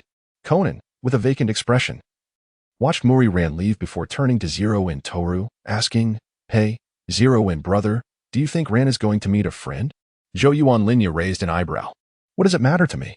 It is most likely that she is meeting her boyfriend. What? Conan's body jolted, his eyes widening. If even Zhou Yuanlinya said so, then was it not the end? Conan, feeling somewhat despondent, lowered his head. Earlier that day, he had seen Mao Lilan sneaking out and curiously inquired about her destination. To his surprise, she replied that she was going on a date with Kudo Shinichi. At that moment, Conan felt a rush of delight. Mao Lilan, radiant and cheerful, was off to meet him, and he happily watched her depart. Then, it suddenly dawned on him. When did he ever agree to a date? Moreover, it was simply impossible. Frustrated, Conan attempted to feign indifference, to ignore it. Yet ultimately he could not hold back and decided to follow her. He was determined to uncover why Mao Lilan had lied and whom she was meeting, harboring some faint hope that perhaps someone had stolen his identity to deceive her into a rendezvous. Upon entering the restaurant and encountering Zhou Yuanlinya, Conan felt a flicker of doubt. However, it appeared that their meeting was merely coincidental. Yet, it was not entirely implausible. Perhaps the 2 were intentionally concealing their intentions from him, pretending otherwise. But now, the character of Tosaka Rin's date is rather disappointing. If one were to deduce based on his capabilities, it could be proclaimed that the situation is utterly bleak. No, Conan's complexion turned pale, yet his gaze remained resolute. At the very least, he needed to ascertain the nature of the individual with whom Ran Muri was on a date. He could not afford to stumble into a pitfall once more. With this thought, Conan surveyed his surroundings. Judging by Ranmuri's earlier demeanor, it seemed the target had yet to arrive. Thus, he merely needed to keep a vigilant watch at the entrance. Under Conan's scrutiny, a man and two women entered sequentially. One was a middle-aged woman in her 30s with long black hair, adorned with round, tinted glasses, exuding an air of unapproachability and a somewhat acerbic demeanor. The second was a university student in his 20s, sporting a slightly protruding chin and stubble, who immediately mentioned a need to write a paper. Lastly, there was a woman, appearing to be in her 30s, dressed in a professional suit with high heels, her brown hair elegantly styled into a bun, emanating a cold demeanor that rendered her equally unapproachable, albeit strikingly beautiful. Indeed, she was exceptionally attractive, aligning perfectly with Tosaka Rin's personal aesthetic. And there was an inexplicable sense of familiarity about her. Conan instinctively followed her as she took a seat, ordered, and then produced a file marked with a law firm, fitting for someone in the legal profession. Seemingly aware of the two men's gaze, the woman cast a chilling glance in their direction. Conan felt a shiver run down his spine, akin to a startled rodent, instinctively recoiling and diverting his gaze. Tosaka Rin, however, remained engrossed, fixated on the woman. Before long, perhaps sensing the futility of the situation, the woman averted her gaze, disregarding Tosaka Rin's scrutiny as she began to peruse the documents in her hands. Observing Tosaka Rin's continued interest in the woman, Conan's expression turned peculiar, prompting even the busy Amuro Toru at the counter to glance over. "Brother Tosaka, do you have a penchant for older women?" Conan teased playfully, adopting a childlike demeanor. Tosaka Rin withdrew his gaze with a feigned smile, retorting, "Isn't it you who should genuinely favor older women?" Conan's expression stiffened, his eyes flickering with uncertainty. It could only be said that he was still rather inexperienced, as such a remark clearly exposed a flaw in his facade. Shaking his head, Amuro Toru approached with a plate of steak. Sakura Tohya commenced his brunch, while Conan's attention swiftly shifted. Subsequently, a robust man adorned with a knitted cap entered, seemingly familiar with the restaurant's proprietor, indicating he was a regular patron. A bandage was wrapped around one of his fingers, as he claimed an injury occurred while playing football, referring to it as having eaten a radish. This term typically arises in basketball contexts, signifying an injury sustained when a finger collides with the ball due to excessive force, swelling akin to a radish. However, this individual approached the counter and took a seat beside Zakuhara, which suggested that this was not a prearranged meeting. Conan then focused on the last entrant, a young man appearing to be in his early 20s, possessing rather attractive features, yet sporting flamboyant, shoulder-length hair tied into braids, clad in a white suit, exuding the aura of a dandy. "Ha ha ha, I've got you now. Rest assured, young high school girls are quite naive, and with a bit of persuasion, they can be easily led astray." Upon overhearing the young man's boastful remarks on the phone, Conan's expression darkened, as he believed he had identified a target whose character was utterly contemptible. "Excuse me, could you direct me to the restroom?" inquired a woman wearing sunglasses to the proprietor. After receiving directions, she was reminded that the facilities were unisex. Her impatient response of "I know" piqued Conan's curiosity momentarily before he returned to his primary concern. "This scoundrel. I shall ensure he receives a proper lesson." Yen Tohya savored his steak while observing Conan stealthily approach the pale-faced individual from behind.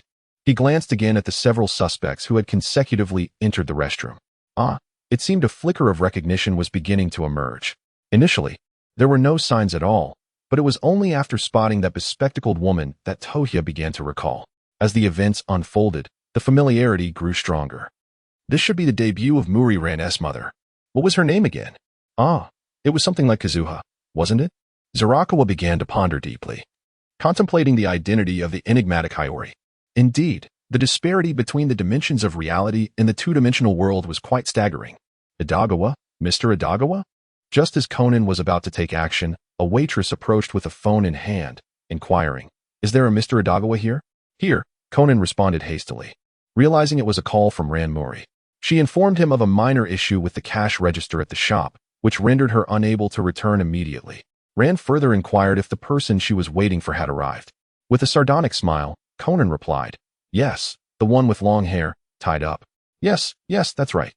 Before Conan could deliver further jibes, Rand mentioned that the cash register would soon be repaired and that she would return shortly. Just as the call ended, a scream pierced the air. Having just finished his steak, Zarakawa calmly sipped his coffee as both Toru Amuro and Conan's expression shifted dramatically. They rushed toward the source of the scream, finding a cacophony of chaos. Moments later, Inspector Megure arrived with his team.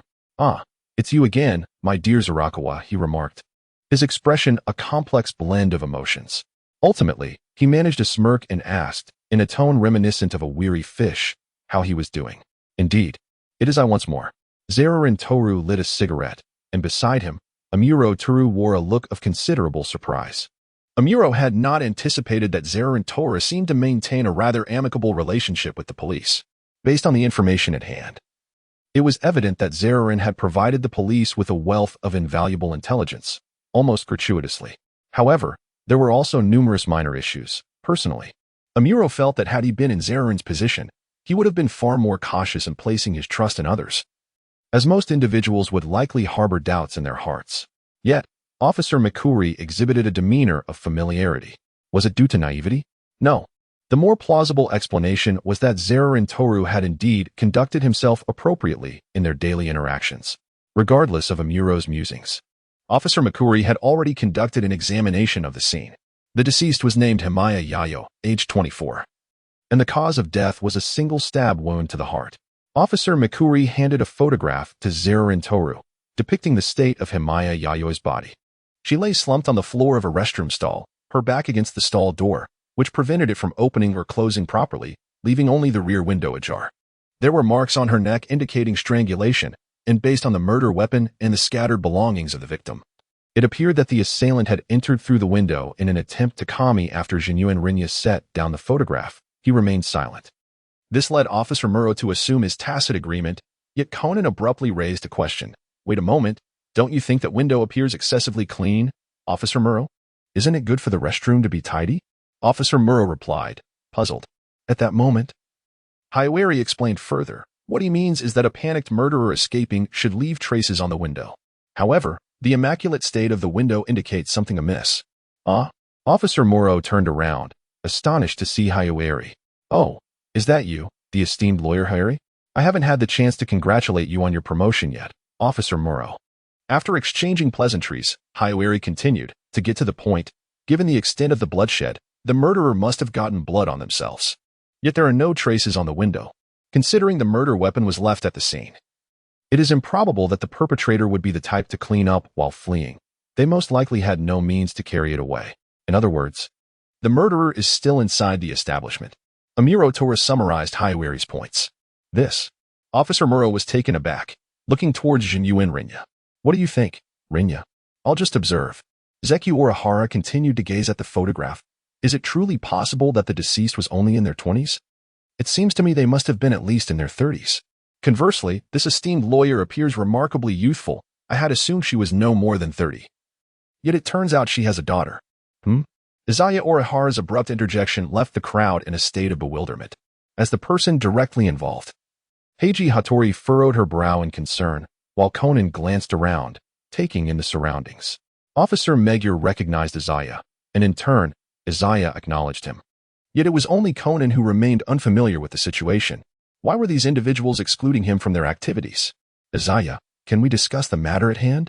Officer Megure, albeit curious about the relationship between Izaya and Heiji, understood that their current priority was to solve the case at hand. Zirahara Tsuya lifted his eyelids, expressing indifference. "What business is this of mine?"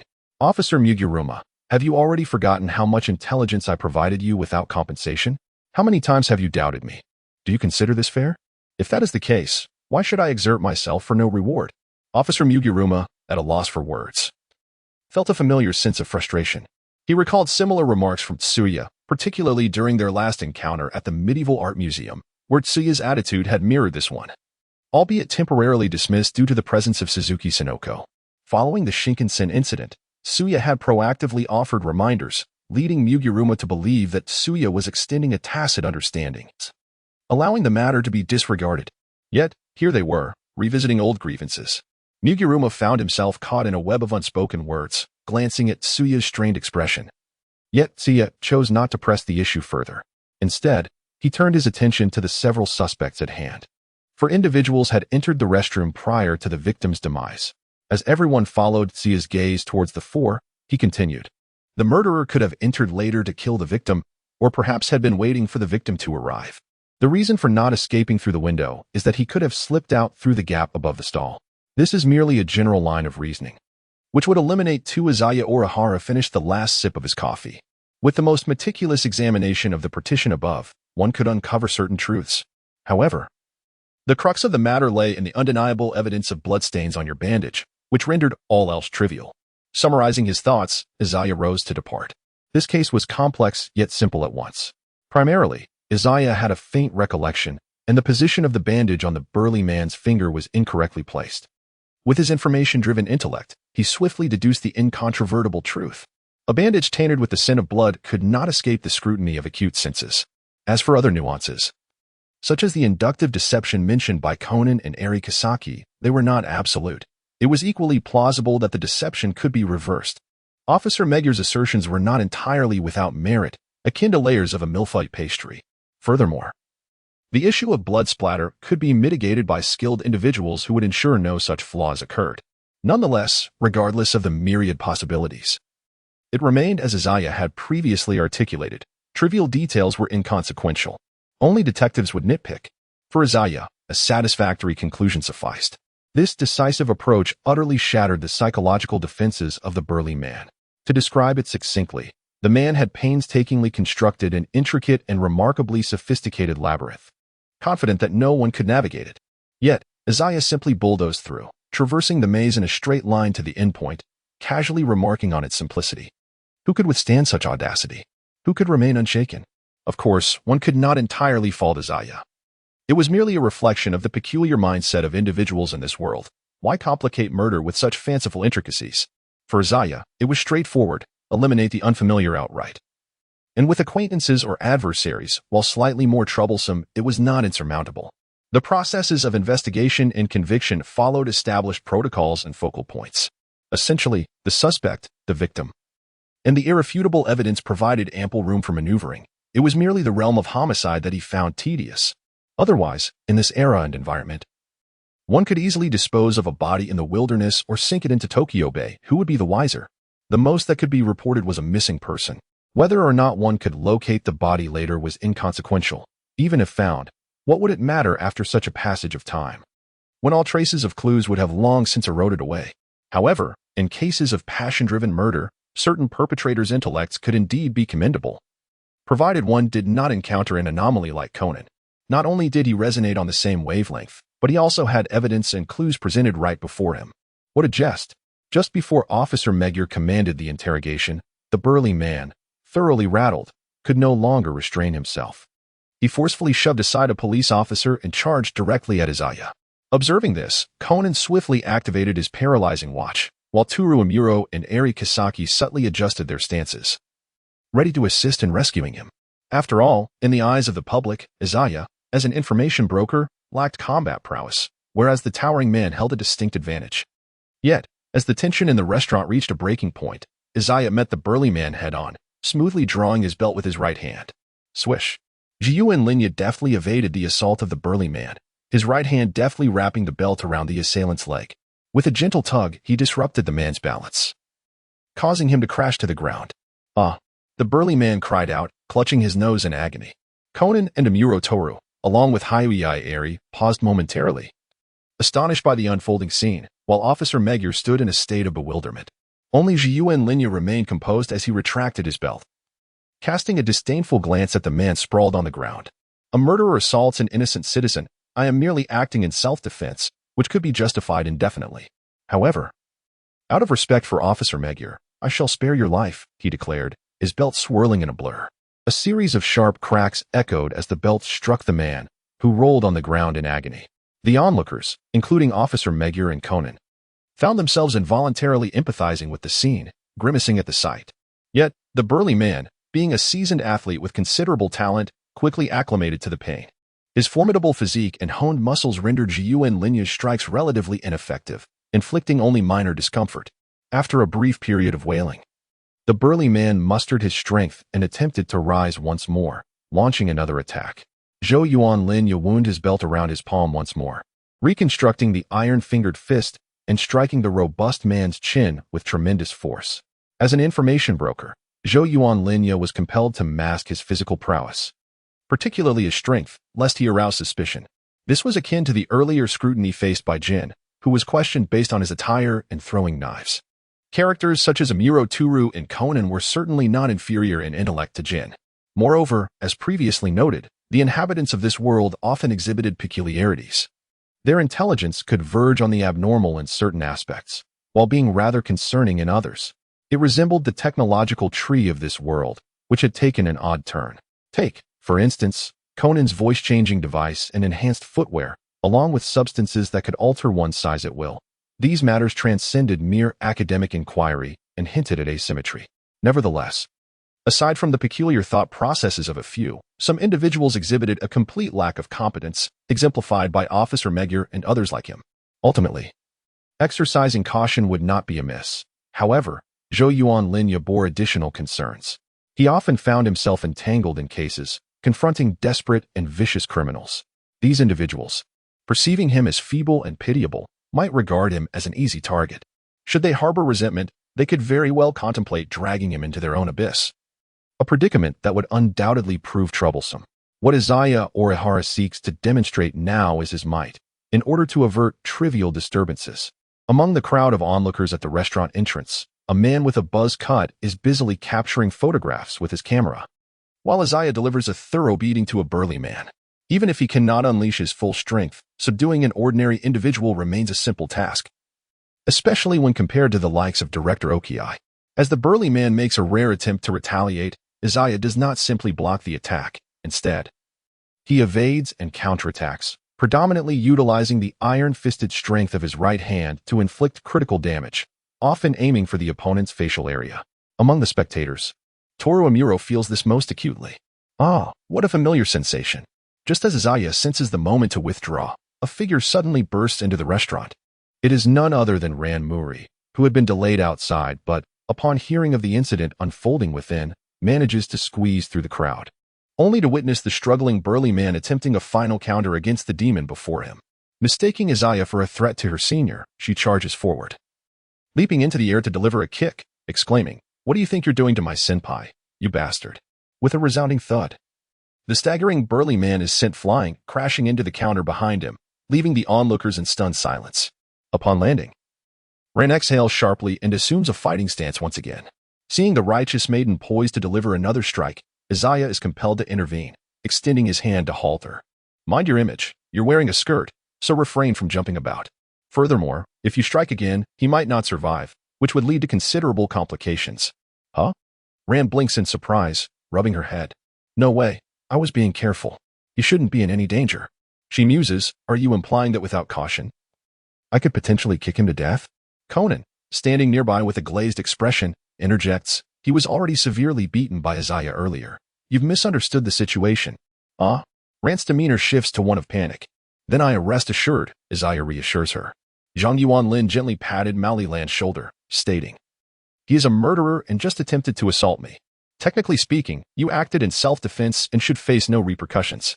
Conan's expression was one of confusion, as he realized that trying to engage Zhang Yuanlin in a legal debate was akin to discussing ethics with a capitalist. Just ask Officer Muku, he thought. At Zhang Yuanlin's nod, Officer Muku repeatedly agreed. Undoubtedly, there was no fault in Zhang Yuanlin's words, and even if there were, what of it? Officer Muku was not unfamiliar with Mao Li Lan. He knew well she was a good child, the daughter of Mao Li Xiaoguo, who could call him uncle. Her mother, Fei Yingli, needed no further introduction as the undefeated queen of the legal profession. Those who wished to pursue this case could do so at their leisure. Seeing this, Mao Li Lan sighed in relief, while the unconscious giant was escorted away to the hospital. The police in the restaurant withdrew, and the onlookers dispersed. Zhang Yuanlin was soon approached by the hastily arriving Miyamura Ryoju, who conducted a brief interview while glancing at Conan and others in the distance. A murder had occurred, making it impossible for the restaurant to resume operations immediately, and the remaining patrons were unable to finish their meals, all preparing to head home. Coincidentally, the strikingly handsome young man happened to be standing next to Conan and Mao Li Lan. With a mischievous glint in his eyes, Conan exclaimed, "Big brother, what do you mean by a few sweet words and the girl is yours?" Ah? The handsome young man looked flustered and embarrassed, while Mao Li Lan appeared bewildered. "Conan, who is he?" Conan was equally puzzled. Conan, the evidently well-dressed Suzuki Sonoko, who had been seething with anger, stood behind him, glaring at Conan with a fierce expression and demanding, "Is what you said true? Did he really say that?" "Let me explain, Sonoko." The handsome young man attempted to defend himself. Smack. Suzuki Sonoko delivered a sharp slap, igniting a surge of anger within the young man. At that moment, both Zhang Yuanlin and Mao Lilan turned to look. Confronted with their gazes and recalling the ghastly scene from the restaurant, the handsome young man, unwilling to follow in the giant's footsteps, quickly composed himself, bowed his head, and silently turned to return home to seek comfort from his mother. Honestly, he should consider who would even be interested in him. Acknowledging that he had misunderstood, Conan murmured as he observed Sonoko stepping into a pitfall. Yet this only brought Sonoko to the brink of tears. Seeing the sorrowful and indignant look in Sonoko's eyes, Conan felt a twinge of panic. It must be said that Conan's perception was indeed as such, and more importantly, he intended to remind Sonoko. However, his previous remarks had been excessive, as his inner thoughts had inadvertently escaped his lips. Conan's inquiries were too blunt, his choice of words inappropriate and lacking decorum. This immediately provoked Mao Lilan's ire. Conan's legs trembled slightly, and he hurriedly sought to apologize. "I heard you nearly met your end yesterday after being kicked, yet now, it seems you're quite spry." Izaya Orihara lightly flicked Conan's glasses. This pair of high-tech spectacles, capable of eavesdropping and tracking, had almost been shattered the previous day. It remained uncertain whether this particular pair had been repaired, was from a reserve stock, or was simply being used as a temporary disguise. There was no need for excessive self-doubt. Zhou Yuanlin glanced at Suzuki Sonoko, who had just embarrassed herself and was eager to flee from the gaze of acquaintances, but remained rooted to the spot due to Conan's remarks.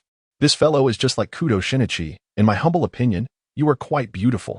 If you doubt me, let me provide you with an entirely objective example. That dandy, charming rogue deceives you solely because you were easily misled, not due to any lack of beauty. In fact, it is quite the opposite. If you were unattractive, he would never dare to pursue you, regardless of how gullible you might be." Upon hearing Zhou Yuanlin's words, Suzuki Sonoko was momentarily taken aback, her tears threatening to spill but quickly repressed. Her cheeks flushed as she timidly inquired, "Really? Is that true? Do you think I'm someone who deals in falsehoods?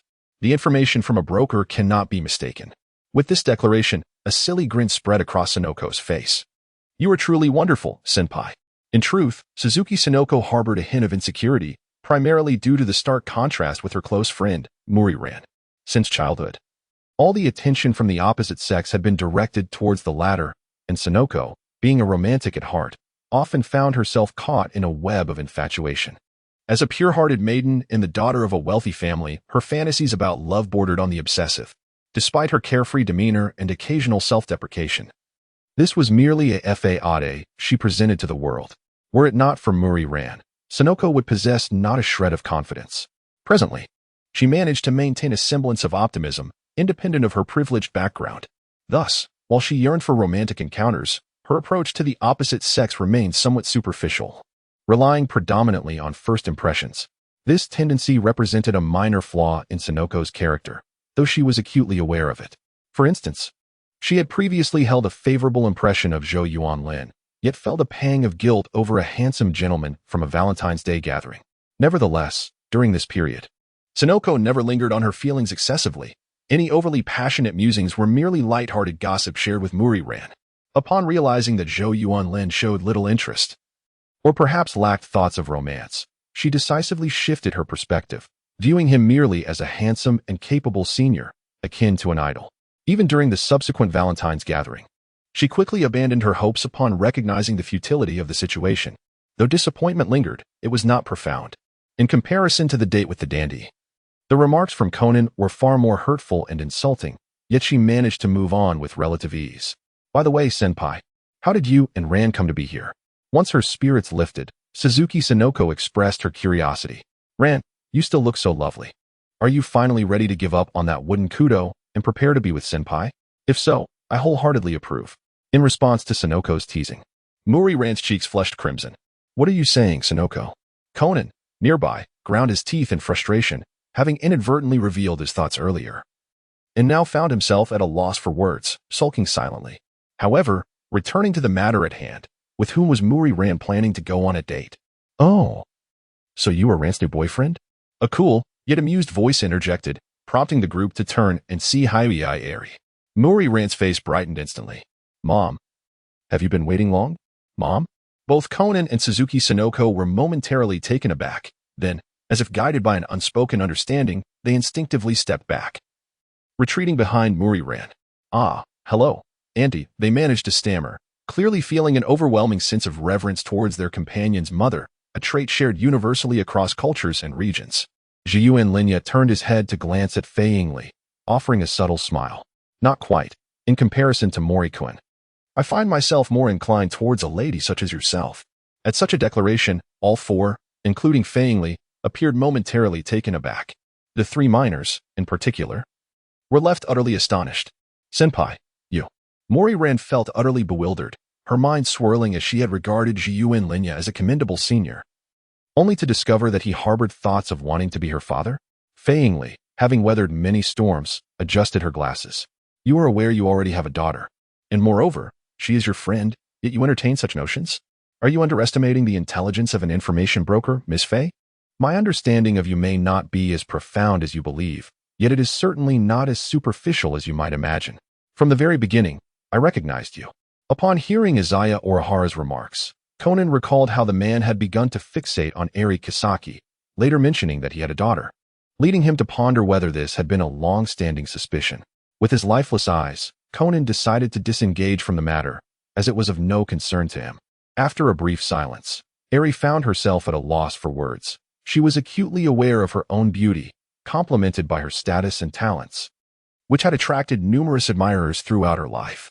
Although she had married Kogoro Muri, their current public status was one of separation, resulting in an even greater influx of suitors, including many young men. However, individuals like Izaya Orihara were indeed a rarity. Shall we find a place to sit? Yoko Suzuki inquired, glancing around tentatively. No. I have matters to attend to. You all may go ahead, came the reply. Thus spoke Orihara Izaya, and Mao Lilan and the others had no further remarks, turning as one to depart into the distance. It was only then that Amuro Toru approached. Are you truly interested in that woman? He inquired curiously after watching the four depart alongside Orihara Izaya. What do you think? Izaya Orihara responded with a non-committal question. Toru Amuro chuckled lightly, refraining from further inquiries, and instead remarked, Do you know why I sought you out? I do not know, nor do I wish to. Zhiyuan Linya lit a cigarette and remarked, I only need to know that I am no longer under your jurisdiction. So do not entertain the notion of leveraging your authority over me to extract information. An expression of discontent flickered across Amuro Toru's face, revealing his unease. Indeed, it appeared that Zhiyuan Linya had undergone a change in position and was no longer under Amuro Toru's management, that responsibility had shifted to Jin.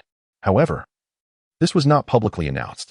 After all, the organization was not a conventional factory. Typically, personnel changes, especially concerning external members, are not discussed but simply communicated as a fait accompli. Generally speaking, the two superiors responsible for managing the reassigned employee would receive prior notice. Amuro Toru found himself perplexed by the shift in responsibility. Yet it did not deter him from making an initial attempt to summon Zhiyuan Linya and inquire about the assassin's intelligence, hoping to glean some advantage through the hierarchy of their respective roles. However, the outcome was all too apparent. Zirahara Tamiya has already been apprised of the mobilization. Whether Amuro Toru communicated this directly is unnecessary to mention. It must be inferred that it was Jin who conveyed the information. Such prompt action is indeed remarkable. Their relationship, it seems, is decidedly unconventional. Typically, the protocol dictates that Amuro, the former superior, would notify Zirahara first, who would then report to Jin. However, the current circumstances appear somewhat irregular. Nevertheless, this does not constitute a breach of protocol, and Amuro is not in a position to elaborate further. If there is nothing else, I shall take my leave for now. Should the need arise in the future, do not hesitate to seek me out. Zhiyuan Linya waved his hand dismissively, preparing to leave. He had, of course, not received any notification. Jin Jiao had merely indicated that he would proceed in such a manner, yet did not specify when he would inform Linya of the outcome. Linya had gleaned this information through his intelligence network from Amuro Toru. Linya was well aware of Amuro's intentions. The matter at hand was not particularly significant. Amuro approached it with a nonchalant attitude, hoping for a positive outcome, but indifferent if none materialized. It was precisely for this reason that Linya had come to humor him, also seizing the opportunity for a meal. Had there been any real trouble, Linya would not have come so readily. However, Upon catching Amuro's gaze, Linya turned to another figure, the seemingly troubled restaurant manager, and jokingly remarked, "Ah, my apologies to that manager. It's all Amuro Turu's fault for insisting I come. I have no idea what his mindset is. Knowing that my presence would surely bring trouble to your establishment, I assure you, next time I will manage to avoid any fatalities." The restaurant manager gazed at Linya in confusion, unable to comprehend his meaning. Amuro's lips twitched slightly. Recognizing that the manager likely had no knowledge of him, Linya continued, retreating with an air of nonchalance. "You can look up news and reports about me when you return. Besides being an information broker, I am also a harbinger of misfortune." At first, Linya's remarks could merely be deemed a subtle suggestion, but Amuro had already sensed something amiss. He did not anticipate that Linya would follow up with such a blatant accusation of framing and scapegoating. Amuro had foolishly believed that after Linya's last attempt at framing, he would have exercised more restraint, especially since he had not explicitly sealed the matter last time. Perhaps this time would be no different. Yet the outcome, possibly due to the dissolution of their respective superior-subordinate relationships, seemed to take a more severe turn. Were it not for the fact that Linya had already distanced himself, Amuro would have truly contemplated taping his mouth shut. However, with matters having escalated, he could only attempt to mitigate the situation. Casting a glance at the thoughtful restaurant manager, Amuro forced a smile. "Manager, do not heed his words. We are in an era of science, and we mustn't indulge in superstitions." The manager remained silent. Yet the expression in his eyes revealed that Amuro's words were likely in vain. Amuro had taken this position as a temporary part-time job, and given the recent incident, the restaurant would not reopen anytime soon. Nevertheless, this did not prevent him from feeling a profound sense of discomfort, akin to being inexplicably fed a mouthful of refuse. Should this incident gain further traction and tarnish their reputation, the discomfort would only deepen. As Amuro's expression darkened, Linya successfully contacted Jinjio, indicating that the handover of duties had been completed. Whether or not there were new tasks was of little consequence. What truly mattered was that he wished to leverage his relationship with Jinjio to access certain benefits from the organization. "You need a laboratory?" Jinjio responded with surprise at Linya's request over the phone. "Yes, I'm rather bored and wish to experiment with some explosives. Please see if there are facilities available on your end." "Oh, and I will require ample Zhangyuan." Linya's demeanor is nonchalant. In the realm of explosive fabrication, there exists no universally fixed set of materials. To put it plainly, all explosives are composed of various fundamental ingredients, meticulously processed through multiple stages to inch closer to the desired outcome, ultimately resulting in a viable explosive. The diversity of explosive materials only serves to render the process more unpredictable. The raw materials entering from various channels are often not merely packaged in a simplistic manner.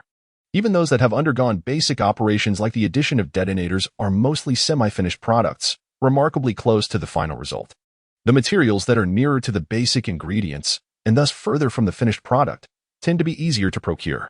Setting aside the cost considerations, the primary advantage lies in the lower difficulty of acquisition, allowing one to even begin from scratch without necessarily traversing complicated channels.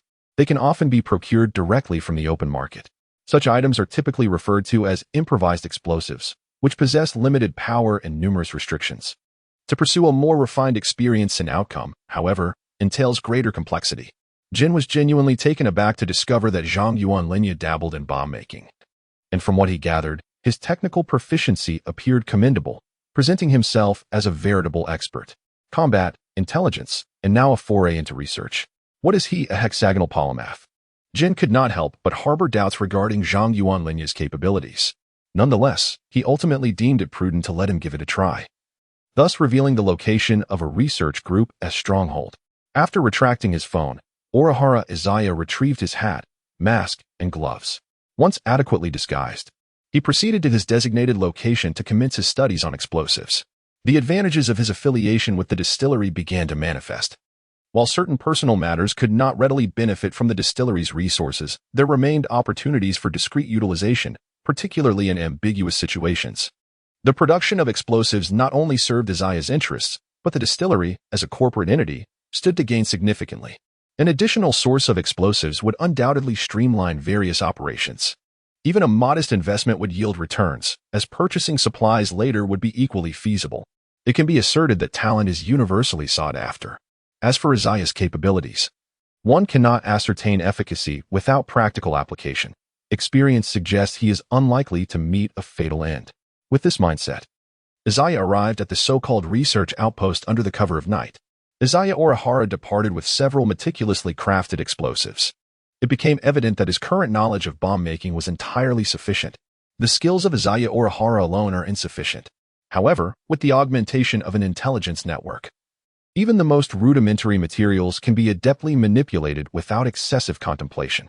The selection of materials and the appropriate tools, as well as the techniques employed, can seamlessly yield the superior components that are lacking, followed by their careful combination. The only caution required is to avoid any tremors in execution, although there are several alternative procedural plans available. Given that the intelligence network does not guarantee absolute success, it is unwise to attempt recklessly. Nonetheless, the explosive devices crafted from these materials possess limited potency. This is likely not due to a shortage of resources from the distillery, but rather a concern from the distiller that Izaya might fail, inadvertently causing a minor explosion that could attract undue attention. Consequently, this so-called base of operations is remarkably diminutive, thereby minimizing potential losses in the event of an unforeseen mishap. Orihara Izaya discerned that the laboratory was merely an impromptu setup, likely reserved for exigent circumstances. The antiquated tools and measures were coated in a layer of dust, and the rudimentary and advanced materials had, in all probability, been dispatched solely for his use. On average, they were roughly on par with hand grenades. However, Orihara Izaya had subtly tampered with their casings, fashioned from iron, and even double-layered. He had introduced steel balls into the interstitial space. Consequently, upon detonation, the iron fragments and steel balls would become secondary projectiles, akin to the principle behind defensive grenades. In essence, one could not be too close to the blast radius, lest Orihara Izaya himself be caught in the concussive wave. Among the 4 bombs, the explosives existed in gaseous, liquid, and solid states. Most solid explosives were in powdered or crystalline form, the precise principles of which Orihara Izaya had no inclination to explore. He was even ignorant of the disparities between the chemical elements of this world and those of his previous life. Differences undoubtedly existed, or the technological trajectory would not have diverged so drastically. At least, the objective had been achieved, and that sufficed. Izaya Orihara does not aspire to be a scientist. Rather, he stands upon the shoulders of giants, relying on his photographic memory and keen intellect, without the concern of losing his footing. Perhaps this extends beyond the realm of explosives. Given sufficient time and the collaboration of eminent scientists, such as Dr. Agasa or Shiho Miyano, along with the foundational data for the invention of the shrinking potion, he could undoubtedly offer further insights at crucial junctures. However, at present, Izaya lacks both the interest and the time. The phone buzzed. It was Jin. "Hello? Is it ready?" Jin promptly inquired about the matter at hand, which was not surprising, as Izaya had observed the camera in the laboratory. Nevertheless, that device likely held more symbolic significance than practical application, though it still served its intended purpose. Yes, just as it happened, there was a task for him, which he would send over. After ending the call, Izaya glanced at the message. Grasping the implications of the task Jin had assigned him regarding the efficacy of the explosives produced in the experiment, on the surface, Izaya had succeeded. Yet the actual results required further experimentation. It is not enough for one person to declare something usable. Others must acknowledge it as well.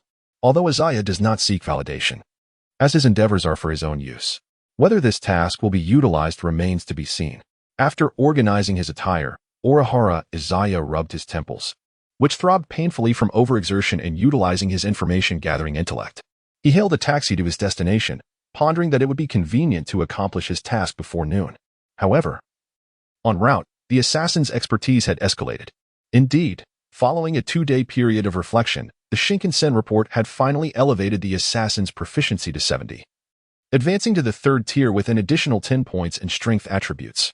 This enhancement represented a significant boost to his combat effectiveness. Furthermore, a new 3rd ability had emerged, the active skill Killing in 10 Eyes. This skill allows the user to expend a portion of their accumulated killing intent to materialize it, inducing profound fear in all humans within their line of sight. The effects include a temporary decrease in physical attributes, accelerated stamina depletion, mental instability, and bodily rigidity. Izaya Orihara was taken aback. To materialize the accumulated killing intent, to expend it as a definite form of killing intent. Can killing intent truly be consumed? Izaya Orihara scratched his face through the mask, noting an unexpected change. According to the usual patterns, he should still be expending energy. If he were to deplete his murderous intent, it ought to resemble the fortune of the fated Lone Star, temporarily diminished yet capable of restoration thereafter. However, the accumulated murderous intent seems somewhat ambiguous in its significance. Could it be that it functions as a consumable resource, requiring replenishment rather than a natural recuperation? Izaya Orihara fell into deep contemplation. While merely speaking of killing intent may seem somewhat enigmatic, it is quite natural for luck to possess an air of mystery as well. Jiyuan Linya believes that his aura of menace is already quite formidable. After all, the number of lives he has claimed in this world easily exceeds 4 figures. While this may seem modest at first glance, it is worth noting that internationally renowned professional assassins often accumulate a mere 3-digit tally over their entire careers. In contrast, some amateur individuals may eliminate dozens in a short span, only to meet their demise due to their own hubris during missions. This holds true even for soldiers who have seen combat, typically. Those who manage to survive and retire from the battlefield have claimed the lives of only a few dozen to 100. As the dangers of war far surpass those of the underworld, rendering personal valor nearly inconsequential, the principles governing this realm are universally applicable. Of course, the concept of murderous intent as an enigmatic force cannot be solely quantified by the number of lives taken. By Jiyuan Linya's personal assessment, the essence lies in the act of killing. It is not necessary to wield the weapon personally. One may utilize instruments such as knives, clubs, or even firearms. However, explosives are strictly prohibited. Otherwise, one who has unleashed a mushroom cloud would undoubtedly manifest a palpable aura of menace. In summary, Jiyuan Linya's murderous intent can indeed be considered powerful, for mere contemplation is devoid of significance, akin to mere rhetoric. Jiyuan Linya resolved to conduct a personal experiment, lest he falter at a critical moment. A peculiar wave of energy unfurled, manifesting visibly as a misty crimson aura of murderous intent, radiating from Jiyuan Linya's core.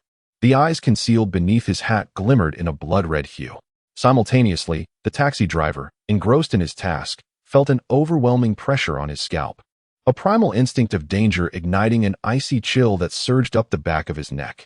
Suddenly, a sharp screech echoed as the vehicle skidded to a halt.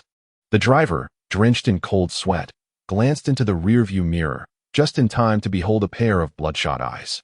In that instant, the unfortunate driver felt as though his heart might cease to beat. A piercing scream escaped his lips, akin to encountering a specter, and in a frenzy, he fumbled to unbuckle his seatbelt. He swiftly flung open the door, leaping out and rolling several times before scrambling away on hands and feet, fleeing for his life. The effect was astonishingly potent. Jiyuan Linya averted his gaze from the disheveled silhouette of the driver, somewhat taken aback by the man's abrupt decision to abandon the vehicle and flee. Fortunately, the habitual instinct to brake was still intact. Otherwise, it would have been quite amusing had the car overturned and crashed into a wall. He then glanced at the rearview mirror, where a pair of blood-red eyes met his. Jiyuan Linya furrowed his brow slightly, finding the spectacle rather conspicuous. However, in terms of effectiveness, it was indeed potent. Everyone within visual range would be subjected to an overwhelming sense of dread. Even a mere silhouette would be assessed. The specific effects would likely vary in intensity among different individuals. The duration remains uncertain for now, but it seems plausible that the fear would persist even after leaving the line of sight, gradually dissipating as the murderous aura was released. One could not discern the extent of this consuming malice, nor could one ascertain whether self-awareness could be reclaimed. Jiyuan Lin also attempted to retract his power, and as expected, the bloodlust dissipated, returning his eyes to their original state. He then endeavored to activate it once more. This time, there were no targets within his line of sight, yet the murderous gaze still successfully manifested. However, in comparison to before, its intensity was noticeably diminished. It was likely not due to the natural depletion from earlier, but rather the expenditure incurred from this attempt. Izaya Orihara appeared to be deep in thought. After expending his murderous intent, it indeed diminished in potency. He decided to refrain from actively extinguishing it, allowing it to exist in its natural state for as long as possible. In doing so, he could also observe whether there was any natural dissipation. Should such dissipation occur, he pondered whether the murderous intent would naturally replenish itself or require deliberate replenishment. Furthermore, if restoration was possible, he contemplated the specifics of the restoration efficiency. Having gained a preliminary understanding of this new ability, he established a new direction for his practical endeavors. Izaya Orihara ascended to the driver's seat, compelled to commandeer a vehicle. However, this contraption could not be retained. He contemplated whether to incinerate it in a secluded location or to sell it through clandestine channels, as it could fetch a modest sum. With the exhaust fumes billowing, the taxi sped away into the distance. In truth, Orihara Izaya is not in want of financial resources. Although his income may not be as lofty as previously claimed during his tenure at the Metropolitan Police Department, nevertheless, it is quite substantial, especially given the recent surge in his earnings, which has nearly afforded him a lifetime of indulgence. Yet, who would ever deem excessive wealth as unwelcome? Moreover, his true preoccupation does not lie with mere monetary gain. What he genuinely relishes is the exhilarating sensation of funds being deposited. Alternatively, it is the thrill of outsmarting others in the pursuit of their riches. Conversely, Orihara Izaya is typically indifferent to expenditures. However, there is an undeniable satisfaction in being frugal. Embracing this mindset, he adheres to the principle of not returning empty-handed during his various assignments, striving to seize every opportunity for gain, particularly when it comes to the affluent. Despite being hampered by various constraints, he still finds joy in the modest spoils he manages to acquire. With a sudden creak, he pressed the brakes. Realizing that the loudness of the sound was likely a consequence of the taxi driver's abrupt maneuvers. However, this was of little consequence. What truly mattered was the figure awaiting him ahead. Do not be mistaken, this is not a trap he has stumbled into, but rather a colleague. As Orihara Izaya opened the door and stepped out, he approached a figure that closely resembled him, wrapped up tightly as if fearful of revealing their appearance. Unlike intelligence operatives, members of the action team seldom acted alone. Collaboration was essential, typically requiring the presence of 2 or more individuals. This precaution was taken to avert unforeseen circumstances. In the realm of intelligence operations, the responsibility was not solely borne by one individual. Much like the initial employment review, where both Amuro Toru and Orihara Izaya were accountable for distinct portions, yet their ultimate objective remained entirely aligned. Conversely, the tasks assigned to action personnel predominantly stemmed from the intelligence operatives' achievements, thus representing another crucial phase in an overarching goal. Consequently, the significance of this step was paramount. Any unforeseen mishap could render all efforts futile. Furthermore, action personnel were often perceived as somewhat less astute than their intelligence counterparts. Regardless of the underlying motives, be it concerns over potential failures or the fear of moles, mutual surveillance and addressing gaps in oversight were deemed the most prudent strategies. It is noteworthy that action personnel were not merely tasked with concluding operations. At times, their intervention in intermediate processes was equally vital for intelligence purposes. Just as intelligence operatives might resort to violence or collaborate when necessary, the notion of division was merely a matter of inclination. Some versatile talents excelled in both realms, with Amuro Toru serving as a prime illustration. Code word, remarked a diligent colleague, scrutinizing Orihara Izaya before inquiring about the matter at hand. What code? Izaya retorted. Jin never mentioned anything. Jiyuan Linya rasped in response. His colleague, clad entirely in black, visibly choked on his words, ultimately scratching his head in silence. Primarily, both were direct subordinates of Chinjio. This was a peculiar circumstance. While the outer members of the distillery were indeed stratified, their interactions were infrequent. Apart from the differences in salary, benefits, and limited authority, this hierarchy held little practical significance. The true distinction among the outer members lay in the presence of a superior, more specifically, a direct superior. Employees devoid of a fixed superior had their tasks assigned based on fluctuating demands, akin to a brick within the distillery being moved wherever needed, effectively rendering them expendable. Conversely, those with a designated superior were considered to be under the guidance of a veteran. Such individuals were generally perceived by the distillery as possessing considerable potential for development, or they were favored by certain officials, thus enjoying a form of protection. They could be regarded as senior expendables, or, to put it more favorably, elite expendables. To simplify, the distillery comprises various departments, each with numerous managers who have the autonomy to reassign personnel within their teams. Some managers may have trusted confidants, while others might not have a single one, with the latter being the majority among officials. Those who are genuinely designated as talents often ascend rapidly to positions of authority. What if one fails to ascend? The only conceivable explanation would be that they met an untimely demise along the way. Upon hearing Jiyuan Linya utter the name of Chinjio, the colleague realized that he was essentially in the clear and that he genuinely had not been privy to any secret codes. This was likely intended as a test. Let us proceed, he said.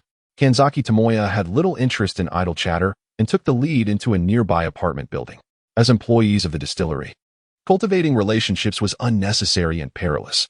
Anyone with a modicum of intelligence would refrain from inviting trouble and focus solely on their own affairs. The mortality rate among the outer members of the distillery was alarmingly high. They either found themselves discarded as expendable or failed to survive the probationary period, perishing during training, an unfortunate but common fate. The distillery's opportunities for talent development did not imply any preferential treatment. If one proved inadequate, their demise only underscored their lack of value. Only those of exceptional caliber, or more specifically, those with unique talents capable of illuminating the core endeavors of the distillery, were afforded any consideration. Most of such talents belonged to the research group. In summary, forging deep connections with outer members held little significance. Even if they survived to become executives, the likelihood of future encounters remained uncertain. The distillery's influence spanned the globe. Neon could only be regarded as its birthplace. Even within a single region, divisions were necessary, and even within a division, collaboration was not guaranteed. Being part of a team did not inherently imply strong camaraderie. Rather, it could lead to complications governed by another unspoken taboo. This principle, acknowledged even by the distillery's executives, was simple. The more one knows, the swifter one's demise. While this principle may not be entirely accurate, logically, one would assume that ascending to higher positions would foster greater survival. As higher status came with deeper knowledge, it was undeniable that possessing less information might afford one some protection from elimination in the event of unforeseen circumstances. Conversely, possessing extensive knowledge often led to fatal consequences. It was an unavoidable reality. Thus, there was little reason to pry into the affairs of others. Should one be perceived as having ulterior motives, the ramifications of being reported could be even more troublesome. Izaya Orihara, though not particularly well-versed in the regulations of the distillery, possessed an uncanny ability to discern the thoughts of his colleague. The routine was straightforward: work diligently, then return home at the end of the day. However, upon entering the apartment lobby, a throng of individuals confronted them, compelling the two to halt. Was this a trap? Was there an insider among them? In an instant, his astute colleague sensed the anomaly and drew a dagger. Izaya Orihara narrowed his eyes, not needing his information network to discern the nature of these individuals. Clad in identical black suits, they possessed robust physiques, and their expressions exuded an air of professionalism. They were not merely bodyguards. Rather, they could more accurately be described as professional enforcers. There exists a distinction between the two. Bodyguards primarily focus on safeguarding their employer's personal safety, operating legally with certification. Their expertise lies in reconnaissance and counter-reconnaissance, coupled with a certain proficiency in close-quarters combat, typically wielding weapons such as batons and shields. In contrast, enforcers, often associated with the underworld and the murky gray areas of society, are not fundamentally offensive in nature. Like bodyguards, their purpose is to protect their employers. However, unlike the latter, enforcers subscribe to the philosophy that offense is the best defense. They tend to eliminate threats proactively when their employer is in danger. By neutralizing the peril, they ensure the safety of their employer. Essentially, they represent a variant of violent syndicates, akin to Sonata Raiwichi collecting protection fees, yet these individuals operate with far less formality, brandishing sharp knives with a clear intent to take lives. In the twilight of the evening, Orihara Izaya and his esteemed colleague were tasked with eliminating an intermediary who navigated the murky waters of the gray zone. The rationale behind the assassination of Jin was left unspoken, yet it held little significance. What mattered was the intelligence from the distillery's information team, which indicated that the target was indeed surrounded by a cadre of approximately a dozen formidable guardians. These individuals, possessing commendable skills, had undergone rigorous training and boasted practical combat experience, making them adept fighters honed through trials and tribulations. The specifics of how to eliminate the target were not detailed, implying a complete freedom of execution based on one's own ingenuity. Thus, Orihara Izaya surmised that the intention was for him to ascertain the effectiveness of the explosives. To his astonishment, it appeared that the henchmen had been forewarned of an impending visit, as they were already poised and waiting downstairs. A trap? A mole? Such considerations had become irrelevant. The focus now shifted to the course of action. As the adversaries advanced en masse, Izaya's colleague, on the verge of losing composure, activated his bloodthirsty gaze, unleashing a tempest of chaotic energy. In that fleeting moment, the group of henchmen froze, their bodies rigid, as they collectively fixated on Izaya, momentarily perceiving him as a monstrous figure bathed in crimson. Cold sweat trickled down their brows as they tightened their grips on their weapons, clearly against these skilled opponents. The efficacy of the bloodthirsty gaze was not as formidable as anticipated. However, this was hardly surprising. Zhou Yuanlinya's murderous aura was not weak by any means. Yet in comparison to the boundless potential for growth, it could only be regarded as nascent at this stage. Furthermore, he had previously conducted 3 experiments in succession. The first was manageable, but during the second, in order to discern its characteristics, he deliberately waited until the aura naturally dissipated before concluding the endeavor. In the final experiment, upon discovering that sustained natural consumption indeed affected the quality of the murderous aura, he decisively brought it to a close. Compared to the initial use of the murderous aura, its quality had significantly diminished, and the disparity in targets would certainly yield unfavorable results. Nevertheless, despite these setbacks, Zhou Yuanlinya still achieved the desired outcome. As a group of thugs momentarily froze, Zhou Yuanlinya seized the opportunity to turn and sprint back. Although he had the chance to launch a counterattack, he opted instead to dash towards the apartment entrance, leaving behind a bemused colleague who was similarly paralyzed by the murderous aura. With his current prowess, Zhou Yuanlinya could certainly contend with a dozen skilled adversaries. However, why engage in a direct confrontation? The assault of multiple foes was not akin to dealing with petty delinquents from the Yakuza. No matter how formidable he might be, there was always the possibility of error. And inevitably, he would sustain some injuries. Should he falter, resulting in severe wounds, or even death due to delayed medical attention, what would be the gain? Why resort to knives when one has explosives at their disposal? Such was the mark of a true expert in the art of killing. At the moment he burst through the door, Zhou Yuanlinya hurled a small detonative device back at the throng that was just beginning to pursue him. With a resounding explosion, the glass in the lobby of the apartment shattered into 1,000,000 fragments. The 2 unfortunate souls closest to the blast had no time to discern what had been thrown before the shockwave propelled them into the air, resulting in their immediate demise. Those slightly farther away fared better, albeit not by much. They were merely knocked to the ground, disoriented, with varying degrees of internal injuries and blood spilling from their mouths. Yet the explosion's shockwave was merely the foundation. The true peril lay in the countless shards of steel and metal, ricocheting like bullets, and Orihara Izaya cast a cursory glance around, noting that approximately 70 to 80% of the individuals were either deceased or devoid of any prospect of survival. A mere 2 or 3 could be considered less severely wounded, either having sustained a paucity of bullets or wounds of a superficial nature, or having been fortunate enough to avoid critical areas such as vital organs. As for his esteemed colleague, Orihara Izaya knelt, his gaze fixed upon his erstwhile colleague, who lay prostrate upon the ground, a gruesome tapestry of blood and mangled flesh adorning his back. He reached out, gingerly prodding the ghastly wound. He mused. It appears he is quite thoroughly deceased. This unfortunate demise was not attributable to any malice on Orihara Izaya's part. The exigency of the situation precluded excessive deliberation. Due to the happenstance of his positioning, he alone possessed a comprehensive view of the unfolding events, enabling him to react with alacrity. Why did he not endeavor to extract his colleague from harm's way? The rationale remained consistent. Orihara Izaya had exploited a fleeting temporal window to swiftly distance himself from the impending peril. Encumbering himself with another would have likely resulted in their collective capture.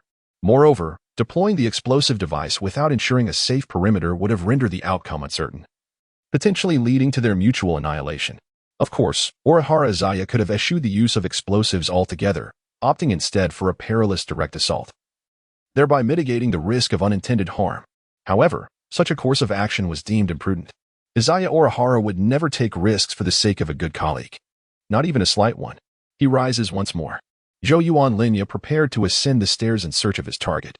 The recent minor explosion was not insignificant by any means. Its reverberations could be deemed moderate, given the nature of the neon-lit architecture, which often lacks adequate soundproofing, and the fact that this area is not particularly remote. It is likely that many have already sensed something amiss. Yet, whether they would join the fray or alert the authorities remains uncertain. Considering the worst-case scenario, Zhou Yuanlinya estimated he had approximately 10 minutes to conclude his task. However, the target resided on a high floor, and it appeared that there were no surveillance devices in the vicinity. It was reasonable to assume that they would not flee recklessly. Izaya Orihara surveyed his surroundings, his keen intellect deducing that among the thugs present, 2 possessed walkie-talkies, presumably intending to notify their employer in the event of the situation concluding or an unforeseen complication arising. Alas, the opportunity had already slipped away. Orihara Izaya advanced and crushed the two walkie-talkies underfoot. Had it been him, he would have opted to keep the walkie-talkies activated throughout, maintaining real-time surveillance to avoid missing any developments. Despite being ostensibly hired muscle, their amateurism was evident. Just as Orihara Izaya was about to ascend the stairs, a figure brandishing a short blade lunged forth, aiming directly for his head with a swift shush. Zaira Tokiyuki had long since discerned this. The individual, extraordinarily fortunate, had only suffered a slight abrasion on his left arm from the shrapnel. Originally pressed for time, Tokiyuki would have been disinclined to expend any effort had this person chosen to remain compliant or simply flee. However, since he had opted for a path of self-destruction, it became an effortless task. With a swift, horizontal kick, Izaya Orihara sent his unfortunate victim crashing against the wall. A torrent of blood erupted from the man's mouth. A glance confirmed Izaya's suspicion. Shattered ribs had pierced the heart, sealing the man's fate. As he retracted his leg, Izaya's brow furrowed slightly. The stark difference wrought by the additional 10 points in strength was palpable, almost to the point where Izaya sensed his physical form nearing its breaking point, a Pyrrhic victory in the making. Constitution, it seemed, was the bedrock upon which strength rested. The disparity, though less than twofold when 20 points were initially added, had already left its mark. The clash with Ranmuri, for instance, had left him with the distinct feeling of fractured bones. Now, a reckless display of full power was out of the question. Surpassing the limits of human physiology through mere exercise seemed a Sisyphean task. Perhaps, he mused, a persona that augmented constitution would surface in due time. After a moment of recuperation, feeling restored, Izaya ascended the stairs. Subsequently, 10 minutes later, Izaya descended, the two sentinels above easily dispatched, their proximity rendering them vulnerable. Had the target been in the main hall from the outset, or had the henchmen not been strategically positioned, it remained uncertain whether Izaya could have navigated the encounter unscathed, relying solely on his killer instinct, and whether his esteemed colleagues would have survived. Regardless, the task was complete. It was time to retire for the night. En route, Izaya remembered to apprise Jin of the mission's outcome via text. A life had been taken, but Izaya felt no inclination to handle the aftermath. The responsibility for cleanup rested with others. Furthermore, he mentioned leaving a calling card from the murder expert on the corpse, an opportune moment to cultivate notoriety. Should Jin take issue, Izaya would simply retort that he was left to his own devices due to a lack of guidance. And what harm could come from framing the murder expert? Jin's potential concern would likely stem from the possibility of the implicated murder expert seeking retribution, potentially escalating into a public spectacle. However, should Izaya convey a clear stance on behalf of the murder expert, it would transform into a mutually beneficial arrangement, saving Jin considerable trouble. Why then would Jin object? It was a win-win situation. The murder expert would bear the blame, gain recognition, and all in a straightforward and justifiable manner. Perhaps, Izaya mused, he could propose to Jin that the murder expert assume responsibility for all future syndicate operations, fostering a long-term partnership? As Orihara Izaya returned home, his imagination ran wild. Only then did he suddenly recall the taxi he had abandoned by the roadside, forgetting to retrieve it for the purpose of selling it through dubious channels. Oh well, it hardly held any significant value. Reluctant to make another trip, Izaya glanced at the clock, which had just struck midnight. The temperature seemed to plummet below freezing, chilling him to the bone. Damn. How do those fellows manage to sleep at night? Do they awaken in the middle of the night to change their blankets, or does the dawn automatically refresh them? Why must I be the one to toil endlessly? Izaya Orihara, feeling somewhat dejected, changed his bedding and, with a lack of motivation even to wash up, burrowed into his comforter. He quickly succumbed to slumber, utterly exhausted. The following day arrived. Izaya Orihara woke with disheveled hair, stifling a great yawn as he glanced at his phone. Jin had returned his message in the latter half of the night. Perhaps preoccupied with other matters and unable to respond immediately, yet he did not hasten to make a call.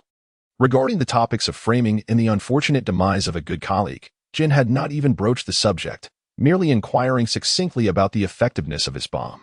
How starkly pragmatic. Jiyuan Linya subtly shook his head, surmising that Jin had likely not yet arisen, and thus refrained from an immediate response. After waking, he would first order takeout before attending to his morning rituals. On this new day, Jiyuan Linya found himself devoid of any tasks or commissions. To be precise, he had not accepted any assignments or requests.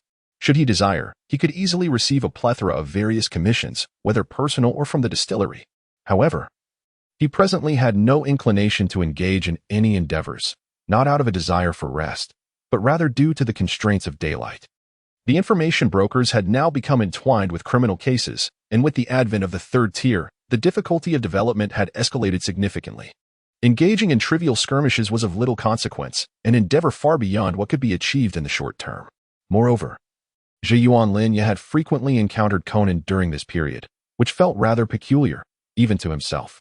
If he were to deliberately avoid such encounters, would they not seek him out even more? With this curiosity in mind, he resolved to abstain from mingling in the fray for the time being.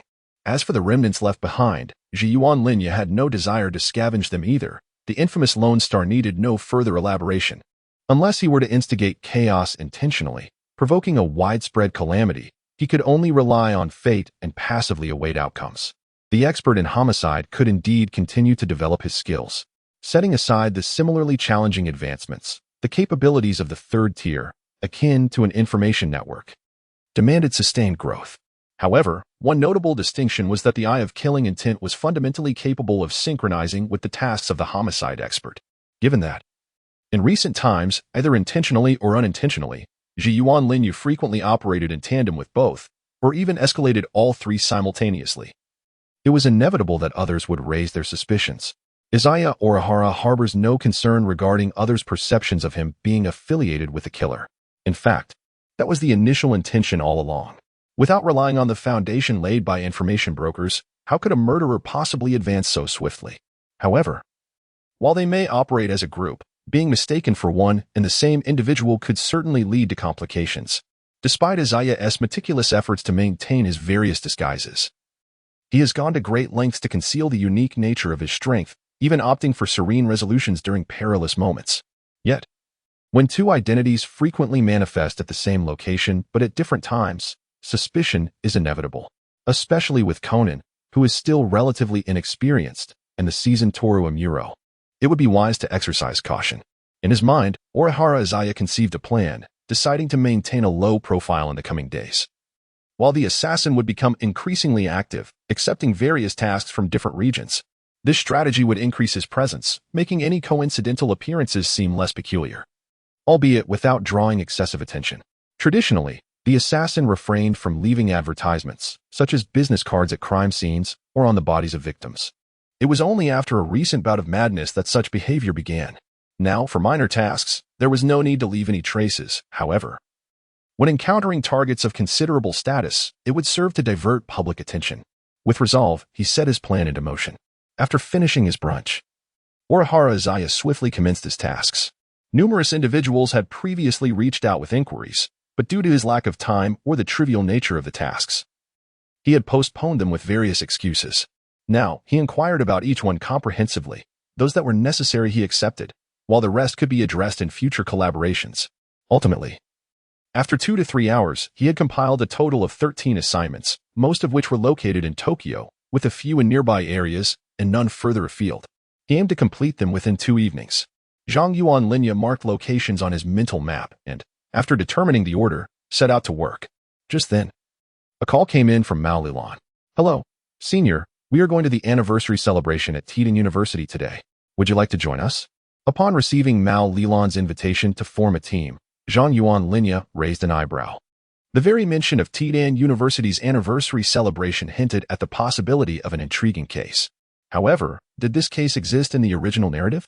Izaya Orihara scratched his head, possessing little to no recollection, which was quite understandable. His memories of the original work were fragmented, gleaned from the oversized television of his childhood. Not only was he lacking in details concerning the mid to late stage cases, but he also had numerous omissions regarding the earlier ones. Furthermore, the repetitiveness of many cases was striking. "Oh well, you may proceed. I have a commission to attend to." Izaya Orihara declined the invitation from Ran Muri to form a team, not even bothering to inquire whether Conan would attend. Regardless of the assurances that he would not go, it was highly probable that he would ultimately show up.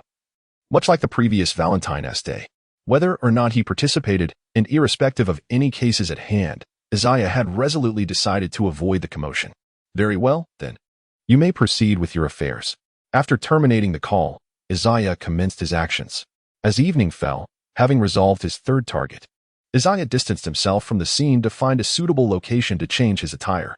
besides preparing to temporarily revert to his original identity and seeking a place for dinner. His primary concern was the possibility that the body had already been discovered, leading to a widespread police investigation that could trace back to him. In such a scenario, the disguise he wore might transform into damning evidence. However, as Izaya turned into an alley he presumed to be deserted, he unexpectedly encountered not one, but rather two figures at the alley's end. To be more precise, 1.5 individuals. Indeed, 1.5. One was a middle-aged man clad entirely in black, wearing gloves and a cap, while the other half was the lifeless body of a girl, her head severed in cold. To say she was a young woman would be misleading. She was more accurately described as a girl. In the early hours, Orihara Izaya recalled that the newspaper featured not only an article about himself, but also one detailing a series of abductions and murders of young girls. Initially, Izaya did not dwell on it, for there had been numerous similar cases in the past, and he had pondered the connection to the original incidents. However, it later became evident that there was no correlation. It appeared that since the arrival of death itself, the levels of danger in various aspects had escalated dramatically. Unexpectedly, he found himself intertwined with this occurrence. Rather, it was not mere coincidence. The secluded and desolate location proved to be an exceptionally strategic point for such actions. His disguise here and another's violent deeds aligned perfectly. In summary, Izaya could only remark, at the grand stage of the rice flower, if you possess life, then come forth. Upon seeing Orihara Izaya, the man, who had just committed murder, displayed a blend of panic and fey with a flick of his wrist. Izaya Orihara unleashed a switchblade. Even without the enhancement of murderous intent in his eyes, the palpable pressure was enough to instantly sober the man. Before the man could utter a word, a wet, sickening sound echoed as Izaya nonchalantly sent him to join the corpse lying nearby. Turning away, Izaya realized he would have to find another location to change his attire, not forgetting to burnish his reputation along the way. As he sought a place to dine, Izaya noticed several police cars, lights ablaze, speeding towards the location he had mentioned to Inspector Magyar. Their swift arrival seemed almost too coincidental, suggesting they hadn't departed from headquarters but were rather patrolling nearby.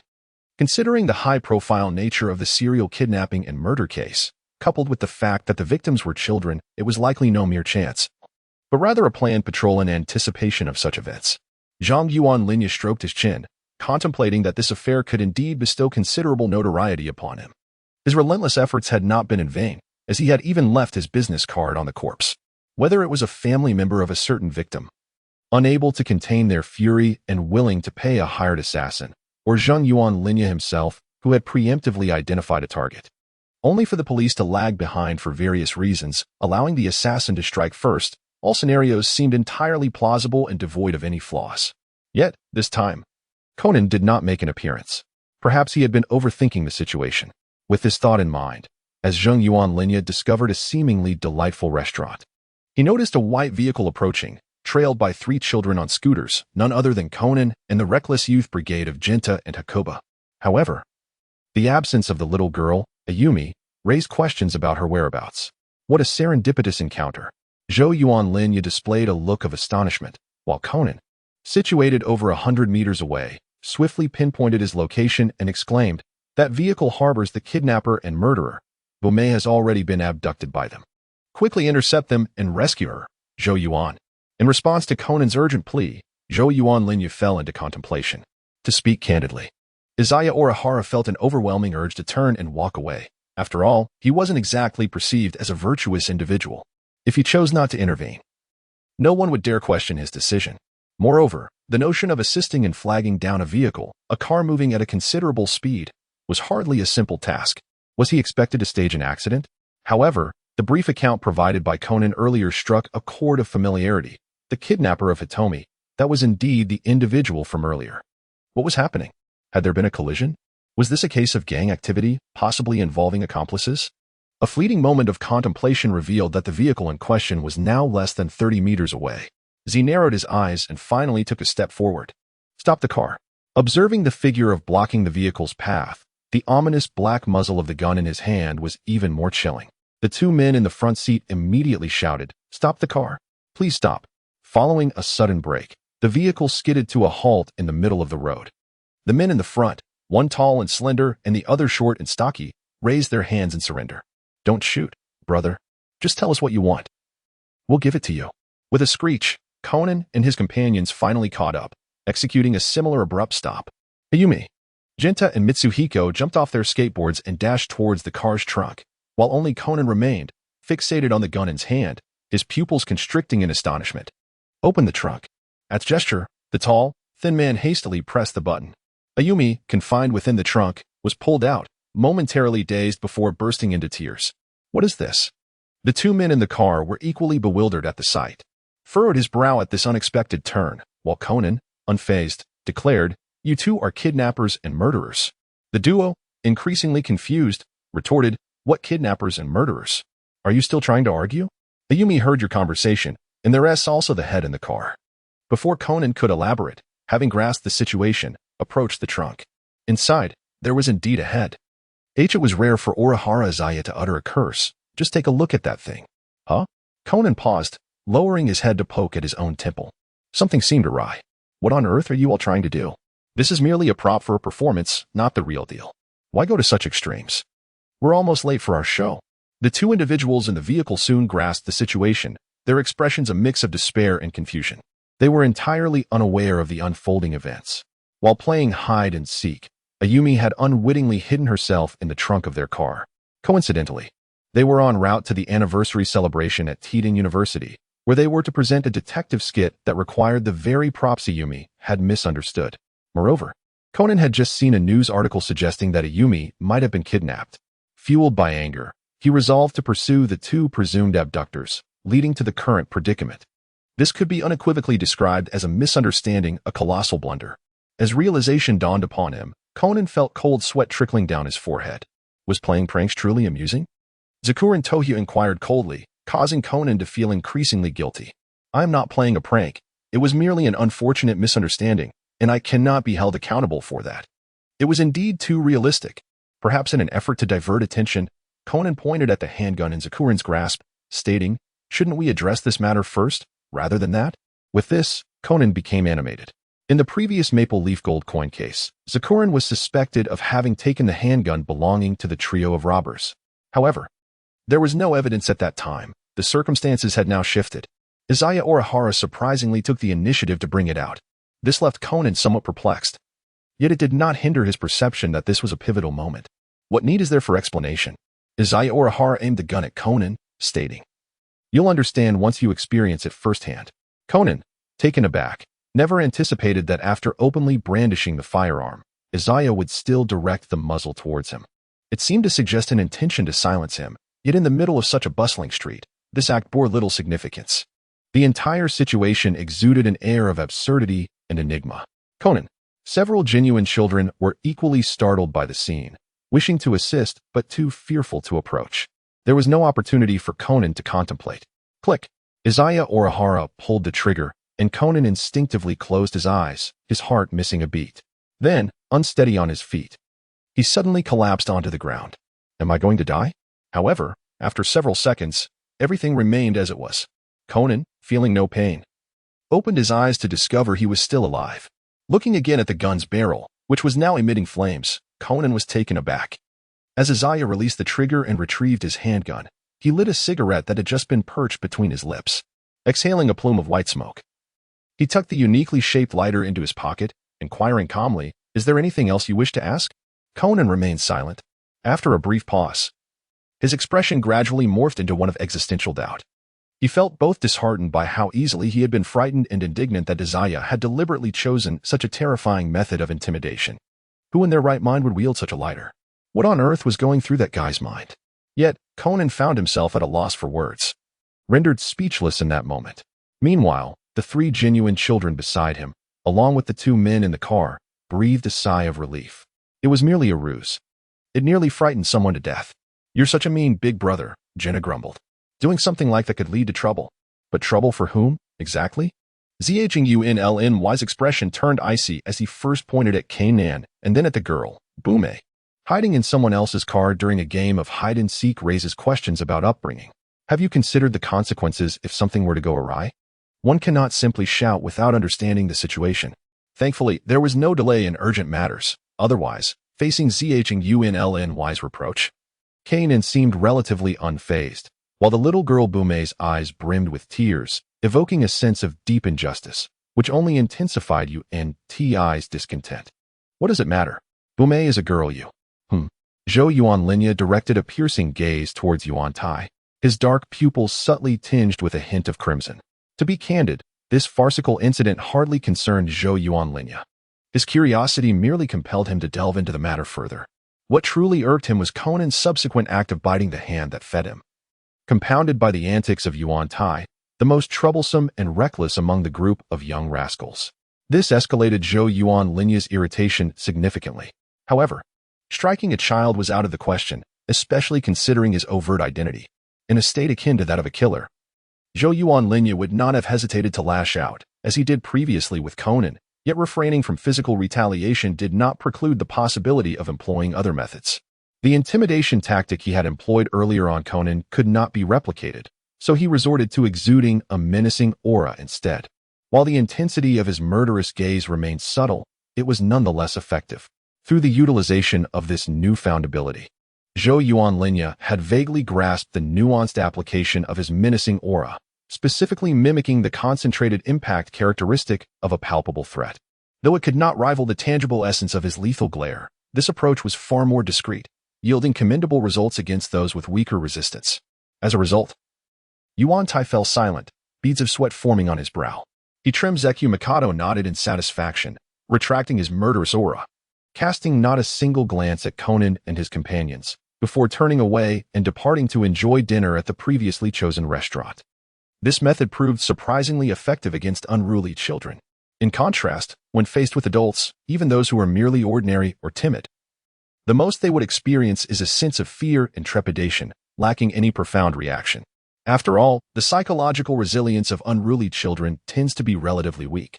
Should the accumulation of this murderous intent continue to intensify, it is conceivable that even without the use of the murderous gaze, a similar effect could be achieved, potentially transforming this intent into a genuine weapon capable of ending a life with a mere glance.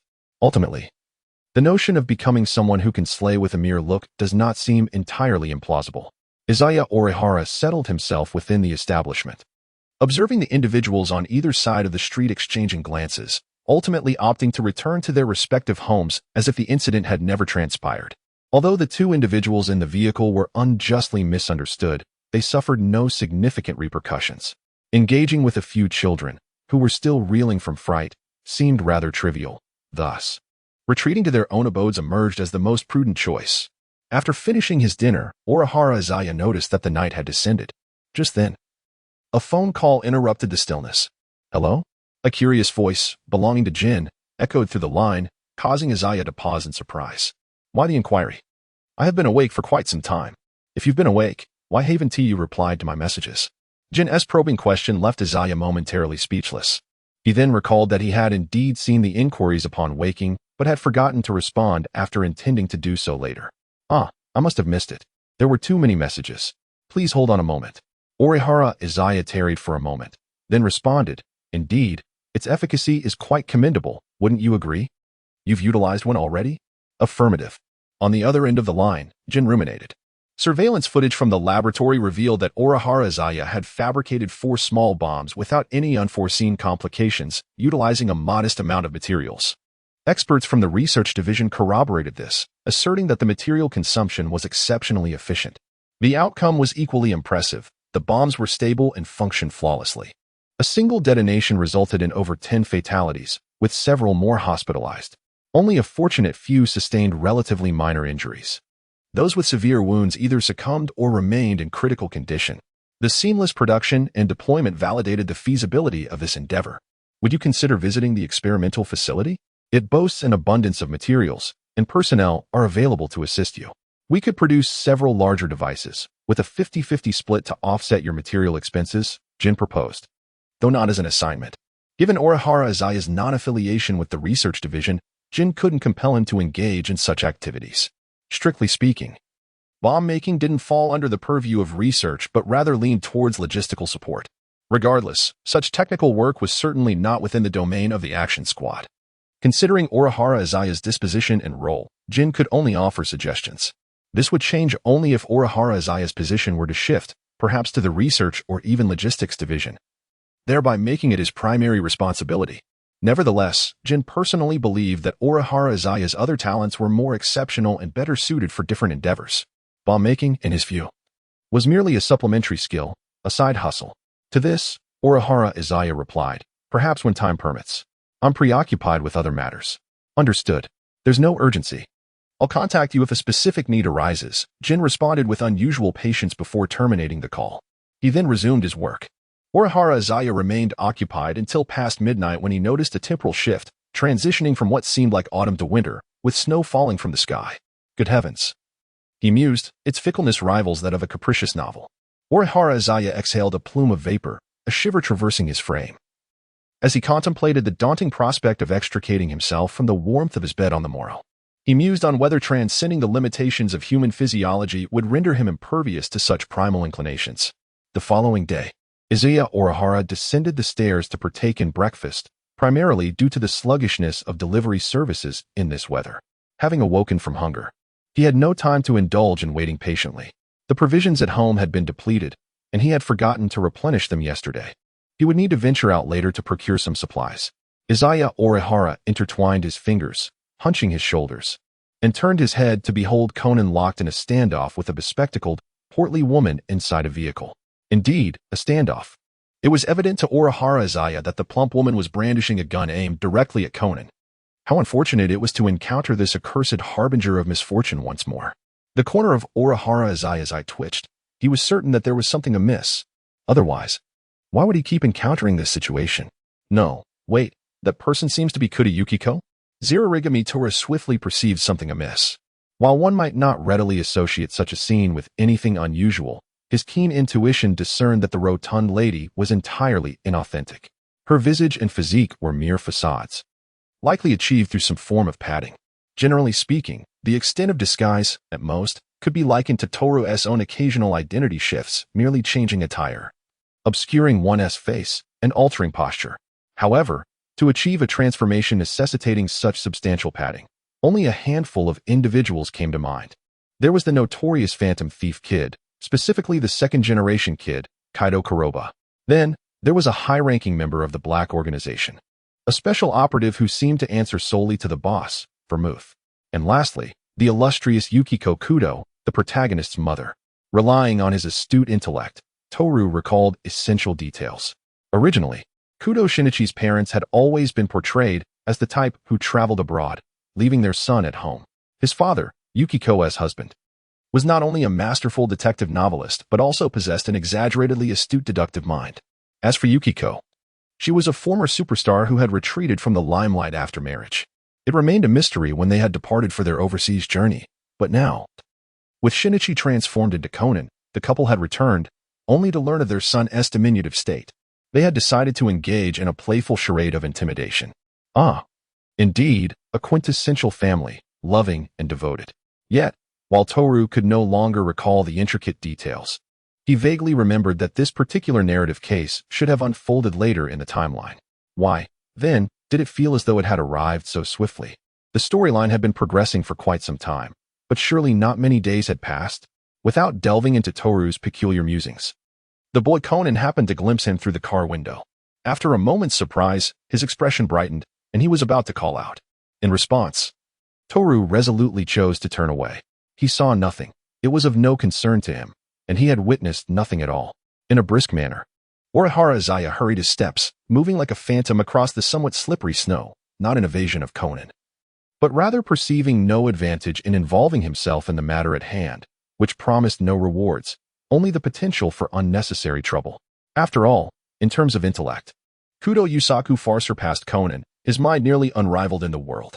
It was wise to tread carefully, as Orihara Izaya's figure swiftly diminished into the distance. Conan stood in stunned silence. He yearned to confront Izaya indignantly, questioning why he feigned ignorance of his presence. Yet the current circumstances left no room for such musings. Seizing the opportunity at a red light, the woman, who bore a striking resemblance to a member of the enigmatic Black-clad organization, had her attention somewhat diverted due to Conan's peculiar behavior moments earlier. He hastily pressed the accelerator, propelling the small vehicle into the intersection against the light, becoming ensnared in the midst of it. As the woman gasped and slammed on the brakes, Conan flung open the car door. using the multitude of vehicles suddenly halting to conceal his escape, vanishing into the swirling snow. An hour later, having finished his meal and organized his supplies, Orihara Izaya commenced his tasks for the new day.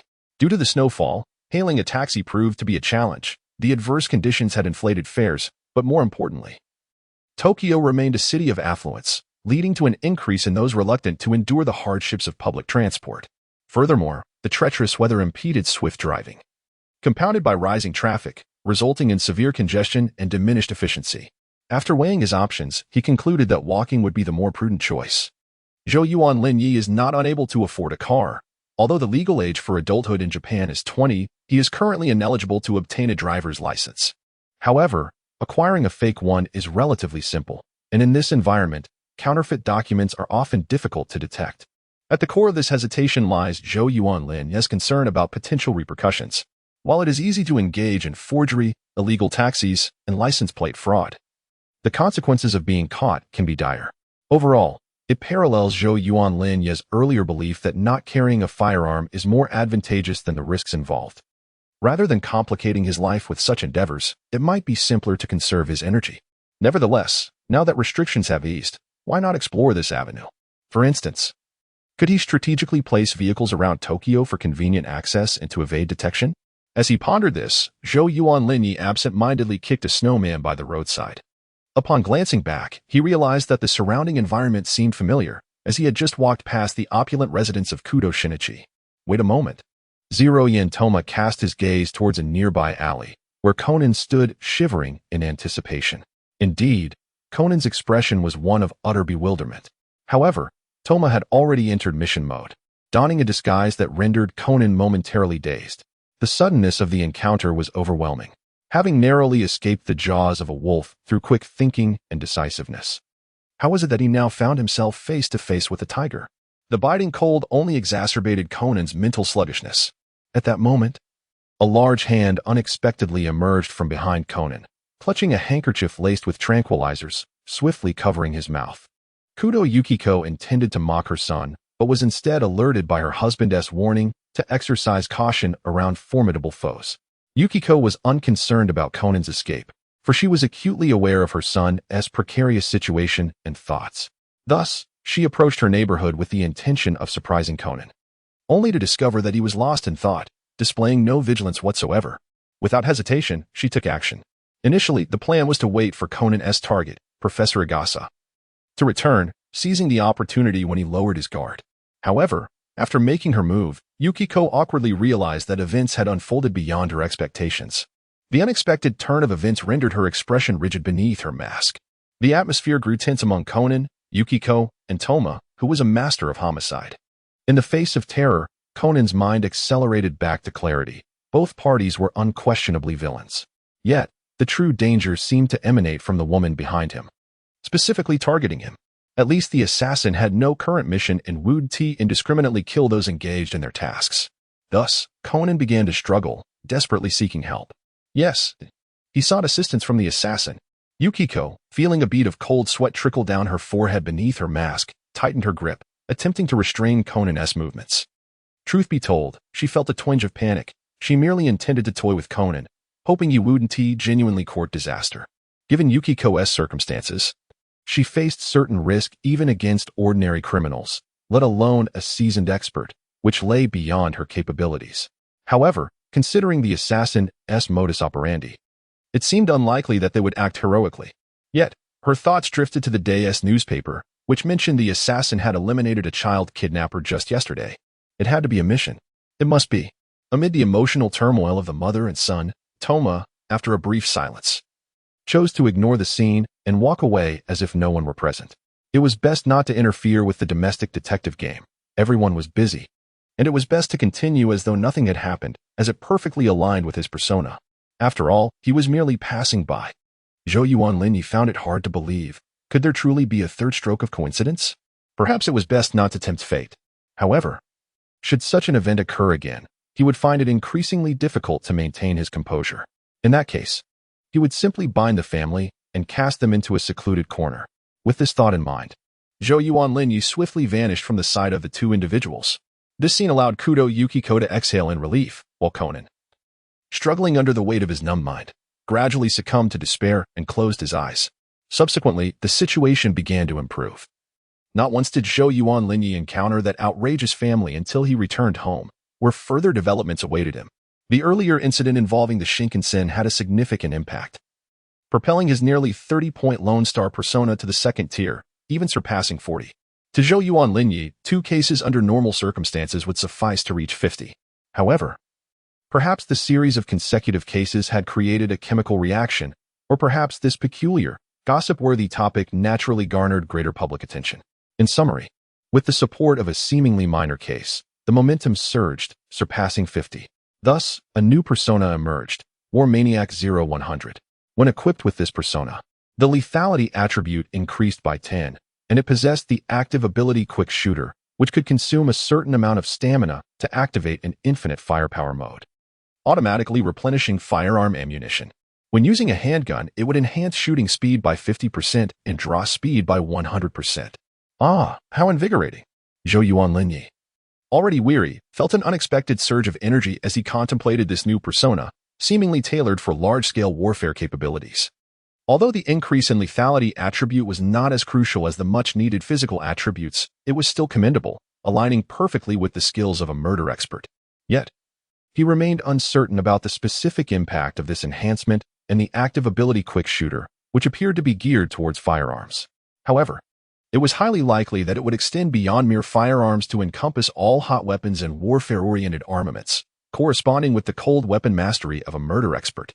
The primary function was infinite firepower, along with the unique shooting and drawing speeds associated solely with handguns. He realized he needed to find an opportunity to practice this skill thoroughly. With this thought, Zhou Yuanlin decided to call Jin. Hello? Need a laboratory? Jin assumed Zhou Yuanlin was contemplating bomb making. No, I wish to practice shooting, primarily with handguns. If you have a training ground or something similar. I need to practice. I trust one won't have to provide for the necessary consumables, will I? Zurei Tamiya has once again begun to exploit the resources of the distillery. While utilizing the distillery's equipment for personal endeavors may pose certain challenges, engaging in practice should not present any issues. Despite the fact that Tamiya currently possesses an unbounded arsenal akin to that of a quick-draw artist, concerns regarding ammunition are entirely unfounded. However, it is important to note that such endeavors do require physical stamina.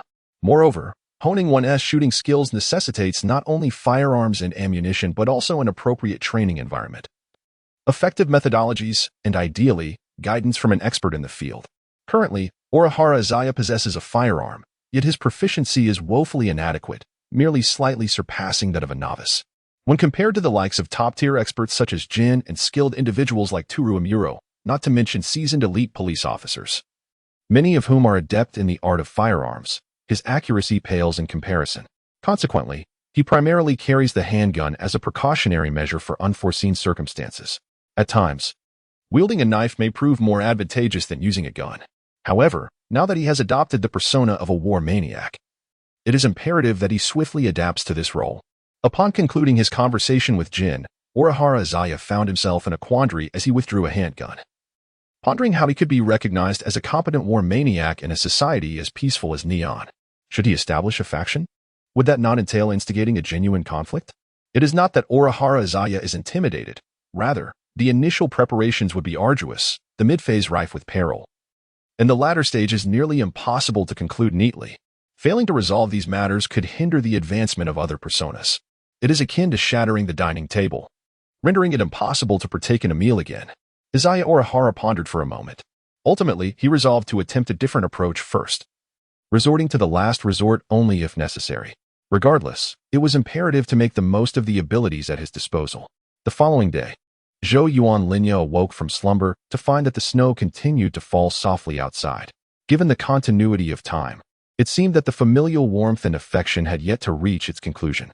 Groggily stifling a yawn, Zhou Yuanlin rose to freshen up and prepare a bowl of instant noodles. After 2 consecutive days of relentless work, he had finally completed all his tasks.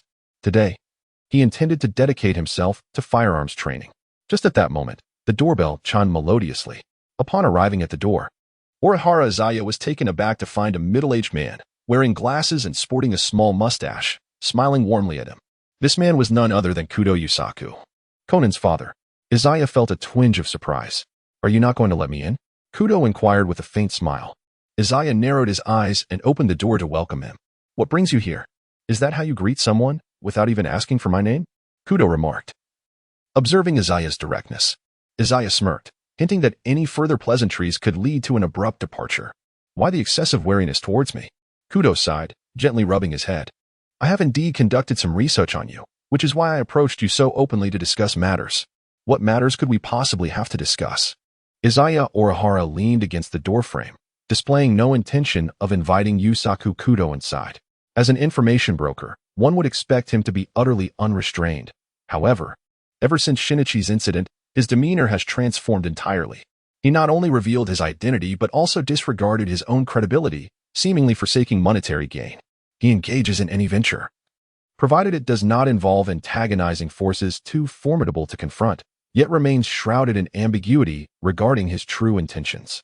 Kudo adjusted his glasses, stating, I truly cannot fathom your motives, but it does not hinder my understanding that you are certainly not our adversary. Orihara Izaya cupped his ear. I have already stated. Let us refrain from unnecessary chatter. He found nothing peculiar about Kudo Yusaku's demeanor. After all, unlike Conan, the latter was a highly seasoned detective who did not insist on evidence or even clues for every matter. It is the essence behind appearances, intuition, and the outcomes of reality that hold greater significance. Furthermore, Kudo Yusaku did not perceive matters as strictly black or white. For instance, the existence of a murder expert. What of it if they have committed murder? As long as interests align, collaboration remains possible. Otherwise, if one were to pursue perfection in all things, would the police who eliminate evildoers not also be deemed villains? Admittedly, this reasoning is flawed. Yet it carries a kernel of truth. This is the essence of his thought process. Matters vary in urgency, and foes are classified in order of significance. In summary, Kudo Yusaku had his suspicions.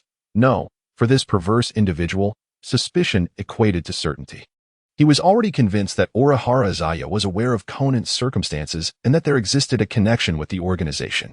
However, due to the lack of information, he remained at a previous stage, and Orihara Izaya's illogical behavior had left this individual momentarily bewildered. Yet, this did not deter Kudo Yusaku from focusing on the crux of the matter. Cooperation was feasible. While in-depth collaboration was unachievable, a superficial partnership was undoubtedly possible. Initially, he intended to take Shinichi abroad, managing all subsequent issues himself.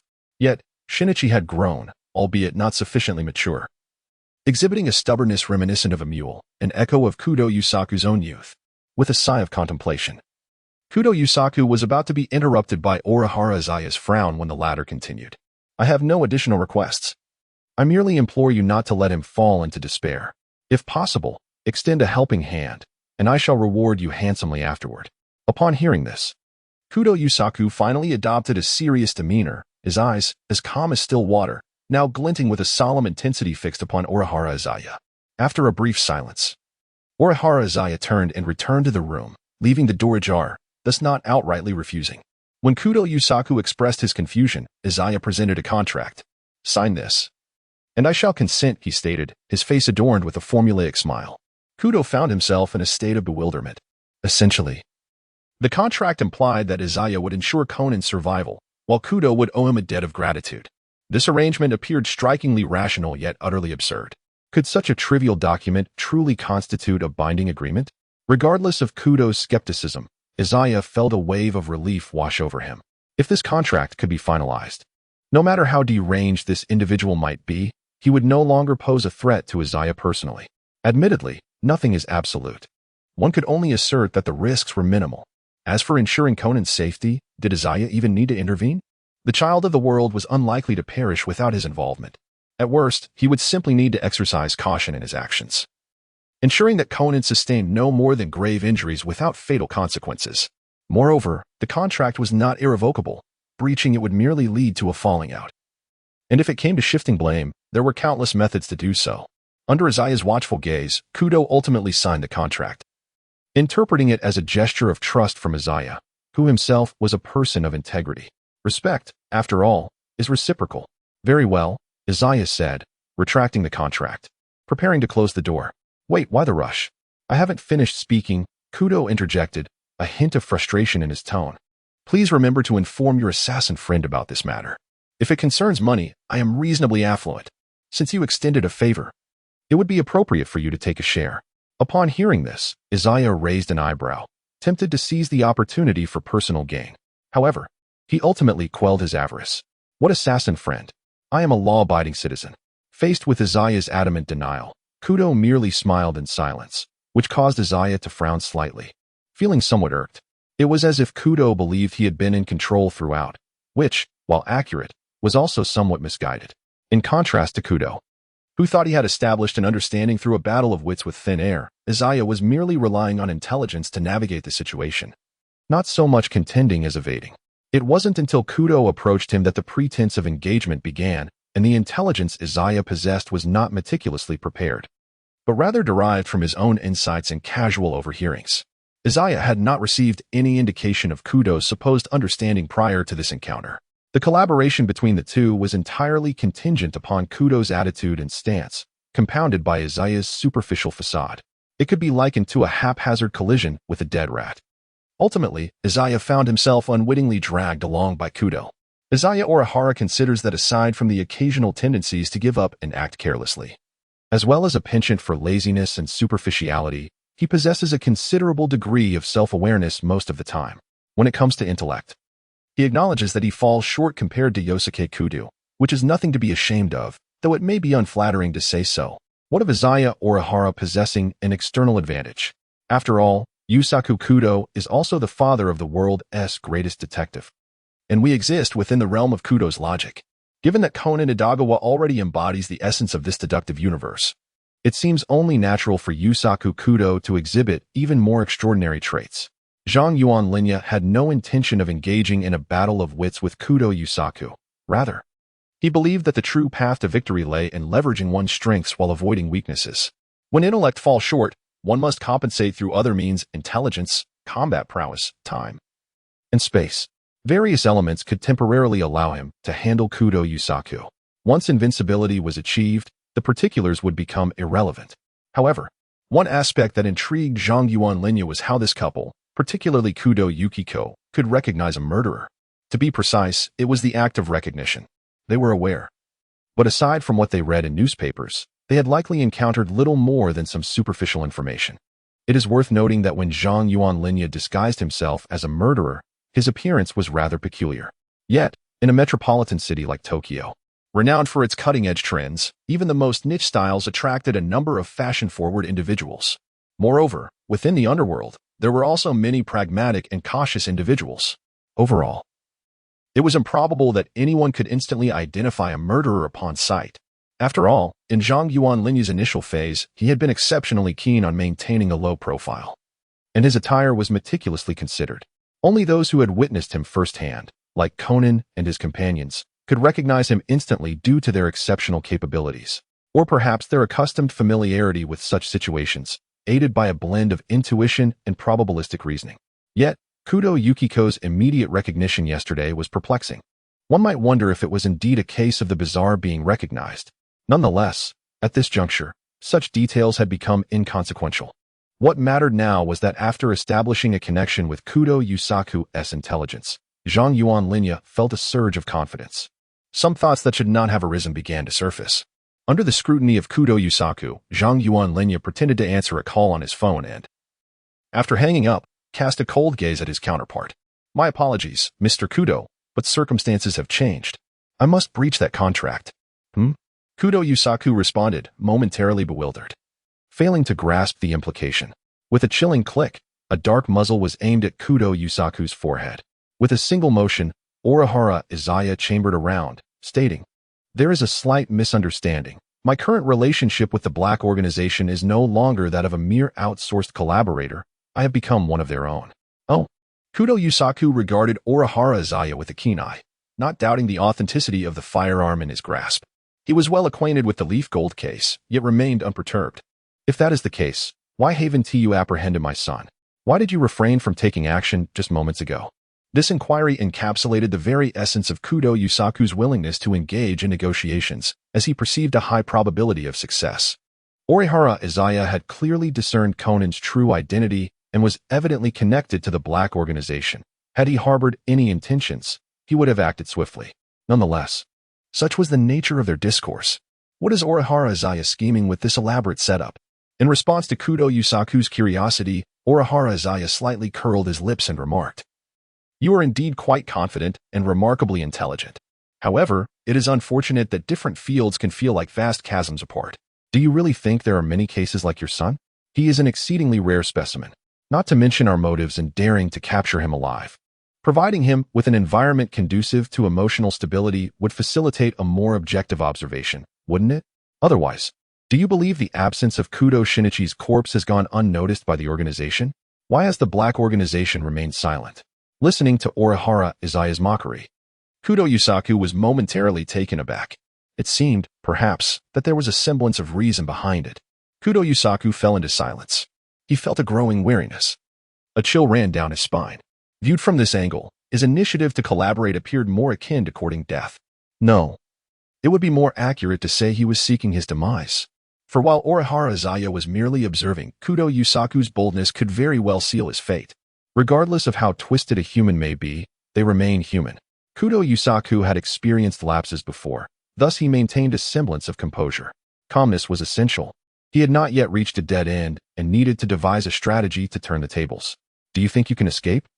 Zarakawa Toya offered Kudo Yusaku no opportunity to utilize his intellect. Is this not the essence of highlighting strengths while avoiding weaknesses? Regardless of how intelligent or eloquent one may be, can one truly resurrect after a bullet is fired? With a resounding bang, accompanied by the sound of a gunshot, Kudo Yusaku, attempting to charge forward in a desperate bid, was met with a barrage of colorful confetti that struck him squarely in the face, leaving him momentarily stunned. A confetti gun? Kudo Yusaku's mind ground to a halt. The rapid succession of unexpected events caused such a significant shift in his mental state that he found himself utterly unable to react. The absurdity of the situation was simply overwhelming. Kudo Yusaku struggled to comprehend what Tohi's intention could possibly be, especially considering that he had been perceived as a rather earnest individual. Surely, it could not be merely for amusement at his expense?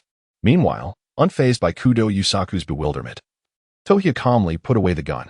As the old adage goes, in battle, a family fights as one. A family should stand united. After having frightened Conan previously, it was only fitting that Kudo Yusaku, as a father, should undergo a similar experience. Furthermore, having just startled his own son, Toya could be seen as avenging that unfortunate boy. However, considering Kudo Yukiko, that could prove somewhat troublesome. Perhaps it would be best to refrain from further antics.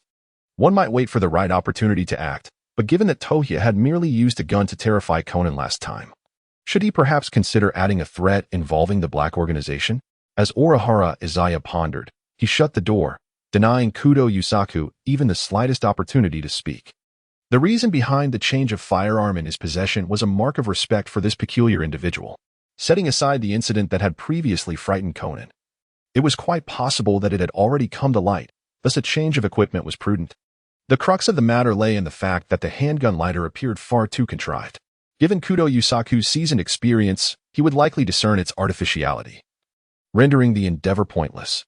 In contrast, the flare gun possessed sufficient weight, a hint of gunpowder, and even the capacity to be loaded convincingly. This was not an acquisition made specifically for Kudo Yusaku. Rather, it was a casual purchase made alongside the handgun lighter out of mere curiosity. Naturally, Orihara Izaya had contemplated utilizing such counterfeit products more frequently, ensuring that when the need arose, he could seamlessly blur the lines between reality and illusion. The interplay of truth and deception is what renders the discernment so ambiguous. However, should he choose to employ such tactics in the future, one must wonder what further modifications might be necessary. Having successfully intimidated Kudo Yusaku, Orihara Izaya found his spirits lifted, primarily due to the sense of having gained an advantage. This outcome, at its core, stemmed from the other party's negligence, or more accurately, a misjudgment of his capabilities, such as the disparity in their intelligence. Kudo Yusaku had, in fact, overestimated Orihara Izaya, albeit with regard to his intellect. In truth, Orihara Izaya's mental prowess was rather mediocre. His true reliance lay in the intelligence he possessed. Kudo Yusaku remained oblivious to his identity and was entirely unaware of the advantages at his disposal. The underestimation led to a predictable downfall. Regardless, the prelude to the serious matter had drawn to a close. After finishing his meal and disposing of the refuse, Orihara Izaya made his way to the address of the base that Jin had relayed to him. This address belonged to a company located in the heart of the city, ostensibly operating normally while, in reality, concealing vast underground developments. Agasaki Biological Pharmaceuticals. As per usual, Orihara Izaya, well disguised, lifted his gaze, squinting to scrutinize the sign of the shell company, which, in terms of appearance, seemed to have invested more effort than he had anticipated. Zerwa Linya stepped towards the entrance of the company. Two guards, clad in suits and sporting sunglasses, reminiscent of the refined demeanor of the Jin duo, immediately extended their hands to halt Zerwa Linya, inquiring about his identity. Zhang Yuanlin also hesitated for a moment, sensing that these two individuals were likely not professional bodyguards, nor mere security personnel. However, they did not appear to be mere peripheral members of the distillery either, attempting to bolster their performance. It was more probable that they were simply brought in as a fade, mere decorations to present a semblance of security. This made it rather inappropriate to mention the name of Jinjiu outright, for it would not only jeopardize these unfortunate souls, but also invite significant criticism from Jinjiu himself. Conversely, if he were to disclose his own identity, it would be rather implausible for Jinjiu to act so carelessly.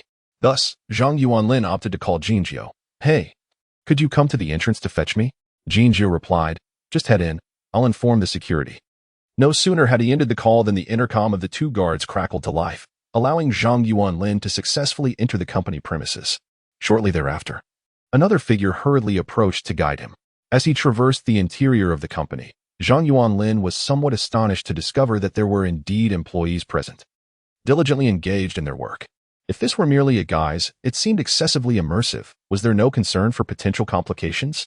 Or were these individuals all merely peripheral members moonlighting?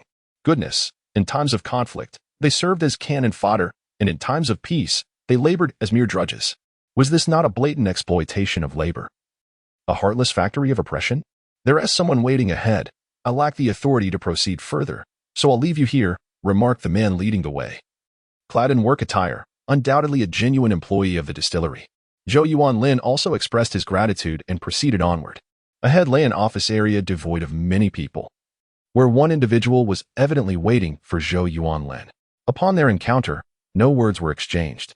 They entered a nearby office, where the man shut the door and secured it, subsequently unveiling a small elevator hidden behind a bookshelf. "We shall descend to the 4th basement level. Master Jinjiu is awaiting your arrival," the man intoned in a gravelly voice. "Understood." Zhunlny nodded slightly and stepped into the elevator, commencing its descent. Judging by the array of buttons within the elevator, it became evident that there were, in fact, 5 entire subterranean levels. The specific functions and conditions of each level remained a mystery to Zhunlny. However, it was certain that a training ground and a repository for firearms and ammunition were present. As the elevator doors slid open, he stepped into a corridor bathed in pristine white light. To Zoraguchi Tohyu's astonishment, he discovered that the 4th sublevel was, in fact, a laboratory, filled with an array of materials and experimental apparatus, interconnected and bustling with individuals clad in white coats. "Here we are," he remarked, after taking a few steps forward. Zoraguchi Tohyu caught sight of Jin.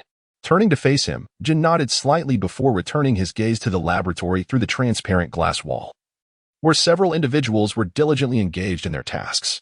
As Orihara Izaya drew closer, he observed several individuals clad in white lab coats engaged in pharmaceutical experiments. With his relatively expansive perspective, it appeared that the entire floor of the laboratory was dedicated to assisting in this endeavor, meticulously processing the outcomes derived from a myriad of gathered materials, culminating in the final stages of experimentation and observation of results. Among the group of lab-coated individuals, one seemed to be the focal point of their operations, a girl with her hands tucked into her pockets, unmasked and hoodless. She appeared to be of a similar age to Izaya, her chestnut short hair exhibiting a wavy texture reminiscent of a foreigner, or perhaps a blend of Eastern and Western ancestry, her features strikingly exquisite. Despite her loose-fitting lab coat, her shapely figure was evident, though this assessment was solely in terms of physique. Zhunlny harbored no profound opinions regarding the so-called alluring curves of the female form. His aesthetic judgment of the opposite sex was solely predicated on physique and facial beauty, coupled with charisma. As for talents and character, such qualities were not immediately discernible. Miyano Shiho, a research team member bearing the codename Shirley, was introduced by Jin, who noted the name tag adorning her chest, indicating both her identity and position. This suggested that the organization had little regard for this young woman, as they brazenly displayed her true name. Setting aside the issue of safety, it was evident that they were utterly confident in their hold over her, assured that she would not escape. Yet, for most members, the situation was similarly bleak. However, should the cost of silence or assassination prove excessively burdensome, the organization might reconsider. Mayano Shiho, on the other hand, was entirely different. Her fate was unequivocally to serve the organization indefinitely or meet her demise, a stance most resolute. Perhaps the experiment had concluded, or perhaps it had failed. The lab-coated scientists began to tidy their workspace, with Mayano Shiho at the forefront, casting her gaze outside. Upon noticing Zhiyuan Linya beside Jin, her brow arched slightly in curiosity. "Who are you?" she inquired as she exited the laboratory. Was her curiosity so insatiable? Zhiyuan Linya had assumed this sorrowful girl would be either morose or exceptionally cautious.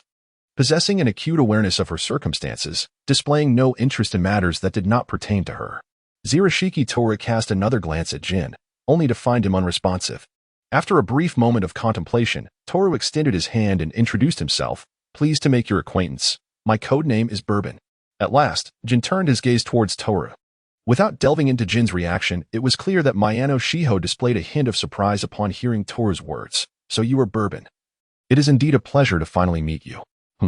Zhiyuan Lin tilted his head slightly.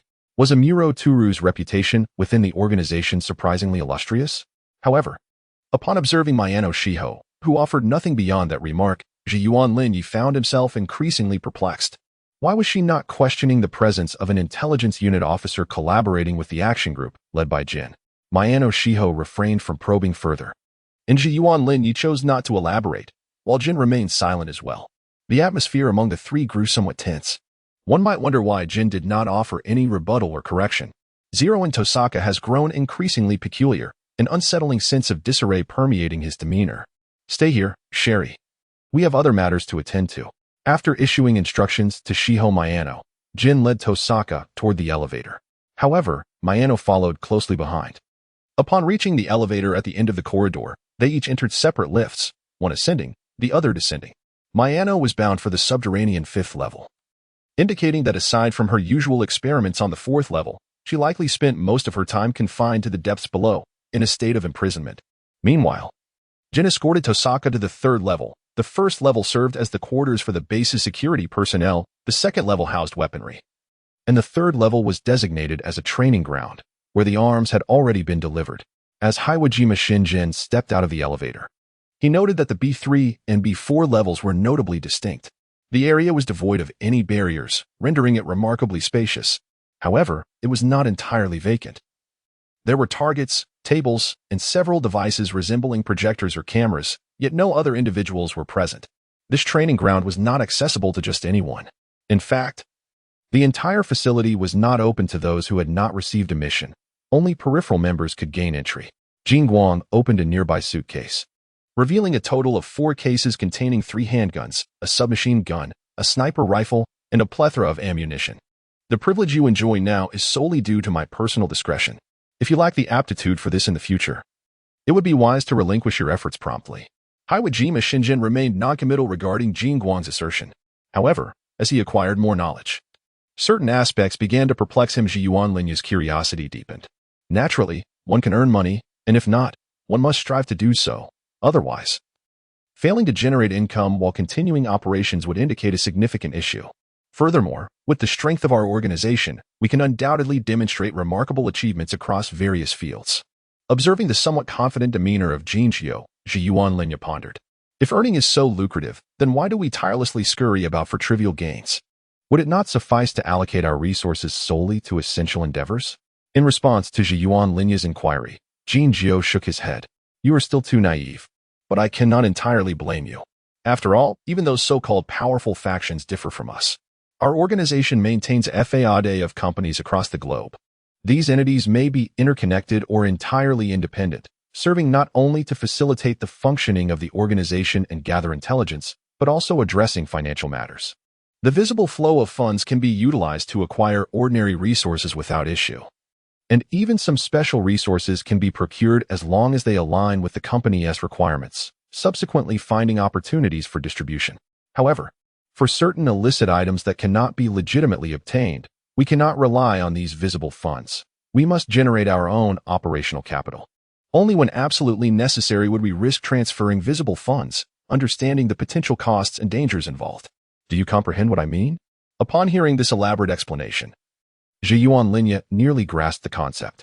In essence, the existence of these FAAD companies serves a purpose beyond mere profit. The visible funds are not easily accessible without incurring certain losses and risks, which is why they are not readily utilized unless absolutely essential. This indeed reflects the unique approach of the distillery, a tactic not employed by other factions, and only a global organization possesses the capability to execute such strategies. So, while you worry about the funds being discovered, do you not also fear that those under disguise might uncover the truth? Over the years, such risks seem to be considerably higher. Zhou Yuanlinya once again expressed his doubts. The two areas are completely isolated. Aside from individuals like you who enter from the office side, normal materials are accessed solely from the warehouse. Under usual circumstances, it is not permitted for too many people to enter and exit simultaneously. Jinjiu patiently elucidated once more. In truth, these inquiries are not particularly significant. Only members of the distillery's upper echelon are qualified and required to pay attention, and even the officials need not involve themselves, as Zhou Yuanlinya was merely being inquisitive.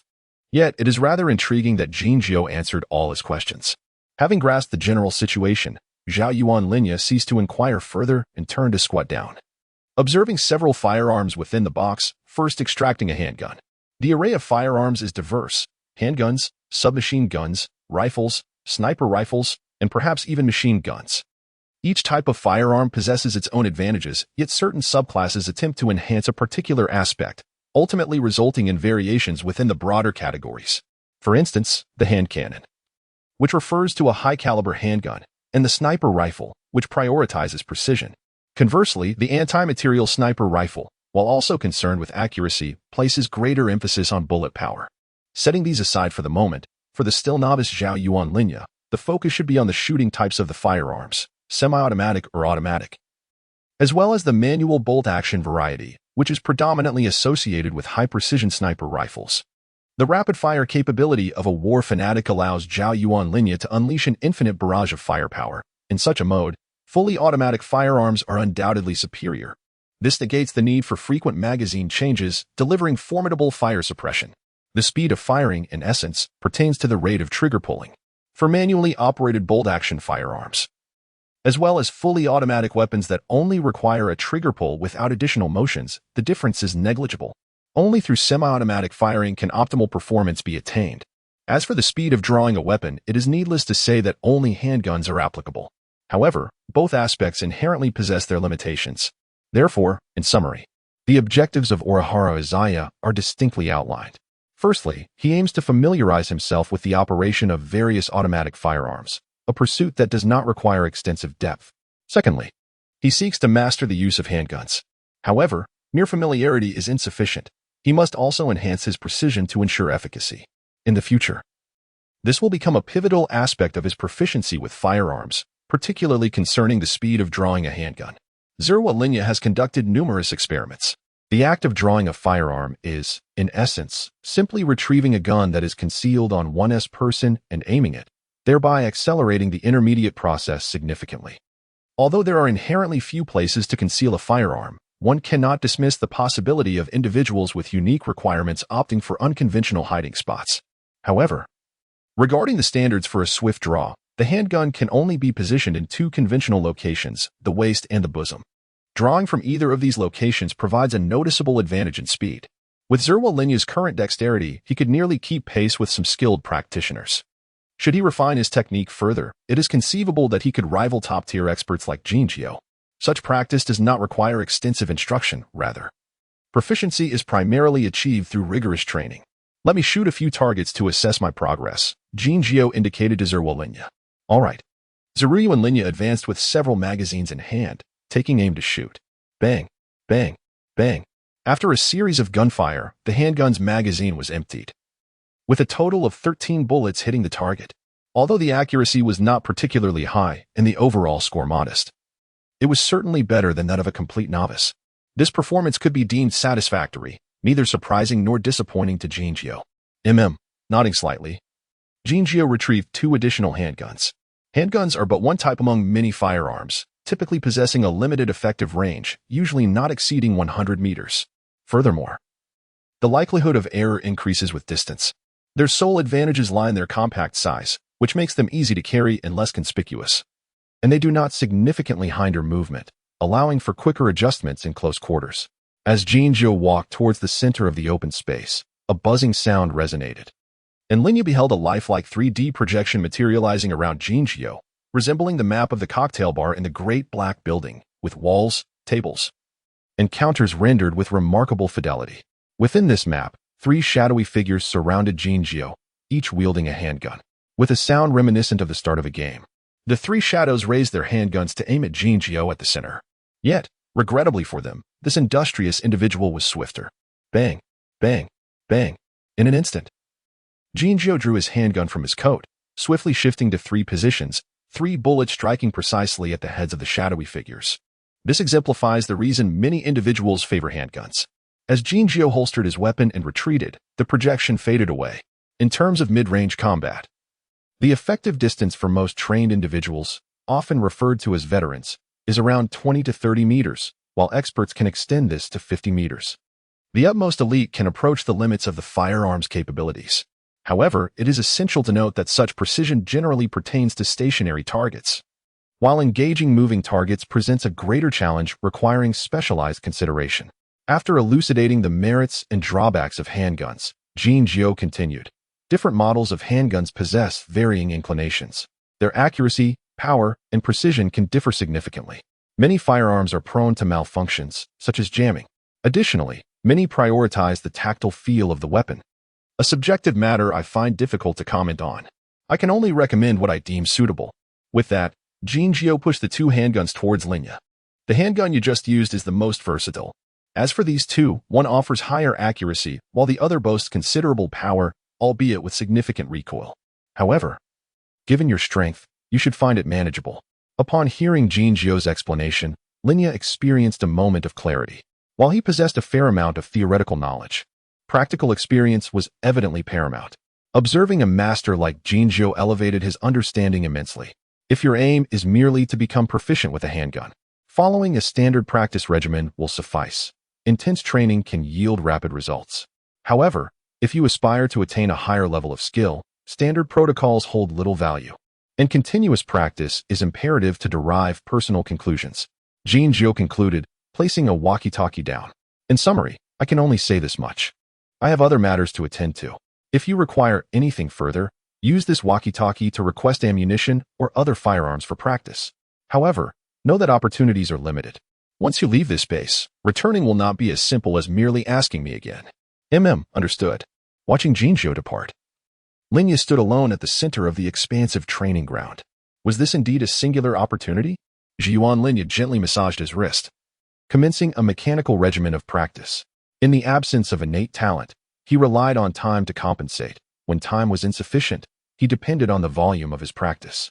10 shots bore no fruit. 100 merely warmed his hand.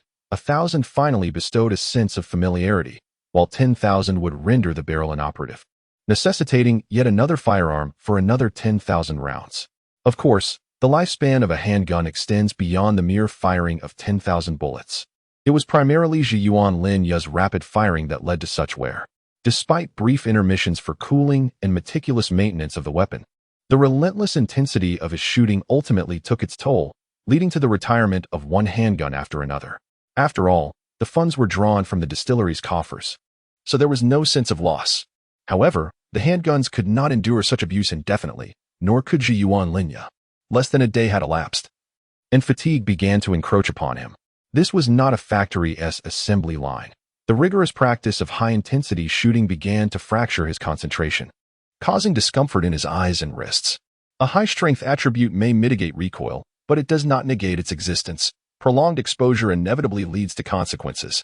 There was also the matter of his ears. Normal training would entail the use of earmuffs and goggles. Yet, in his pursuit of rapid adaptation, Zhiyuan Linya had eschewed all protective gear. Despite his relatively robust constitution, a typical individual would have already succumbed to the strain. Ah, he murmured, contemplating the dinner, or more accurately, the late-night snack, brought to him. After a moment's hesitation, he resolved to remain at the base. Jinjiu had merely mentioned another opportunity without specifying a time frame. If he were to sleep here until his training concluded, it would yield the same outcome. He doubted it could be deemed a violation of protocol. 3 days swiftly passed. Upon Jinjiu's return to the training ground, he observed a small mountain of discarded handguns and spent cartridges, alongside targets riddled with bullet holes, a testament to financial expenditure. Jinjiu's eyes involuntarily twitched as he glanced at Jiyuan Linya, who was still engaged in practice. Bang, bang, bang. At the 30-meter target, Linya emptied his magazine, hitting the bullseye with every shot. Such precision unequivocally marked him as an expert. Over the course of 3 days, he had expended more than 100,000 rounds, nearly depleting the entire stock reserved for the 100 stationed at the base. If this did not qualify him as an expert, Jinjiu would likely have shot him on the spot. It would take at least 2 missions to recuperate such operational funds, not to mention the cost of the firearms themselves. However, considering Jiyuan Linya's relentless effort over 3 days, sleeping on the ground with merely a coat for cover, Jinjiu refrained from voicing any objections, merely observing. It sufficed. Further excessive practice would yield diminishing returns. As soon as Jiyuan Linya cleared his magazine, Jinjiu finally spoke. Izaya Orihara turned his head and uttered a non-committal Is there a mission? One where I can kill without restraint. I wish to experiment with the effects. Upon hearing Izaya's words, Jin's brow furrowed slightly. I had presumed that your fervent practice with firearms was driven by some personal agenda.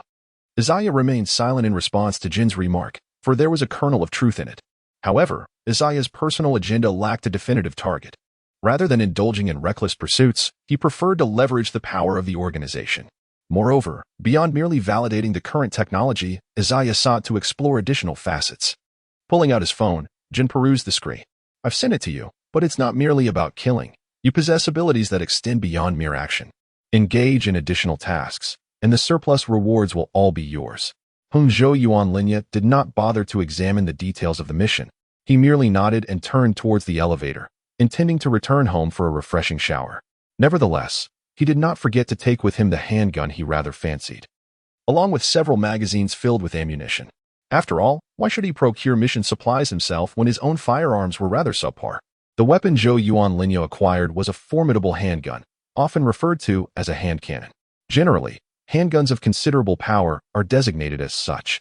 While the king of hand cannons is the M500 revolver introduced by Smith Wesson in the United States, an iconic firearm frequently featured in numerous Western films. Its advantages lie in its simple and efficient design, which virtually eliminates the risk of jams, as well as its rapid draw and firing speed that require minimal operation.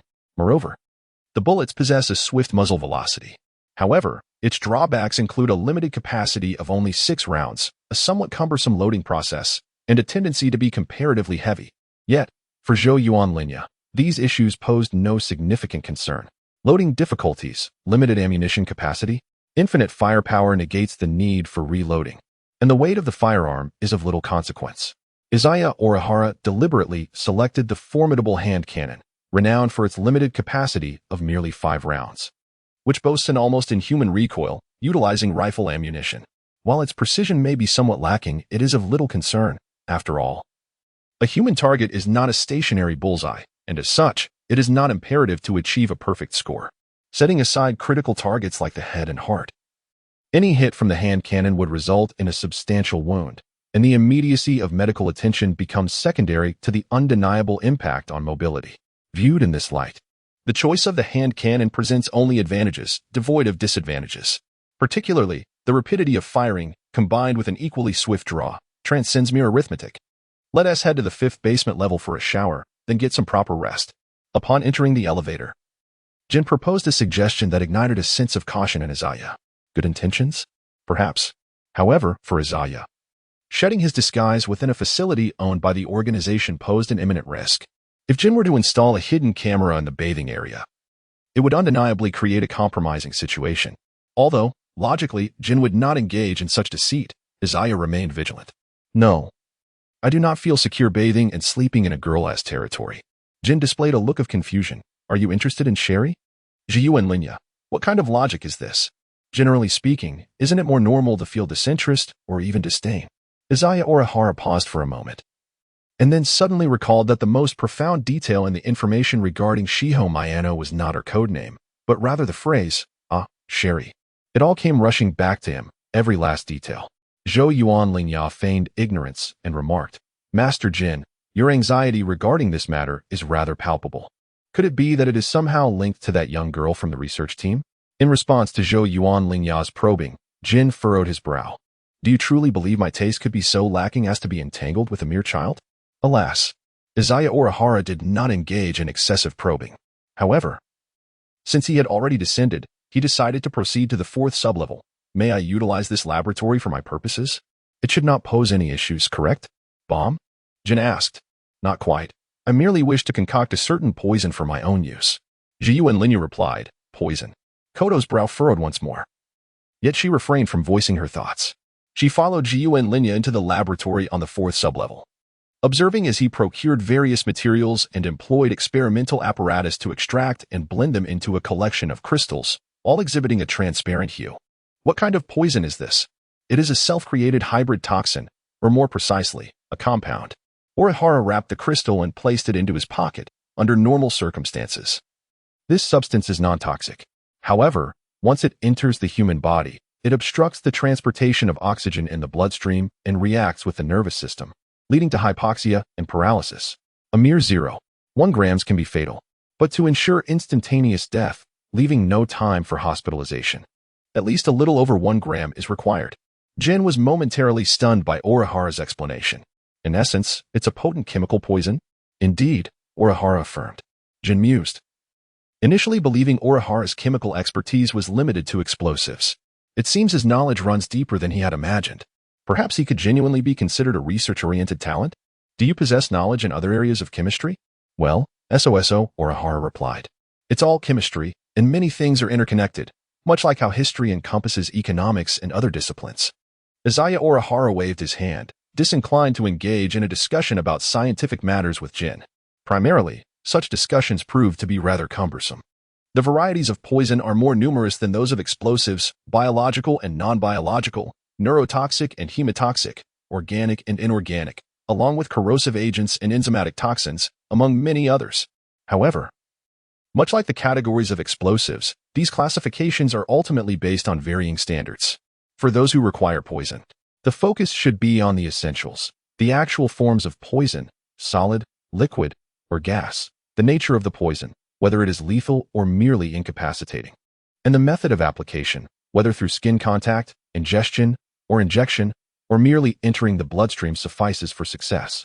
In contemporary society, the poisons most commonly employed for deliberate murder, aside from pesticides, are predominantly cyanides, which belong to the realm of chemistry.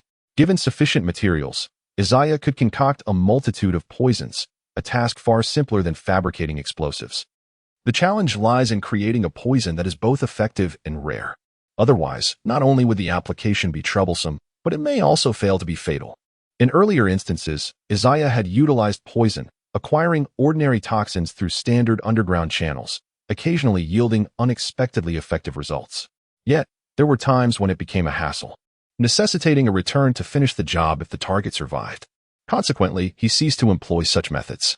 Now, with ample materials at his disposal, it would be exceedingly simple for Izaya to synthesize a poison with a high success rate, tailored to his needs. After all, this differs significantly from bomb making. A failure in the latter could prove fatal, whereas the former's failure is of little consequence. Would you like a share? Upon seeing Jin shake his head, Izaya turned to depart. In truth, the methods of assassination employed by the organization extend beyond various forms of blunt force. They also incorporate poison. Yet, compared to conventional poisons, the organization possesses superior alternatives, notably the core developmental project known as shrinkage.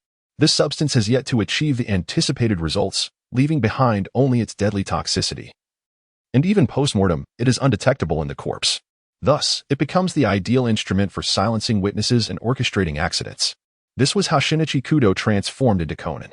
Of course, due to the complexity of producing this drug, it is not utilized frequently unless absolutely necessary. In truth, Orihara Izaya has indeed drawn inspiration from the production process of this substance. Generally speaking, merely observing the procedure may not yield substantial benefits. However, With Izaya's extensive knowledge and his analytical prowess, extracting even a modicum of insight is not particularly daunting. At first glance, this hybrid toxin appears crystalline. Yet it can also be rendered in a liquid form, whether introduced through the mouth or nose, or applied to a weapon once it enters the human body. It can swiftly induce immediate fatality. Furthermore, by incorporating certain unique components, the toxin's effects could be mitigated, prolonging the time until death. Izaya contemplates how to integrate it into bullets. However, considering the kinetic energy of the bullet and the elevated temperatures upon discharge, the challenge is considerable. And it remains a formidable task. It is not to say that poisoning bullets is entirely unfeasible. However, the toxins that can be applied tend to activate upon contact, posing potential risks, not only to the target but also to the firearm itself, leading to detrimental effects over time. In summary, after Izaya Orihara returned home and took a shower, he promptly set out once more to undertake a mission. This time, the target was the leader of a medium-sized criminal organization. The primary objective of the task was to procure an antique containing the channels for illicit goods from the target, which served as the principal source of income for this criminal syndicate. However, due to the organization's expanding reach, it would be preferable to eliminate its leader if circumstances allowed. Complete annihilation of the group could also be considered if the situation or capabilities permitted.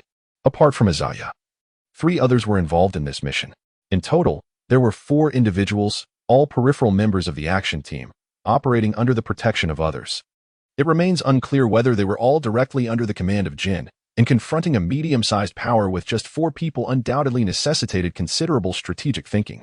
Zhang Yuanlin also briefly perused the relevant intelligence regarding the mission, including the specific details of the objectives, the appearance, name, and address of the leader of this medium-sized organization, as well as information about family members, interests, and hobbies. He also noted the number of organization members, detailed information on the core members, the overall level of armed forces, connections, and alliances. This task of consuming a medium-sized power, particularly its primary revenue channels, presented quite a challenge. In such circumstances, the most effective and universally applicable strategy is undoubtedly infiltration through disguise, attempting to get closer before taking action. However, the success of the disguise depends entirely on the individual. Annihilating them completely is relatively simple, but consuming them is rather intricate. Of course, Zhang Yuanlin need not concern himself with the subsequent handling. He merely needed to speak. As the taxi came to a halt, he tossed a few large bills and exited the vehicle. No need to look for change. Thank you, sir. The taxi driver sensed something unusual about Zhang Yuanlin, but preferring to avoid complications, especially with a tip in hand, he chose not to stir trouble. Zhang Yuanlin is not one to feel the pinch over a trifling expense. He has never been one to be stingy when it comes to serious matters, even regarding minute details, let alone when it pertains to mission expenditures, which are classified as official business and can be reimbursed from Qinjiao upon his return. If he were to cast aside his shame and embellish the expenses slightly, it would not be an issue. After all, the nature of their undertakings is such that they cannot be publicly disclosed, and it is unlikely that invoices or receipts would be requested. Thus, the practice of extracting a modest profit from these expenditures has become an unspoken norm among many, with workers sharing a tacit understanding. As he approached a narrow alleyway, 3 equally well-concealed colleagues had already arrived at the predetermined rendezvous, awaiting Zhang Yuanlin's arrival. In any situation involving teamwork, even tasks requiring just 2 individuals necessitate a leader, albeit nominally. There must always be someone at the helm unless circumstances are particularly unreasonable. Otherwise, the others must heed the leader's guidance. Should differing opinions clash, the task would essentially lose its purpose. And the choice of leader typically depends on the rank of the members involved. However, the classification among peripheral members is quite varied, while core members operate at the same level. Consequently, in most instances, a leader is designated for the task. It is indisputable that Orihara Izaya is the orchestrator, as he was responsible for the previous incident as well. Let us proceed. Zhou Yuanlin found no inclination to verify the identities of the 3 individuals, deeming it unnecessary. The quartet possessed a clear objective, directing their focus towards a secluded manor. This residence belonged to the leader of a medium-sized faction, a family dwelling that also served as their stronghold, with a daily guard force exceeding 30. The question arose of how to proceed. Should they infiltrate? A diligent colleague inquired, clad in a knitted cap and a thick cotton coat. Among the peripheral members, this individual was classified as a level 2. While the other 2 held levels 1 and 3, respectively, indicating a balanced distribution of ranks, with Zhou Yuanlin not included in their count. As the commander, Izaya Orihara ought to devise strategic plans. Well, considering it is merely a small team of 4 individuals, it may only qualify as tactical arrangement rather than a full-fledged strategy. Yet this does not diminish the necessity for proper organization. Orihara Izaya's gaze ascended momentarily as he deliberated for a fleeting couple of seconds. Breach their defenses and eradicate them all, he decreed. The trio of esteemed colleagues responded in unison to Orihara Izaya's directive, their expressions mirroring a shared sense of incredulity. Are you suggesting that the 4 of us launch a frontal assault against several dozen adversaries? Is there a complication? Izaya Orihara remained remarkably composed. The first-tier member, donning a cap, was left in fits of laughter. Setting aside whether we possess such capabilities, even if we could indeed accomplish it. Are you truly unaware of that individual's temperament? To be ostentatious is to court disaster, is it not? Jiu and Linya cast a glance at the individual. Are you suggesting that the person who, year-round, conceals his face not at all, dons an ostentatious black coat and a black top hat, sports a shockingly vibrant mane of golden hair, and drives an exquisitely tasteful vintage automobile, meandering about as if to brandish the notion of I and the villain as a banner, while casually exuding an aura of menace, is indeed low profile? The colleague in a duckbill cap found himself momentarily at a loss for words. The 2 individuals beside him were equally speechless. Rest assured, while discretion is indeed a guiding principle, the very existence of such a principle stems solely from the stringent expectations set forth by Jin, stemming from a profound mistrust in your capabilities. To put it plainly, what he desires is merely the outcome, not the journey. Zhou Yuanlin rubbed his throat, which had been uncharacteristically hoarse lately, causing him some discomfort. As long as we can ensure that there are no unforeseen complications, the method of obtaining results is of little consequence. Can you guarantee that? Do you really think that's why I'm undertaking this? As the one responsible for this operation, let me assure you that I am no novice, nor is this my first endeavor. Do you have any objections? After exchanging glances, the 3 good colleagues considered Zhou Yuanlin's reasoning to be sound. So, shall we charge in directly? Is that truly without risk? Rest assured, I am not one to court death recklessly. With that declaration, the 3 colleagues felt it inappropriate to voice further concerns, resigning themselves to follow orders while remaining vigilant. Should the situation take a turn for the worse, they would not hesitate to abandon Zhou Yuanlin and make their own escape, as it would clearly be a significant oversight, and there would be no repercussions from above. Thus, the 4 of them strode boldly toward the target estate. Hold on. Perhaps we should temper our bravado and approach from the rear instead. From a distance of over 100 meters, Zhou Yuanlin observed nearly 10 individuals stationed at the estate's entrance, each armed with a firearm. The front yard was alarmingly open, devoid of any cover, prompting him to opt for a more cautious approach. Not an act of zirarigami, Toru brandished his short knife, mindful that it would be preferable to enter as quietly as possible, avoiding any unnecessary commotion. Confronted with a multitude of firearms, even he could feel his heart ache at the prospect. The challenge posed by Jin truly demonstrated his respect for Toru. Charge. The 4 swiftly transformed into mere shadows, racing towards the rear wall of the manor, easily vaulting over it. Well, it was only Toru who managed the feat with such ease. The other 3 colleagues coordinated their efforts. One acted as a base for the others to ascend, who then assisted the climber in reaching the top of the wall. Overall, the trio lagged significantly behind Toru. Maintaining vigilance, Orihara Izaya patiently awaited the arrival of the trio, not necessarily relying on them for substantial assistance, but appreciating their potential as expendable assets to delay and divert enemy fire.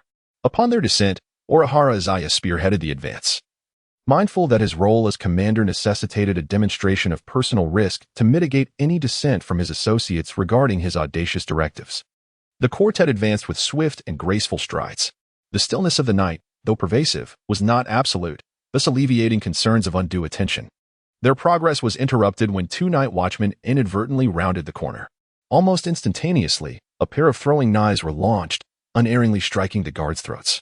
Before the 2 could react, Orihara Izaya surged forward, swiftly seizing their heads and, with a sharp twist, severing them completely. This display of lethal efficiency left his 3 colleagues, who had intended to deliver the coup de GRC, exchanging glances of mingled relief and awe, as it became evident that Orihara Izaya possessed the capabilities to execute their scheme. The member clad in a fisherman's hat and jacket, in concert with his baseball-capped compatriot, discreetly dragged the corpses into a nearby flower bed, concealing them from immediate discovery. Their infiltration, though covert, was characterized by stealth and assassination rather than disguise. The four then stealthily approached the rear entrance of the central mansion, where their knitted cap-wearing accomplice produced a length of wire and deftly disengaged the lock. Orihara Izaya had entertained the notion of scaling the building and entering through an accessible second-story window, but the unlocked door proved equally suitable. The four slipped inside in single file, ensuring the rear entrance was secured behind them. Orihara Izaya proceeded at the vanguard, for among the quartet. He alone possessed the means for subtle, ranged attacks, while his three companions were limited to close quarters. Peering from the corridor into the hall, he observed two figures, one reclining on a divan engrossed in a book, the other slumbering. Orihara, casting a glance back at his esteemed colleagues, gestured subtly. Two of them stealthily advanced toward a nearby stairwell. Checkmate. With a flick of the wrist, a throwing knife found its mark, piercing the throat of the reading man before he could react. His eyes widened in disbelief as he attempted to rise, but Orihara's velocity was simply too great. Thrust. A single, decisive strike severed the head. A torrent of blood erupted forth, finally rousing the sleeping man. Alas, before he could discern his surroundings, a second decapitating blow plunged him back into the abyss. As if alerted by the commotion downstairs, faint footsteps echoed from the second-floor landing, and simultaneously, the main door creaked open. Yet, even as the guards materialized, Orihara's two colleagues, lying in wait at the stairwell, each plunged their daggers into their respective targets, silencing them with a swift, lethal strike. Meanwhile, the individual entering through the mansion's entrance was met by Orihara's remaining comrade, who, with a swift, gloved hand, muffled the intruder's mouth before delivering a precise, fatal cut to the throat. Though their coordination may have lacked absolute perfection, their actions spoke volumes of their exceptional individual capabilities. The density of guards within the manor surpassed initial expectations, a double-edged sword. While it heightened the risk of detection, it also presented opportunities for strategic manipulation. Had they been massed together from the outset, a direct, forceful assault would have been unavoidable. Fortunately, the estate lacked surveillance cameras, a factor that significantly mitigated the operation's complexity. Had such systems been in place, an altogether different, more nuanced approach would have been imperative from the start. Izaya Orihara observed as his colleagues concealed the corpse on the spot. The four of them proceeded cautiously up the staircase towards the second floor. However, upon reaching the second floor, an unexpected turn of events unfolded. No, to be precise, it was not merely an accident. It was indeed a surprising decision. The guests from an enigmatic and formidable organization arrived with astonishing swiftness, far quicker than we had anticipated, and rather than infiltrating discreetly, they burst in with ferocity. Seated in the center of the second-floor hall on a sofa was a man with a crew cut clad in a suit, bearing a prominent scar that ran down his face. According to intelligence reports, this individual was the second in command of the target organization, almost certainly slated to become the next leader. Behind him stood over 20 armed men, their weapons aimed directly ahead. Were we anticipated in advance? No. This time, Jin had made it clear that without prior signs, it was impossible to foresee such an occurrence. Could it be that yet another unknown colleague encountered unforeseen trouble? Zhang Yuanlin's expression remained tranquil. To be frank, the intelligence capabilities of the distillery are quite exceptional, yet they are not devoid of flaws. In a vast forest, one can find all manner of birds. Setting aside the presence of traitors and moles, there are inevitably some misfits among the ranks who masquerade as competent, and while erroneous intelligence can be rectified, the true fear lies in falling into a trap. This apprehension is the primary reason Zhang Yuanlin refrains from forming alliances. Managing them becomes exceedingly arduous, making it far preferable to remain a lone wolf. Regarding the intelligence for this mission, Zhang Yuanlin has chosen to harbor a degree of skepticism. Otherwise, following the established protocol, he would have collaborated with the second-in-command to ascertain the optimal disguise through meticulous analysis of various pieces of intelligence, approaching the target with safety as the foremost priority before taking action. The notion of having intelligence personnel simply steal the target while simultaneously conducting an investigation is, alas, a hope that is unlikely to materialize. For the moment one decides to act, conflict becomes inevitable. The greatest assistance from the intelligence team to Zhang Yuanlin lies in their vigilant observation of the estate, ensuring that the target remains within its confines. Any deviation would prompt immediate notification. Otherwise, one cannot even ascertain whether the target is present, rendering any reckless charge futile. Thud, thud, thud. The sound of footsteps echoed from the staircase, and without needing to glance back, Zhang Yuanlin understood that those at the estate's entrance were preparing to encircle and ambush from behind. From the very outset, it had all been a trap. What a predicament! What should be done? His three esteemed colleagues exhibited a slight air of panic and aggression. Yet no one blamed Zhang Yuanlin for the predicament they found themselves in, as it was simply unavoidable. This is the nature of infiltration and assassination. Such outcomes are inevitable as long as the intelligence remains unchanged. However, Zhang Yuanlin remained undeterred by the situation. He was disinclined to inquire about the intentions of the second-in-command.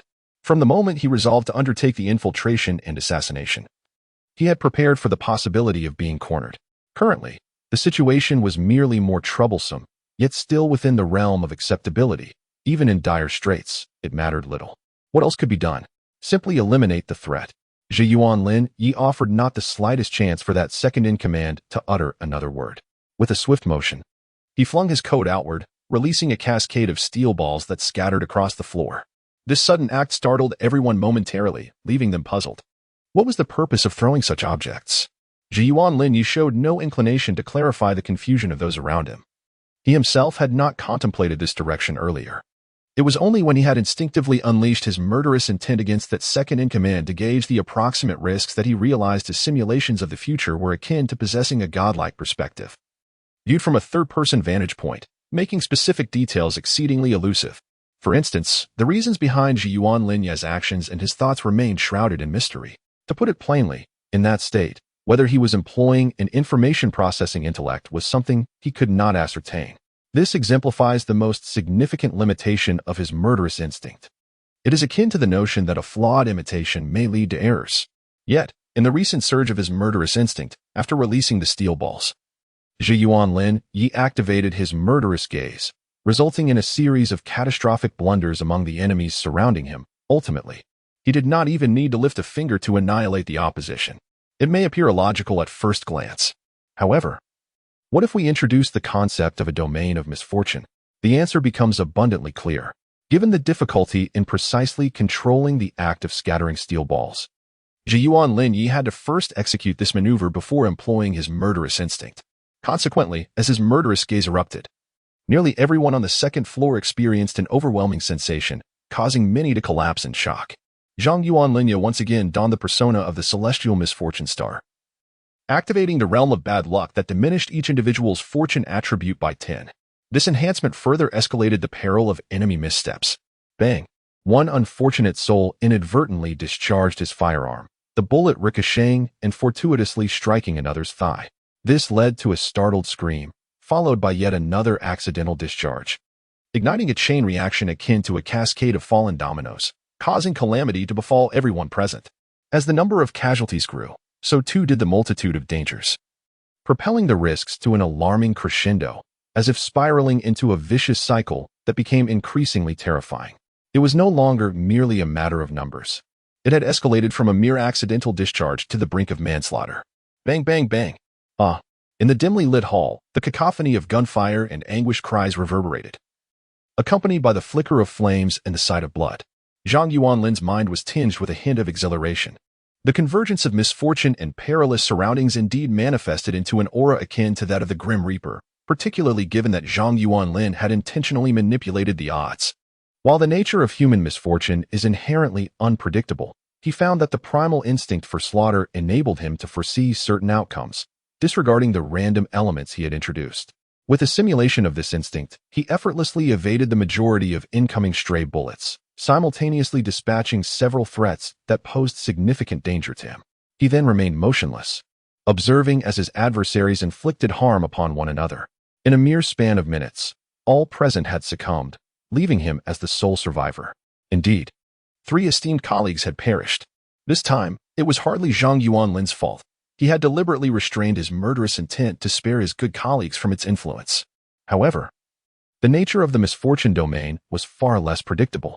The trio had been affected by the manipulation of their luck attributes, ultimately rendering them vulnerable to the fatal stray bullets. The synergy of their character traits, coupled with a dash of cunning, culminated in what could only be described as a true aura of death. Anyone within the confines of that domain could be said to have been marked by the specter of death, their time swiftly running out. Zhou Yuanlinya once again extended his hand to touch his left forearm. Regrettably, it was impossible to replicate perfectly. He had inadvertently been grazed by a stray bullet, leaving a minor abrasion. However, considering he had faced a barrage of gunfire, this was a relatively fortunate outcome. He swiftly wrapped a cloth around the wound to stanch the bleeding, thereby preventing any evidence from being left behind. Rather than seeking the bullet that had grazed him, an endeavor rendered nearly futile by the overwhelming odds, he turned his attention to the sole remaining henchman, who was barely clinging to life. This individual appeared to possess an unexpected streak of luck. Not only had he avoided instant demise, but he had also escaped with injuries that, while grave, did not require immediate medical attention to ensure his survival. Upon meeting Zhou Yuanlinya's gaze, the injured henchman, having sustained 3 bullet wounds, wore an expression of sheer terror mingled with bewilderment. His astonishment stemmed not only from the palpable aura of menace but also from the bewildering turn of events that left him utterly perplexed. How had everything unraveled so completely? It was not a case of mutual harm, yet it was undeniably a situation of reciprocal injury. What had transpired? Why had things devolved into such chaos? This was not how events were supposed to unfold. It could not be so. The bizarre developments had surpassed the henchman's understanding. Leaving Izaya, Orihara cast a glance over the scene, confirming the absence of any survivors before making his way towards the 3rd floor. However, at that moment, several figures peered in. Clearly, in addition to the large contingent on the 2nd floor, the leader had also retained a conservative force near the 3rd floor. The commotion they had heard below had likely rendered them hesitant to act recklessly. It was only now that they dared to cautiously assess the situation. But one could not fault them. The earlier noise had indeed been alarmingly loud, and they were likely bracing themselves to fulfill their duties. Unfortunately, these few individuals held no significance. Bang, bang, bang. With a swift motion, Izaya Orihara discharged his firearm, the projectile instantly felling one adversary with a fatal blow to the neck. The remaining assailants retreated in haste as the walls around the stairwell's bend were riddled with bullet holes. Exasperated cries arose, questioning the nature of such a potent handgun. Yet, a misguided confidence lingered among the group, assuming their numerical advantage would suffice against a weapon of limited capacity. Orihara, hearing their voices, smirked. A relentless barrage ensued for half a minute, leaving the opposition bewildered. Was it possible he hadn't reloaded? Did he possess multiple firearms? As the barrel of Orihara's weapon began to heat, a sense of unease finally dawned on the guards on the 3rd floor. They cursed the unyielding hail of bullets. Puzzled by its peculiar rhythm, the continuous gunfire suggested no reloading, yet the intervals between shots defied the capability of a single handgun. Could he be wielding 2 simultaneously? If so, how could such firepower be sustained? While the guards hesitated, contemplating alternative tactics, it was too late. The sustained assault had breached the wall, exposing their position. 2 bodies were instantly riddled with bullets. The survivors retreated, unwilling to risk even a token counterattack. Orihara grew impatient. He realized that his initial ability alone could only provide a limited advantage. He needed to end this quickly to avoid complications, though the location was isolated. Explaining the presence of a heavily armed group, time was of the essence. To expedite matters, Orihara, while firing with one hand, produced a grenade, launching it with precision into the 3rd floor. The resulting explosion annihilated the remaining guards, who were caught between advancing and retreating. The earlier reluctance to use a grenade on the 2nd floor stemmed from the confined space. Such an action would have been suicidal. The previous success was due to the smaller number of enemies, their advantageous positioning for a swift escape, and, crucially, their lack of firearms, preventing interception. This situation highlighted the need for non-lethal, offensive grenades, such as smoke, stun, and flashbang grenades. The thought of incendiary and poison gas grenades also crossed his mind. Adopting a wartime mentality, Orihara's perspective broadened. However, practicality reigned. Orihara was limited by his carrying capacity. With his quick-draw skill and infinite ammo, he should at least carry a submachine gun. Stamina was also a factor. He had tested the infinite ammo perk. His current constitution limited him to around 10,000 rounds before affecting his mobility. Pistols were manageable due to their lower fire rate. Submachine guns, at maximum output, would only allow for about 10 minutes of sustained fire. Wielding one in each hand, doubling the fun, would have that time. Orihara Izaya ascended the staircase. Upon reaching the 3rd floor, his gaze swept over the fallen bodies. Bang! A would-be assailant, lurking by a doorway in a futile attempt to ambush Orihara, met his end with a single gunshot to the head. While Orihara hadn't consciously registered the man's presence, his ingrained habits dictated that upon entering any new locale, he would instinctively employ his information-gathering prowess to assess the surroundings, thereby minimizing the potential for ambushes.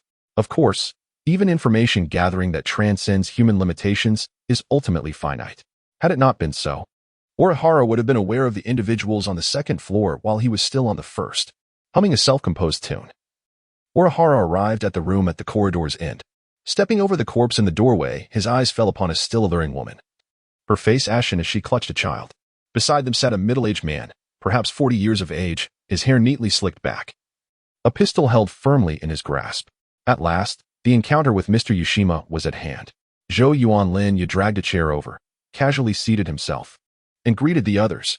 As the leader of a medium-sized faction, Shang Dao remained relatively composed, refraining from directing his firearm at Zhou Yuanlin.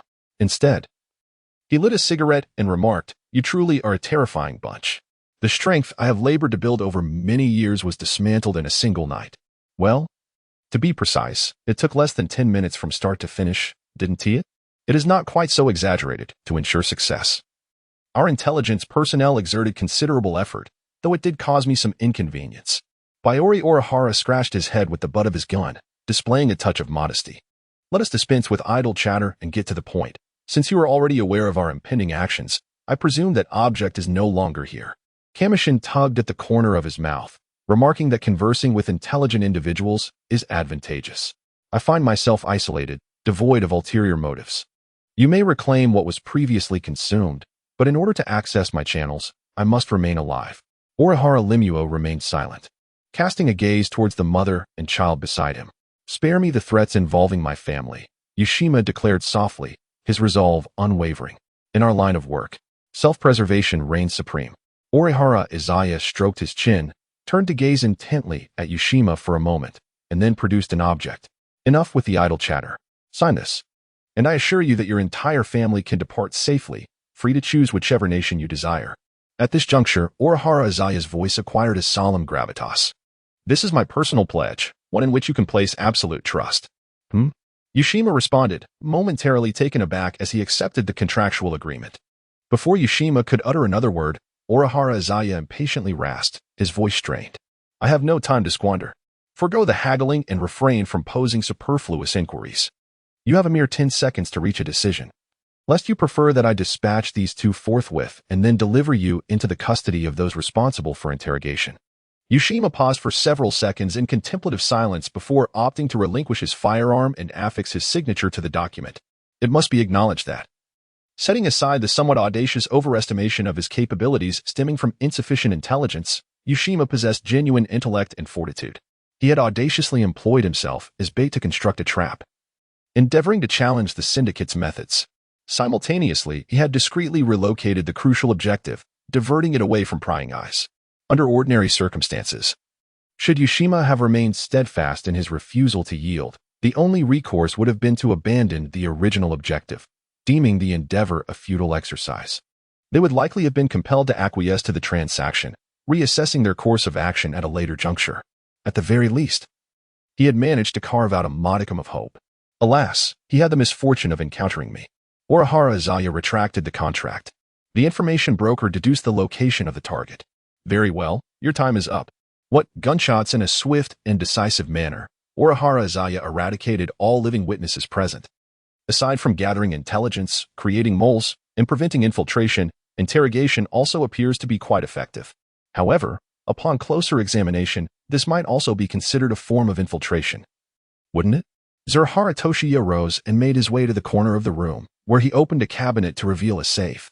After inputting a code, he beheld a cache of American dollars, gold bars, and several cards. From his pocket, he retrieved a small bag and packed everything away.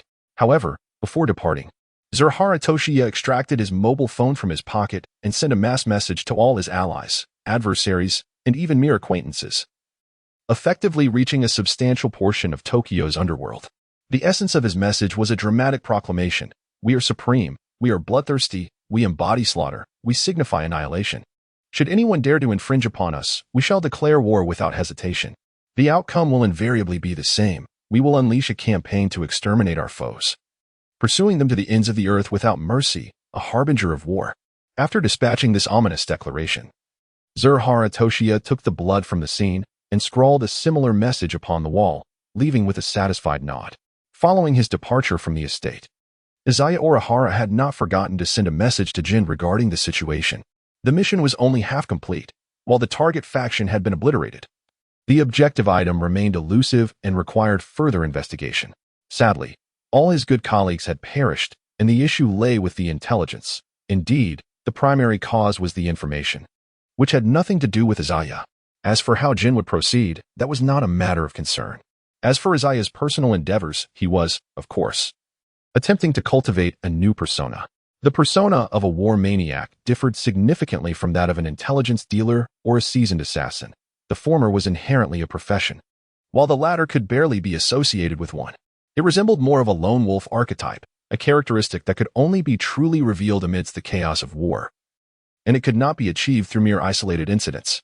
At the very least, several provocations were necessary for success. Thus, Izaya chose a shortcut. He would declare himself without waiting for others' recognition. This approach would undoubtedly make the initial stages much more manageable. Even if others might perceive his self-designation as mere nomenclature, persistence would eventually transform it into a defining trait. After all, it was certainly a faster route than conventional development. Moreover, the definition of war came into play. Engaging in genuine combat was out of the question due to its excessive difficulty and significant repercussions. Thus, he resorted to a similar form of subterfuge. It was essential to clarify that Japan is a small nation, even with the current era's transformations. Where Tokyo has become a leading global metropolis, its essence remains unchanged. In the annals of this nation's history, skirmishes between mere dozens or hundreds of villagers have been considered wars, while conflicts involving thousands are deemed national wars, an utterly absurd standard. This foundational definition served as one aspect. The second was that Izaya intended to further guide this concept. The struggle between two factions would be labeled as war. There was no need to achieve a level of conflict that could be equated with the conventional definition of war. Public acknowledgement that it constituted a form of war would suffice. Though somewhat juvenile, the old adage rings true, as long as one does not feel embarrassed. The embarrassment will solely belong to others. To achieve his goals, Izaya had no choice but to employ unscrupulous methods. However, whether this continuous edgewalking would prove effective remained uncertain. The results would ultimately dictate the outcome. If all else failed, he would have to press on regardless. With this mindset, Izaya chose to return home and rest. Yes, the mission was only half accomplished, and the remaining half promised to be more challenging, with the feasibility of the plan still in question. Naturally, it was best to wait and see. There was no need to rush into action, especially without overtime pay. The following day, in the midst of the chaotic bombardment by Kinju, Orihara Izaya awoke, groggy as he answered the phone. Just as he was about to inquire about the matter, he sensed the suppressed fury emanating from the other end. Cocktail, speed. With a sharp click, the call was abruptly terminated. Orihara Izaya stood there in a daze for a moment, gradually piecing together the situation. Unperturbed, he rose to freshen up and subsequently indulged in a late breakfast. Izaya Orihara once again arrived at the cocktail lounge. Good morning. Zheng Yuan Linya inclined his head towards the duo of Qinzhou seated at the counter and the bartender behind it. However, this gesture of greeting elicited a twitch at the corner of the diligent worker's mouth. Lunch had already been consumed. Was it not too early for such an encounter? I asked you to arrive promptly, yet you made me wait for over half an hour? In response to Qinzhou's inquiry, Zheng Yuan Linya nonchalantly shrugged, gesturing towards the menu presented by the bartender. At the bottom, a newly introduced item caught his eye, banana milk with coffee. With a hint of dissatisfaction, he retorted, "What is wrong with needing a bit more sleep after working late last night?" Upon hearing this, Qinzhou narrowed his eyes and let out a cold laugh. "You still recall last night's events, do you? Let me ask you, what do those words you left behind mean?" "What do you mean by what?" Zheng Yuan Linya replied, feigning ignorance. "What about declarations of war, conflict, and the like?" Qinzhou opened his phone and revealed Zheng Yuan Linya's criminal evidence. This made Zheng Yuan Linya instinctively scratch his face. Indeed, expressing such sentiments verbally was far more cringeworthy than in written form. It was even more embarrassing to have them pointed out by someone else. Shifting awkwardly in his seat, he maintained an air of composure and responded, "Is there a problem with that? It effectively prevents anyone else from causing trouble." "Foolishness." Qinzhou scoffed. Are you afraid that others will not realize that the force was eradicated by us? What if they trace it back to the source and implicate you in other matters? Will you accept responsibility then? And if not? Jin was momentarily taken aback by Izaya Orihara's counter-question. If indeed I am the source of this information, then I shall bear the responsibility. Whoever dares to challenge it will meet their demise at my hands. No matter the number, I shall obliterate them all. I alone am capable of annihilating the entirety of the opposition. Zeratora turned his head to gaze at Jin, his audacious remarks delivered with an unsettling calm, as if he were merely stating an undeniable fact. Yet, the glimpse of that singular, blood-red eye beneath the brim of his hat left Jin momentarily shocked, almost instinctively reaching for the firearm concealed within his coat. After a fleeting moment of rigidity, Jin averted his gaze. Was he truly experiencing fear? This was an unprecedented sensation in both his professional journey and in the entirety of his life. He had believed that fear had long since abandoned him. Yet a mere glance from Zeratora instigated such trepidation. Why? This seemed illogical. Setting aside Jin's existential contemplation, Zeratora calmly accepted the new drink presented by the bartender. The chilling aura emanating from his gaze proved to be a potent source of intimidation, although it was unlikely to significantly impact another assassin of Jin's caliber. Even the slightest emotional disturbance sufficed.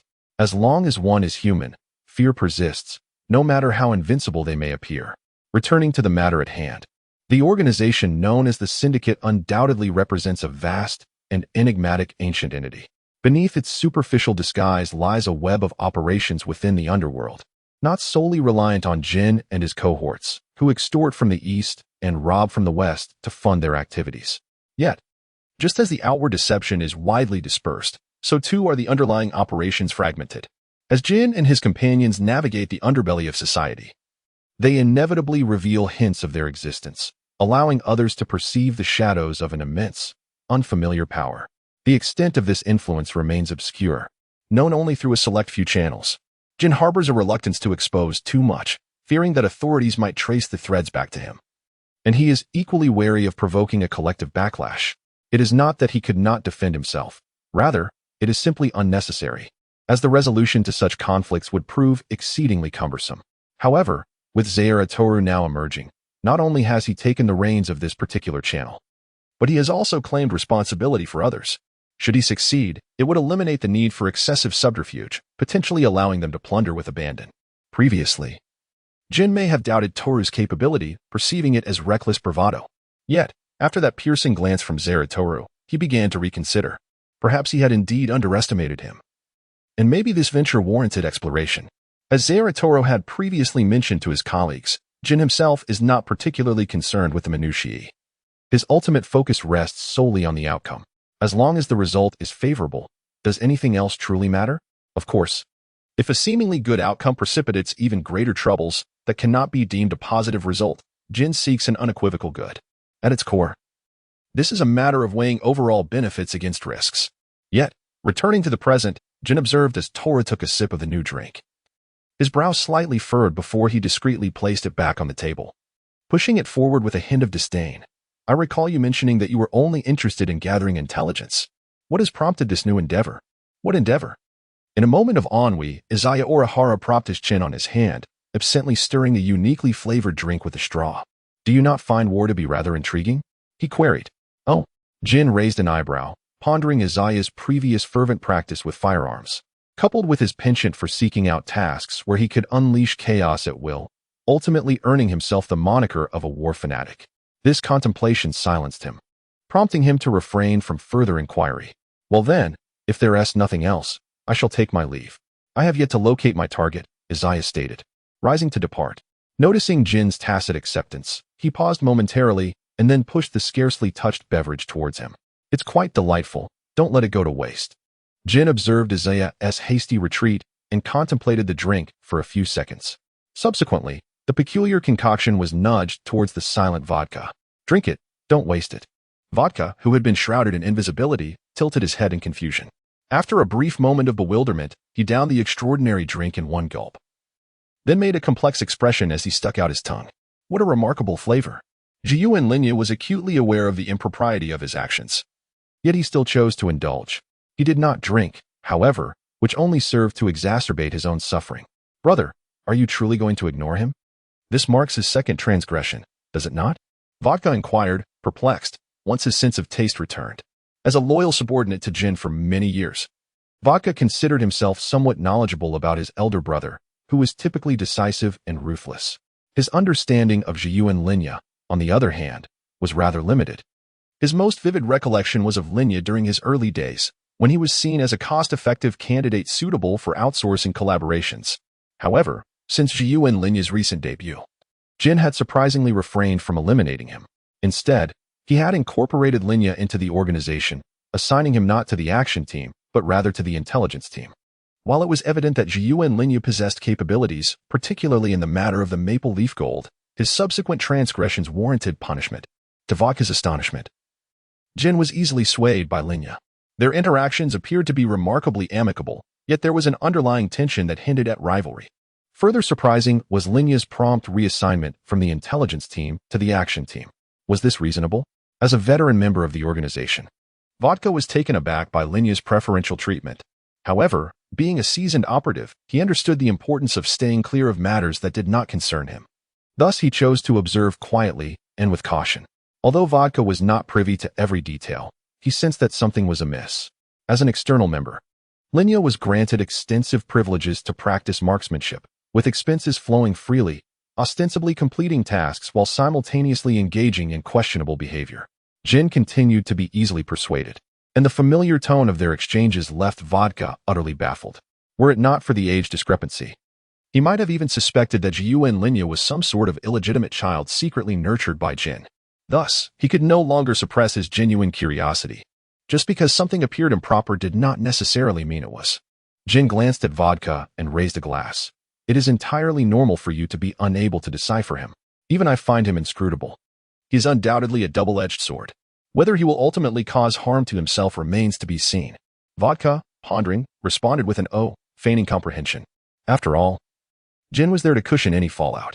Vodka was self-aware enough to recognize that his understanding, or lack thereof, would not significantly alter the situation.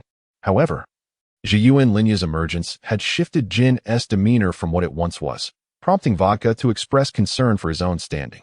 He was not worried about Linya usurping his position as Jin's right-hand man. Rather, he feared that Linya's antics might inadvertently affect him. Trust and loyalty were paramount for a confidant, and these qualities could only be cultivated over time.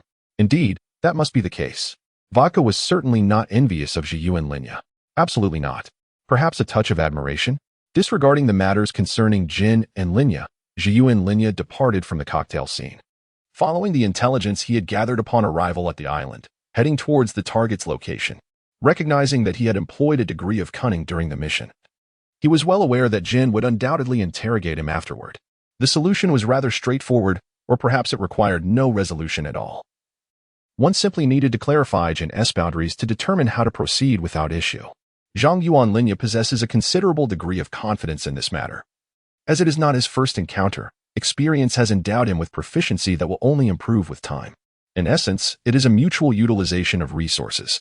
A symbiotic partnership where both parties reap their desired benefits. He bears the responsibility for managing the associated risks, while the means to resolve these challenges rests upon the other party. As long as the stage remains intact, the vessel of friendship shall not capsize. Regarding this, Zhang Yuan Linya glanced at the progress of the war maniac, and as anticipated, the results were indeed promising. Regrettably, it appears that the authorities have deliberately concealed the existence of the war maniac. News reports made no mention of it, let alone the dissemination of mass text messages or on-site comments. The incident was merely classified as a clash between criminal organizations, with vague and bland terminology employed. The reports omitted the mention of numerous firearms, explosives, and specific casualty figures, resulting in a rather pitiful level of public interest. Even less than that of an ordinary homicide case. This reminded Zhang Yuan Linya of the modus operandi of Jin. Setting aside the essentials, there are instances when different measures are taken under similar circumstances, such as eliminating targets and leaving them unattended, silently using shrinking agents for extermination, or resorting to arson or